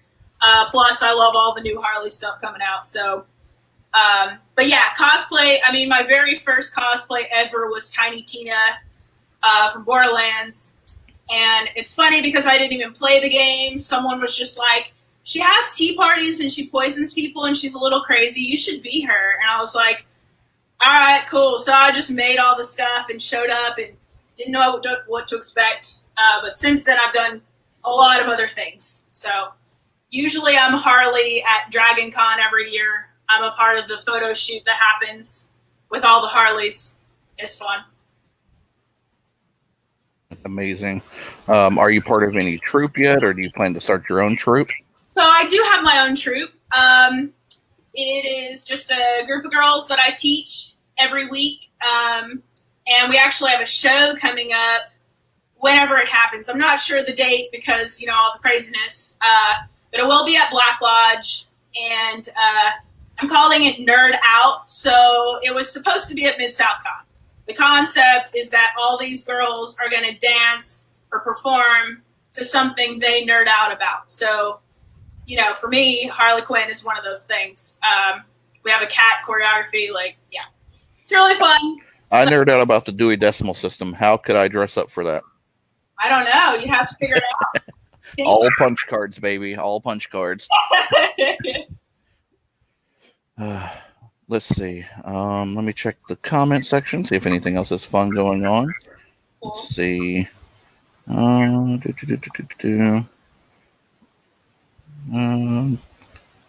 What have you been looking forward to as far as upcoming real in-people conventions go? Are you looking to get back into action, or are you going to be a little stand back and see what happens? Well, I'm hoping that by Dragon Con time things can happen, but it's possible it won't. So that'll be sad. So the closest thing I can have is my show. That'll just happen whenever everything is safe and cool and stuff. Exactly, yeah. Yeah, I'd like Dragon Con. That would be great, but we'll see. Well, as we saw with San Diego Comic-Con and Anime Expo, it just might not be a thing. But who knows? We may even have a larger, bigger format of something like this for the Dragon Con, since they already have Dragon Con TV. Okay, cool. So you might be able to join in on something like that. I would love that. Yep. I want to do a belly dance class at Dragon Con anyways, so it's a goal. That is amazing. Let's see. Are you an essential worker, or are you stuck at home during all this time? I am stuck at home. I work for a catering company, Carrington's Catering. She does stuff at the farmer's market, but right now, the farmer's market isn't happening. Yep. So I've been teaching belly dance classes on Facebook Live every Thursday and just asking for donations. And the place where you can find that is Neko Muse belly dance classes, and it's a group on Facebook. Anybody can join it, and then I just do stuff Facebook Live. Awesome. And we have Cat Cam. Yeah, Kitty. She's awesome. Look at that face. Here. Come here, Walter. Oh, you have kitties too? No, He thinks he's a cat. That's actually a tiny dog. Oh, puppy. That's Walter. That's cute. But yeah, and then also I'm in school for welding. So yeah, we're gonna start online classes, which is kind of crazy because That's a little strange. a bunch of science. I don't know. Yeah, you're going to get in on some union action then soon. Heck yeah. All right. Let's see. We got about 10-ish minutes. Let's see what we can do. Yes, Cat Cam. Hey, it's okay. We may actually gain a ton of viewers. People love cats and dogs. It's very true. I'm sorry. She just wants everyone to follow her. She's special. Hey, animals are awesome. Yep. So, let's see. What do you do for hobbies other than belly dance and performance art? I'm a photographer, so occasionally I'll do weddings and stuff like that, and then like engagements and things. But I also just really love going to the zoo and taking photos of all the big cats. Yeah, because the way my camera is, I can zoom through the fence and everything, so it looks like I'm right with them. So I prefer photography for sure. I do painting, usually acrylic. I have a degree in graphic design, so occasionally I play with that, make flyers, things like that. I dabble in Photoshop and stuff as well. So. Yeah, I love it. Let's see here. If you weren't to pursue belly dancing as you did now, what other maybe theatrical or maybe non-theatrical events would you be doing? Would you be an artist more full-time, a photographer more full-time? Well, I don't know. I mean, I'm in school for welding, so I want to do that full-time, but that's not right now. But yeah, if I wasn't doing belly dancing, I would totally be doing photography. I would just run with that, do a lot more weddings and things like that, because I really do enjoy it. I'm one of those weird photographers that actually likes weddings. Oh, yeah. I got a couple that are like that. Yeah. Oh, yeah. Let's see. I wish we had some more chatter, and I'm the only one right now. So let me go in here to Twitch land and see if anything else popped up. Yeah, we've got a lot of options. Let's see. Earlier in the show, a lovely person named Dawn stopped in to say, "Hey, you look great." Thanks, Dawn. Let's see, and let's see, and Renee also popped in. You may know Renee as well. I do know Renee. Hey, Renee. So yeah, they stopped in briefly and said hey while they're watching. Yeah, so that's another thing. Actually, I'm part of the goth crowd in Memphis. We have a night called Dystopia that happens at Black Lodge, and another night called Arcana that happens at campus. And, of course, right now everything's crazy, but it will start back up. And, yeah, so they just reminded me by tuning in. Yeah, goth nights in Memphis are fun. All right. WX Man Brother in Twitchland asked, how long have you been belly dancing? 7 years. 7 years. Yeah. So that is a dog's age almost. Yeah, it's true. So, let's see. Are there any techniques or styles that you are experimenting with as far as belly dance? So the style of belly dance that I do is called tribal fusion, which means, I don't know, it's kind of more like snaky and like dark and ticky kind of moves, if that makes any sense. But yeah, and also I really like that it's tribal fusion because the fusion part means I can throw in what other style of dance I feel like doing. So I don't know if you noticed, but I threw in some random ballet stuff to prove a point for part of it. So yeah, so I can kind of do what I feel. That's awesome. I also really like props and stuff. Obviously, I had a veil fan and a mallet, but I've been trying to do hoop lately. Hoop and poi and stuff like that? Yeah, I do poi. I also perform with fire. So awesome. Fire fans or palm torches and things like that are what I usually do. Yeah, a little dangerous for the living room tonight, but maybe we can. Maybe once this is said and done, we can get a show with everyone again. That may be outdoors. I would love to do some fire and cosplay. Let's see. I see Dark Souls hiding in the background still. He's slowly but surely getting ready. But yeah, do you have anything you need to, shout out or give anybody, props for, hanging out and being here tonight? Any upcoming online events? As you said, you do Thursday belly dance practice and such. Just give it a shout out and. Okay. So I've been doing those belly dance classes on Thursdays at noon. But it's great because it's Facebook Live, so I mean it gets recorded, so you can do it any time. And like I said, I'm doing it for donations because I'm like not working. So there's that. And I just have a bunch of photography and cosplay things that I've been posting. I've been hosting a few Alice in Wonderland tea parties on Zoom for the fun of it. Awesome. I'm Alice. This is Dinah. Yeah, it's pretty fun. I've got a lot of plans for a lot of things coming up when we can be in real life. Like I said, my show, Nerd Out, just look for it. It's going to be at Black Lodge whenever stuff settles. Awesome. So that'll be pretty cool, and I've got a lot of people involved in that.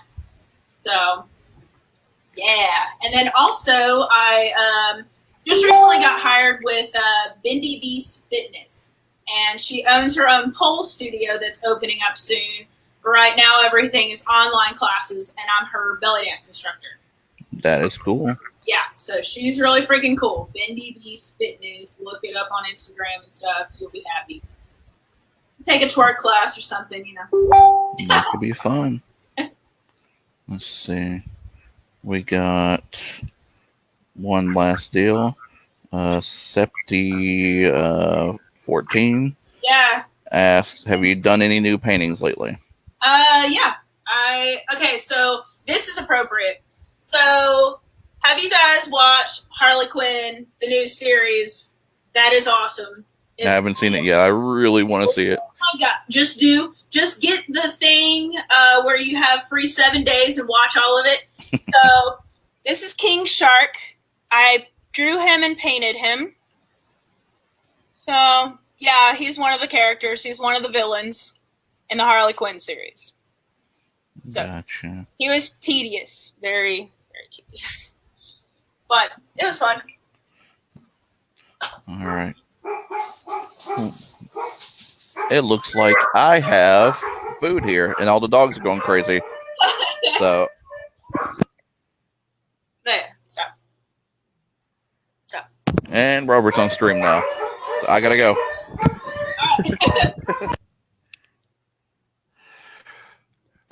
Well, Nico, I am back. Sorry it took me a little bit to get back here.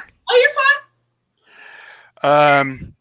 I wanted to say thank you for a great show, and it was great having you.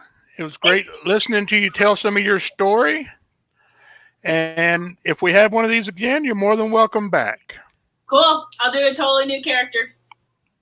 Cool. So you can just you can hang out and watch some, or just whatever you want to do. All right, sweet. Thank you so much. Okay, bye-bye.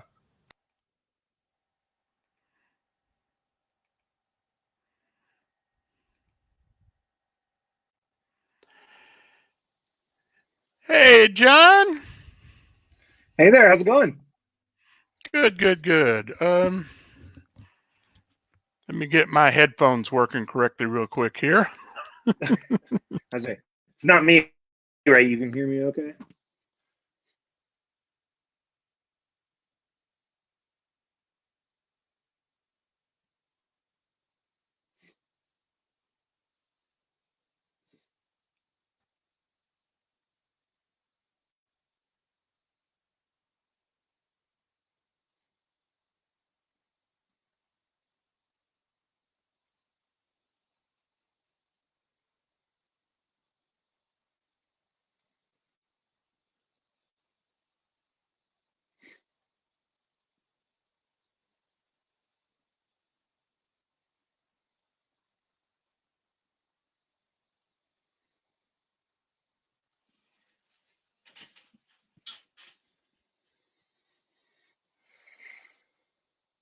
Can you hear me, sir?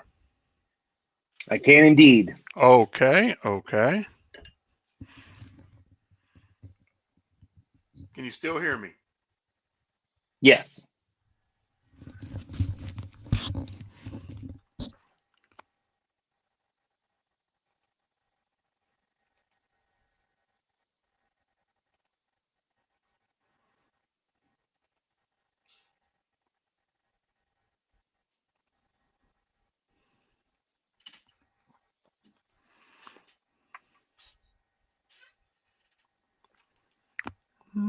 Okay, that's where the issue is.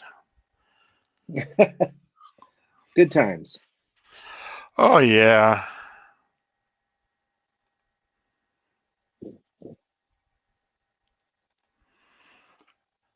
You still hear me? Yep, loud and clear. Okay. Well, for just a second, and talk a little bit about your books a little bit and about you a little bit, and then when my tech gets back, he'll get the little pre-video set up for you. All right. And we'll go from there. So, Sounds good. welcome, Mr. John Wilker. He is the writer of a set of stories that I've actually come to like quite a bit, and I liked him quite a bit enough that I asked him to be on. So I will turn it over to you, sir. Thanks, sir. I am John Wilker, calling in from Denver, Colorado. Like Robert said, I write science fiction novels. I write the Space Rogue series. I just launched, what is today, 25th? 10 days ago, the 6th book in the series. I have no intention of stopping anytime soon. I've got the 7th book already written. The 8th book is kind of being outlined. And yeah, I'm chugging along. I've got a couple other series that I'm getting started on now that I've kind of gotten into a rhythm with Space Rogues. I've decided to take some time to write some other stories that have been rattling around in my head. So I'm doing those. But yeah, I started writing the Space Rogue series in 2016. I've done NaNoWriMo, probably 10 years, and only so far in the last 10 plus years kind of won it twice. Space Rogues was the very first time I won it.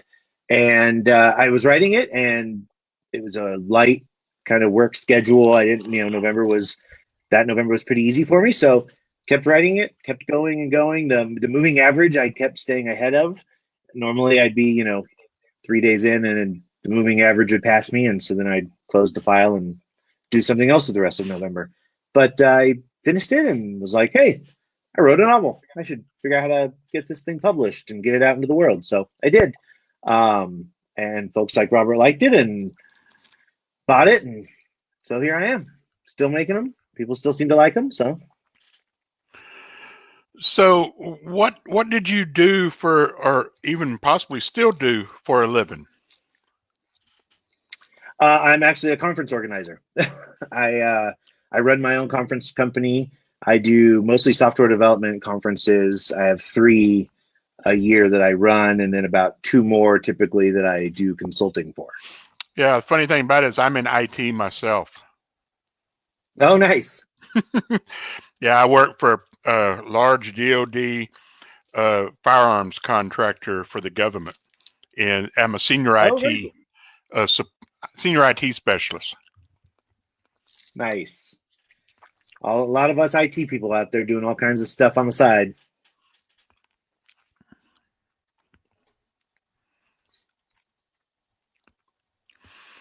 Okay, let's see if I can get your video pulled up here. Just a second, sir. All righty.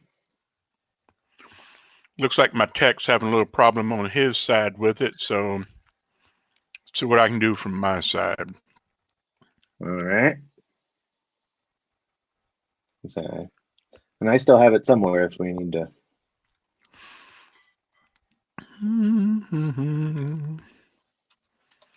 YouTube.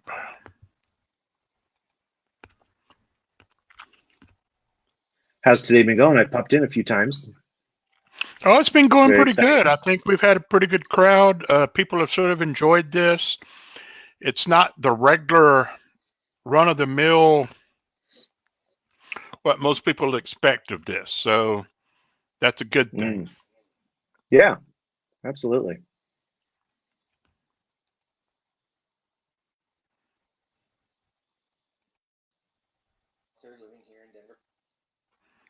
Okay. Let's do a screen share.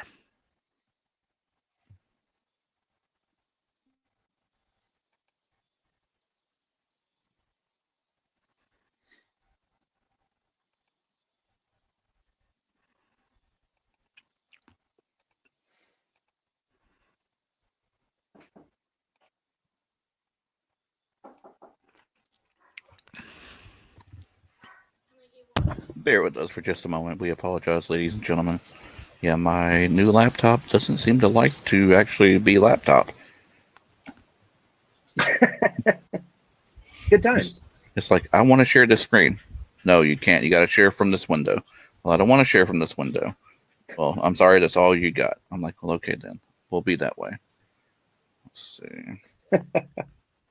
If I can share from this window then. Let's see. Boom. Oh, let's go backwards in time. And now this should work. Let's see. Brave tab. Boom. Share. Yay! There we go. There we go. Okay. So you got your volume going.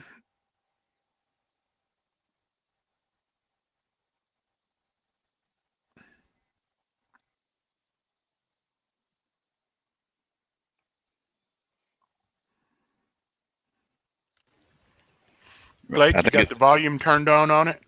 It didn't ask me. So remember, when you share, you've got to click that little button, that little check mark in the bottom corner. Oh yeah, all this like future stuff. There we go. Let's see from the top. Hi, folks. I'm a science fiction author living here in Denver, Colorado. If you can't tell from what's behind me, I'm a huge sci-fi nerd. So when I started writing, I guess it only made sense that that's what I would start with, science fiction. So here we are. I remember as a little kid scrambling to get a snack and go pee and be seated in the living room with the family in time for Star Trek: The Next Generation to come on. And that's kind of my earliest memory of really digging into and loving science fiction. I've been writing for as far back as I can remember. I didn't actually get into it professionally, I guess you could say, until 2016, when, as always, I was participating in NaNoWriMo, which, if you don't know, is National Novel Writing Month, where you write a novel in 31 days. Normally, I'd start up a story, fall behind in the first week, and give up. I've participated in NaNoWriMo for probably 10 years and have only finished it twice. But 2016, things just lined up. I just kept going, and by the 30th, I was typing the end. And here we are. So today I'm going to read a few passages from the first book in the Space Rogue series. And this is the book that came out of NaNoWriMo 2016. So you get to see where it all started. I really love writing this series. Book 6 launched just a few days ago, actually. Book 7 is written and off to the editor and is up for pre-order.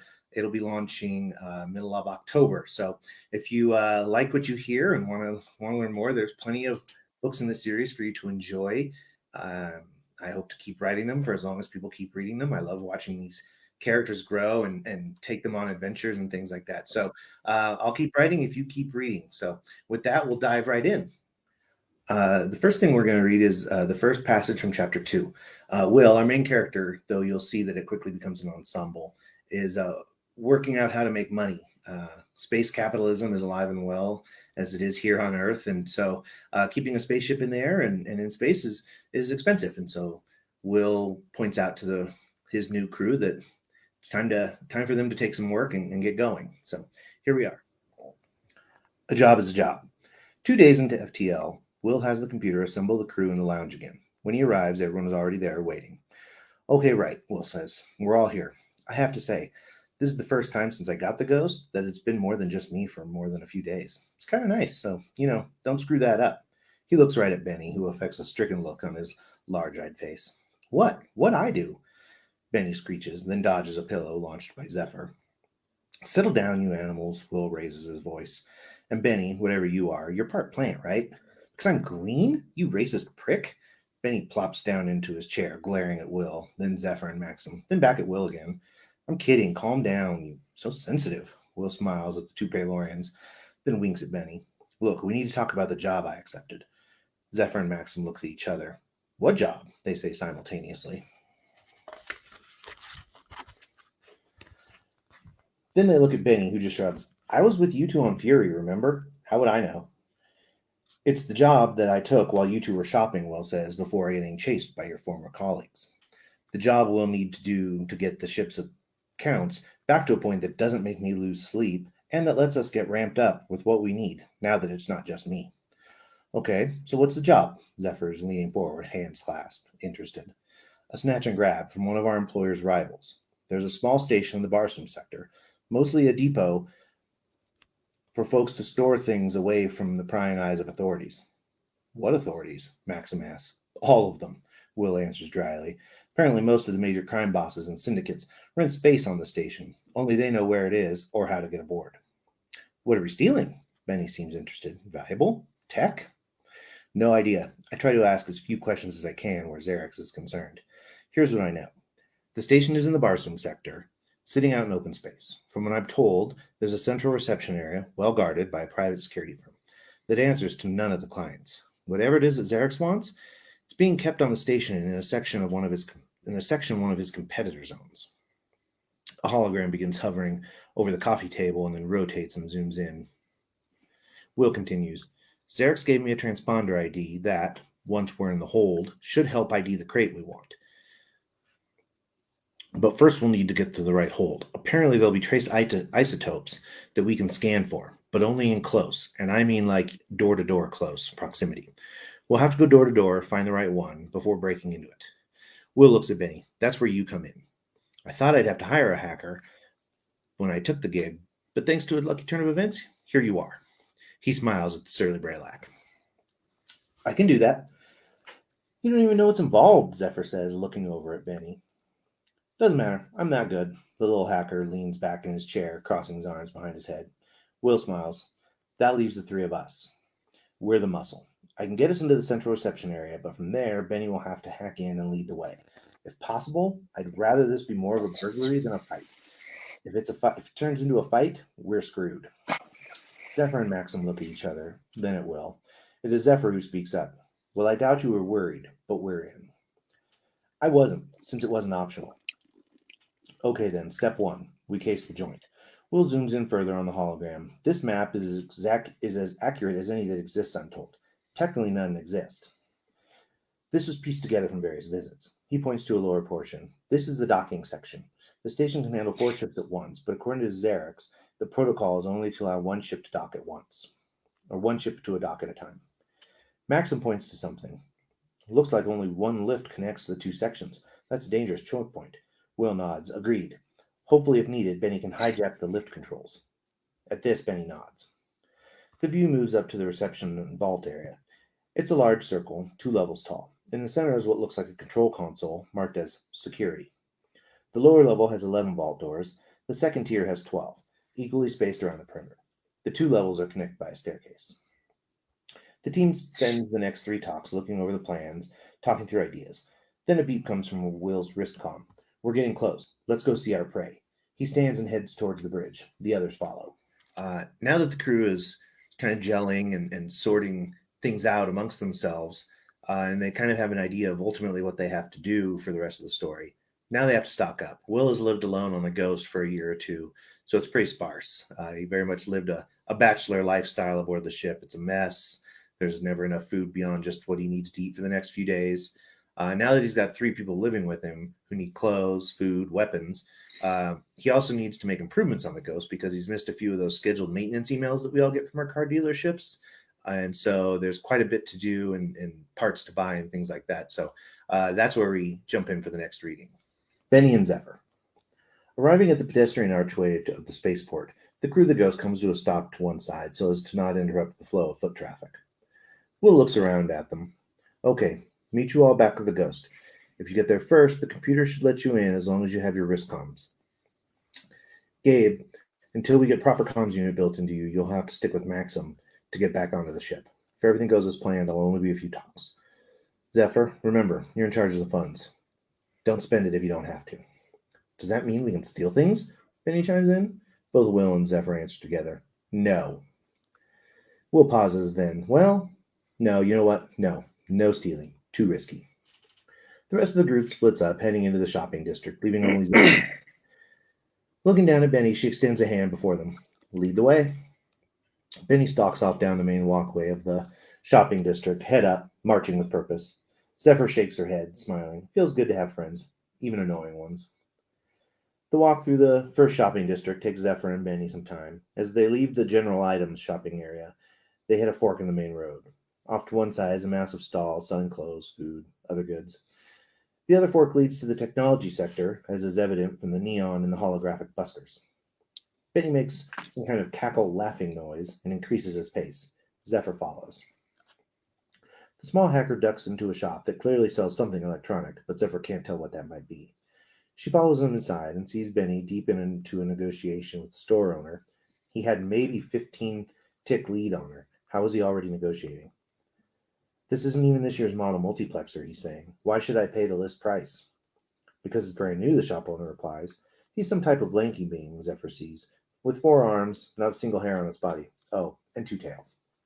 It's brand new and old, Benny counters. Take 20% off and it's sold. The shopkeeper crosses both sets of arms, uncrosses them, then does this 2 more times. Fine, you little monster, 20% off, but you must also buy your data cables from me. Benny smiles. Deal. He looks over at Zephyr, clearly signaling, pay the being. She sends over the payment from Mariscom. The shopkeeper hands Benny a bag, looks at Zephyr. Thank you. As they leave the shop, Zephyr looks down at Benny. So what did we just buy? Benny laughs. A state-of-the-art, albeit last year's model, multiplexer. It's the... She raises a hand. Well, I won't understand, will I? He looks at her and smiles. No. He turns and heads deeper into the technology shopping area. A few stops later, Zephyr has her hands full of bags, a box under each arm, and is looking around frantically. She whistles, Hey, Cargobot, come here.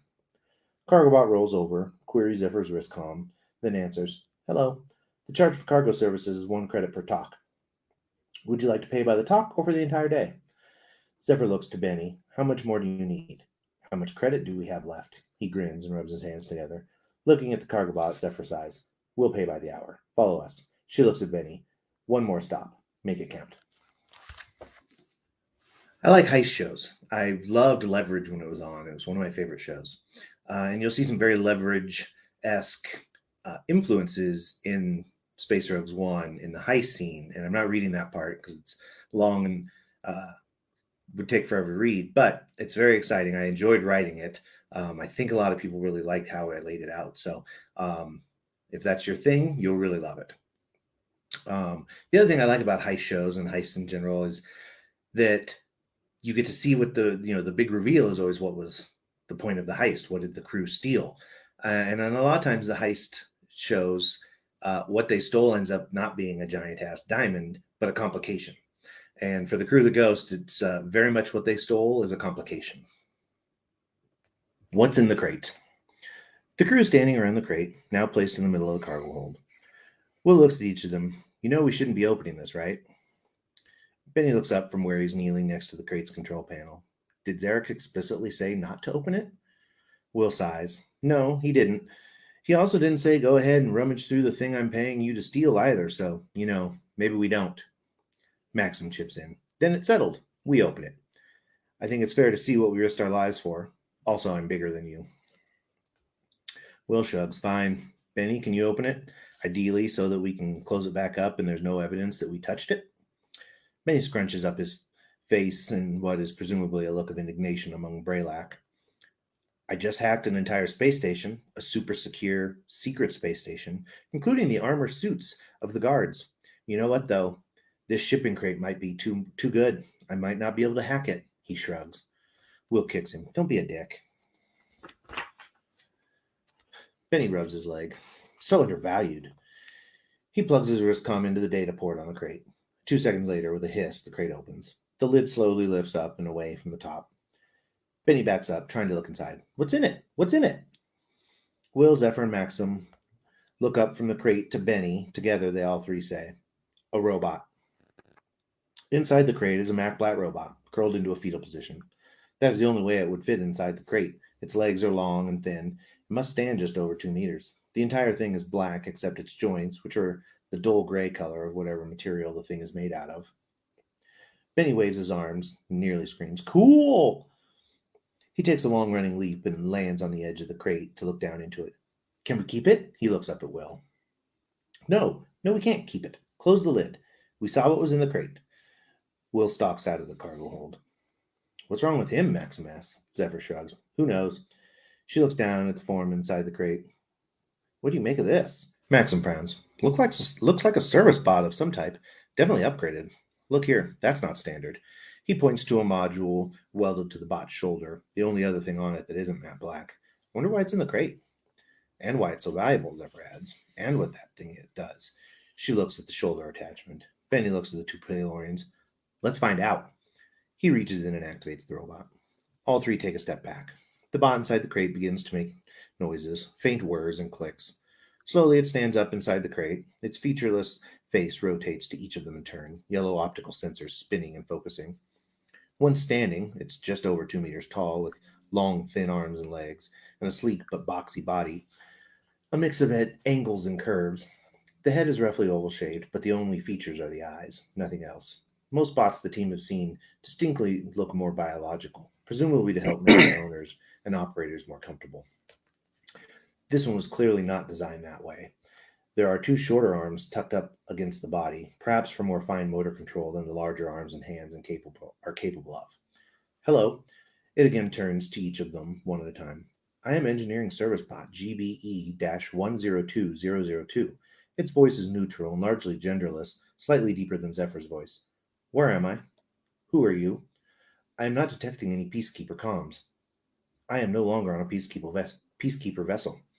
This is not a question, it's more of a statement of fact.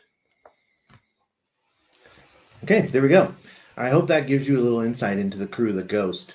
I chose passages that highlighted their interactions and personalities because I think that's kind of where the book and the crew shine. Don't get me wrong, there's plenty of action. There's chases and fleet battles. The heist has lots of action in it, but on all that. But I really wanted you to get to know the crew a little bit more because I think that hopefully will encourage you to want to know more about them and things like that. So if you have any questions, I am here in the channel to answer any of those. And, I hope you will take a look at the Space Rogue series, grab book 1, and by all means, let me know what you think. You can reach me via my website, johnwilker.com. You can email me directly at me@johnwilker.com. Thanks a lot.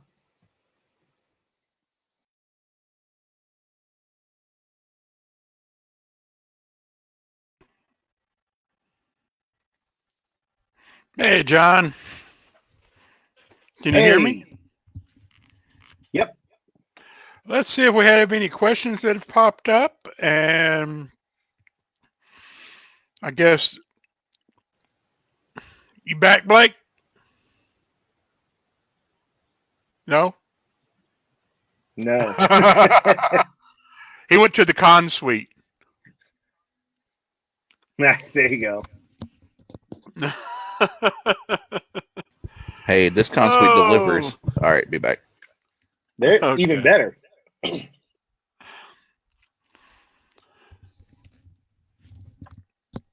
So, once again, thank you for coming. Absolutely, my pleasure. And I don't see any questions. So let's tell us about where you got the idea for the Ghost and the members of the crew.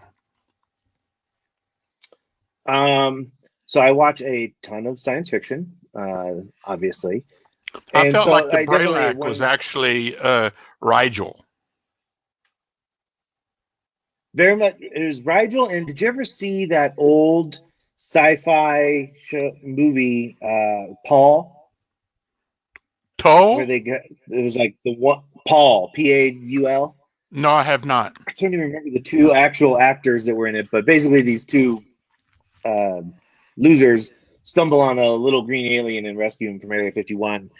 But he turns out to kind of be a dick, and he's, sarcastic and rude and likes to get high and all this stuff. So between Rigel and that alien, that was kind of Benny. Like, looks like what we all have kind of come to expect from a little green man, but is also just a mean little turd. Paul was a Simon Pegg film. Yes, that's right. I remember that. Yeah, most people probably don't remember who Rigel is. Yeah, I have rewatched Farscape a few times, and I sometimes catch myself when I'm writing, because I'll watch just random stuff from my collection, not putting too much in, and I'm like, oh crap, that's literally just the plot of this episode. I just thought it was a dream. I dreamt it. It's not plagiarism at all. It was a dream. Yeah, an homage. But yeah, and the rest of the characters all just kind of came as they went. Will is just kind of my kind of generic Jack O'Neill, John Crichton, Buck Rogers kind of guy. A little bit of all of those. Han Solo, just kind of the loner human, kind of stuck out there. I liked the idea. One of the things I liked a lot about Farscape and that I wanted to capture in Space Rose was that, he's out there wandering around seeing stuff, and people are like, oh yeah, transporters. I took one of those yesterday to go grab lunch, and food replicators. Oh yeah, even low rent apartments have them now, and all that kind of stuff, where he's just like, oh my God, this is all. I was watching Star Trek before I got in my capsule, and they showed it, and now you guys are all just like, yeah, whatever, sure. Yeah, he's a human when people would rather have humans for pets than anything else. Yes. Yes. And at one point in one of the books, a human as a pet comes up as an option, and the other character's like, no, oh my God, that's disgusting. Why would I want one of you? But yeah, I sort of felt almost like the ghost could have been the Leviathan, but it wasn't organic. Yeah, and I wanted it to be small. Like it's kind of an RV, a well-armed RV. Oh, like in Spaceballs. Yes, not RV shaped though. but along that vein, like it's not very large. There's it's only. I just had a guy that's doing some new, more better than my doodle deck plans, and he kind of mapped it all out. And I think he said it was about 62 feet long ish, something like that. So it's not a big ship. It's got a lot of weaponry on it, but it's not big, so it's very close quarters for everybody. Well, Galabon from over in Twitchland goes, very cool, John. I see book 1 is on Audible. Any plans to add more as audiobooks? Yes, we've gotten a little bit behind, obviously, but my narrator, Casey Johnson, I should have book 2 on my end of Audible a week from now to kind of go over and listen to and make sure everything's right. And then it's usually like 15 days once I approve it. So book 2 should be, I'm definitely not promising, but I'm hoping that it'll be done in May and released on Audible in May. And then book 3 he's already also working on. So those 2 should come out within a few months of each other. And then he's got to start work on 4 and beyond. Wow. So are any of your books even close to being optioned for screen? God, I wish. No. I have no idea how that happens. I signed up on a website. Well, if you go back to the guests and look up a gentleman by the name of Justin Sloan, he might be able to give you some pointers on that. Nice. All right, I'll go back and rewatch. for sure. I think it'd be awesome. I would absolutely love to see the crew of the Ghost on a big or little screen. I think yours would more lend itself to animation more than it would live action. I would love that. That would be awesome. I mean, Alva Alsop, who's actually my cousin, says being a truck driver, he loves good audiobooks. Awesome. I'm very much flogging Casey to get them done. We've been sitting on it, and just other stuff as it comes up. But yeah, he's got 2 pretty much wrapped up and just needs to get it to me. So that one definitely is sooner rather than later. The rest are later. But definitely planned. I've got him booked for at least number 4, because I have to go in and like make up the contract bits and stuff through Audible's back end. But he'll be booked out for at least all of them. Yeah, ACX. Yeah, ACX. Yeah, I actually joined that because I'm an actor myself and do some voiceover, but I haven't been able to land anything on it yet.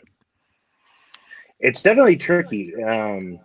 Even for me, like I did the royalty split deal because I didn't know how it would work, and I'm not making a full-time living off the books yet or anything. And that definitely limits some of the scope. A lot of narrators do the pay per hour option. But yeah, it's definitely tough on both ends, getting the gigs and finding the narrators.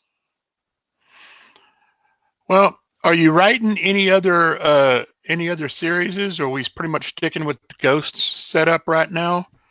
Are you going into any other heist type with different worlds? Yeah, so I actually have 2 other series that I've started. Was it last year? I think it was last year. I had a little bit of downtime and had an idea kicking around in my head. And so I started a non-sci-fi series, kind of action-adventure, thriller-ish thing. Right now, tentatively, until I get the covers and stuff done, titled Expedition Inc., which follows a crew similar to the Ghost. It's not sci-fi, so everyone's human and it's set here on Earth. But they live on a converted yacht that was impounded from a drug lord. So it's a nice big luxury yacht that they've kind of turned into a science lab on the ocean kind of deal. But they kind of are treasure hunters for hire, basically, and kind of just tool around. So I've got the first book in that series. That sounds like an old series used to be called Salvage. Oh, I've not heard of that one. There was a series called Adventure Inc. Salvage 1. Okay. Nice. I will go find that. It definitely it's an old I will TV not series. claim an original idea. Series. Nice. Okay. It probably is very similar to this. This was an idea that a show I had seen. I was like, it'd be kind of cool to have a boat to just cruise around and do adventures and, get paid and have museums buy stuff that you find underwater. And so just kind of decided to see if I can make a book out of the idea. So I have the first one done. So that'll probably come out next year. Cool. Oh, so you've got the Ghost, you've got this Expedition Inc. You do a little bit with some corporate gigs. Are you you're in Denver area, correct? Yep, just outside downtown. Okay. Do you use the Colorado relaxation methods? I do not partake, no.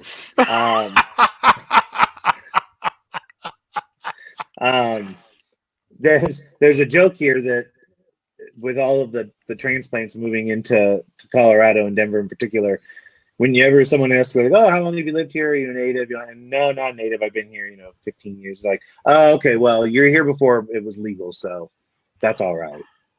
I'm not just a pot transplant. I was wondering how you were dancing around that. Like, do you do the thing with the and the No. I asked flat out. Hit the Colorado relaxation methods.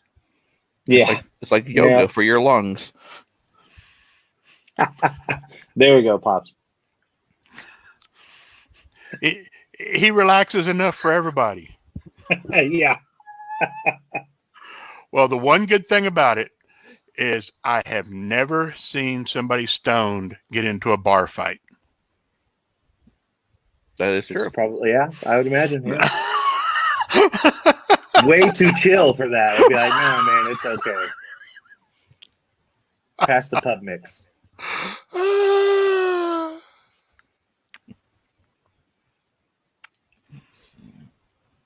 He said transplant.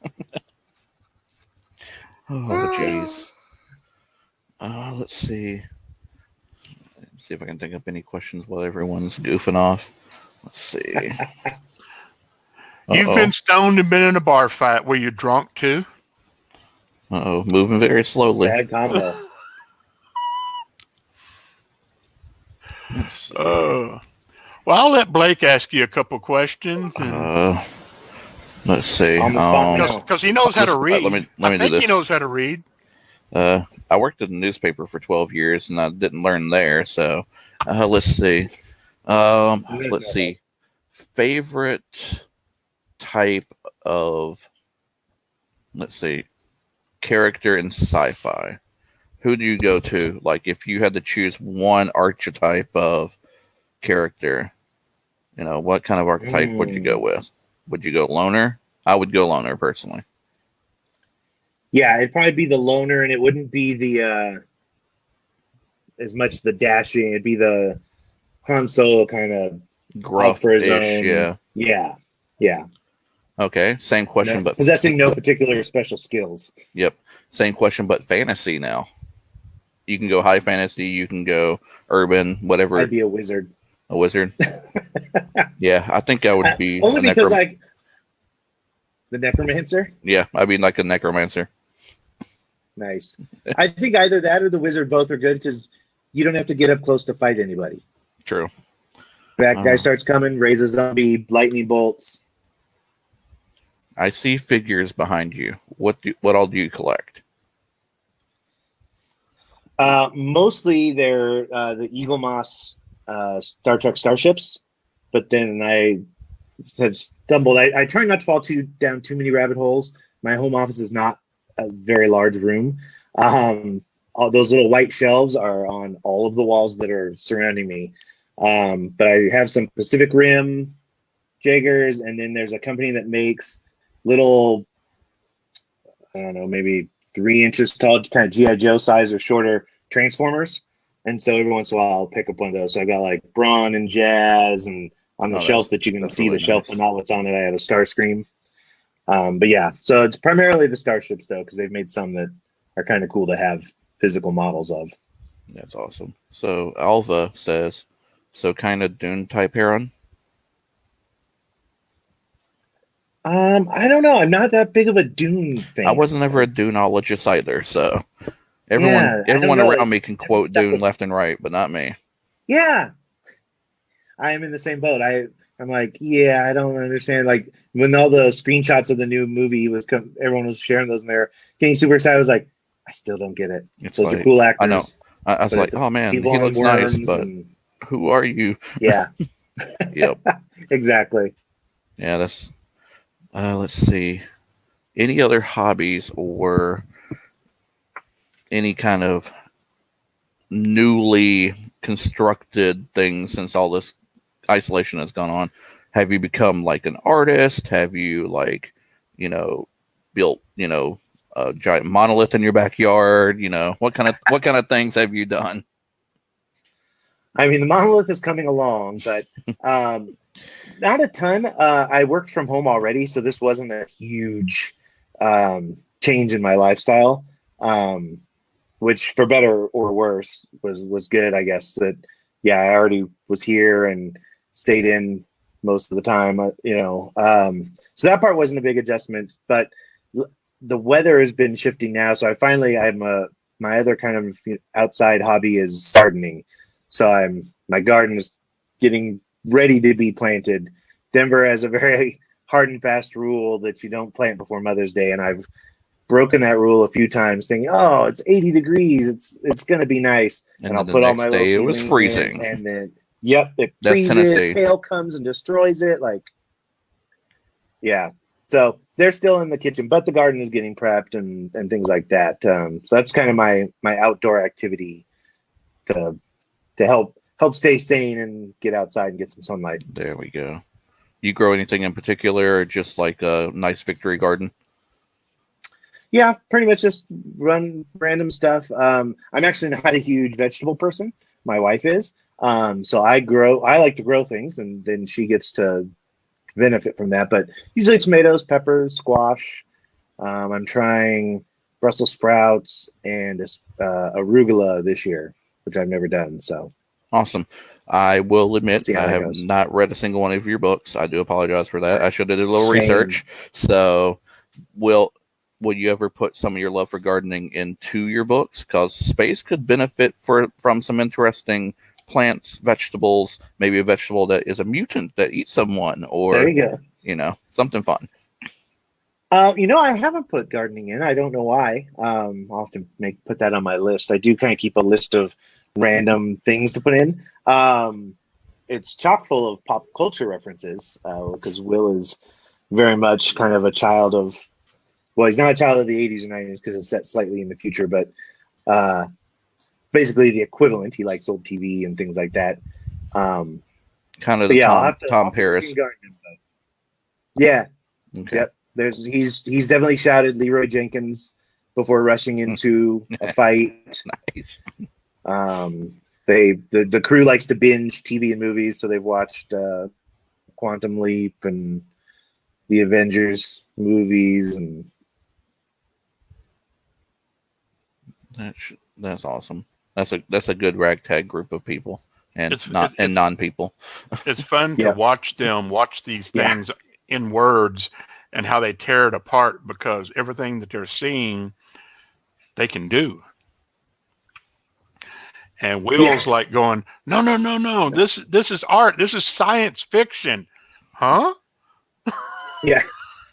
It's like, no, this is Tuesday. Yeah, there have been a few exchanges. Yeah. There have been a few exchanges where they're just like, that's just so implausible. Why would you even do that? That makes no sense. And he's like, but it's a movie and it's science fiction. Like, no, that's just stupid. Nice. But yeah, I think I really see a lot of Farscape in your work, but I think, like you said, that's sort of on purpose. And did you know that Leverage is coming back? I just saw that the other day. I was so excited. I haven't gone back and rewatched. I have them. I haven't gone back and rewatched yet, but I probably will, just to bone up. It's been a while since I watched the old series, but I was so excited. And then a bunch of the same actors and cast are coming back. Everybody but Timothy Hutton. I think he got caught in the wrong hole. Oh, is that? Mm-hmm. Nice. I am very excited to see that again.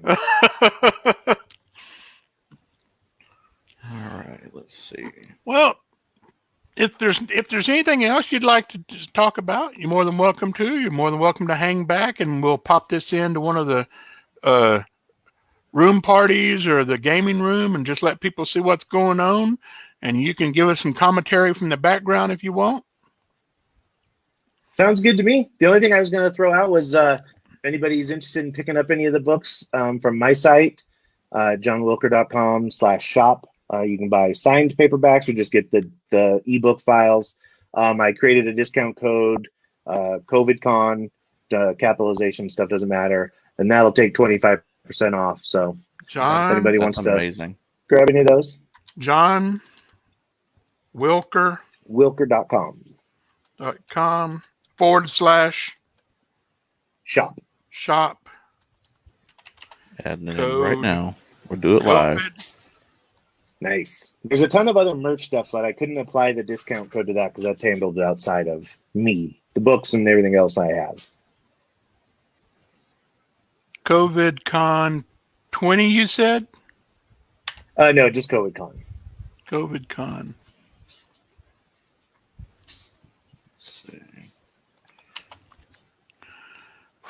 for what? 15, 20% off? 20%. 25. Oh, even better. Whew. Yeah, on the ebook files and the signed paperbacks. Let's see here.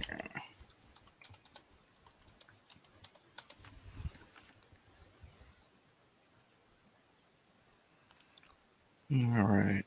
Boom. Excellent. There you go. Sweet. That is good stuff. We do appreciate that, and hopefully you get a little bump off of that as well. Okay. Well, let's let me do a screen share and grab. Let's grab one of the house parties, Blake. There is not one that I'm aware of. Oh, there is. At the room parties? Yeah.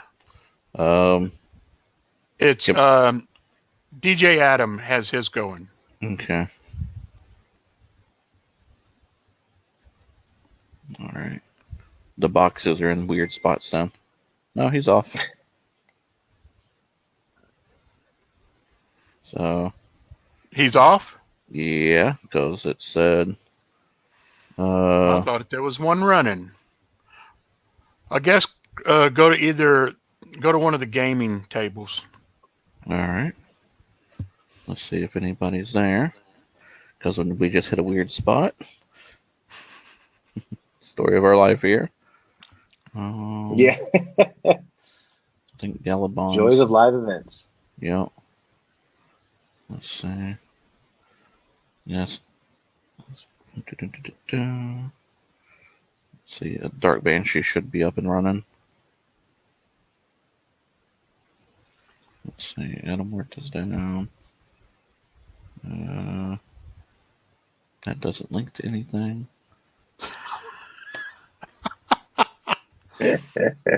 Alright, we got Galabond. He is active. Okay. Right now. Says he's live. Jackbox isn't running?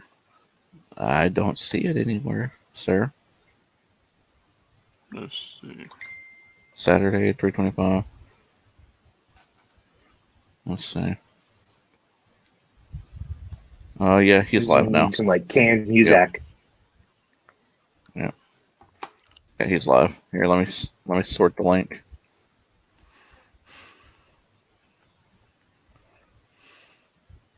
One moment. Boom, boom. Boom. So, Nothing. John, have you done any actual sci-fi cons yet? Yeah, I did. I just kind of got started doing them last year. I did Mile High Con. I had just a co-op spot. And then I had a table at Rocky Mountain Con. I had a table at Starfest, which is TBD. And then I had one more this year. Oh, probably I applied back for Mile High Con again, but haven't heard back, obviously, as they're trying to figure out if they're going to happen and things like that. But yeah, I decided last year to throw my hat in the ring and start trying to get out in front of people a little bit more. Well, you might reach out to California Comic Con coordinator, since you're over close to California. She's one of our staff for this con, but as a living, she normally helps set up actual real cons in California. Oh, nice. Yeah, I'll reach out. Yeah, definitely would love to do some non-Colorado ones for sure. That'd be fun. Yeah, she's in San Jose, I think, area. Oh, okay, cool. I am ready when you guys are. Yeah. Roll it. Whoa, 85%. Way to go run, Epic Boy. You get double forward. So this is called Jackbox. This is playing with Patrick. Yep. It looks like it's a trivia type game.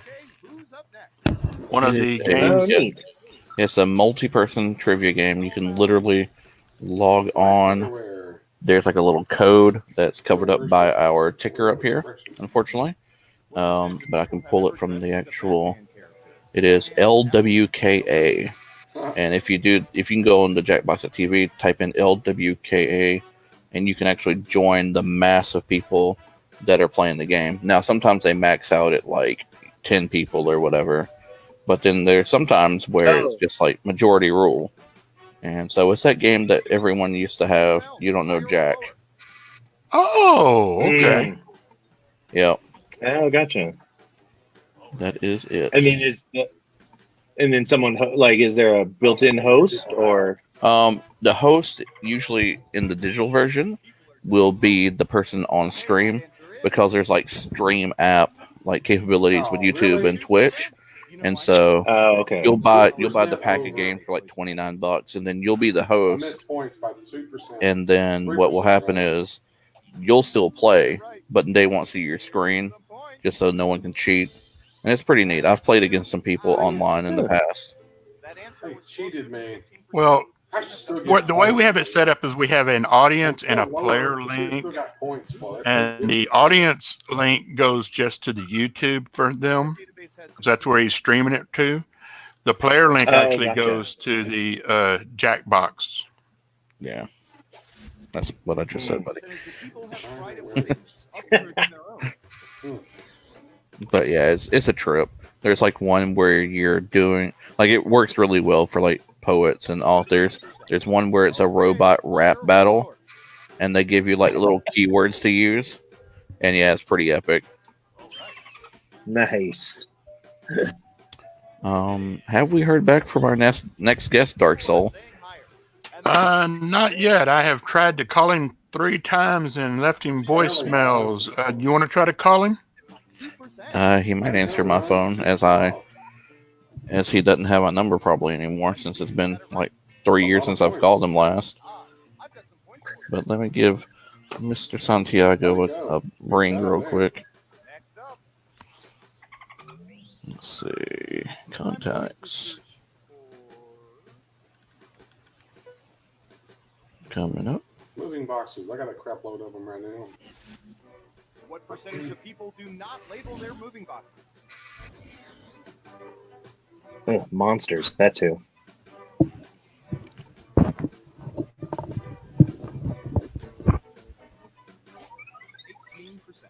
What do y'all think? Higher or lower? All right. What percentage of people do not label their moving boxes? Most people I know. Do not label? Oh, really? 21%. I've got big points for that guess. You got it right. Well done. You get points. Yeah, 3%. Who's next? Ooh, I remember seeing good surveillance for this yesterday. Clubs. Fraternal service organizations membership rates. What percentage of people are current members of fraternal service organizations?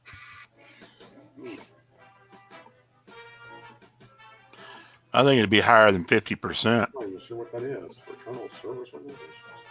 Yeah, I would think it'd be higher. There's a lot of service folks, plumbers, and I assume that's what that would include. Everyone pick higher or lower.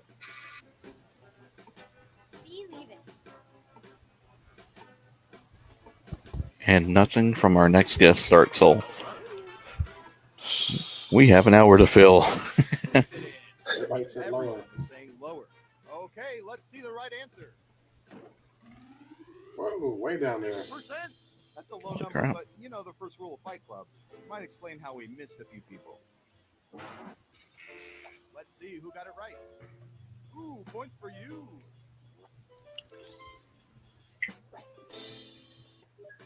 Okay, who's up next? Let's see here. But yeah, College fraternities. Okay. actually, I'll do this. Sporks. Not with the utensils occasional usage. What percentage of people have used sporks more than 10 times in their lives? I hope a ton because I use them all the time. As I say, yeah, that seems like that should be almost all of us at this point. Yeah, Probably used it more than 10 times in the one school year. I know, like it has to be like 60% at I least. say the last time I ever used a sport. Yeah. I don't even know they still Yeah, made it's them. got to be high. Running out of time. It's unanimous again. And the correct answer is Really? 67%. Nice. 67%. Trade is sporkers. What? Wow. Good call. That was close. Oh. That seems a bit high to me. Who are they asking? All right, I have a good one. Have another Well, Phil. I went to school before then, so they didn't give us sporks. We got forks. Now they don't trust kids with forks. I know, don't trust them with much of anything.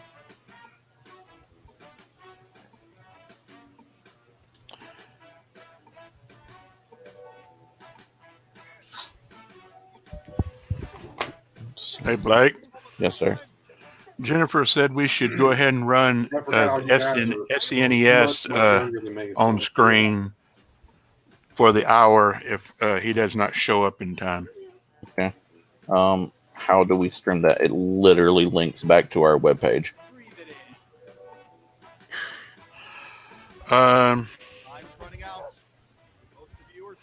I don't have a link for this. Okay, hold on.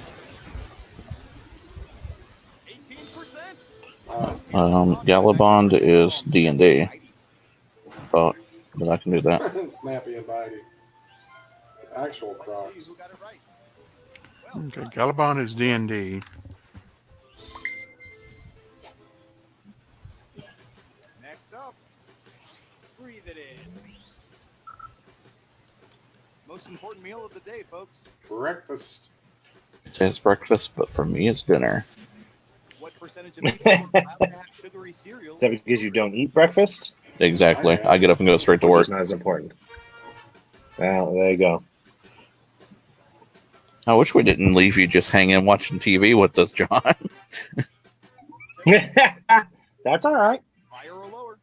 Hey, at least you haven't seen this show before, so that's a bonus. This is true. Yeah, I've never heard of this. I did just start playing, and this is not new. What's that? Cards Against Humanity style game on the phone. Evil Apples. Yeah. Evil Apples is a good one.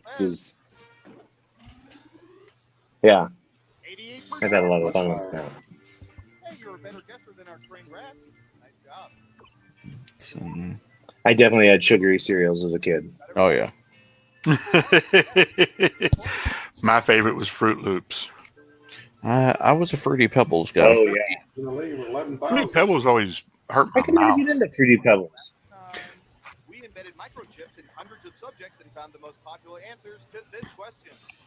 Final round. President added to Mount Let's Rushmore. Whose head do most people think it should be? Let's see what we have. You'll need to pick the three most We got the sign-up link for Wait a minute. Discord. Lincoln's already on Mount Rushmore.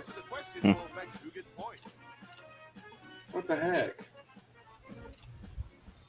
Why would Abraham Lincoln be in there? He's already up there. So good that they wanted him up there twice. Yep. That good old saying, Like, that's twice the as people nice. out there? Yeah.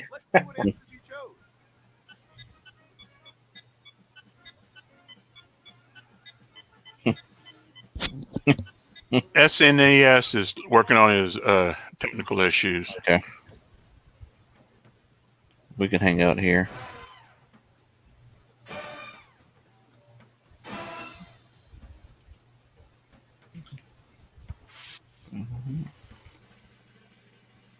And the winner is? Every game has to have a winner, and our winner is. Like I'm in sixth place. There we go. We can see each other at This least. man won with 17,700. Way to go, buddy. That was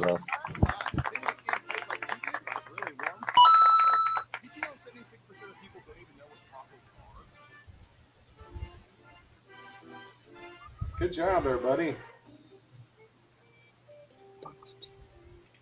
All righty. Thanks, everyone, for tuning in tonight. I appreciate it. Like I said, go check out that convention site, the online convention, COVIDCON2020.com. Check that out.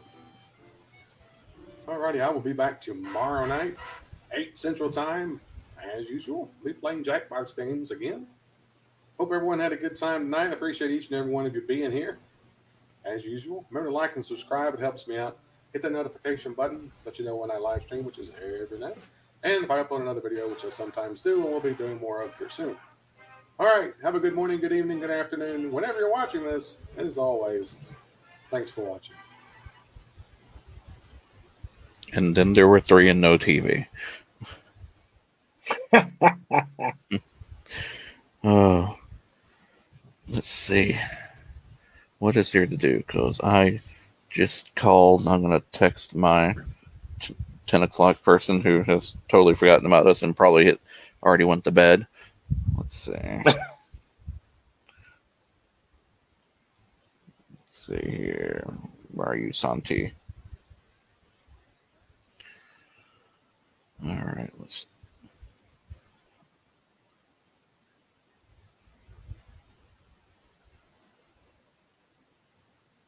This is definitely an impressive lineup. Kudos to you guys.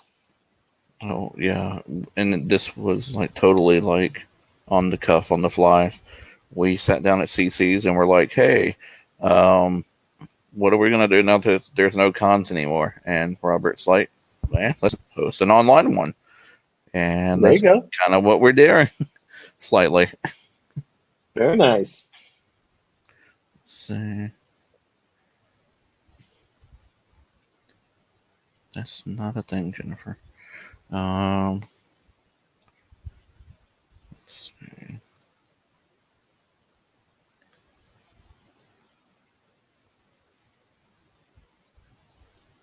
All right. Sending out a text real quick. All right. Let's see. So we do have some SNES action, I do believe. Let's see. And I need a link for that, and I should be able to get everything up and going.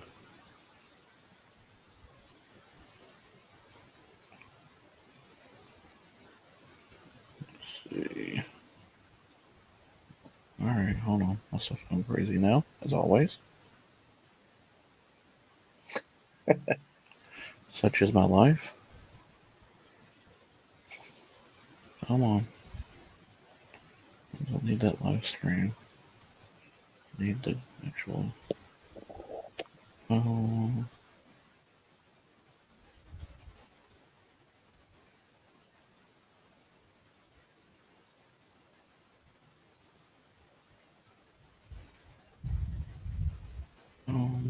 That runs now. That does not. All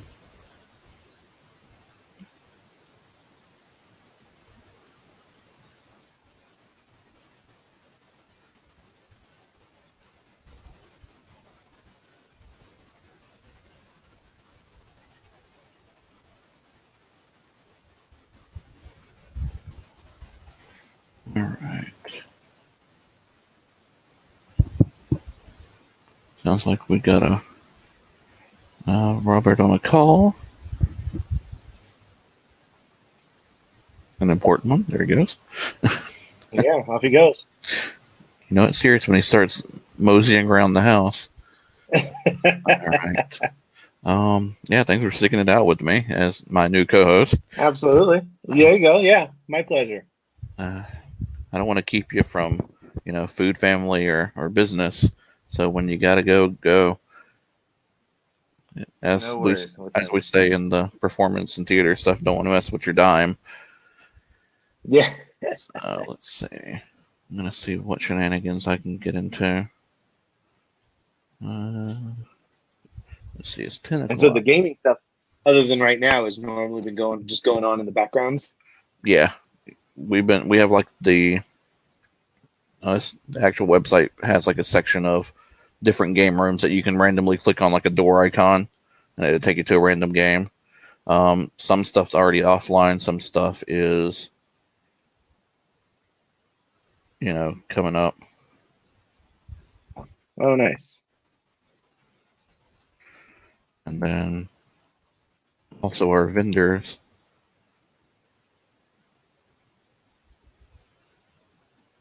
Let's see if I can pull this up digitally, show everyone. Let's go meta. We'll do box in a box bonanza here. Brave tab. There you go. Welcome to COVIDCon. If you haven't been welcome by now you're super welcome. So got the website here. Boom, got us live right there. We broke YouTube probably again with TOS violations, but it's okay. Here goes our guest of honor. There's some guy that looks pretty familiar over there on the left. He looks pretty familiar. Yeah. You got a twin brother rolling around here. Here's our costume guest of honor. Here goes our cartoon guest of honor, Mr. Greg Cravens. And then here goes our schedule for the day. We're doing pretty good. We've made it all the way down here to this guy right here. And we have 3 hours left before tomorrow. I think we can stick it out. But each one of these should do a little something else. So, like, live stream on Twitch. And there's us again. Our Facebook link. Our first half of our show. So, yep, a little bit of everything. We got our room parties as well. Hold on a second. Okay. Let's see. This is where our rooms are. You knock on a door. There's a couple different ones. So, looks like big suite room doors. We got the gaming room. Yeah. Very meta. Yeah. And it's like old, dungeon crawling kind of feel to it. Like, almost like the, what was that? Like Hexen and stuff like that. Some of our esteemed guest listings. Again, repeated the front. Vendors. This is where things get fun. If you want to see tons and tons of buttons and graphics, this will be where you go. So, everyone from Saturday Productions to miscellaneous, etc. Like, they've been promoting the hell out of their product, which is awesome this weekend. You got Anime Coast. Like, some of these people, this is what they do for a living. 40 weekends a year. That's an impressive vendor. So normally that's amazing to see some of the folks that do cons just like that. Mm-hmm. And some of these people, like, I always run into the same woman and her husband when we do the local stuff here in the Mid-South. And I'll run into her, like, out of the 16 shows a year that I do, I probably run into her 8 times, and she's just like, how you doing? So, we talk shop. Oh, wow. So, a little bit of everything. We got from, the art of Brian Silverback to, hey, we got that John Wilker guy over there. We got, G Toys, got a ton of great artists and dealers. And then we got, some little knowledge-based stuff on the bottom. And I wonder if this video will play. Because we do have our con suite. For those of you who may not know what a con suite is, in the southeastern United States, especially in the smaller conventions, once you get past about 1,000 people, they shut it down just because it costs too much to feed people. But some of these conventions, like Mid-South Con, Shadow Con, let's see, like Conuga, places like that will have actual, like, edible, like, sandwich food or sub sandwiches that you can make or pre-made for you. There's all sorts of fun stuff. So we included our own digital con suite. So enjoy.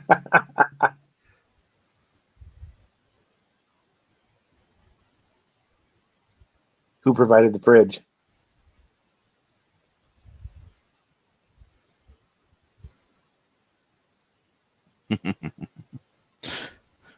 So, yep. That was... You didn't have the volume on. Oh, well. It's fine. They'll go online because they need a second snack. But I was just hosting just the website. but it was Dark Souls. It was Rob's. So At the end of it, I said, just go to your own fridge. So yeah, got a little bit of everything going on there. I'm gonna stop this screen. We're trying to figure out some technical difficulties on the side of our SNES guy, who is going to be doing some awesome 16-bit glory. Let's see. Still going. Sorry. All right, now I better hop off. There you go.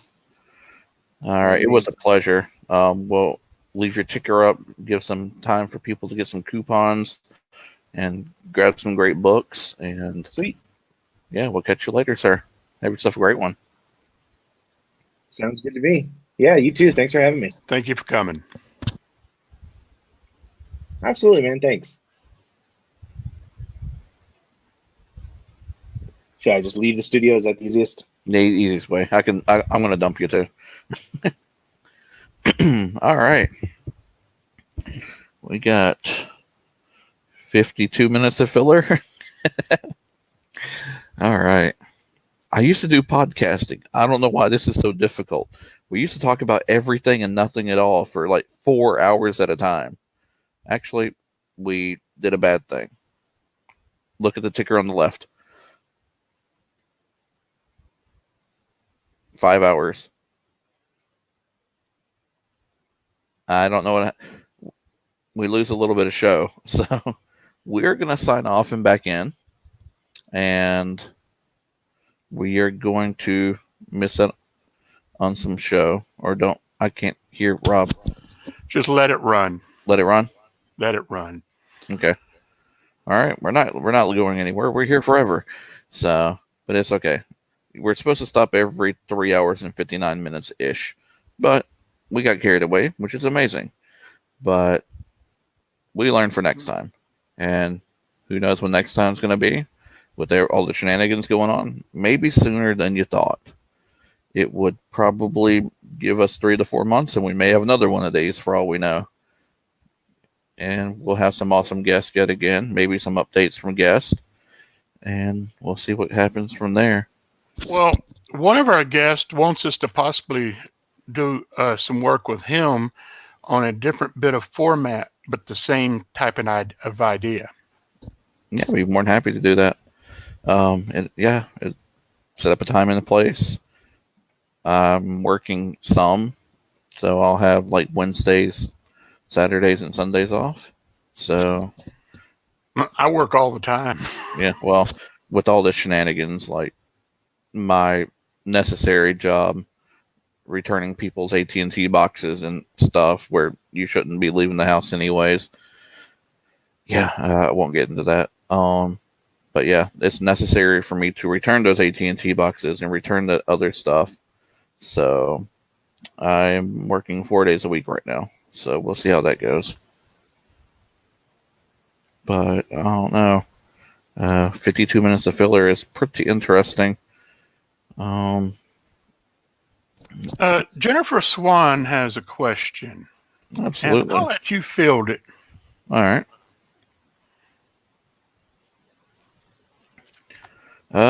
Group idea, and it was over buffet pizza. Kind of when the first inklings of, oh my God, shenanigans is happening. No one should ever go outside ever again. And we decided to go out for a bite to eat. It's like, well, we might as well go to a restaurant before there are no more restaurants. And so we hopped into a CC's and got a bite. And all of a sudden we're like, well, what the hell are we going to do whenever there is no more conventions? You know, I'm hopefully not forever, but in this state that we know right now, no more conventions. And we're like, well, you know, we could put online stuff together. And we're like, well, how's that going to work? Well, we can ask people to, you know, log before we found out about, you know, StreamYard and all that good stuff and Zoom and all those good things. We're like, well, you know, we could have people come on and, you know, report back, you know, what they're doing and tell them about themselves. I go, well, why don't we just have people record it? We'll find a way to actually get it on the air. And now we got this, and there's only been a little bit of shenanigans, so we're doing pretty good. Well, we had the idea. 48 hours, we had almost a full roster of guests. Yeah, I think we had like 20 people at that time. So yeah, we did pretty well. Yeah, I have a tendency of voluntolding people things. I noticed that, especially when you, yeah, I've voluntold a couple of people on my team too, unfortunately. So let's see. Jennifer also asked, did you guys know or expect lockdown to last this long? How much longer do you think this may last? Some states in the United States are into June. I think it's Vermont or one of the northern states is already June 1st. And this was like 3 or 4 weeks ago. So supposedly Tennessee, at least Middle Tennessee, Davidson County, the county I live in, is on this like 1 step forward, 2 steps back program. Like if we go 14 days without an increase, we can move up and then open up like barber shops and strip clubs or whatever it's going to be. And then, you know, if nothing spreads from that in an increase, we can move up a little bit more, and then like sit down restaurants at half capacity. Like there's this whole like humongous like PDF file that you can read. And then if that's better, you can move even further forward, which is this way in my hands. You can even move forward and start opening. Like we have like a little beach with a little water slide and stuff in Middle Tennessee. And we have like a wave pool and things like that. And we have the water parks at Opryland Hotel, which is strange because it's not a legitimate public water park, but I won't go there either. But those will open up, and then, you know, along with those, like the park system will open back up, and you'll be able to have gatherings larger than 50 after that point. But anytime there's an uptick, you have to go back. Not all the way back in some cases once you get far enough.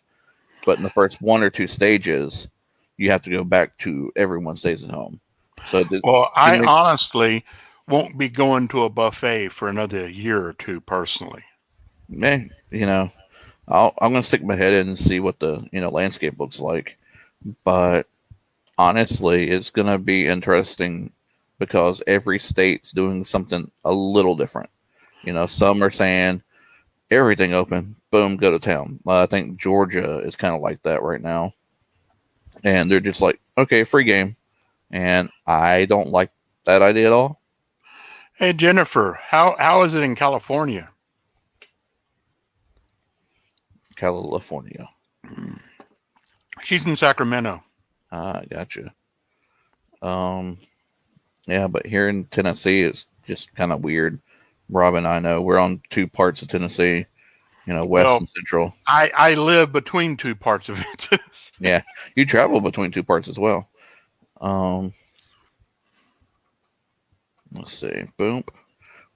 What other experiences do you have from Comic-Con? Give it back. Give it back. Mine. Okay. Okay. Mine. What other experiences do you have with Comic-Cons? Have you hosted any cons before? Wow, we're about to get into the drama scene with me.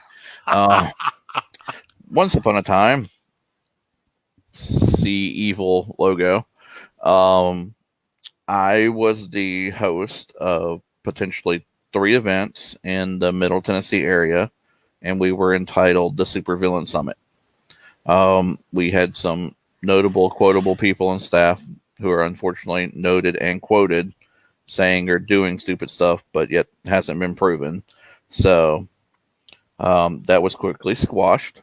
But I have helped with other conventions. I volunteer with HalloCon, which is hallocon.com. They are a horror and, you know, convention. A little bit of fantasy built in there as well. They're really cool people. Joe McKeel and all their team is pretty solid. That's out in the northern Georgia area, a little past Chattanooga, Tennessee. I've worked as a guest handler for like Geek Media Expo and Middle Tennessee Anime Convention. I volunteered there as well, hauling chairs and people and things. I've been lucky enough to be on a team with one of the guests for like ShadowCon and Mid South Con. I have helped volunteer with Ernest Day at Montgomeryville State Park. Help move some stuff around there for a couple of people. But I do a little bit of everything with cons. This is the first one that's got lifted off the ground, and actually things are happening and people are on screens other than me. But yeah, Rob's definitely done some con stuff. Is it my turn now? Uh-huh. Okay. I have ran 2 pirate fair / conventions. I began and ran for 10 years the Mid-South Buccaneers, which was a pirate, not really reenactment, but more of a pirate fun. Hello from the living room. That's a very special person right there saying hello to me. Oh, I thought it was to me. That's the person that keeps me in line. She's the one who created the honeydew list. Yeah. I have been part of the staff on Mid-South Con. I am currently on the Masquerade staff for Mid-South Con. I am the pre-event coordinator for ShadowCon. That means I control all of the fan tables and such as that. I've had some interactions with some cons in Arizona before I came out here, and I've done a little bit of con stuff with Blake and a couple other people in the Middle Tennessee area. So, yeah, I've played with it a little bit. Just a dabble. Let's see. Looks like we have an inkling of Twitch action going on with Galabond right now. Okay. I don't hear any audio, though.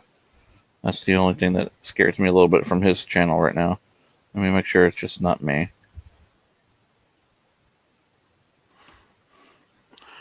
We could always ask Jen if she wanted to come back in and talk for a bit. She's still out there. Out in the internet ether somewhere. Yeah. Hey, Nico Mew, would you like to come in and chat for some?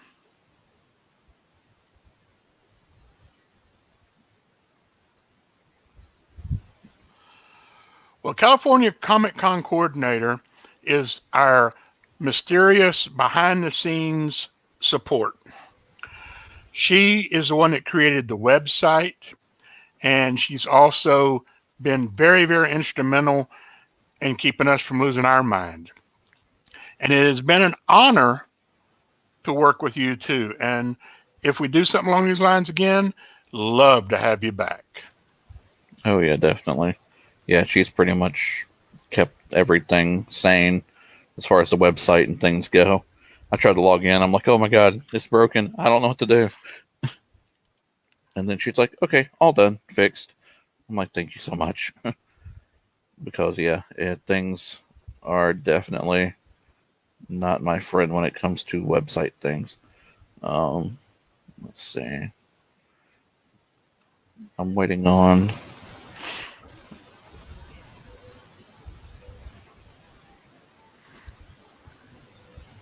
Well, we may be...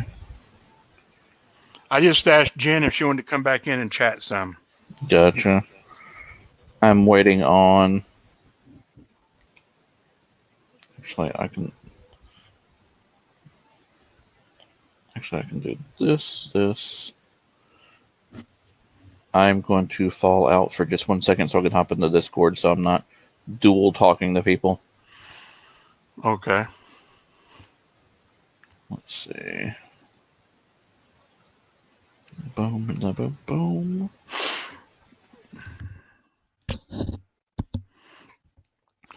Wow. Now you talk. I'm big and ugly on here. I scare myself. Somebody help. Somebody help.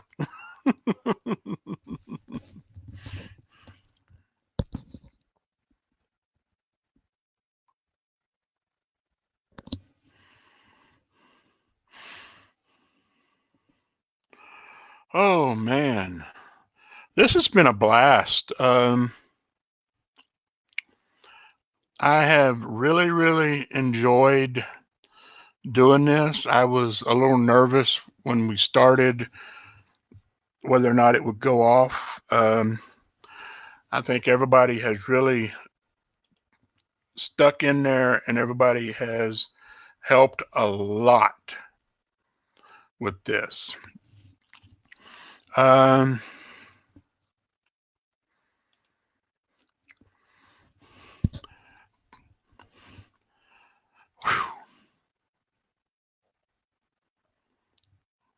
I feel like I'm sitting here talking to myself.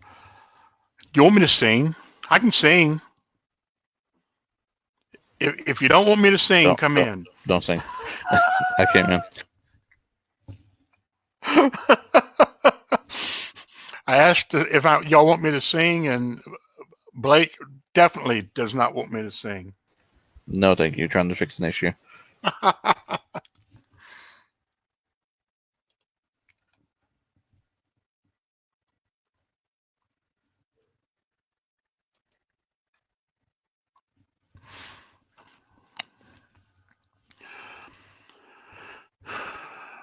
Well, this has been fun. There's been a few hiccups, but I mean, this is the first time that may not be the first time this has ever been done, but it's the first time that I have seen it. It's been done under this format, with almost as if you're walking into a actual physical convention. We've tried our best to let you have doors and tables and everything as if you had actually went in. We even gave you a con suite. And make sure you check out the con suite before you leave, though. You got to check it out. It'll fulfill you.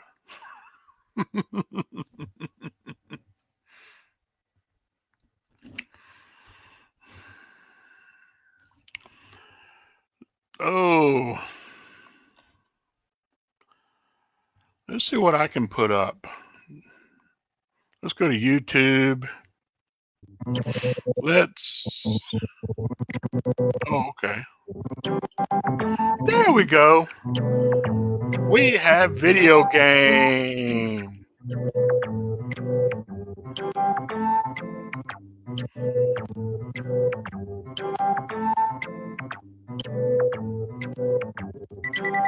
We have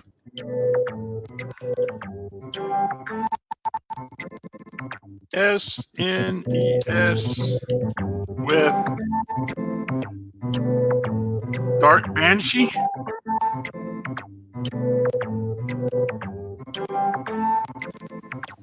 I do believe that's right. The Dark Banshee. The Dark Banshee?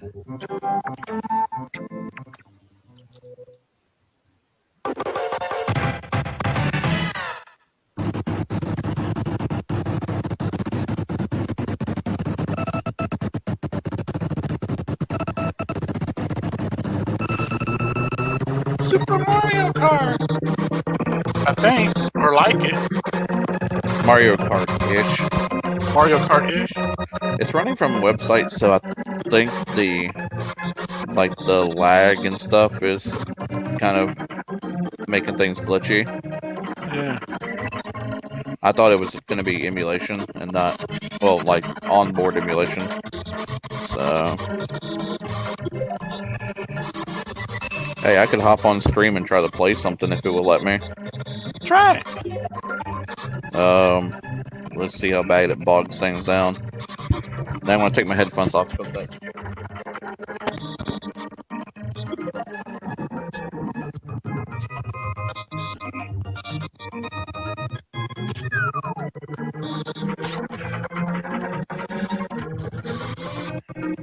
He's got to get into his player mode.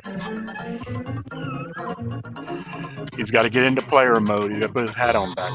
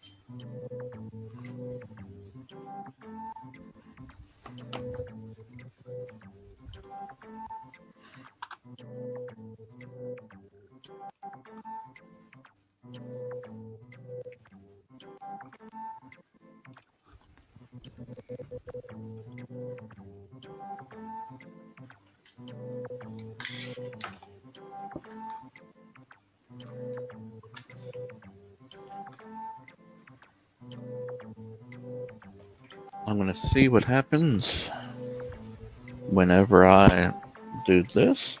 Sorry, Gal. I'm going to stop the screen for just a moment. Now I'm going to see what happens if I do.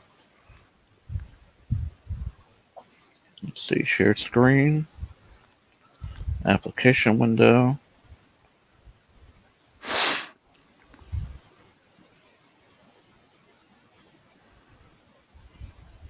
I don't know how I'm going to do this without a. See if I can do this without a second monitor. Let's see. Boom. Well, everyone gets to see my entire screen. So, this should be fun. Let's play some wrestling, if it will let me.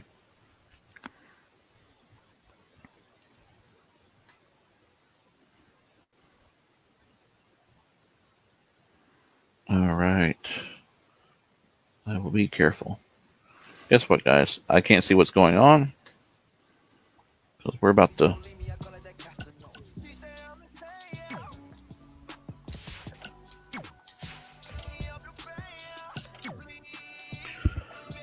First time opening this up. And I'm probably getting TOS right now. Thanks, WWE.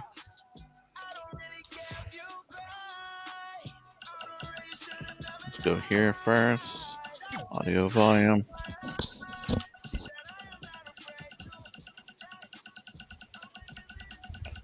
Take this down.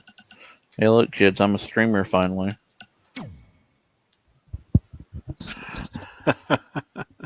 Alright.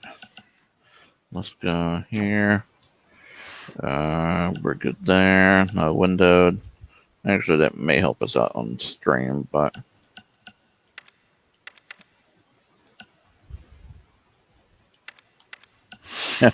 Hey, we're going to play it like real WWE right now.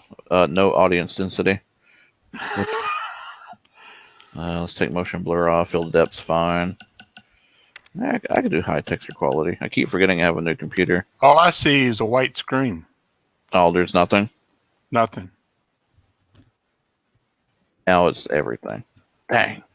I was hoping that was going to work. Can you at least hear it? Hey, let's get this guy on. First, you got to get me on. Hello? Hello? Hey. You out working? If you want to call it work. Yeah, I tried to play WWE 2K20. You call this work? Everybody now on the stream can see that downtown Nashville is dead. That he sits on his butt all night. Well, for the next hour and a half, and then that's about it tonight, because, I mean... Oh, they only have you working partial shifts? Right now they do, and then till Monday. But I got a question. For some reason, when you click on the Twitch link that she puts, it's showing Galabond, and I'm like, DM Galabond's not hosting the gaming, is he? Right there with all the games. What? He is the man. I'm sorry. He is awesome. It shows I guess they borrowed Galabond's stream or something. I guess. Yeah. I don't know. It just says Galabond just chatting. I'm like, I tried talking to him and I didn't see anything. I was like, I don't know. Yeah, I'm not for sure. Yeah, it's interesting. What happened to our 10? Who was supposed to be at 10? That was Santiago. Santiago Cirillo. And we called him and texted him and everything, but hey, he probably dozed off. It happens. He's busy. Yeah. He's probably trying to get back on his feet with everything opening back up. And he actually works for UPS as a package store. Mm-hmm, that'll do it.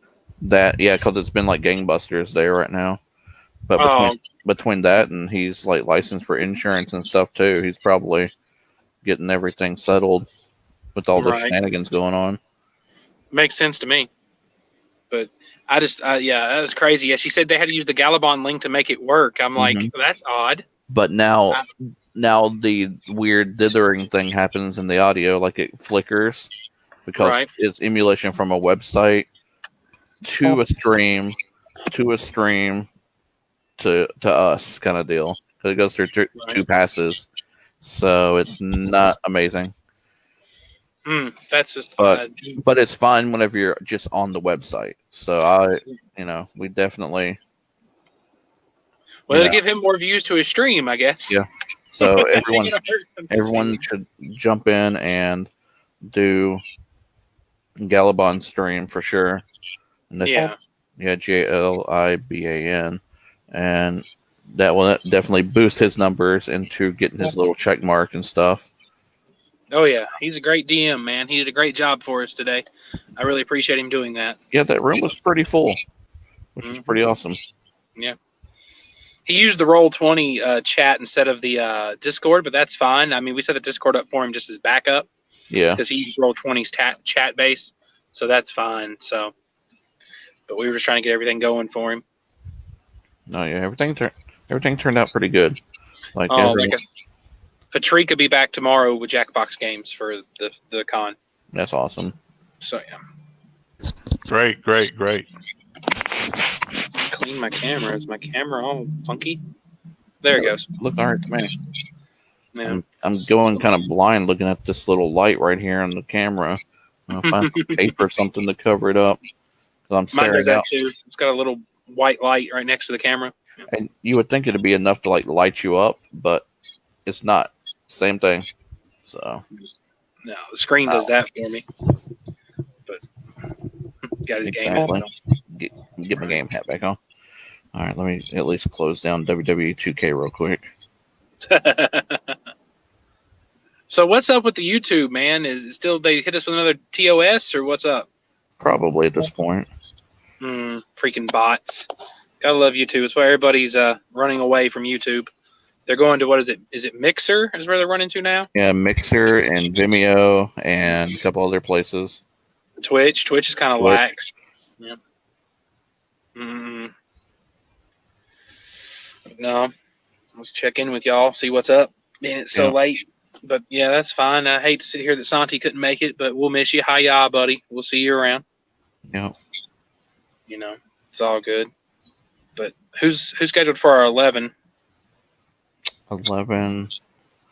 Let me check real quick. Right. I don't have the schedule on me. That's why I was saying it's on one. Yeah. I think that's Aubrey. Aubrey Stevens? Okay. And then 12 is Tom Proctor Band. Woohoo! No, 12 is actually going to be Tom Mason. Tom Mason? Oh. When's Tom? Because... No. I barely had anything to do with we had Tom Proctor already. Right. I thought his band was performing at 12. I thought No. Something got mixed up in the translation. It's all good. So I just let it roll since he was live and Tom Mason is not live. Right. Got you. If we're playing the Devil's Advocate, have we heard from Aubrey? Yes, I've got his stuff right here. Okay. Good.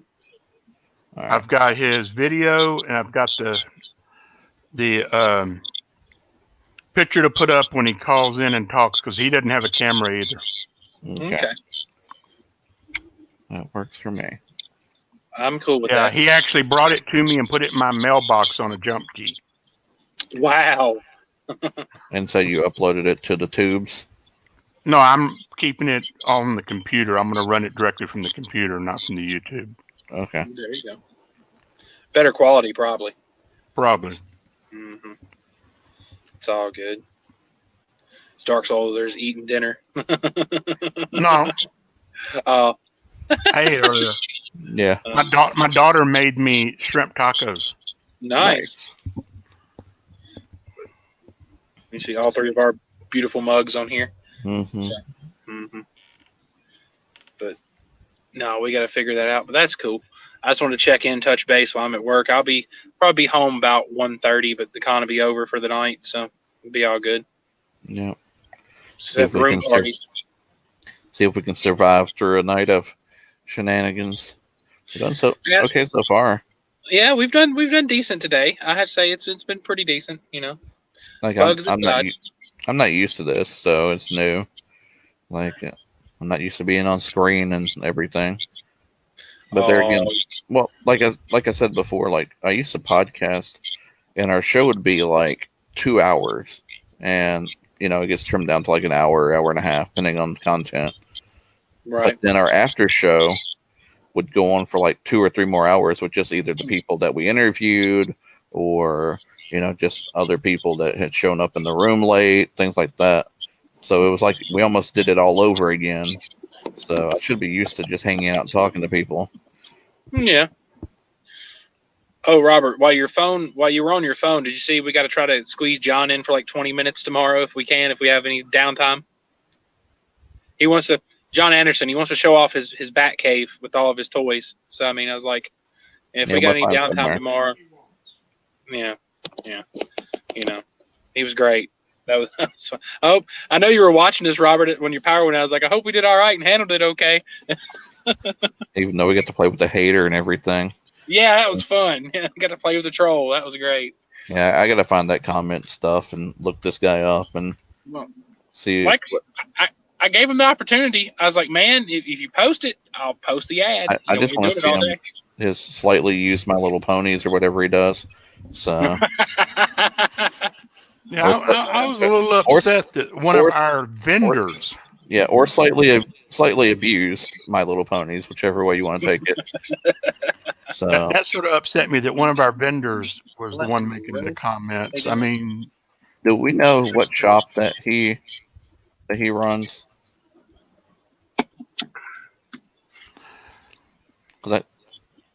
When did you first play Mario Kart? Oh, all the way back in 1994. I know. When it came out, was it 94 or 93? 91? I don't know. It's pretty early.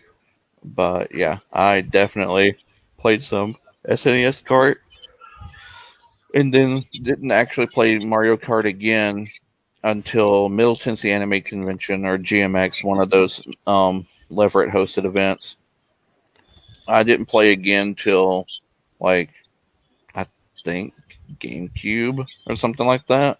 August the 27th in 1992. 92. See, I got a partner with me. 1992 is when it came out. Also, my favorite SNES game was one called Strider. Strider was fun. Mine, because you should just run and keep swinging that sword. Super Mario RPG is the bane of my existence, but also my favorite game on the SNES. Was Super Mario RPG. I loved it with a passion. And that's back when you could rent cartridges from the place that us old folks know as Blockbuster.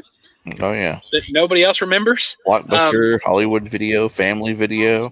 Yep. Oh, yeah, all those. But yeah, every grocery store. Yeah. My grocery store had its own little corner that was nothing but the video store. Hell, that's how I remember, even renting... the Crow Stairway to Heaven VHS had the first 2 episodes on it, stuff there like you that. Go. So, but no, I remember what happened with me was, I think it might have been a bad cartridge, and I played through the whole game. I got to the final boss, and then I died, and it started me all over again because it didn't save. No, bad battery or something. Yeah, I was pissed. It's like I have to play this all over again. Screw it, I won't do it. I didn't. Yeah, if we're going way back, the first video game I actually really, really liked was Gunslinger on the Atari 2600. Do you want to see some dumb A people in downtown Nashville right now? They're out here rollerblading. Can you see them? Yep. We're taking pictures, doing stupid stuff. Here you go, COVIDCon2020. They win the Darwin Award. Hey, as I say on Facebook, they're Darwining. So yes, they are, and they're just rollerblading around the middle of Broadway. They don't care. Right on the sidewalk. No one's gonna get hit. I don't know. I was down there doing some filming right before the shutdown happened. Right. And even pre-shutdown, it was pretty barren. But the cops are just all right, just be safe. Mm-hmm. So as long as you don't, Darwin out or, win an award for, most excruciating injury, we should be okay. Let's see. Jennifer asks, Oh, she was playing Shadowgate last night. Man, I haven't played Shadowgate in forever. Oh my gosh, yeah. I'm gonna watch these DAs for a minute, just because some of my favorite retro games. Once I figured out how to play them, California games on the NES was fun. I figured out how to surf finally. Same mode would be Skate or Die. Let's see. Oh my. Yeah. Is he really saying what do you think he's saying? Yeah. He said, "This is America. America." Broadway might be closed tonight, but it won't be for long. This is America. America. Let me crack the window. Do you hear him singing the Star Spangled Banner? This is great. This is exclusive. This is exclusive. Yeah, this Exclusive, is TMZ exclusive, guys. Broadway Uncensored. Broadway Uncensored. We beat them to it. There we go. Look, they made it full. Look, they made it full screen.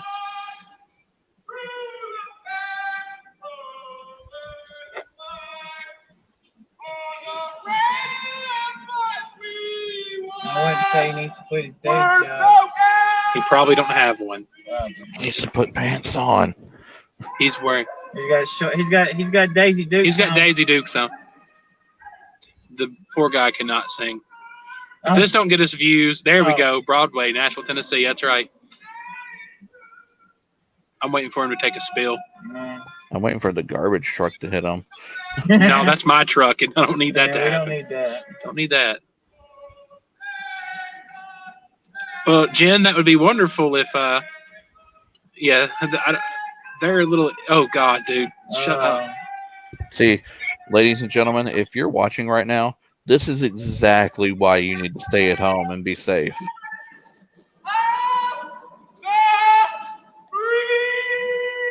And also, say no to drugs, kids.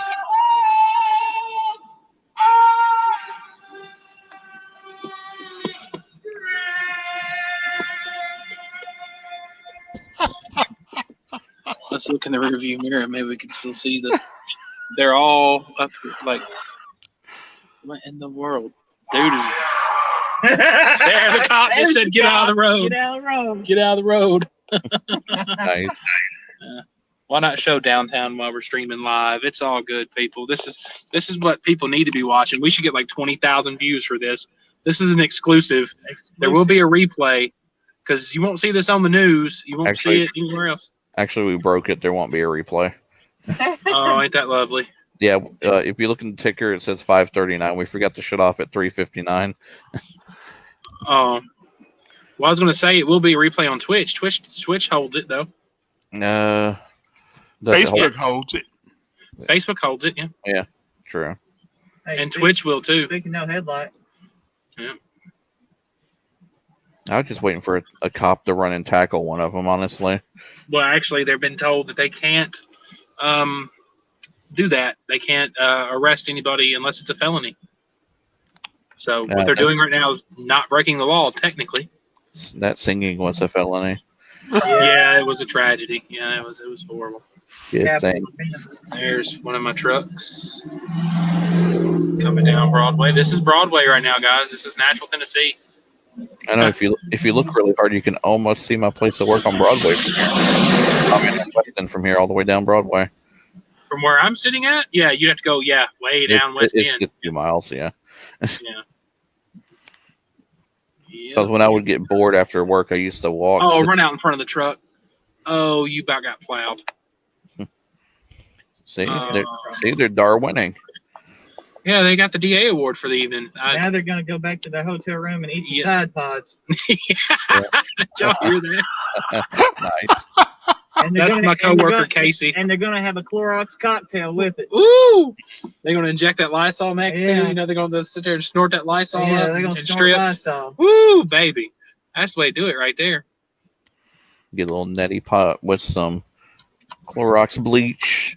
And some liquid Lysol shots. A little bit of Pine Sol to top it off with. Ooh. Do one of those layered shots with Pine Sol, Fabuloso, and whatever else is in there. Yeah, that's all the DAs on Broadway. If you want to shrink me back down, guys, I ain't got no control over that. Thank you. Well, I am going to go run and grab a couple of quesadillas real quick. And Taco Bell? Huh? Said you're going to grab some quesadillas. You going to Taco Bell? No, I'm going to the microwave. Oh, he's going to the con suite. Con suite. Con suite, baby. I'm going to the con suite. There you go. And I shall be right back. We've got about 15 minutes, and we should be putting on Aubrey's stuff. Nice. I'll be back. So in 15 we've been minutes. doing what we can to fill this little slot of time. Yeah. And hopefully everybody's been having a good time so far. If you hadn't, well, sucks to be you. Yeah, well, have fun anyway. Like I said, we got an exclusive going on, man. That's something it just happened to happen. They're the only ones that recorded it. So guess what? I had it before they recorded it. So it's great. You had it. Hey, you had it before TMZ, which is saying something. Yeah, exactly. So if that don't get us views, I don't know what will. Seriously, spread this, show it. Just that go back and watch it on Twitch. It's right there. Go back and watch the guy on Broadway singing the Star Spangled Banner horribly on rollerblades in the middle of a pandemic. Lovely. In Daisy Dukes. In Daisy Dukes, yeah. All we need now is an ice cream truck in the middle of Broadway just parked. Oh, dude, I'd be hitting that up like white on rice. What are you talking about? Just playing the music as loud as it'll go at midnight. I can see that being a thing. Let's see. Don't tempt me. I can't wait for ice cream trucks to be a thing again. They don't come up in my neighborhood, man. I'm all the way up in the boonies. Yeah, strangely enough, they come through my neighborhood in the ghetto, so. Of course. That's how that works. Yeah. I don't know if I'm allowed to light up a cigarette on stream. That would be a thing. As long as it's not wacky tobacco, I think it's okay for Tennessee. It's a real cigarette. I'm 32. I can smoke. I'm legal age. One of them jazz cigarettes. One of them left-handed cigarettes, them self-rolled up left hands. No, it's real smoke. I don't think tobacco use is a thing on Twitch. I think they watch movies and stuff all the time. It's not TikTok. Which one is it? I think it's Live Me is real bad about that. Oh, Lord. If you light up a cigarette, you have to do this. And then come back in frame. Then come back in frame. Yeah, once you're done blowing the smoke, yep. Mm-hmm. They get anal about it. I'm like, what in the world? If you're an adult, Yeah, that's God, we all grew up in the 80s where everybody smoked. In every movie. Yeah, like even the children were smoking in those movies. Like in Newsies, they were all sitting there smoking. Mm-hmm. And they were all like 9, 10, 11, 12. Right, yeah. Oh, yeah. Heck. We grew up in an age with candy cigarettes that you'd act like you do it right, you puff them, and they would actually blow smoke. Yep. Oh, yeah. The old, one that looked like a red circle with a white line around it or whatever. Yeah. Yep. Do you remember those? Oh, candy cigarettes? Oh, they still got them. Really? They still have. Yeah, they still have them. Like you can get them vintage, they're like remakes. Yeah. Like there's what's the candy store's name? It's like Generations Candy or something. Right. There's a candy shop on Broadway. They're not open, but there is one. I can't think of what it was, or Decade Candy. Oh, Old Time Candy is what it's called. And yeah, Old Time Candy will do them by decades or by candy flavor. Like it's like the world is your oyster as far as that goes. But it's pretty neat. Like you can order baskets. Like say your grandma was born in the 30s or whatever. Right. You could buy a 1930s candy basket and get it shipped to your door. Kind of deal. Look that up. Oh yeah, it's pretty cool. Interesting. Something to carry on time. So we've got 8 minutes till we get Aubrey Stevens stuff on here. Oh, we gotta wait for it to be uploaded because I thought it would have went to the YouTube. I could have hit play, but it's in Dark Soul's hands now. He'll be back once he gets his quesadillas from the con suite. This dang old quesadillas.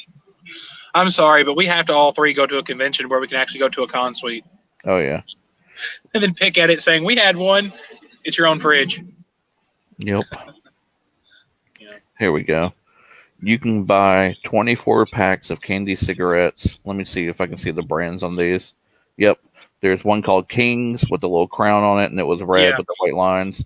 Stallion Candy, which was like Marlboro. Yeah. Victory, which I don't Victory know. actually was a cigarette brand back in the day. Yeah. That was a real cigarette brand. And then Lucky Lights. Lucky, your knockoff of Lucky Strikes, which were a Yep. cigarette brand back in the Yep. 50s, 40s, and 50s, right? And then So there's some of those are Target knockoffs of real Victory. ones. I can't read the other corner, but yeah, it's pretty dope. Like we could all promote smoking. There's I'm sorry. I needed my nicotine break. Roundup, and yeah, that was the last one. Is Roundup, and it has a cowboy, which again, knockoff of Marlboro. Yep. But yeah, so if you want to stop smoking, there, Michael, you can go ahead and get you a big old box of candy cigarettes. and Right. At least have something to hold. Right. So, It's okay. I'll stick with my nicotine addiction for now. nah, it's better than heroin or something. So let's watch me get Better than drugs. Yeah, It's hugs, not drugs. exactly. Or if you're I wonder Bailey, how many viewers we got. Can you see that? How many Or- viewers we got right now? the StreamYard numbers aren't exactly right. Let's see. I think it's based off Facebook is where StreamYard numbers are coming from. I don't know. Like I can see all the different breakdowns, so I don't know. Really? It's saying 2, 4, 6, 8, 10, 12, 14, 15. 15 in myself in Twitch. Nice. And let's see. The numbers from Roberts has 1 viewer. The COVIDCon Facebook has 3. And YouTube and King's Revenge have 0. I'm assuming they've already kicked this again from the Facebook. I mean, not the Facebook to YouTube. Yeah, that's weird. Makes no sense. It's an algorithm thing. Like, Yeah. like you could fart like a Beyonce song, and then they're like, "Oh, you got to get kicked out." So it's a thing. So I'm not too worried about it. No, YouTube can bite one right now. I have so many people like on my Twitch that I watch randomly, and like one guy has been doing it for like 8 years or something, and it hadn't been a problem until about 9 months ago. And all of a sudden, like if you throw up on stream, boom, demonetized immediately. So you can't eat. Wow. Yeah, you can't eat weird stuff and vomit on stream. Like, Wow. actually, I'll give him a nod. He So- may or may not be watching. Matt So Zion. no one chip challenge no more. No one chip challenge on Twitch no more. Pretty much on YouTube, yeah. Yeah. But you can't vomit on Twitch either. So Right. that's a rule too. Can't Like- show no nudity on Twitch. Nip Yeah. slip only gets you 3-day suspension. Nip slip only. I love you, Casey. Nip slip only gets you a 3-day suspension on Twitch. All right, here we go. No, leave it alone, Blake. But yeah, he runs a pretty famous channel called Reckless Eating, and that's all he did Reckless was eating. There you go. eat random stuff and Oh God. sometimes vomit. And now you can't vomit on stream. You can't like say like the word. Well, I'm technically not on YouTube anymore. I guess it timed us out or something. You can't say gun or bullet or anything like that. Like, Really? Yeah, it gets weird with the algorithm. Just say mass accelerator. It's the same thing. Mass Mhm. accelerator. Yep. You can't say certain words. You can't, like, they're starting to even tag it for, like, coronavirus and COVID-19. That's what Heather was telling me. She goes, well, the name of your con is what's throwing you off. I'm like, if that's really what YouTube is mad about, you know, come on. Bigger problems. And it's okay after Right. this. After this, right now, we're no So longer they're going back to check. Yeah. like we're no Exactly. longer. We don't necessarily have to be COVID. Like we're technically COVID con, but we are community video con. Yep. Community So- video con. Yep. hmm Because did you notice some of these things were pre-recorded? Thus, community video guys. Thinking up here first. So The name is a play on words. yep. Ha ha ha ha. Yep. So, I mean, maybe there'll be a next year, depending on how good the feedback we get on this year, you know? And even if we have just a couple of 100 views on the videos, Yeah. so be it. There he is. He's back. There goes Did you Dingo. get your quesadillas? Mm-hmm. And I can't hear a single word he's saying. No. He has no audio.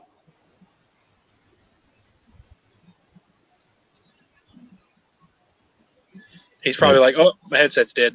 Well, we've been on the air since 1, so Yeah. there you go. Can you hear me now? Yes. Good. Hold on. Can you hear me now? Good. Can you hear me now? Well, we already have one it's guest fun. that wants us to get with us about doing this in a music format. Mm-hmm. And I mean, Mike was there. He actually wants to get this in a music format and get a way to make it financially viable. That would be fun. It's like hosting an online concert, pretty much. A lot of So places I'm gonna already get me a sandwich in a minute, man. I'm driving to McDonald's. I'll go get me a sandwich. All right. get you a McChicken. That actually does sound pretty good. I That went and to the McDouble. con suite. I went to the con suite. Actually, ask for a land, sea, and air. It costs like $6, but it's really good. Hmm. Have you ever had a land, sea, and air? No, isn't that a McChicken, McDouble, and a McFish all wrapped into one? Like, Yep. you know. Yep, it's hilarious. Yeah. Like you're pretty much gonna die after you eat it, but it's worth the experiment. Right. Well, they don't serve those after a certain time. Oh yeah, I forgot it's like 11 o'clock now, Central Standard. Yeah, that's 11 o'clock. So, I mean, I'm off site. So, see, I'm not at the con, technically. I'm off site, so I can't go to the con suite. True. But I could pick up some McDoubles and some McChickens. You can drive to the mobile con suite. There you go. We have con suites everywhere. Right. We've teamed up with McDonald's and Burger King and Jack in the Box. Taco Bell. Really wish we did. That would be great. We need sponsors. People, spread this. Get us sponsors. We need a beer sponsor. We need a drink sponsor. Yoo-hoo, Nestle sponsor us. Just some sponsors, and we would be wonderful. Like Mars Company, something. Like Yeah. I got like dog food. Like I need a dog food sponsor. I got like 100 dogs at home. You know. Right. Whatever So- it takes. So. Yep, whatever it takes. Well, Yes, guys, I'm about to roll off here since you're about to do your Aubrey Stevens panel. I will catch you when I get home, if it's not before or after the con's Okay. over for tonight. And I will see you tomorrow for sure at the start of the con day. Awesome. Peace out, guys. Take it easy. And then there were 2.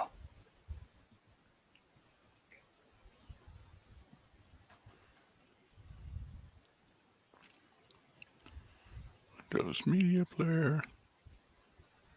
Allow. And just hope that it plays. Remember I ran into that problem with the media player before.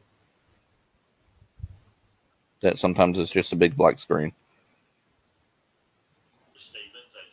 So I can stall while you put it on YouTube. Well, what I'm going to do is put it on VLC. It probably won't play. It will. Okay.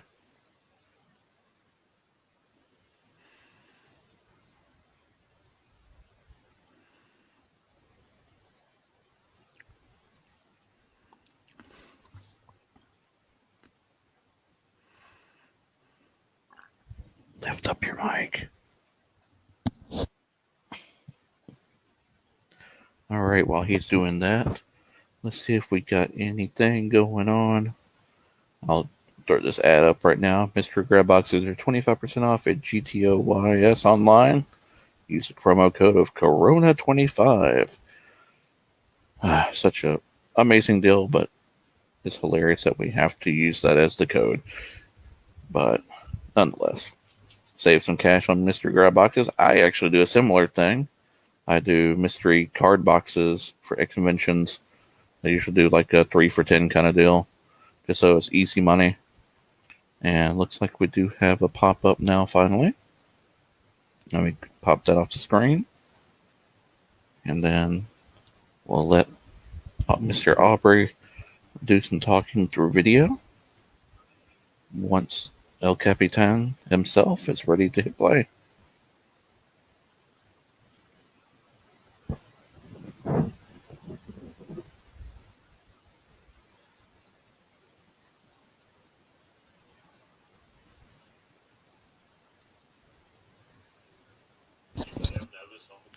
Can you hear it? Yeah, just barely.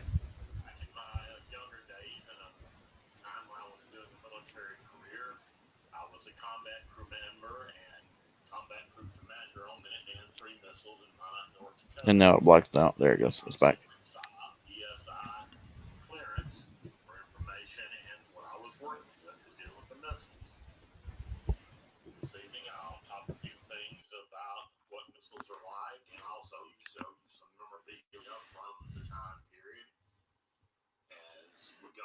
show this to you, and then we're going to discuss why we're doing this briefing.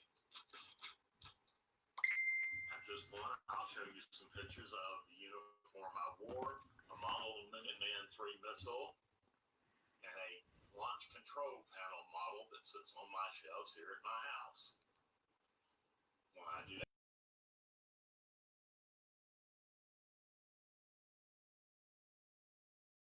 Whoops, we lost El Capitan. All right, let's go into some stuff. Let's see. Albert Stevens' panel, if it comes back up and starts running, he was a gentleman who worked for NORAD. If you're not sure what NORAD is, think big missiles going places, doing things. The world as we know it has been in danger many a time, and he will be telling us what's going on with that as soon as we can get the video up and we get Rob back into the studio. I'm trying to think if there's anything else fun that we can talk about together. I want to go ahead and share the screen again and get some action going on in the Brave tab. We're going to go over to the artists and dealers, and we're going to go tick through that. So if you guys are not familiar with artists and dealers at a convention, one, how did you end up here?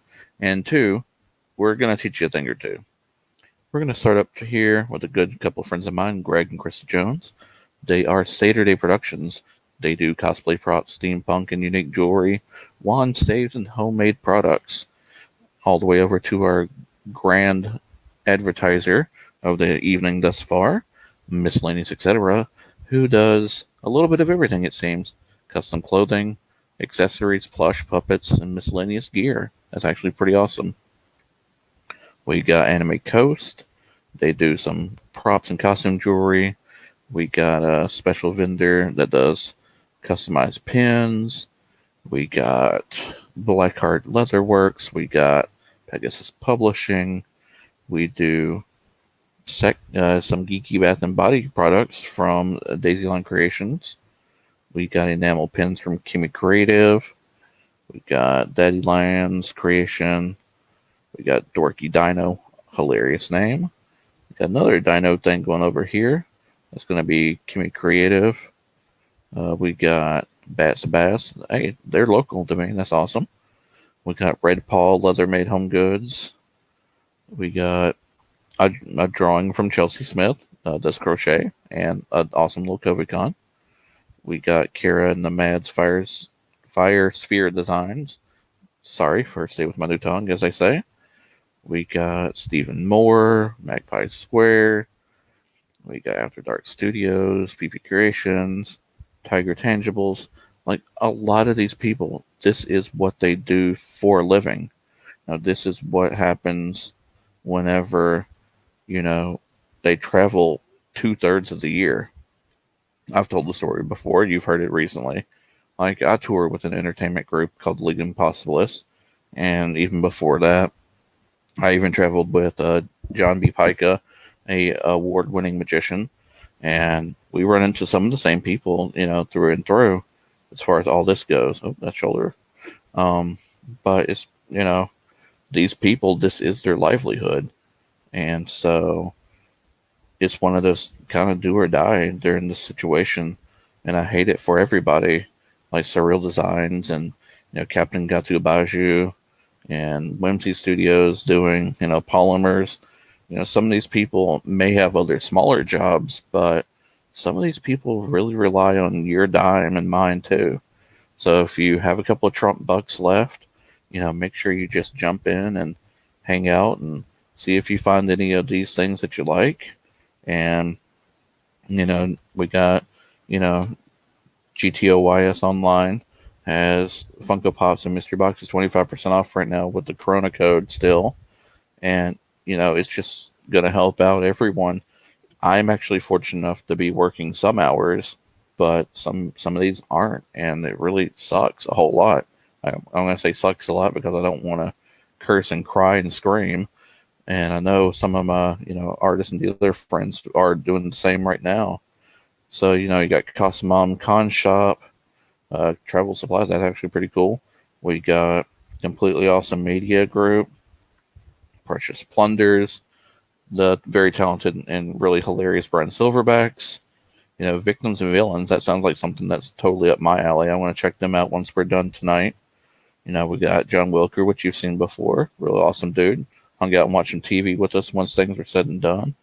We got, you know, upcycled badges, plushies, and finger puppets from Wagons Eat West. You know, here goes our GTO Toys, one of our hard-hitting advertisers right now.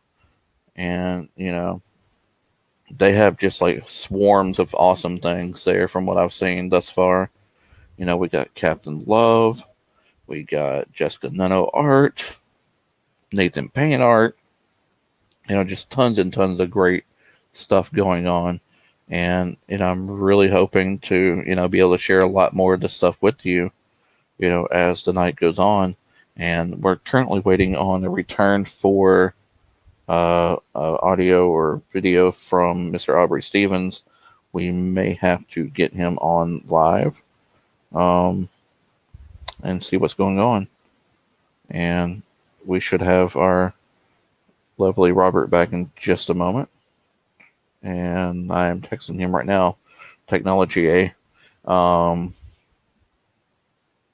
Let's see.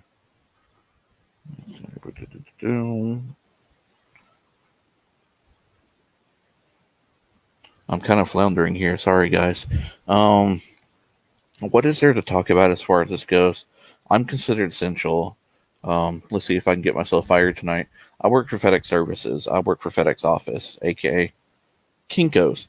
I understand that half the building is essential, but I'm very happy to have a job still, and insurance and everything that goes like that to help myself and my family. So, you know, some of you out there may be without, but don't fear.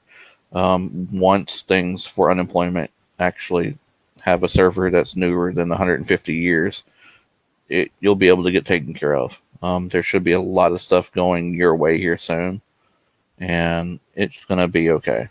You know, things are, you know, rough right now and terrible for a lot of people, but things should get better. As I told a friend of mine who's going through a rough patch right now, we'll get to okay-ish. I can't ever say okay, but I can say okay-ish. I'm going to ramble on a little bit more, and we're going to see what other pages we got on here real quick. You know, there's all sorts of interesting stuff. Let's go to staff bios. Let's do a little reading. You've seen this handsome devil before. This is Dark Soul. This is the actual Dark Soul story. So if you're ever curious about him in the Tennessee, Georgia, Alabama area, please be sure to give him a shout and let him know that you love the work.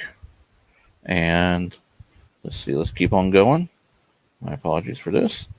This is me in my homeless hobo look, or more homeless hobo. And then we got Michael. Look at them blue eyes. Look at that modeling shot. The co-founder of Southern Fried Geek. May it rest in peace. It was amazing as it was. And then we got California Comic Con coordinator, who jumped in, I wouldn't say exactly 11th hour, but a little later on in the process, and has totally knocked it out of the park. Like, she's our webmistress, and she's a mother, and she's homeschooling right now, and, you know, taking care of work on the side too, and just totally amazing person through and through. And we are definitely lucky to have such a great team together. I can't say I did a whole lot, but I'm now covering my ass and everyone else's right now.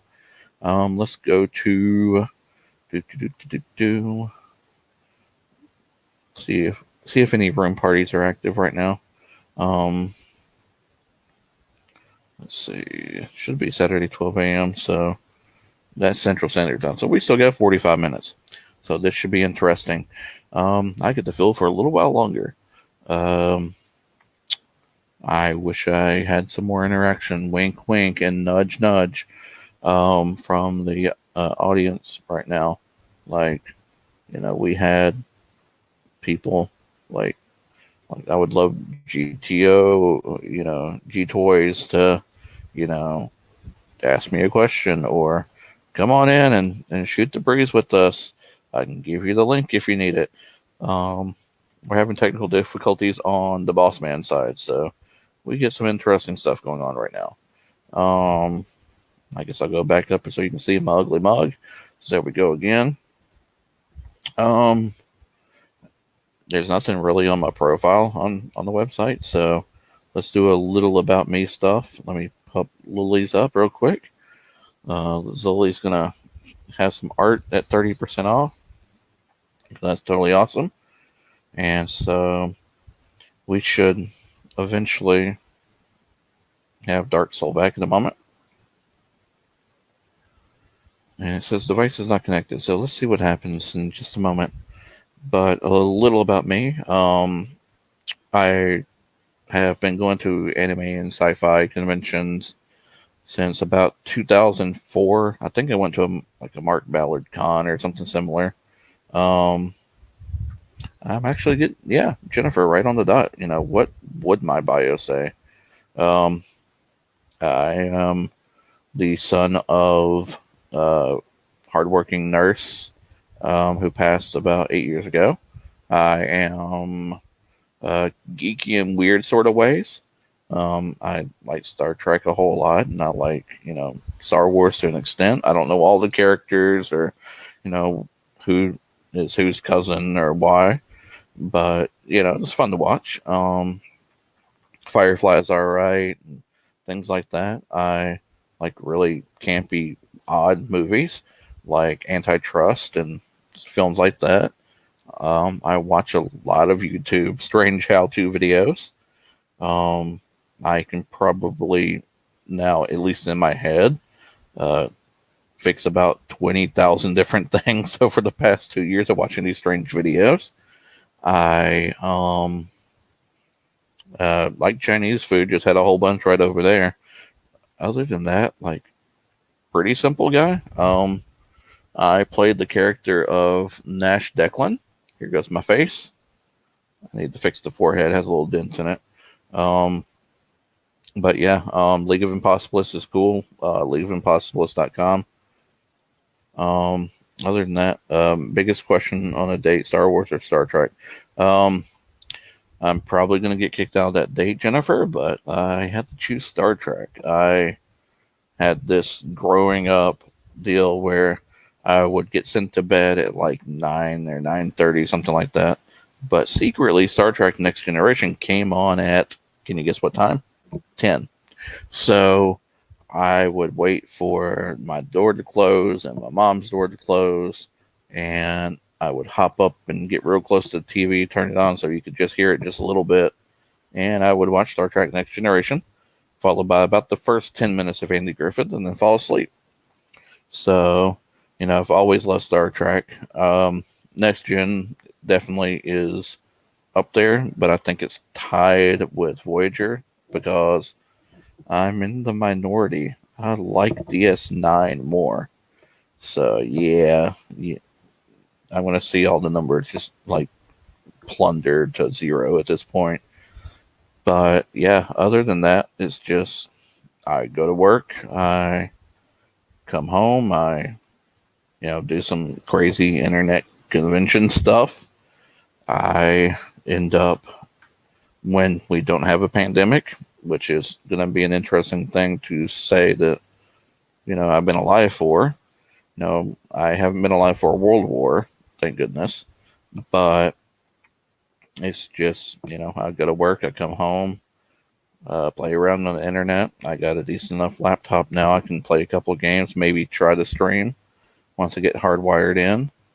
And Jennifer likes Voyager, and I can see that.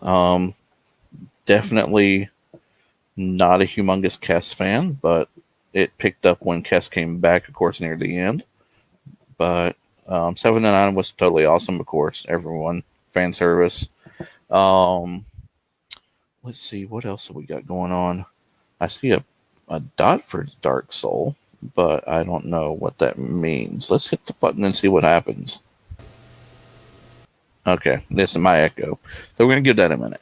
So, I did like the journey of Voyager, and I like the politics of Deep Space Nine more, honestly.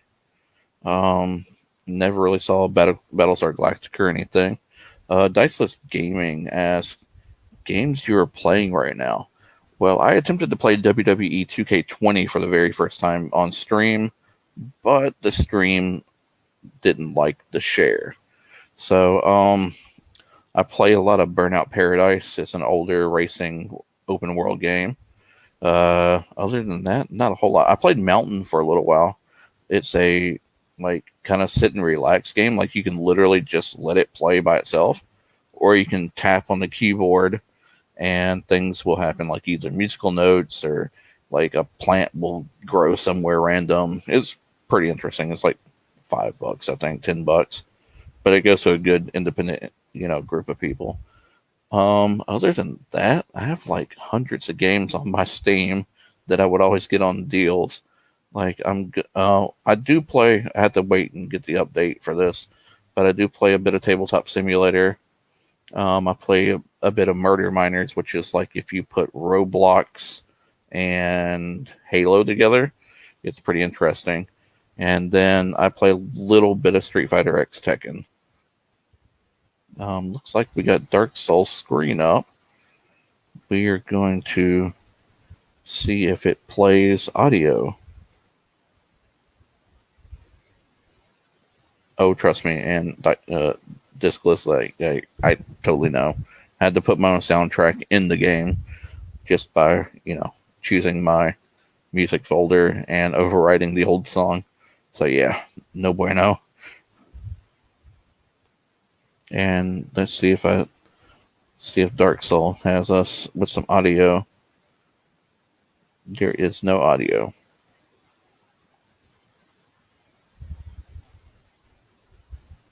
Yeah, we're still stuck at 1, unfortunately. I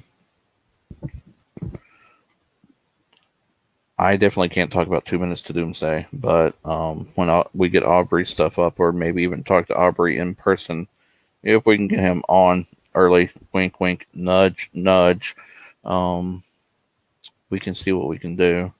Because we had audio problem. Wait, it wasn't you guys. I'm so sorry. I also do this stream thing, testing being online with HalloCon.com's Stupid O'Clock. They do usually about twice a week for an hour or two. Good evening, everyone. My name is Aubrey Stevens, as you may have noticed on the cards introducing this warning/briefing. Back in my younger days, in a time when I was doing a military career, I was a combat crew member and combat crew commander on Minuteman III missiles in Minot, North Dakota. I had a top secret SIOP, ESI clearance for information and what I was working with to deal with the missiles. This evening I'll talk a few things about what missiles are like, and also show you some memorabilia from the time period. As we go on, I'll show this to you, and then we're going to discuss why we're doing this briefing.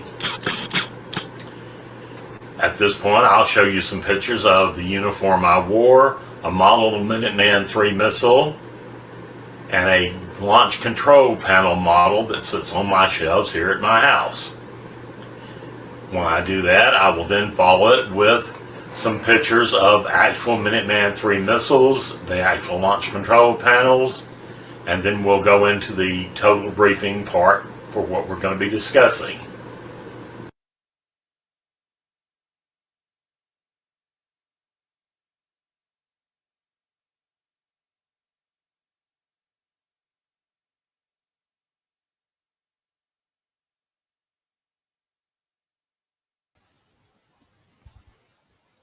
It looks like I'm back again. Chrome does not like video for some reason today. We run into quite a few problems. I see things kind of working.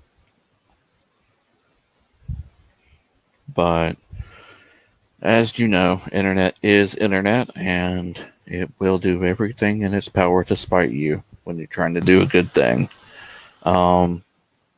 Or unless there wasn't audio in this part. I don't know what's going on. Okay. Hey, I didn't know. Thought there would be like soundtrack or something. I don't think there is. I think it's just him showing pictures because he had to be both cameraman and presenter. I gotcha. So when he starts talking, we'll talk back. That's some pretty cool instrumentation right there. Looks like something that when you get handed the football, you kind of do your thing there.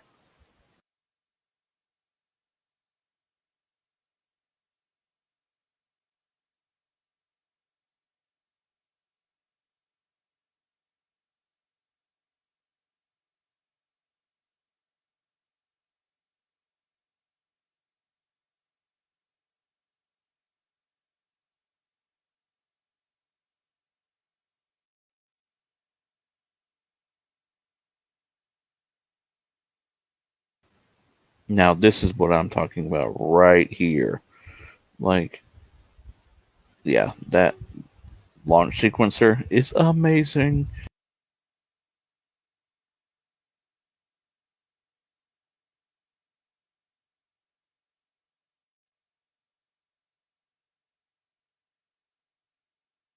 And tension was getting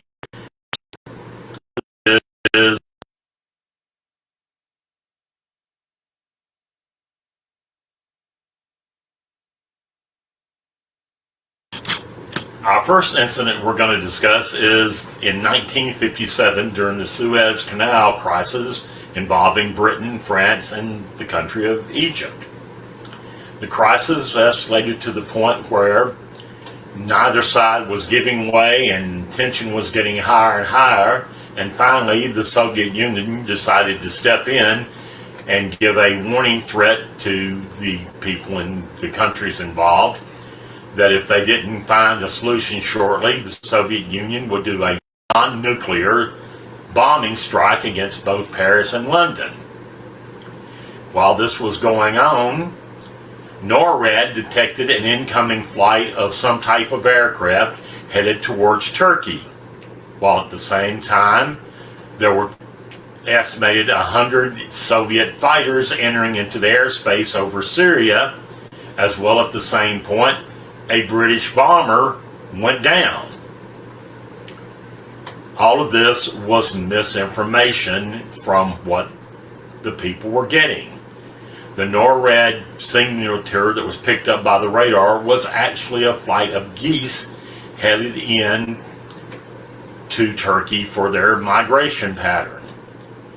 The Soviet fighters that were entering into Turkey airspace were much fewer in number and would escort the Syrian president returning from a visit to the Soviet Union. And the last one, there was a British bomber that went down, but it went down from mechanical problems, not from any type of attack. So this is one of the earliest close calls for a nuclear war that we saw. I'll go on to the next picture that I'm going to show you to give the introduction into this, and we'll get into the Cuban Missile Crisis.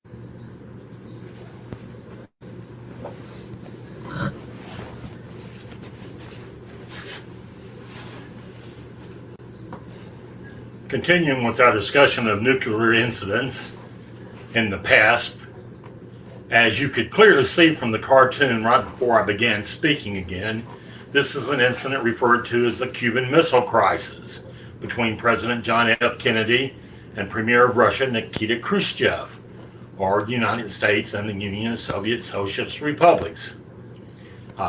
Through the rest of the talk, when I say Soviets, I may also say Russians. The terms were equal at this time, realizing Russia is now back to being a country, Russia, instead of a collection of Soviet republics. In October of 1963, a U-2 spy plane flying over the island of Cuba, just 90 miles off the United States coastline, it was discovered that there were Soviet personnel building launchers for intermediate range Russian missiles. Also, it appeared that the missile sites are very close to being active sites.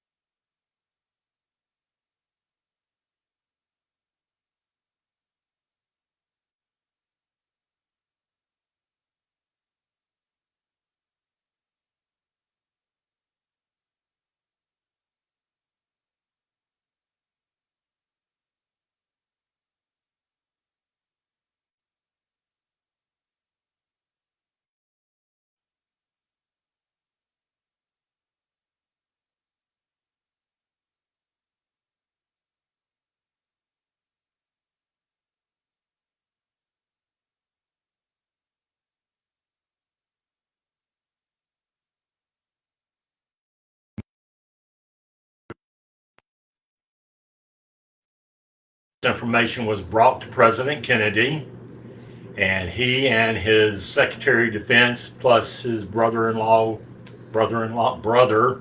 Robert Kennedy, met with a group called SETCOM, or Security Committee, to determine what to do about this.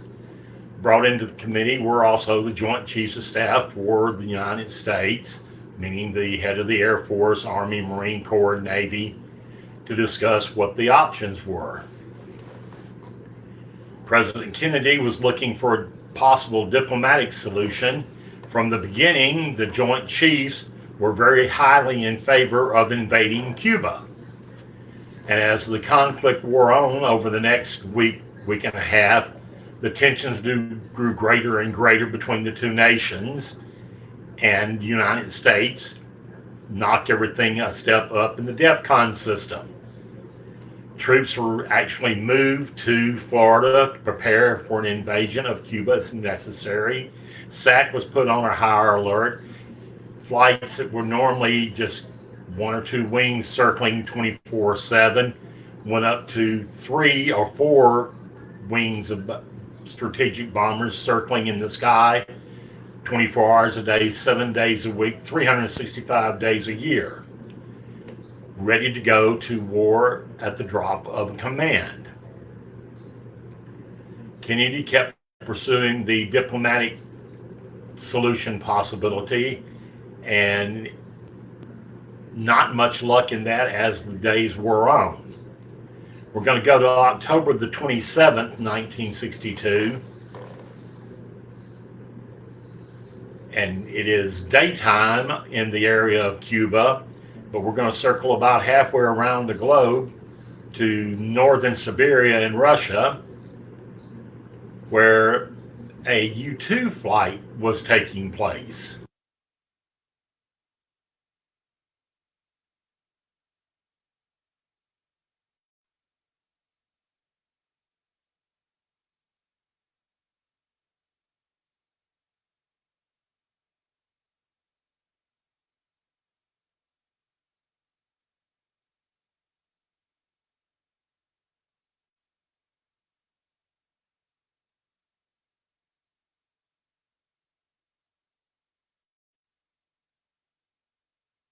And the U.S. were on nose-to-nose terms and spoiling for a fight, it looked like. But as President Kennedy said, there's always some son of a bitch that doesn't get the word. And whoever had arranged for the U-2 flight hadn't got the word, and the flight went ahead and took place. The pilot was following his orders. He was hugging the Russian coastline and sea limits, still taking valid information using the U-2's cameras, which were very accurate even at high altitude and far distances. Unfortunately, at the same time, the aurora borealis was in high activity, and the pilot's instruments failed him. He finished his mission and his flight path, and at that point, surrounded by total darkness everywhere and his instruments not giving good readings, he did his best to just turn his plane in what he thought was the correct direction to go home. Instead, his flight path was now taking him deeper and deeper into the Soviet Union. After about 20 minutes or so, the pilot realized his error, and also he realized that on his radar that was functioning quite well at that point, there had been MiGs launched to intercept his flight. He kicked his plane around in a U-turn and headed back the way he came, hoping he was on the right path to go home. He did get a hold of, by radio, his command base and told them what was happening. He was told to head out of Soviet territory as fast as he could and set a flight path for home. Fortunately, he was a pilot of the old school that had been trained to use stars for dead reckoning, and doing so, he figured out where he wanted to go. Cameras, which isn't that word. It's an act of war. A quarantine is a little bit of a different animal, so he could finagle around escalating things by using that word. The United States Navy had been stopping Soviet tanker ships headed into Cuba for several days at that point, and they approached a ship which didn't appear to be wanting to slow down and turned around or boarded by U.S. forces, and the captain of the intercepting destroyer ordered his guns to fire starlight shells over the bow of the ship.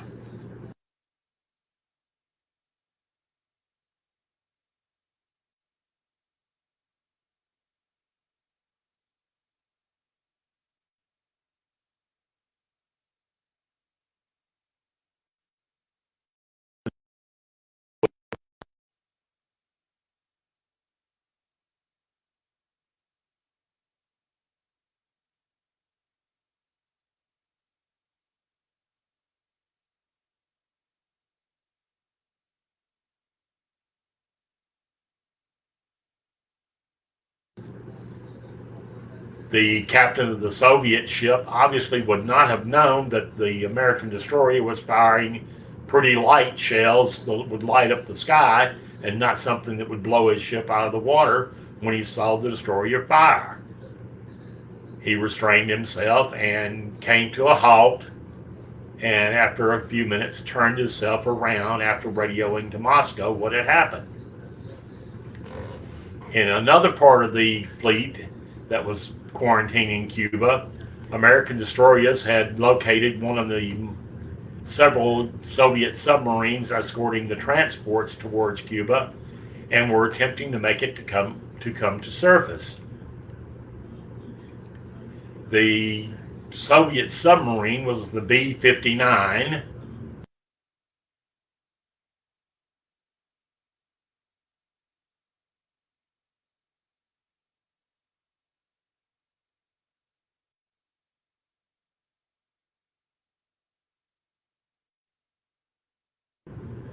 and had been underwater for over 2 days at this point. The air in the submarine was foul and getting worse. The air circulation machines had failed, and it was stale in the entire boat. And it was an old diesel boat, and 2 days is pushing the limit on the best of the diesel boats then. And he realized he was going to either have to come up or turn around and break contact with the American ships, which they didn't seem to be willing to allow him to do. And at that point, they had started dropping practice depth charges, basically the equivalent of a hand grenade into the water, which even if it had landed directly on the sub, probably would not have caused any severe damage.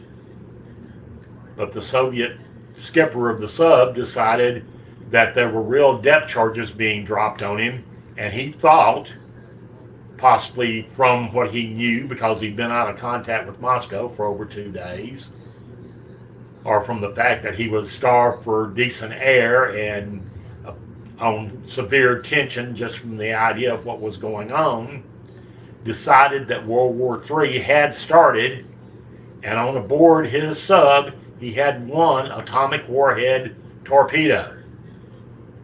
And he decided that his only option was, instead of coming up and surfacing and possibly being boarded by the Americans was to launch that torpedo. He was attempting to talk his first officer into going along with this plan, because it takes more than one person to insert keys to launch the torpedoes on the Russian subs. When the third person that was involved, the political officer of the boat, came up and he said, "You are wrong. We're not doing this without all orders from Moscow," even though the commander had been given permission to use the torpedo if he thought it was necessary. The first officer swung to his side, and they talked the captain into just surfacing and seeing what was going on. You've got the torpedo in the tube. If worst comes to worst, we can launch it and take care of the Americans. We'll also take care of ourselves, but you'll still get the American boats that are trying to attack us if they are. They did surface. The Americans basically just waved at them to let them know they saw them, and the Russian sub turned around and headed back towards home port, because coming to the surface they were able to establish radio contact, and you at that point know we're okay, there is no war, and they headed back.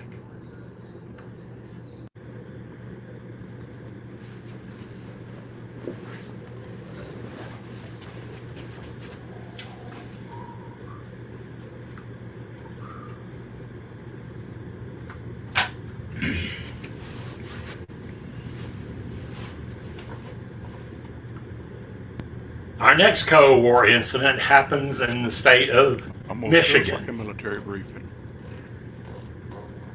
Unfortunately, I don't have a picture to show you of this incident, but I will relate it to you at this point.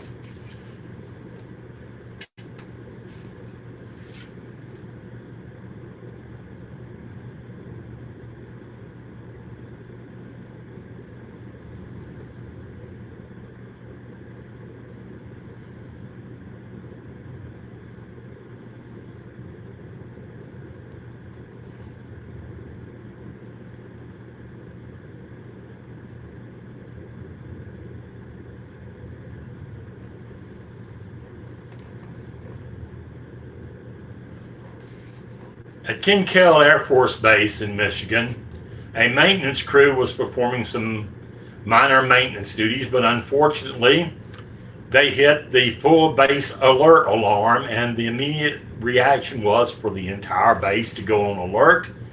The SAC bomber crews on the 52s ran screaming for the bombers, and the bombers were taxiing to the runway, at which time they heard a recall order before they ever got off the ground, because the base commander had been put in contact with the facilities manager that realized that somebody had tripped the wrong switch somewhere and called and told people what was going on. The result of this, though, was that the entire base went to DEFCON 3. The planes could have launched, and without warning, that could have set off a chain reaction throughout SAC, with other people responding to what happened at that Air Force base.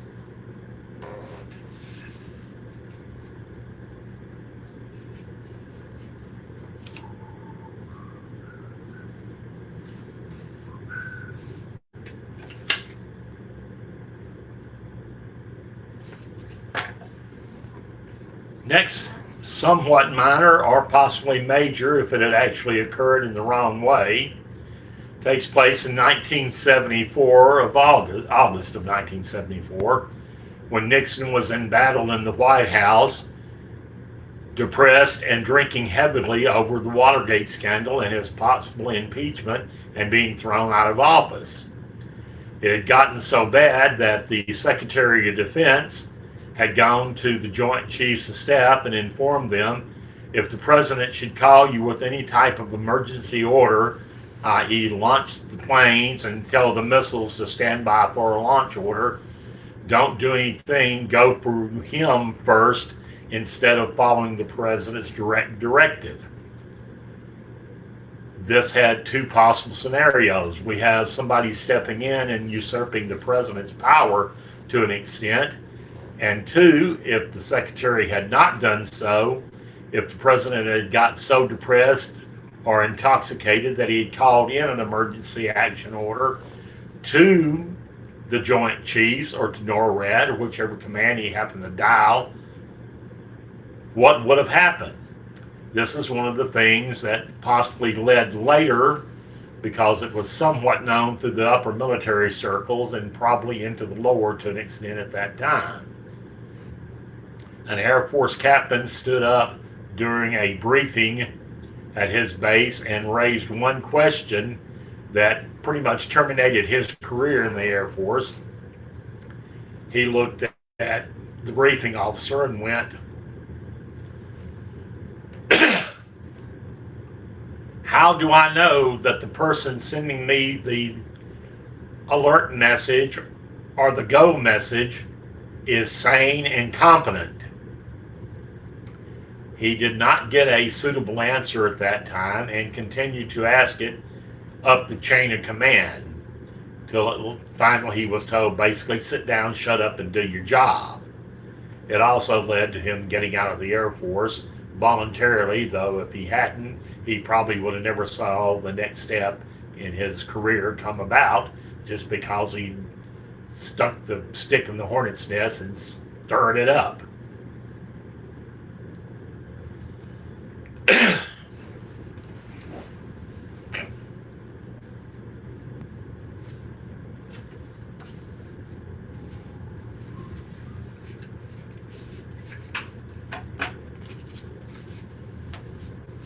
We're going to advance now to the time frame when I was in the Air Force and going on alert duty, and discuss an incident that happened at NORAD. On November the 9th, 1979, NORAD was nice and quiet up till suddenly all the screens lit up and said, there are 2,200 Russian sorties, i.e. missile reentry vehicles, commonly in the vernacular of normal people, atomic weapons, headed for the United States. The officer in command, of course, did the appropriate response. He was immediately on the red telephone, alerting base commanders all around and making a call to the President of the United States. The first person he got, though, in the chain of command was the Secretary of Defense, who went, "Are you sure of this?" And this delayed response time somewhat, but he did go back and start checking, and fortunately, as he was checking, someone came in and started going, disregard, disregard, disregard. You're watching a training tape that was accidentally fed into a computer. And instead of going to the training room with the computers in there, it went to the live screen computers for NORAD and read as a real attack coming in. Needless to say, this could have had very bad consequences if the tape had continued to play and the NORAD personnel did not realize it was a training tape. They would have seen impact signatures for missiles or reentry vehicles striking the United States. And the chain of events would have gone right on down the road, so that we would have launched our missiles, and when the Russians saw those on their screens, they would have been real missiles. Let's move up the road just a few months into 1980. And I had the pleasure of being on alert for part of this. A computer chip at NORAD went down, out, gone, shorted, whatever it did, it malfunctioned.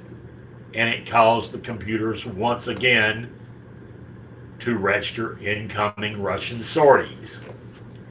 The effect it had was there were crews on alert sitting in their capsules with keys in the launch control panels waiting for a launch command. Fortunately, we got a stand down. Let's go another 2 or 3 days. Same computer chip, different computer at NORAD. It goes. Same results. We have a signal come in saying there are Russian sorties headed for us again. Result, same thing.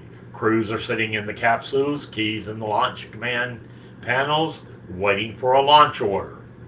Again, it was detected that it was a computer, fortunately, and the crews stood down, and then they had to stay awake until somebody got some new seals back out to them so they could seal up the launch control panel and cover the launch switch with the plastic covering, put the seals on top of it, put the cookies, that the little packages that we broke open to see the command control numbers in there, back in the box, and lock them back up, and new top secret cookies to be sent out to the field to replace the ones that had been used. This could have had bad results if it had gone on any longer than it did. Our next incident is going to take place a little bit later than that. We're going to move all the way up to September of 1983. We're going to leave NORAD and the United States behind. We're going to go over to the Soviet Union now. We're going to be on their equivalent of NORAD. Lieutenant Colonel Stanislav Petrov is on duty.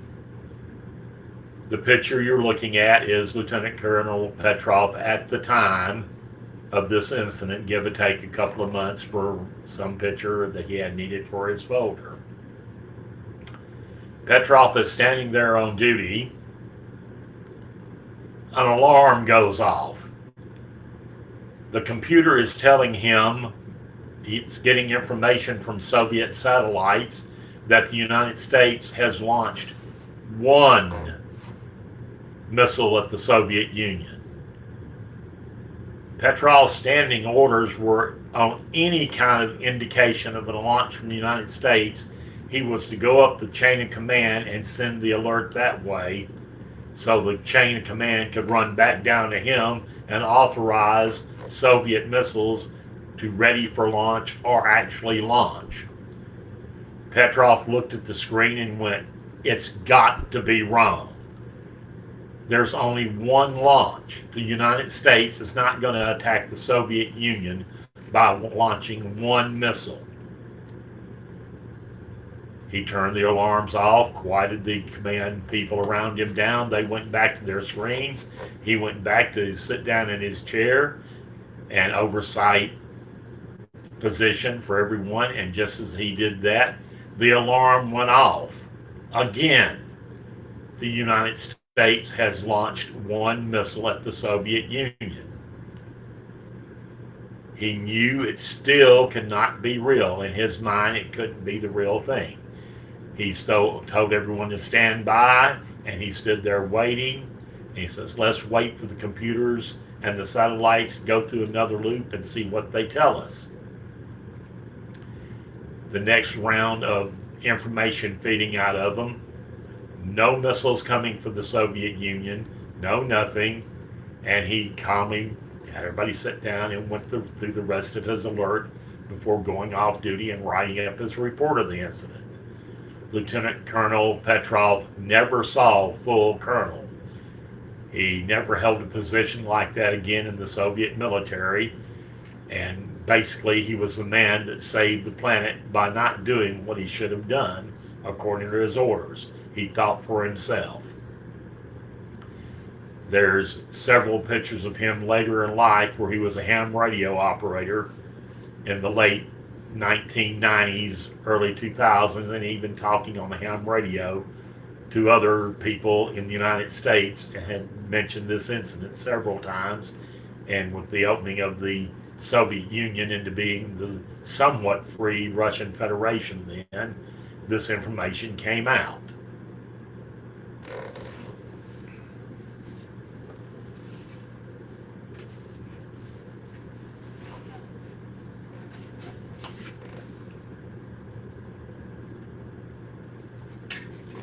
We're now going to November of 1983, just a month after Petrov saved the world.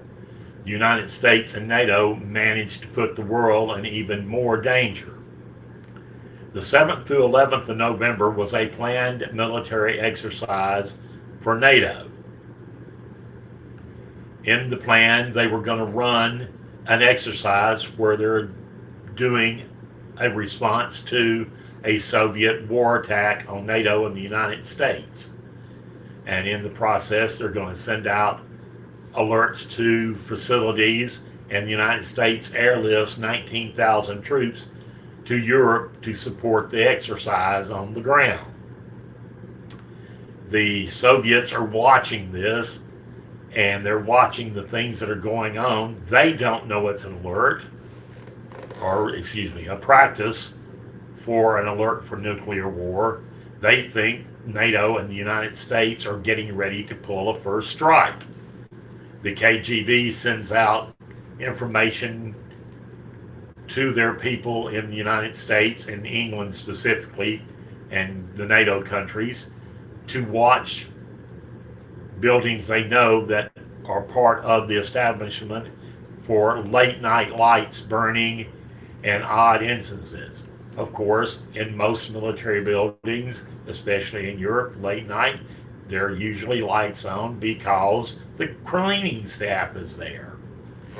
The KGB agents knew this, but Moscow said, we want to see this proof, and if they are going to save their jobs, they sent back, yes, there are lights burning in these buildings, comrade.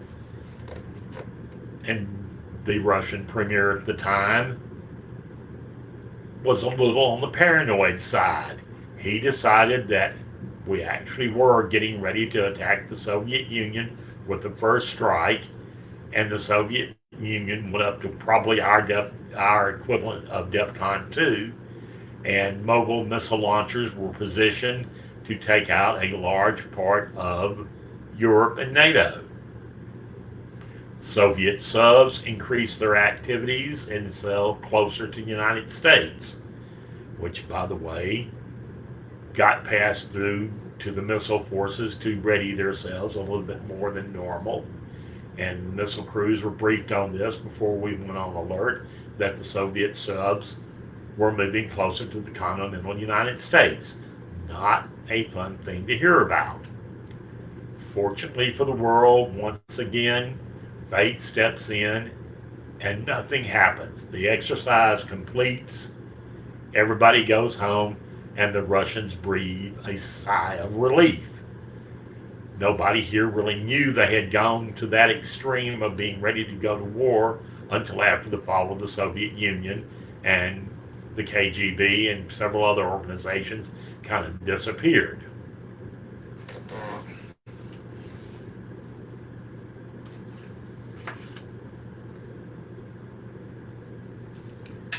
This is going to be our last incident, and it comes out after the Cold War is over. In 2010, there's an incident that we're going to discuss.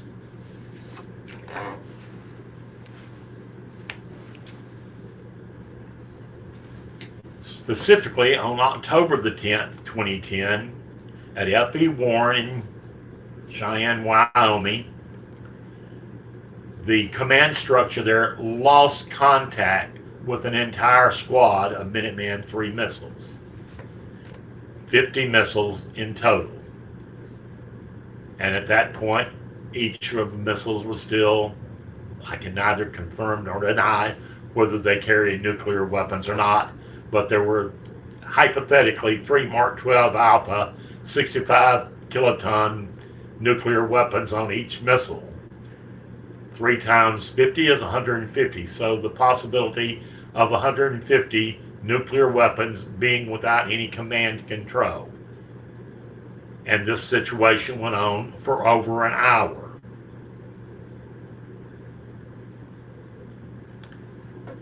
One thing, let me think about this for a second. It just occurred to me. This is 2010. This may be after the new treaties with the Russians, and actually there probably wasn't 3 warheads on each missile. There was 1 600 kiloton warhead on each missile. So just 50 nuclear weapons headed to the Soviet Union. But I can neither confirm or deny that they exist on Minuteman IIIs now or ever. Fortunately, communication with the squadron was regained and fed back into the net to match the other squadrons at F.E. Warren, and life went back to a normal situation. We talked about several incidents throughout the Cold War and even into recent events. There may be some more that have happened that I just don't know about and haven't researched into yet. If they ever turn up, I'll put them into the briefing. Basically, the theory behind this briefing is it is a warning. We don't need to take the fact that nuclear weapons exist as a calm fact. They can be done without. The first mistake the United States ever made was way back in the 1940s and into the 50s, when control of nuclear weapons, or how we were going to defend the United States with them, was made. When we wound up having nuclear submarines that could hide under the sea, we should have put all our missiles on nuclear subs. Therefore, there's no point in targeting every missile silo the United States has. Our subs were and are and always have been better than the Soviet or Russian subs about disappearing and keeping track of them. All those Russian subs I mentioned about when the 1983 incident doing the Able Archer exercise went on had probably a fast attack U.S. sub tracking them as they were sailing. And if they had even looked like they were going to launch, they would probably got it to torpedo amidship and cease to be a functioning boat of any kind.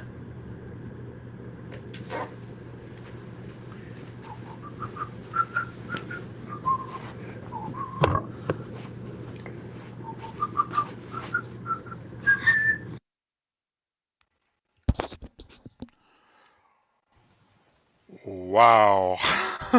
I have been informed. Wow. That is freaky. We were pretty close, almost enough times to make a series of movies about it, not just one. Holy crap. Yeah. Let's see. I'm going to see if we can get Aubrey in here. It says his devices aren't connected. He may need to relog in and accept the microphone again. Yeah, just a sec. I want to go ahead and can your screen too so we can get some frames back. We will save the frames.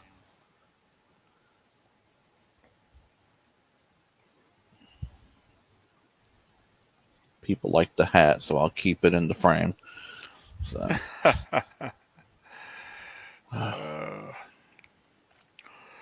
Wow. Okay. And then there was one. There's also another incident. When wasn't it Hawaii got a missile launch like thing over the telephone as well recently? I think that Aubrey, was Aubrey, can you hear us now?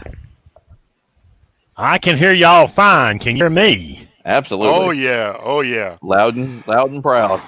That actually felt like it was a military briefing.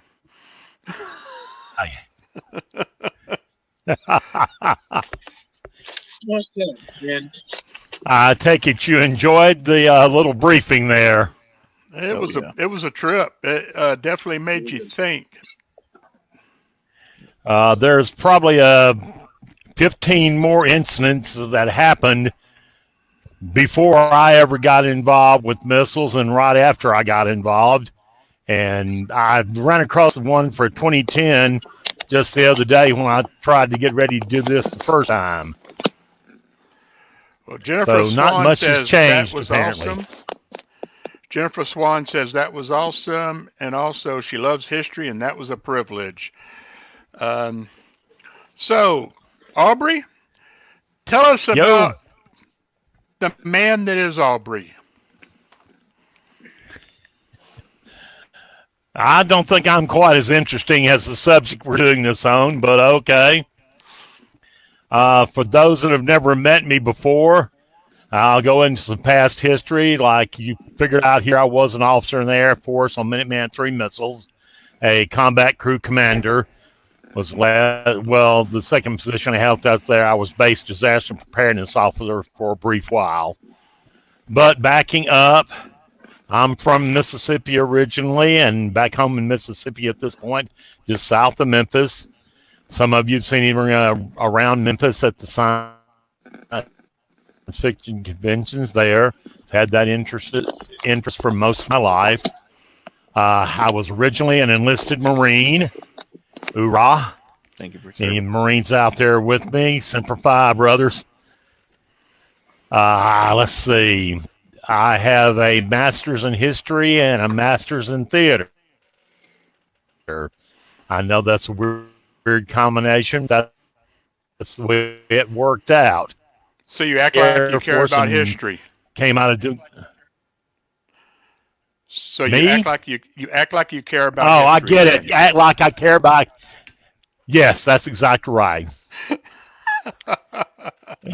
Anyway, I went into teaching when I got out of the Air Force and taught for 25 years. Retired a few years ago, and basically I don't do anything unless I really want to do it now.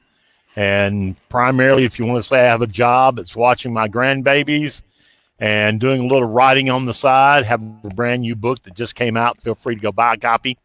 And do some editing as well for Pro Se Press, and have a few things published outside of Pro Se. Two kids, both grown, 4 grandchildren. One big black 125-pound German Shepherd thinks he's a lap dog. That's about right. I got my 90-pound Dane mix that thinks he's a big lap dog too, and he's scared of storms, so that's always fun. He tries to crawl in bed with you and get under the sheets, right? Absolutely. Yep. Yeah, he's actually conked out right beside me right now. But let's see. If they ever made a movie about your incidents and everything going on around you, who would you want to play you? Well, I wasn't involved in enough in most of the instances there, except for being on Missile Alert. So let's see. Does it have to be a living actor, or can I use one that passed away not too long ago? We can grab the TARDIS. We'll grab them. Okay, well, if it can be anybody that's ever been an actor, I would go with Walter Matthau. I could see that. And right now, if I had to pick somebody, Jeff Bridges. There you go. So we're going to get the Aubrey Stevens movie coming up here soon. Oh, so what do you do since you're a retired man of the service? And again, thank you for your service. What do you do for... Thank you, sir.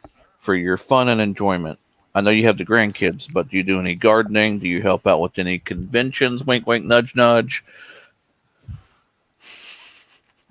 Well, let's see. I do a lot of science fiction conventions, attend those just for the fun, as well as attempting to sell a few books, like I said. Also, I do Civil War reenactment and Middle Ages reenactment. I belong to the SCA, if anybody's ever heard of that, the Society for Creative Anachronisms. Tell us about that Sometimes little convention from Memphis that you've been involved with a few years. You mean for the past 25 years coming up? ShadowCon? Yeah, that one. Yeah. I'm one of the board members for ShadowCon. It's a small relaxicon that's in Memphis, Tennessee. We have an average attendance of around 350. And we go every year, the weekend after New Year's, unless New Year's falls right on a Thursday or Friday, in which case we shift to the next weekend after that. So it'd be usually the second weekend then.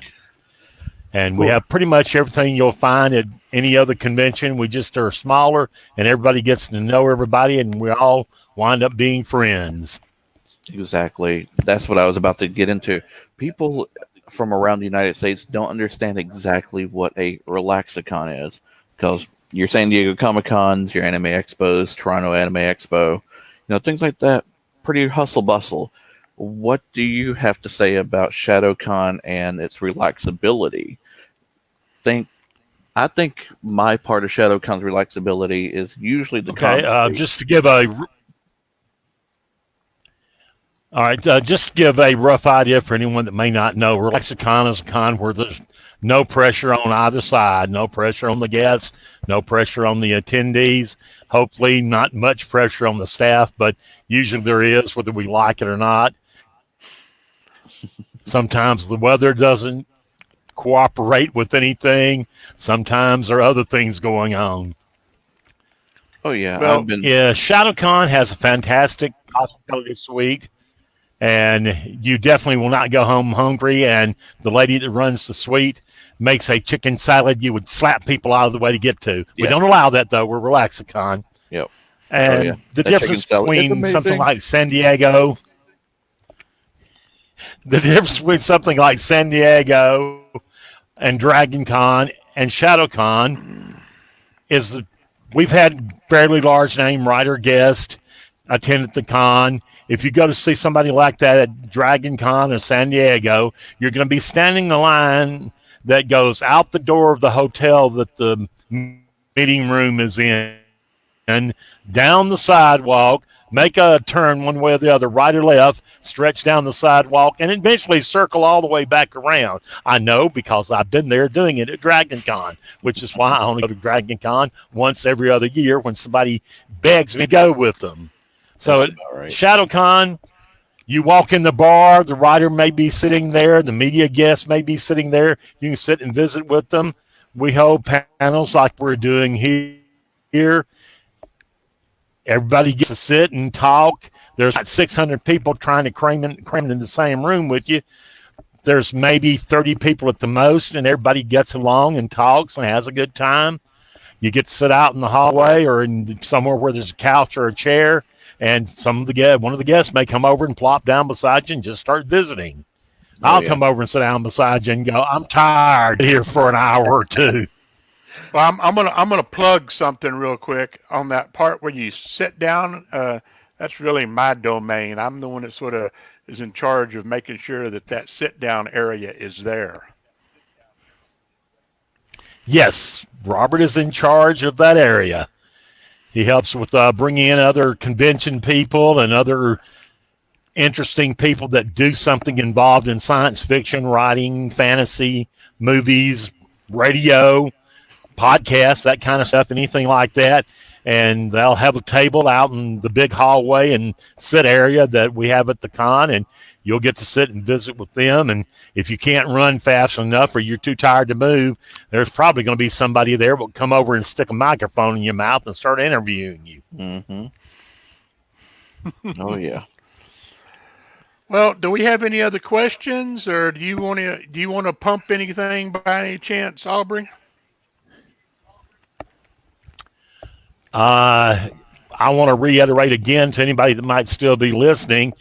Seriously, I spent many years living on a target and basically still living on a target because Memphis has at least 3 places that would be targeted if there was a ballistic missile strike against the United States.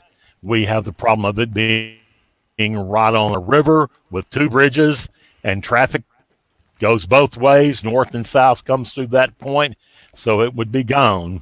Oh, yeah. That especially. Outside that, I put a list of books and movies and stuff on the picture I gave Robert to put up here. Mm-hmm. And guys, if you like to read, there are very good books there that are fiction. If you like documentary and factual type stuff, every book I've got listed there I've read and can recommend highly. Same thing for the fiction books. I've read all of those. And then I got a list of movies. Some of the movies, if you haven't seen them, they're Dr. Strangelove is considered a class in movies. Stanley Kubrick was the director, and he got a whole bunch of things very correct in the movie. The thing you see there is where a American Air Force general decides to launch his wing of B-52s against the Soviets and attack, and expects the rest of the United States military to join in with him when the president learns about a wing of B-52s that had been turned loose and as a wild card headed for Russia. Only, believe it or not, it's a comedy. It's a black comedy, but it's a comedy. And some of the things you see in it are definitely a subject that's still under a lot of discussion, especially the command and control part of it. How do you know the people giving you orders are in contact with reality and are thinking clearly to give you the orders? And the other thing is, there's a scene in the war room in the Pentagon where the Russian or the Soviet ambassador is invited in because the president and everybody's trying to stop this wing of bombers from blowing up a Russian target. And he winds up getting a wrestling match with one of the American generals, played by George C. Scott. And the original ending of the movie wound up with everybody in the war room having a pie fight, which was it's not in the movie these days. It's not from the original script. And you kind of stop and think about it and go, well, that's just utterly ridiculous. And then we come back to the modern world, and suddenly someone getting involved in a pie fight in the war room in the Pentagon. I can buy this at this point. Nice. But it deals with a very subject and very serious, dark subject, and is well worth watching. And if you haven't ever seen Fail-Safe, that one pretty much did scare the hell out of people when it was released. It was released about the same time as Doctor Strangelove, and works off basically the same idea of a flight of American bombers headed for the Soviet Union. And in it, Henry Fonda plays the president, and Larry Hagman, later known for I Dream of Jeannie, is his Russian translator when he's on the phone with the Russian premier. And it is a very tense movie. It was remade, about 10 years ago with George Clooney and several other people well known from movies and TV at the time, and done as a live television show. Okay. And it pretty close kept attention in it like the original movie. And you feel free to buy any book I've ever written. I don't really need the money, but I like having people buy my books. How you doing, Mr. Stevens? All right, that was my plug for my books. It's the best I can do. Sir, can you hear me? Testing 1, 2, yes. Audio. Oh, yeah. I have a question for you. How close were we to the actual occurrences of the movie Red Dawn at one time? Not the remake, the original. Yes, Red Dawn. Yeah. How close were we during that time period? Because I wasn't born yet. That was the time period when I was actually standing missile alert. And wasn't that made in 84? I think it was 84 is when the original Red Dawn came out. I believe so, yeah. And that's the time period. There were some very high tension between the communist bloc and the U.S. and the freedom bloc, as we refer to it usually. The likelihood of something like that succeeding would be fairly poor. One thing, it's not that easy to sneak into the United States and drop a load of paratroopers like they were doing there. And two, pity the poor bastards that did that with paratroopers coming into the deep south in the 1980s, where everybody, his brother, would be behind a pine tree with a gun of sort, and the poor Russians, Cubans, and whoever else it was would be highly outnumbered and outgunned. Oh, yeah. But it's an enjoyable movie. I did enjoy the movie. I have seen the remake, and not quite as good. Did that answer the question? It did, definitely.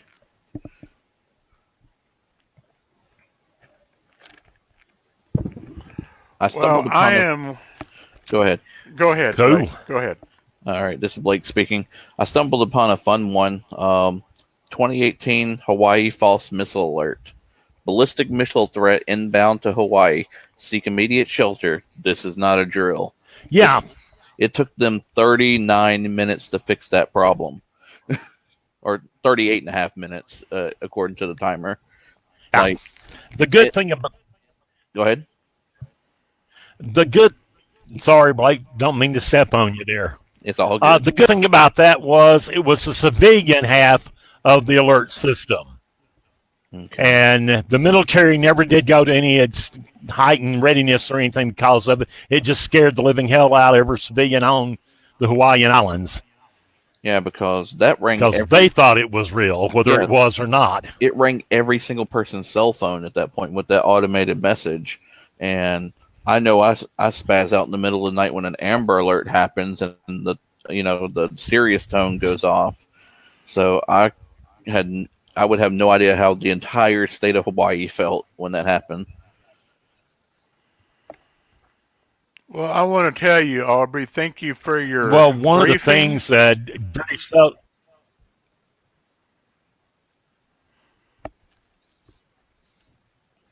Come on back to us, Aubrey. Okay. I wanted to thank you for your briefing, and I thought you had something else, Roberts. Can you hear me? Can you hear me? Yeah, I can hear you. I wanted to thank you. Can you for hear your me? briefing. Hell no. I wanted to thank you for your briefing and your time, and we're already running into the next time, so we're going to have to cut it pretty soon. But I really wanted to thank you for being here. Hopefully we'll be able to do something like this again. I know we'll be doing something in physical form at some point again, so you'll definitely see us again. But I'm looking forward to it. Once again, I wanted to thank you for your time, wanted to thank you for your service, and wanted to thank you for being here. I appreciate being here. I had a good time just running my mouth with y'all, and hope you'll forgive the glitches that are in the video. That was my fault because it kept dropping pictures that should have been there, and I couldn't get them all back in before I got it to Robert. So it's not his fault; it's mine, guys. And thank all of you for listening to it. Have the rest of the con, and hope everybody gets to get out of the house someday soon and do a real one. All right, take care. Okay, holler at you later.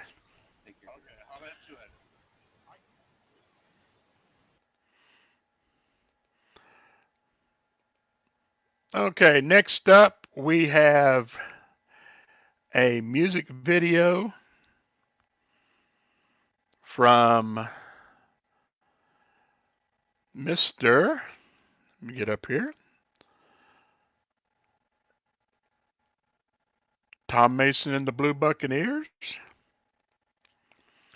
And I really hope that we're going to have sound. Cross your fingers.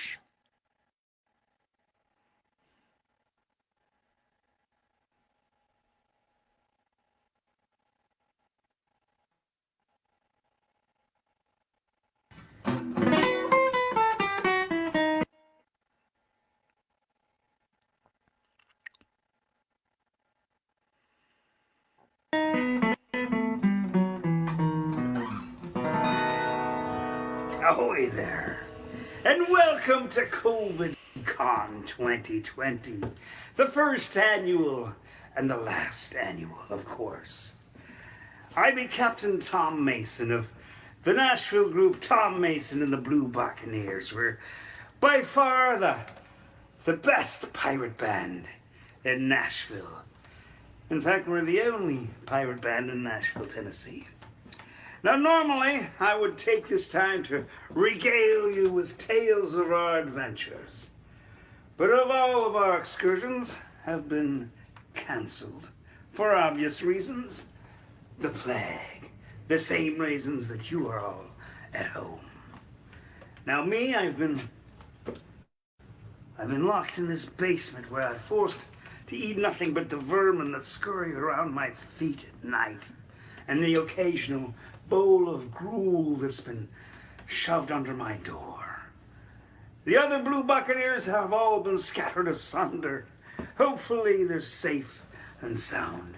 We'll try to get some of them to check in later. Now, we were meant to be touring Great Britain at this moment.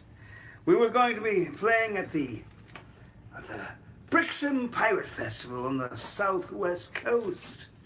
and we were going up to Yorkshire to play the Filey Folk Festival and the Filey Literature Festival. That would have been great, wouldn't it? And of course, off to Wales to play the Conway Pirate Festival. And in the midst of that, we were going to go up to Scotland, where we would join our friends, the Carlaways, a fine group that would become the Blue Buccaneers, while Sage O'Silver and myself toured. But it was not to be. So hopefully we'll be back in 2021. Well, I thought that perhaps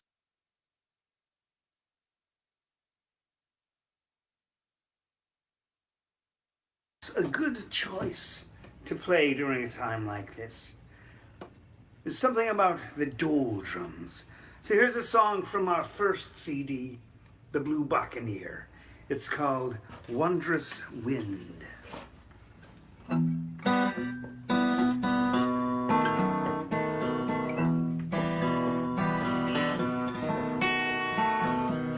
Fortune finds me somewhere and nowhere, lost in the doldrums, waiting for wind. Fortune finds me feasting on nothing, headed for nowhere I've ever been. Wondrous wind, take us away from here. Please take away my fear of dying here today.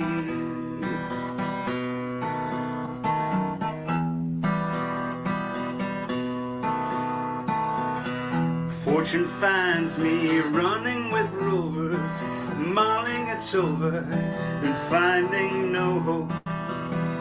Fortune finds me with dreadful companions, faithless and furious, with no way to cope. Wondrous wind, take us away from here. Please take away our fear of dying here today.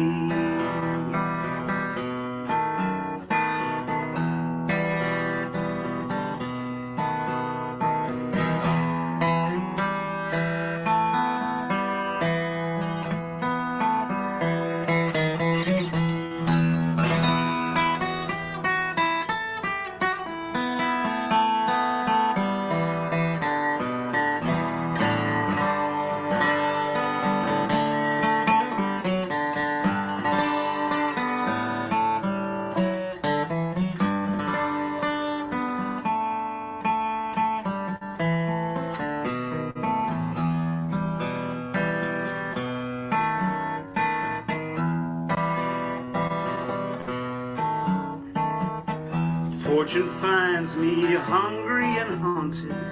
All that I wanted, I'll not see again.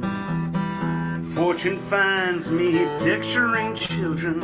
The girls are now women, the boys are now men. Wondrous wind, take us away from here. Please take away our fear of dying here today. Wondrous wind, take us away from here. Please take away our fear of dying here today.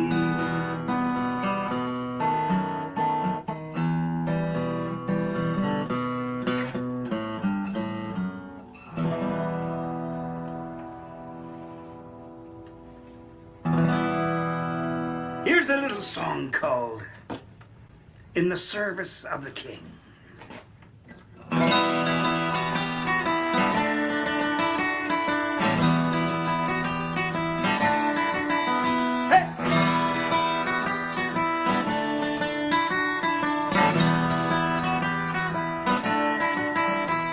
A Latin at tavern in London town, a stranger offered to buy a round. I happily drank the whiskey down, he ordered another for me.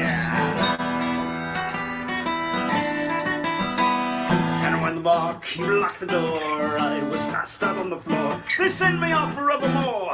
Slave away at sea. I cannot read and I cannot write. They said I signed a pledge that night to join the Navy and to fight in the service of the King. Hide your husbands, hide your sons, protect them with knives, bottles, and guns.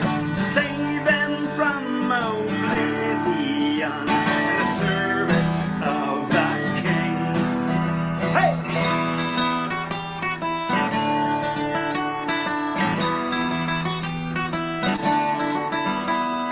Into service I was pressed, a prisoner like all the rest, a witness to a wretchedness too torturous to tell.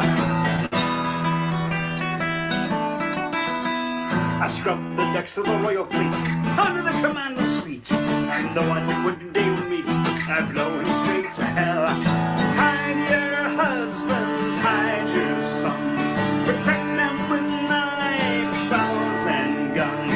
Save them from oblivion and the service of the King. Hey!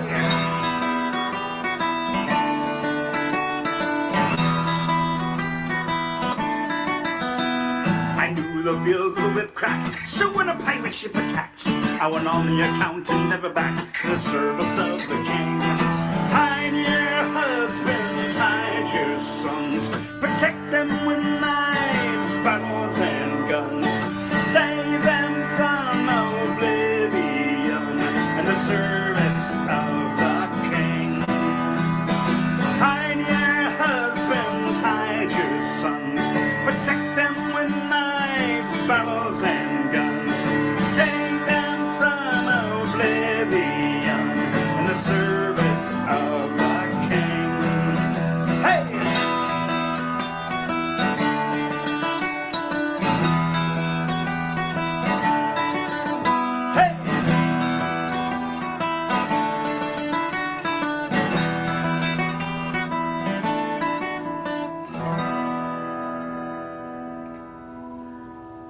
Well then, I'd like to play the first pirate song I ever wrote. It's called The Pirate Song. Obviously, I have no skills at clairvoyance whatsoever. It's a sing-along song. Goes like this. We'll all go down. We'll all go down.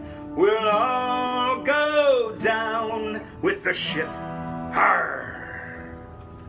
Well, while you're writing that down, write down the numbers of our website, the letters. It goes tommason.net, www.tommason.net, and go over to the tip jar, leave some money there, and also order some of our CDs. Now, normally, as pirates, we don't ask for money. We just demand it. But in this case, you're a lovely bunch, so I think I'll just let you do the honest thing and give us your money. Very good. Are you ready to sing? Good.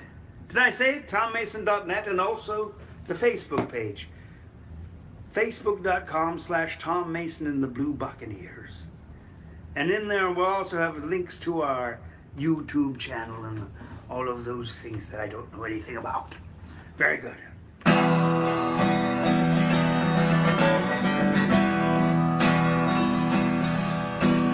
Come splice the main brace, be hearties, you fools. You'll soon be the dinner for bloodthirsty schools. I won't be hornswaggled, so don't even try.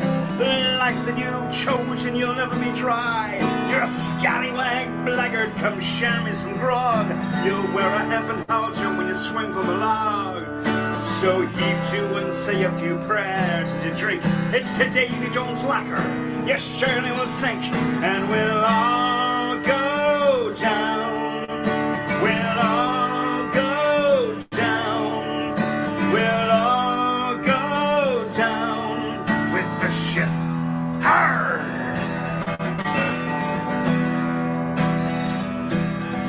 A clap of thunder, me matey. Drink it on down, there's danger ahead. You'll be needing this round.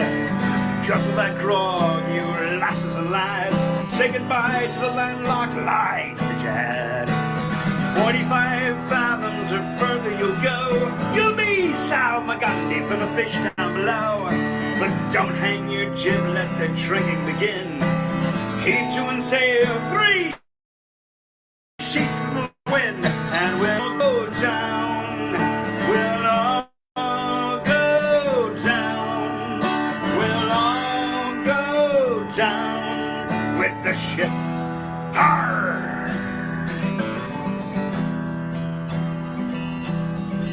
We were sailing across the Sea of Corona when suddenly the gunner began to cough. Our surgeon, a man by the name of Nostradamus, said in his infinite wisdom, my friend, me mate, we must put you on that lifeboat. Here's a bottle of rum, a pistol with a 1 bullet, and some provisions to get you to that next island. And then that surgeon, a very practical man, who also happened to be a carpenter, started taking barrels from the hold of the ship and making little tiny lifeboats. Little lifeboats that would fit 1 person. And one by one, each member of the crew got into these hastily fashioned lifeboats and went off into the calm sea. And then Nostradamus himself boarded one and took off, and they all waved to me. And they started singing me that song, "We'll all go down with the ship," as I stood gazing out from the quarterdeck. But then I took out my glass, and I saw right there the clouds lifted from the horizon, and there was an island perfectly spaced. There was a beach where we could each be 6 fathoms apart, with plenty of coconut trees. And then the crew, with great joy, they all lifted up from there in their little tiny lifeboats and started to sing to me. They sang this.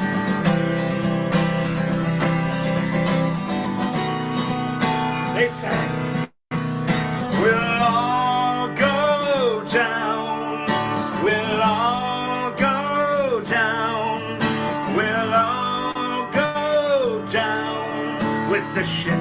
Everybody now in your homes. We'll all go down, we'll all go down, we'll all go down with the ship. Once more with scurvy. We'll all go down. We'll all go down. We'll all go down with the ship. Arr! TomMason.net. We'll see you all soon. Have a wonderful solitary quarantine. Arr!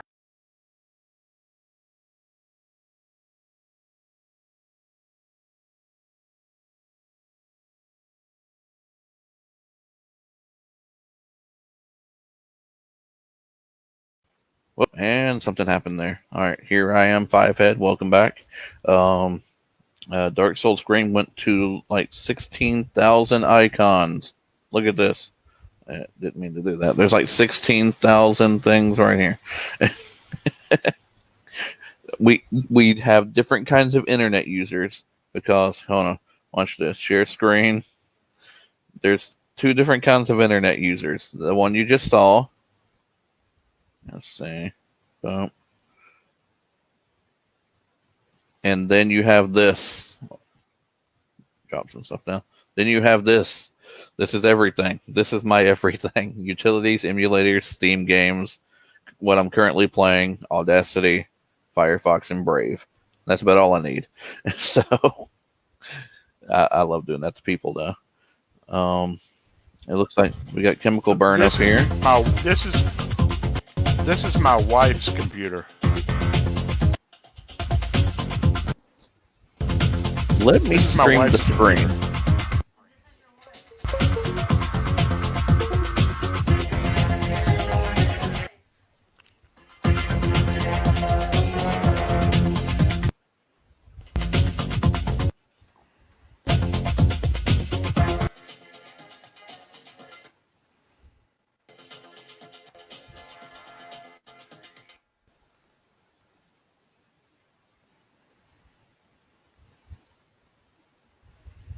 Can you hear me?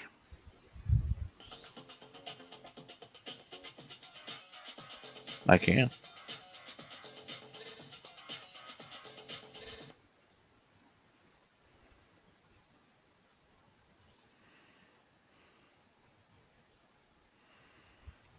All right, there goes chemical burn.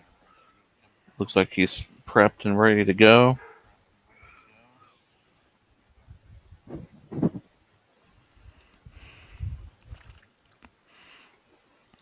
Okay, let's roll through the different room parties for a little bit. The little bit of time we have left here. All right, we're going to start off with chemical burn. I can work on this. Looks like he's in text mode, getting ready for some stuff happening.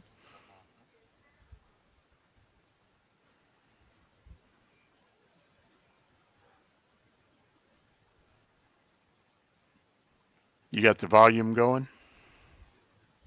I do. Do you not hear anything? No.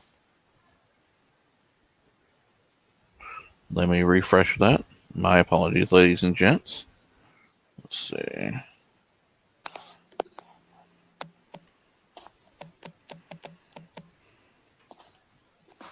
Try this one more time. There I am. Yeah, hey, guys. Well, we're going to do a run through the room parties before we log out for the evening. That'll work. Let's see how those are burning up.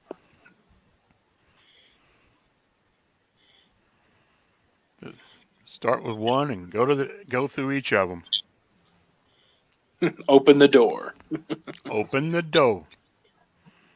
Knock, knock, knock, knocking on heaven's door. Don't do that again, Robert. Lord, don't quit your day job, sir. You're about as bad as that guy that was riding down on the rollerblades on Broadway. Come on. No, you're all right. I'm not wearing Daisy Dukes. No. Here we go.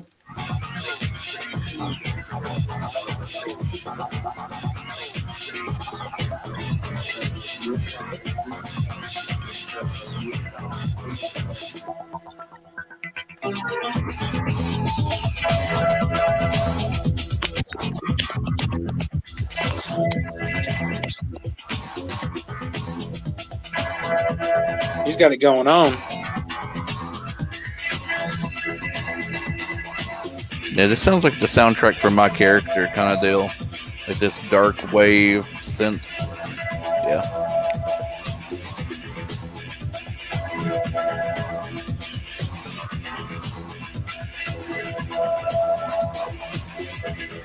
Bet his neighbors love him right now. He better be living by himself, like in the middle of about 20 acres. Right.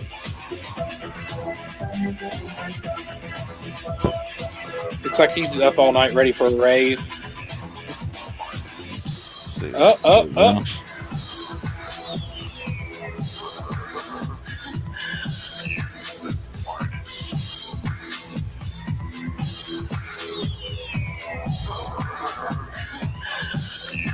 Somebody's over there dancing.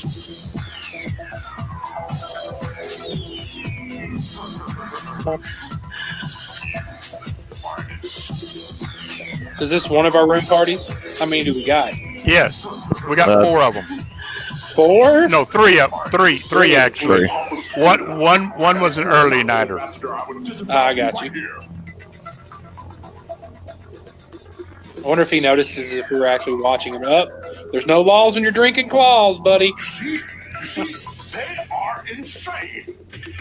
Yes, we are insane. That's right. Hey, Blake, go ahead and message him. No. The Twitch. All right, let me hop in. You're gonna see some things moving and shaking around. That's fine. Let him know the hosts are watching you.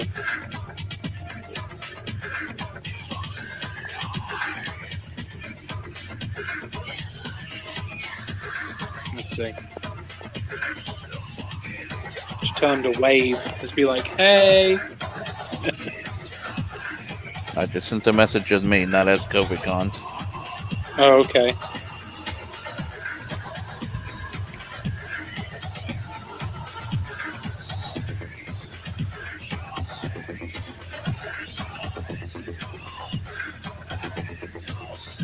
Alright. Going back to the full screen for a moment. I will host him from me.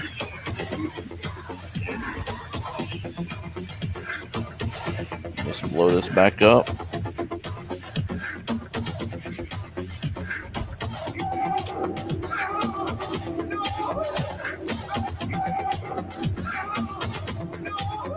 I like his green screen background though. That is pretty good. Yeah.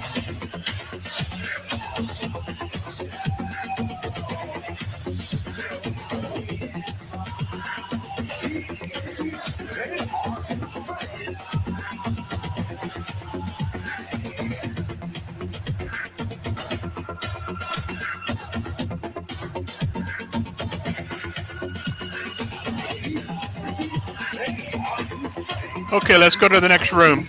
All right, let me get there. He's working on it, Robert. Give him a second. Just dance your butt off, buddy. It's okay. Oh, come on, let's do this. No, if you're gonna do it right, you gotta headbang.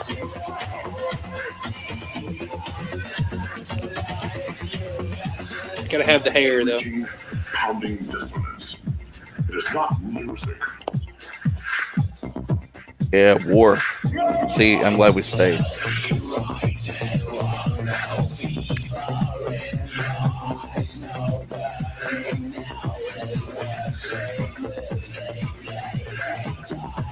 Make sure everyone you got your hand sanny.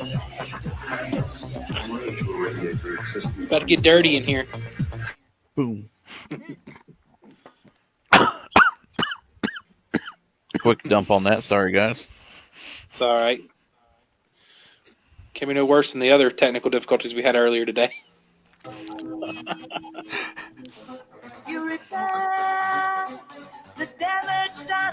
Ah, there's Jonas. DJ Yep. Plastic Citizen. Oh yeah, partying it up all night long. We have some good DJs. My goodness. Let him know we're here. They do?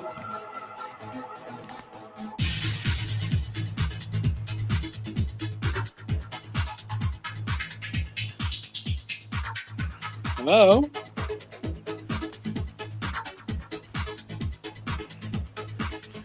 Hey, Blake, let him know we're here. Okay.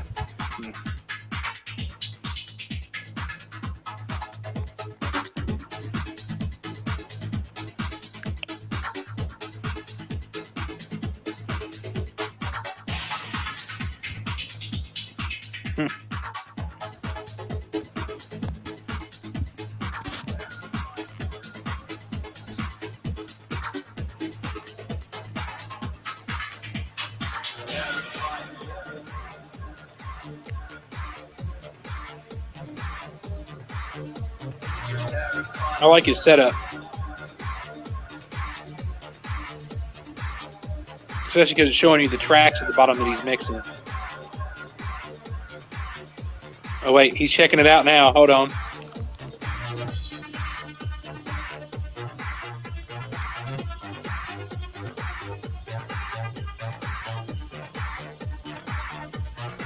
I think he was trying to say something. I couldn't hear him. What's going on in this modern world? Everything could be so easy. But the people being controlled while the government splits the core of our family. Oh wow, that's some good music.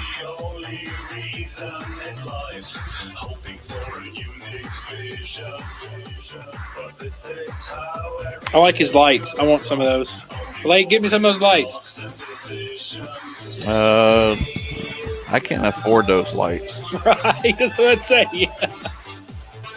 Looks like he has at least 2. And yeah, those are RGB with like tracking, so no. Greetings and welcome to 83 Skidoo. Well, he said welcome to you. Welcome! Wow, he gave you a shout out. That's pretty cool. Because I can't sign in as COVIDCon on because I have 2 different browsers. Right. I got the admin panel, so right, on X the Fool and in Firefox, and then Brave. I'm running the stream that we're watching. So fun. It's all good. If I had a second monitor, I'd be golden, but it's okay. All right, I missed mine. I'm just. Does yours have an output to run to the TV? HDMI? I can, but it's like 9 feet from me right now. I could get you a 20-foot HDMI cable. Yeah, I could mono price all that. Right.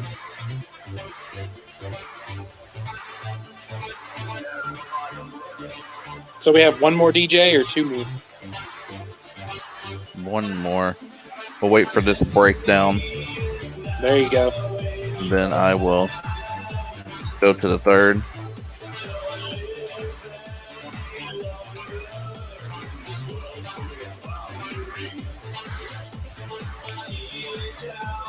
Got some good jams. I feel like I'm at the rave at a other known con. Yep. Right. Minus the drugs and the drama. All right. Adam Worth is not online right now.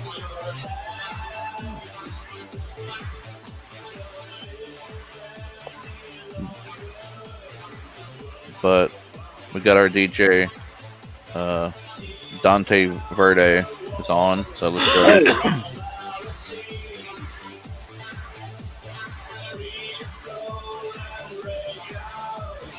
All right, so once this breaks down right here.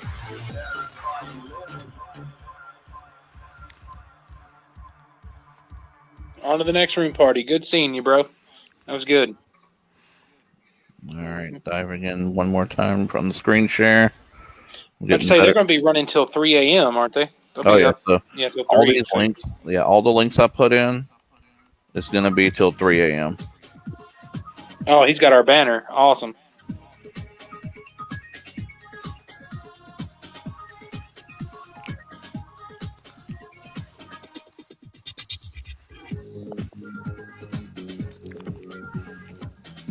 All right.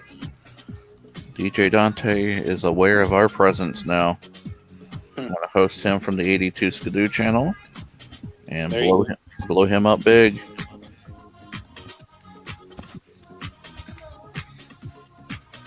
Oh, he has drink recipes at the bottom. Wow. Gunfire. That's actually really awesome. Yeah. Dark rum of your choice added to 1 cup of strong black tea. Ooh.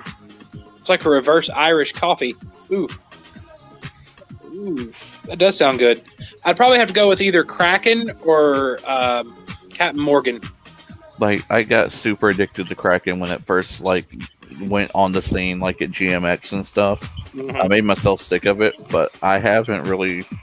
I haven't had a drink in 2 months now, so I should be okay to go back on whatever. So. Well, at my house I've got a bottle of Fireball, a bottle of Kahlua, a bottle of Bailey's at the moment. So. If anyone else is posting in the room, they got a couple of people chilling out, so jamming the night away. Mm-hmm.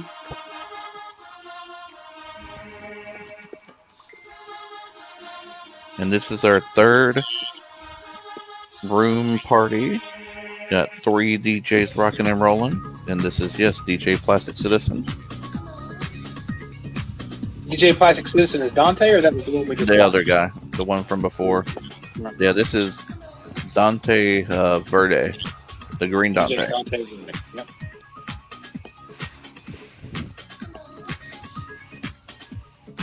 Oh wait, he's looking. I like his shirt though. Oh yeah, that's dope. Yep. He's got drinks. Oh, Get him some beverage ready. there you go. Oh, he just took some. There you go. That's what he's drinking. That's why he's got the recipe there. But what tea would you use? I would go. It's a strong black tea, so I'd go with Earl Grey. Yeah. Yeah, definitely Earl Grey at that point. Got to have the Captain's Earl Grey. Make it Make it a so. Picard. The Make It So Picard Gunfire. Yep. I wonder if you use Earl Grey, you could just name it like the Make It So. That's what I would call it. The Make It So. Yeah. Depends on what rum you use, though. I mean, well, actually, no, wait. Captain Morgan would work because it's a captain. So there you go. Make It So. Captain Morgan and Earl Grey. Now you're making me want to get some Captain Morgan rum and some Earl Grey tea. And then we would end up with the Catherine Jane Way, which would be black coffee and like, I don't know, like it'd have to be something clear, like vodka. Vodka? Yeah, there you go. So get you some Kettle One and some coffee. Yep, Kettle One and some black coffee, and call it the Delta Quadrant. Or There you go. see, we'll do geeky recipes next time then. Yeah. Heck, I wouldn't mind having like a geeky baking thing next time. That could be fun. You need to talk to my wife then. She loves baking. Yeah, we could do like, like geeky shaped cookies, or like make a TARDIS cookie or something. Just something fun. So yeah. 5 minutes left to the end of our day, gentlemen. it's almost over. Long day. Definitely not as stressful as a regular convention. I will give it that. Amen. No drama, no he said, she said bullshit. So, oh yeah. No, I don't want to sit next to this person. Oh, that's that jam right there. Oh, yep. Everyone knows this one.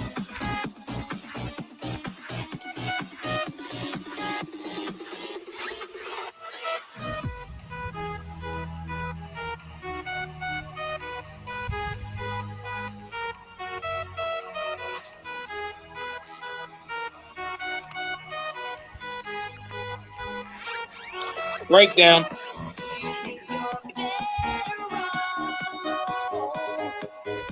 Old school.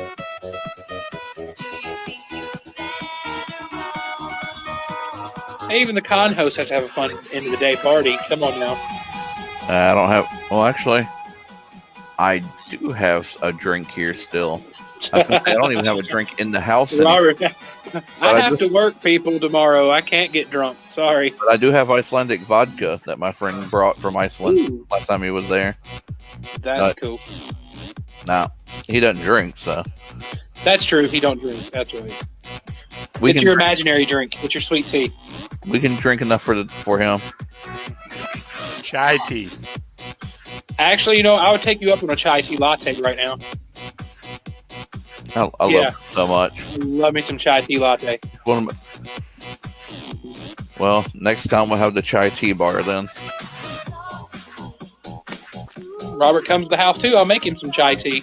Got a whole case of it before the house burned up.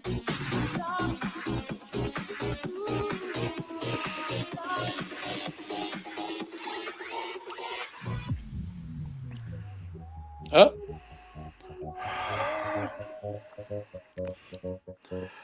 Okay. Damn, that wore him out.